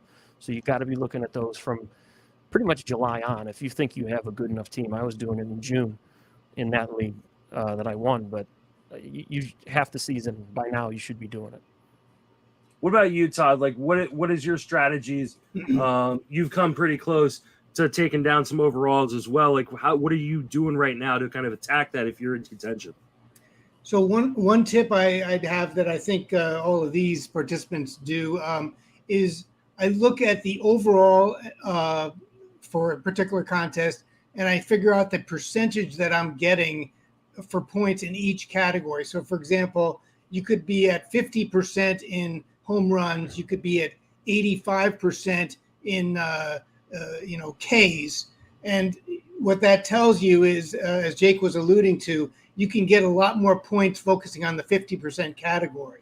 So if you can get players that will help you there, I think that's better. And just remember that when you look at your league could be very skewed, whether there's 12 or 15 teams, because that whole league could be really strong in strikeouts or really strong in batting average, and that might not reflect where you can really gain points in an overall. So if you have a really strong team, I encourage you to look at the overall categories and figure out the percentage that you already have. Jenny, I think you're going to take down the overall in the auction championship this year. So you tell me, how are you going to do it? Oh, I've lost some ground. It's been a struggle. But actually, what I was going to talk about is last year in the main event, my personal sort of stepping stone goal in NFBC is to cash in the main event. And that is where I was close to last year. I was sitting mid-season, maybe August, around 30th. And there's usually like 20-something spots that get paid. And I paid up big time for Eloy when he came back, because what I needed was home runs and RBIs. And I overpaid by, I think, $150. I think I was $150 more than the next bid. And it really hurt me in my league in August and September. I wasn't able to get my first choice guy a lot of weeks. And I fell from first to second in my league and finished second, I think because of that. So I'm going to try to avoid doing that and make sure that I'm wisely spending my money this year. I got my eye on the auction overall, and I got my eye on the TGFBI overall. Yeah, I think you're going to knock down at least one of them, maybe both. I'd be happy to interview you at the end of the season if you take down that TGFBI overall. Let's hope. So, yeah. Toby, what about you? What do you do to kind of try to take down one of these overalls? Yeah, I mean, I don't know how much to add from what folks said. I think just on Todd's point about, taking a look at what percentile you are in each category, I think that's really important. Just looking at the points. Like right now, the first place team in the overall for the main has about 6,200 points. And so if that ends up being what is the winning amount, which I doubt, I think it's going to be higher than that, because as the season progresses, people will kind of fade. Those teams will start really honing in on what categories they need to improve on, and they'll get up there.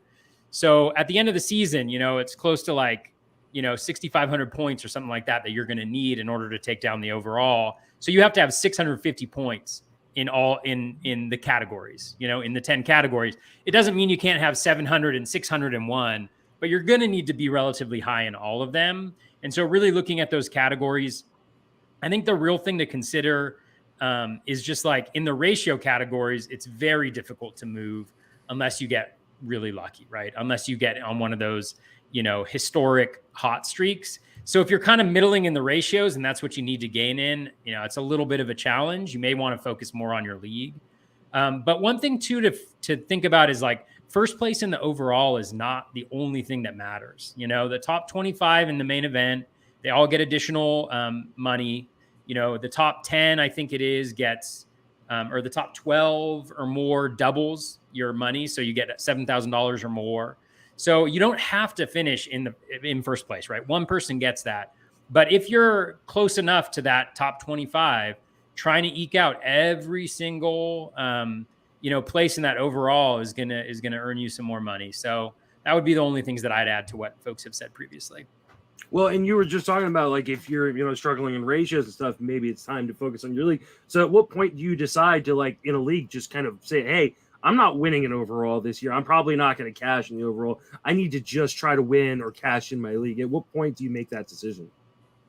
Yeah, I mean, I think it's always like there's such a balance of factors that you need to take a look at. Like I'm in one league. I'm in my main event right now. I think I'm in first place, but I'm in a three-way battle. It's me, John Posma, and Matty Wood. And we're all kind of clumped up there within 1 point of each other, kind of going back and forth. And in that league, there was a time when I felt like I might have a shot. I'm low in saves, but I've got a lot of wins, a lot of Ks. Ratios are decent, and I'm going to be able to hopefully improve those ratios because my Ks are so high that I can kind of scale back a little bit on those questionable starts. So I was feeling decent about that, but I'm pretty back in saves now. I'm pretty back in steals. And as I was going for more of that overall by getting guys on my team like Josh Smith or Jonathan VR and spending my money on guys like that, I've lost some ground both in the overall and I feel like some momentum in the league. And so you just have to kind of find that balance and say, look, I really want to win that league. The benefit is like when you're in a position like in my other league, I'm in third or fourth, but the number one team is fifth overall. And there's, I think, like 20 to 25 points between them and the second place team. And that's when you feel pretty good. Like you can just kind of put all your eggs in the basket of going for the overall because you've got that, you've got that separation in the league. Whereas where I'm at, like, yeah, there's a possibility I can climb up and I can get better and all those things. Like I'm in decent shape for that, but I also want to win that league, and I know it's going to be tough. And John, Maddie, and the other players in that league who are great are not going to make that easy. So now I've kind of shifted my focus a little bit back more toward the league. And if I hit a hot run and I get closer up there, then I might shift back. But for now, I'm just kind of going for that. Yeah, I'm in a position in one of my main events where I felt I was in first place 2 weeks ago, and I was like, all right, I really got to start taking moves for this overall.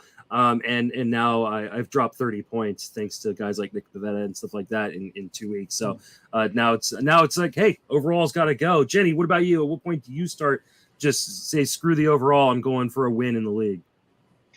I think like right about now in the main event, my best team is 227 overall. So I'm not worrying about it. My team is sitting in second, third, fourth, somewhere in that range. It's a league. There was a league actually that Todd outlined in his article a week or two ago where Rob Silver is beating the crap out of all of us. So I'm going to try to cash as high as I can in the league, try to get that second place.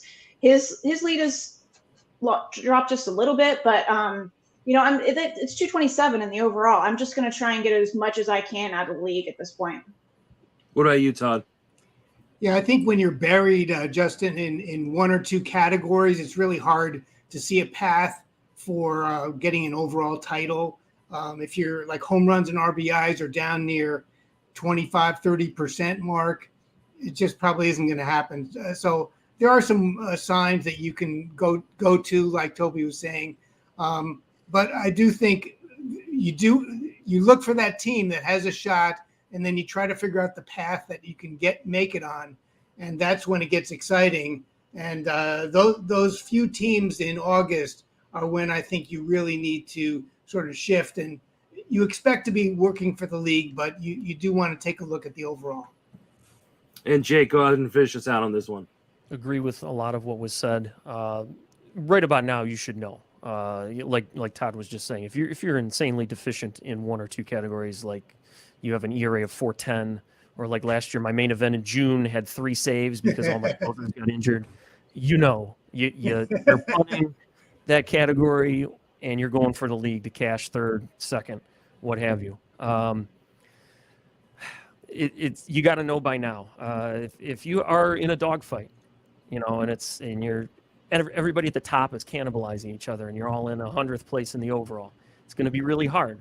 You got to have a lot of things go right for you to win an overall. So in a situation like that, when you're not going to be able to get that much of an advantage in a category in your own league, you're probably not going to be able to rocket up the overall either, I would say. So you have to kind of know by now and really start focusing on it if there is a shot.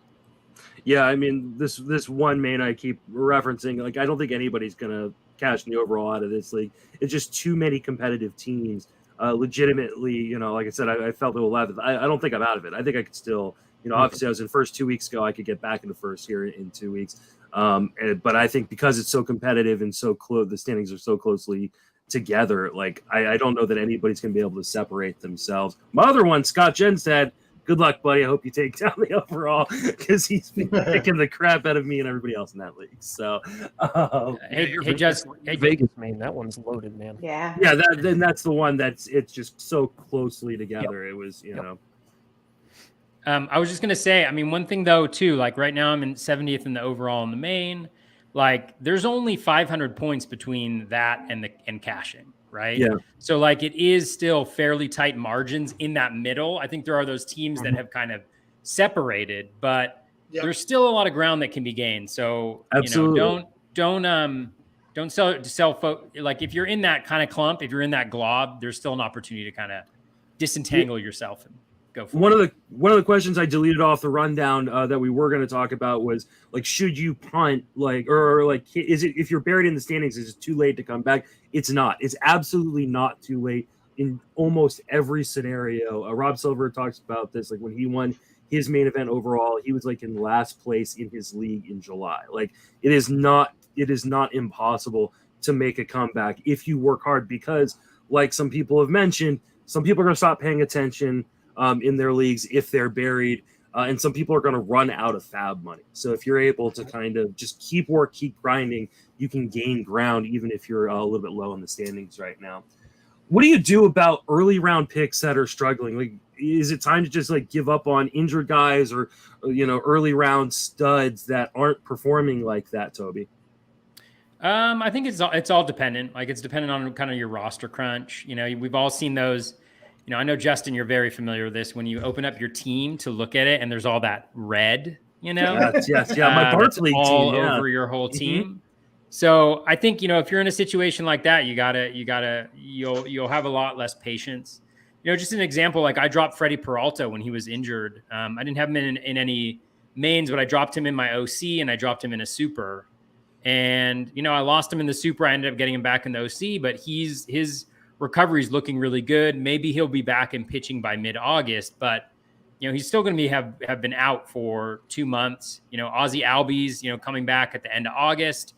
But the thing for me, I'm generally like more toward the drop the player than to hold on to them, just because like what I like to run through is just the various scenarios that need to take place for this guy to come back and not just be healthy, but also be good, right? Like, I think we assume that over the last month of the season, Ozzie Albies, as an example, is going to be really, really good, but who knows how that broken foot is going to impact him at the plate? Who knows how it's going to impact him when it comes to steals? And so, like, I just like to think about, okay, like what's the prognosis? Like, add on a couple weeks to that, because we know they're always a little bit, optimistic. And so, the guy's got to be healthy at that point. He's got to do his, 2 rehab stints or his 3 rehab stints before he gets back in there if he's a pitcher, or his week or 2 if he's a hitter. And then from there, like, they've actually got to be good, or they've got to be healthy, or they've got to throw enough innings, in the example of like Freddie Peralta. So there's just so many hoops they need to jump through for it all to work out in the end. And so I'm generally side on, moving forward and just releasing the player, or dropping the player. But it really is dependent on your team and what you need. Jenny, what do you think about this? Yeah, I'm also pretty quick to drop. When Albies got hurt earlier this year, that when I had him on, I think 3 of my big 6 teams, and I dropped him everywhere. I think one thing to remember is, you can drop this guy and you can always pick him back up. And, the 6 weeks of time that you did not have him on your roster is time that you can use to roster guys who are actively helping you. So you need to, you can always get him back. So, I think another thing to think about is, where the Major League Baseball team is and what their interests are. Because, when bringing a guy back, either they are, a playoff team who are wanting to protect somebody for the playoffs. They might be a team who's out of it and may not have a reason to bring somebody back, like with Mike Trout last season. So look at your own team, but I think it's also helpful to look at what the MLB teams wants to happen. How about you, Todd? Yeah, I think the only thing I'd add, Justin, would be that there's a difference between 12 and 15 team leagues. 12, I'm much more quick to drop. Even when it's a shorter IL stint, depending on the quality of the player. And then I just want to tack on to what Toby was saying, which is that it's not just that the player comes back, that he's healthy, that he's playing, but then there can be the normal cycle, even if he's healthy, of good and bad performance. So let's say Albies comes back, and the first 2 weeks, even without any injury problems, he just happens to hit, a low batting average coming out of the chute. He's just, his timing is off. Then all of a sudden you're looking at a player that's helping you for 4 weeks because he's only starting in September. So it's really tough to hold somebody for 6, 8, 10 weeks, no matter when he gets injured, I believe. Go ahead and just finish us out on this, Jake. Completely agree with Todd there. There is a huge difference in 12 and 15 team leagues. It's so much easier to just jettison a guy if it's more than a month in a 12-team league, just because of how many players are going to continuously be available and how cheap players are in 12-team leagues as well. 15-team leagues, generally my rule, and this is fuzzy, it's feel, that's kind of how I do things, but if they're going to miss half or more of the remaining season, they're gone. If they're a player of the Albies ilk. So Albies, was on my main event. I knew he was out till August. They put him on the 60-day DL. Boom, he's gone. There's no point waiting for that. And I didn't even consider picking him back up. Stash season. There are too many things that can go wrong, has been said already. I'm not going to even hold him for 4 weeks, hoping he comes back when he's first eligible. Like there's no point to me in that when there's so little on the waiver wire already. You need to continually add guys to hopefully regain some of the production you feel you've lost there. So usually if it's about a half the remaining season, they're out. And I think that's a really, good thing to kind of hammer in. And I'm going to do it real quick. You never know what's going to happen, right? Other guys are going to get injured. We still have COVID going around, right? Like a few weeks ago when the Royals put half of their team on, COVID protocol, was the same day that Brian Reynolds went down with an injury. And all of a sudden I didn't have an outfielder that I could play because I had Benintendi and I had Brian Reynolds not be active at the same time. And it's like, well, now I got to take a 0 for half of a week while Benintendi is not playing because he's not vaccinated and they're in Toronto. And so like adding any extra risk to that by holding on to guys for too long it's just a mistake. It's the mistake I made in 2019 at that main event where I drafted all these injured guys, right? Because it wasn't that I drafted the injured guys as the problem. So I got other injuries. I had 18 guys on that team on that original draft list that got injured. And so the ones I invited compounded with the ones that were yet to come. Yeah. You never realize how much Andrew Benintendi and Michael A. Taylor you have on your teams until they go to Toronto. Right? You're just like, oh, wow, there's a lot of those. Oh yeah, that was absolutely brutal. It really it kind of came out of nowhere. You were like, oh, okay. You kind of forget these teams that aren't in the AL East also will be going to Toronto and at some point hurting you.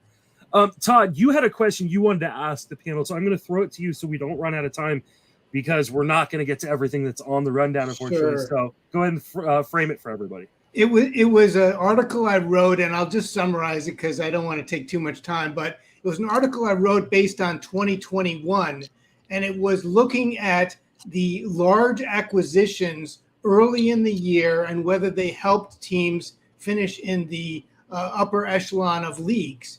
And I always have, maybe these other guys are not like me, but I always have this pang of like remorse when I see somebody early on spend $300, get a high price, big name guy off the wire and say, oh my God, maybe I should have done that or something similar to that. And so what I studied was, does that work out to be players that end up in the top group of leagues? And it turned out that no, there was that sort of hamstrung teams so that they finished more often in the middle and bottom thirds of main event leagues. And then I said, okay, what about the players, the pickups that were only good pickups? I eliminated the ones that were mediocre or bad. And they also were in the bottom third and middle third of leagues more often than just a random sample of leagues. So I thought that was interesting because I think Toby, for example, is always a big proponent of not bidding high early. And I think Jenny too. And, it's something that I often think about, like, oh, maybe I should try to get this guy at $280. And it turns out that on balance, it can work. I'm not saying it never worked, but on balance, those teams end up in the lower part of the league standings more often than just a random sample. So I thought that was interesting, and I would invite all the guys to just comment and see if they had anything to add. Toby, why don't you lead us off? Jenny, I think you started. So. All right, go ahead, Jenny. Sure. So I, like Todd said, I generally don't spend very big really ever, but especially early. I think people are just so impulsive early in the season and they just want to get in there and they want to spend all their money and they're just so eager. And I think that a lot of times at that point in the season, you don't know what the strengths and weaknesses of your own team are yet. Mm-hmm. Besides like the players potentially not working out, there's so many players that just don't work out. And, if you spend big on a free agent, if you're one of these people who spent $500 on Josh Lowe, it just makes it so hard to drop him when he's not doing well. So, Right. I just don't want to hamstring myself like that, and when I don't even know what my needs are. I want to think about it as, what would I do in June? How much would I spend on him in June? And if that's, if he's really worth it, maybe, but there's so few people that I think are really going to end up being worth it. Toby? Yeah, I mean, I absolutely agree. I mean, generally speaking, there's a reason why players are on the wire, and I think there are different levels of uncertainty. There's uncertainty around injury, right? You're making injury speculation. You want to pick them up before they're, more expensive, or it's a minor league player who's coming up. I mean, think about the minor league players this year that have come up. I mean, how many of those players have been worth it? And I mean, the amount of money, and again, it's not a criticism. Like, we all have different ways of doing it, but and sometimes it hits big and sometimes it doesn't. But I think the challenge is that sometimes it works, sometimes it doesn't. More often than not, it doesn't. And a lot of it involves luck, whether it's because you spec on somebody who's not in the rotation, they get in the rotation, or you spec on somebody who just needs an injury to get playing time and they get it. Whatever it is, what I want to do is have as many chances at getting lucky as I can on the wire, because generally speaking, that's what it boils down to. I mean, I would love to think I have some sort of magic sauce, which is clearly not the case, as you can tell by my closer situation over the past couple of years. I used to think I was really good at closer specs, but that's a lie. But so I just think you really want to get as many chances as you can. And so generally I'm going week to week with the wire. I'm really looking at Monday through Thursday for this player, Friday through Sunday for this player, or this full week looks pretty good. Or what I do is I have a list and I say needs, and then I say drops. And I'm like, what do I absolutely need on my team this week? And who do I have that I have the ability to drop, right? And so just going through there. And so if I really like a player, then maybe I'll bump them up to a $40 bid or a $50 bid or something like that. Very rarely will I go, really high. I think the most I've spent is Avisail Garcia was dropped in a main, I think. And I picked him up for $107 or something like that, which was pretty out there. But another thing that I really love is at the end of the season, when everybody else is low, if you come in there with a decent amount, not only for yourself, but also to keep it away from the players that you're playing against, being able to come in there and being able to dominate, those 2-start pitchers the last couple weeks of the season, or, the closers that come on the market end of the season, the rookies who get called up in September instead of getting called up earlier in the year, all of those opportunities, the guy who's Mike Trout could play, but we don't want him to play. So now this player is going to get a ton of run. Being able to take advantage of those situations, and not only me being able to take advantage of them, but being able to keep them away from the players that I'm in competition with. I think there's a lot more value in being able to do that than, the kind of luck of the draw of who's going to hit big and who's not, as the season earlier on in the season. So, and I think that's part of the research too. Sorry, I'm talking so long. Is that, that Todd highlighted, is even when you're successful, you're at such a detriment later on that it actually erodes any benefit that there is to having it happen. Yeah, that was the interesting part. Was I thought when I restricted it to players that really did well, that would show that yes, they got lucky and they moved up in the standings, and it was a great idea. And even then, it really didn't help them. Well, Jake, one of the things too, sorry, Jake, I'm totally cutting you off. One of the things too that people don't think about is, when Vinny Pasquantino's coming up and they say, this is the last big rookie that's coming up, this is my last chance to spend, or Max Meyer or whoever, there are a whole group of guys that have been injured to start this season that are not currently in the NFBC player pool that will become available. That's how Eloy was available last year. So there are guys that you cannot pick up until they come back. So there's also that group of players that are going to be available later in the season. I got to highlight something Toby said. You only need to get lucky a couple times on the waiver wire, and that's very true. And generally it's not, lucky means you don't know with any of these guys. The guy you spend $250 on, there's an equal chance he busts than he succeeds. In 2019 for me, I'll keep going back to that because that's my best examples I have. But it was getting lucky on picking Hansel Robles instead of Ty Buttrey when everybody thought Buttrey was going to be the closer, and getting him for $27 when nobody was looking at him. It's He's so hot right now, Jake. Yeah. I wish he were hot because I hitched my wagon to him again like a stupid idiot. But it was not my $175 on Cole Tucker that got it done for me that year, which I did do in that league, and that's, I think, the most I've ever spent on a player. Oddly enough, I don't think I've ever gone over 175, 180. And usually when I do, it's a guy that has an established closer role and nobody else in front of him for a good foreseeable future. So in general, when there's a 20% success rate, 30% success rate with those guys you're spending $280 on, $350 on, the averages don't work out for you.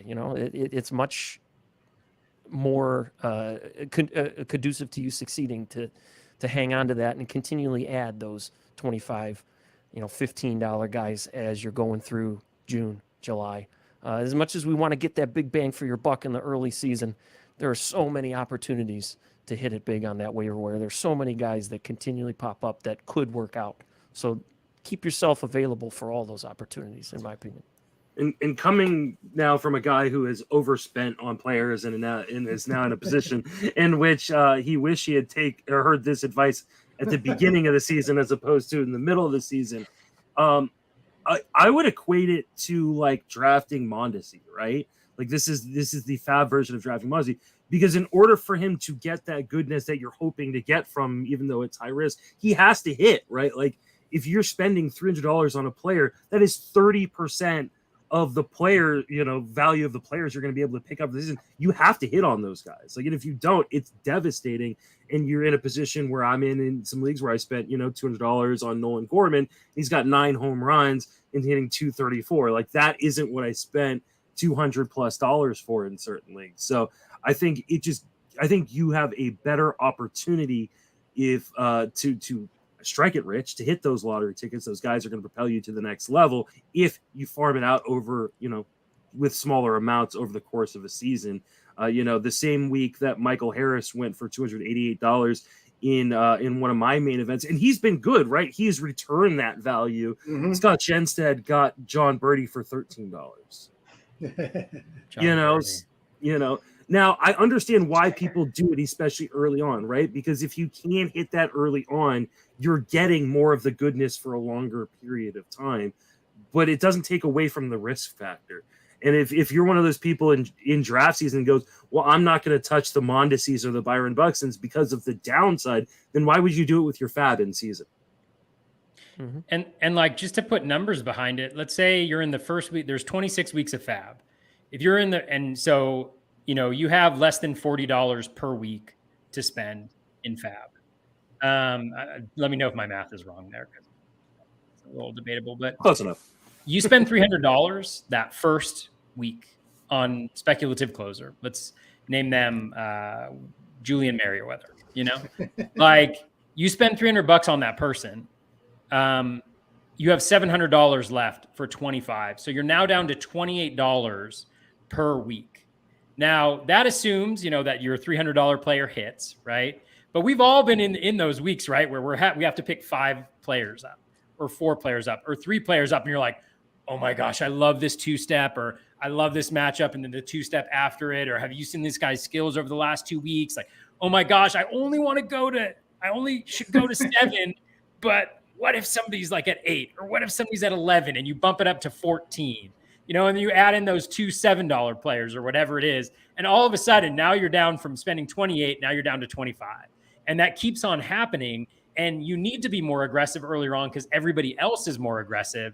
And so you're either getting shut out of that fab early on because everybody else still has money and they're being aggressive, or you just totally drain yourself. So I think that's like the key thing. And then to Jake's point too, about like the luck of it, like, who thought Frank Schwindel last year? Like, were people like, Frank Schwindel is the last opportunity for us to win our fantasy baseball league? Absolutely not, right? Because we've seen who the real Frank Schwindel is this year, right? And unfortunately, I spent like too much fab on him last week when he came back from the IL.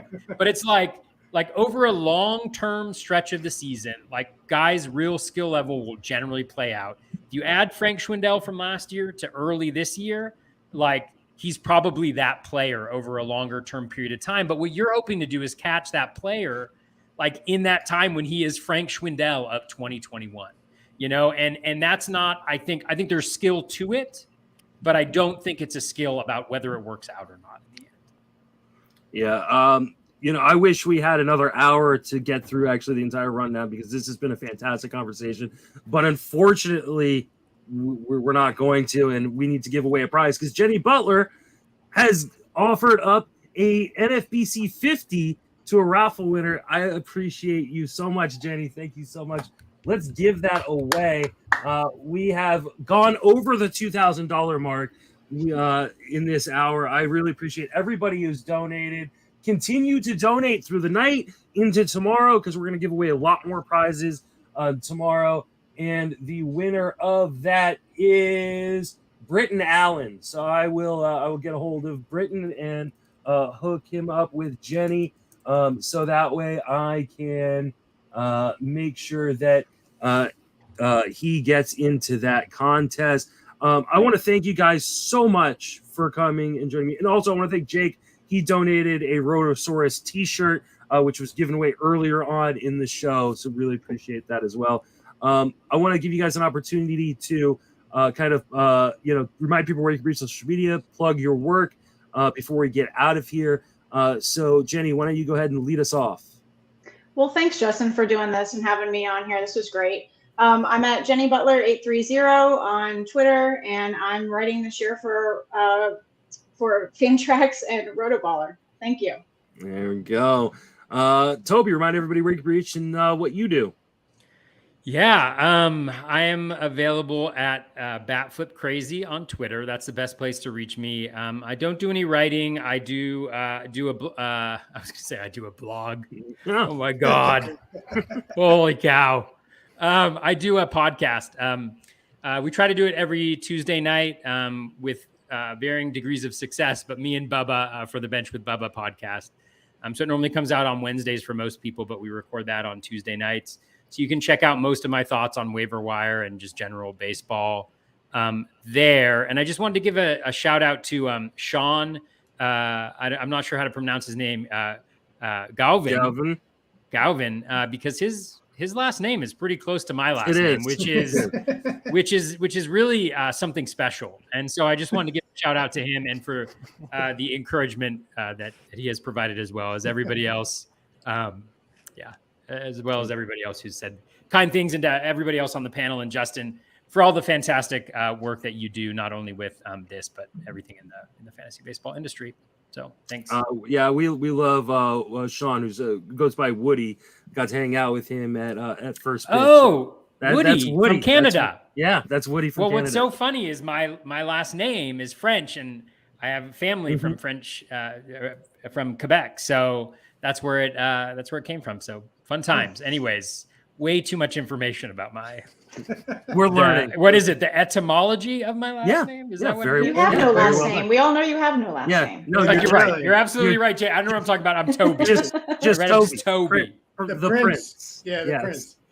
Todd, remind everybody where you reached and what you do. Yeah, thank you, Justin, for running this. It's a great job, and it's great for charity. I'm writing a weekly article in the main event, spstreamer.com, and it does back up what some of us were saying, that there can be a lot of movement in main event leagues in the last even 2 weeks, because I saw that last year, and I'm sure I'll see it this year. So everybody should hang in there and keep fighting. And also I'm on the Pull Hitter podcast with Rob DiPietro. It's a lot of fun. We record on Tuesday nights also usually. And I'm at Telstar7 on Twitter. Thanks, everybody, for participating. It was great. Thank you, guys. And Jake, take us out. Just want to say I love listening to all of you on shows. Jenny, you need to be on more. But all of you guys are wonderful on the shows I listen to with you. Toby, thank you for saying etymology from an etymology teacher. Thank you for not saying a Latin teacher, right? Yes. I mean, and etymology. I teach. I would like 2 through 4. Yeah, I would like to know the etymology of etymology. You know, would you really? I could tell you. That'll be everybody wants to hear it. That's a different podcast. That's a different podcast. Different fundraiser.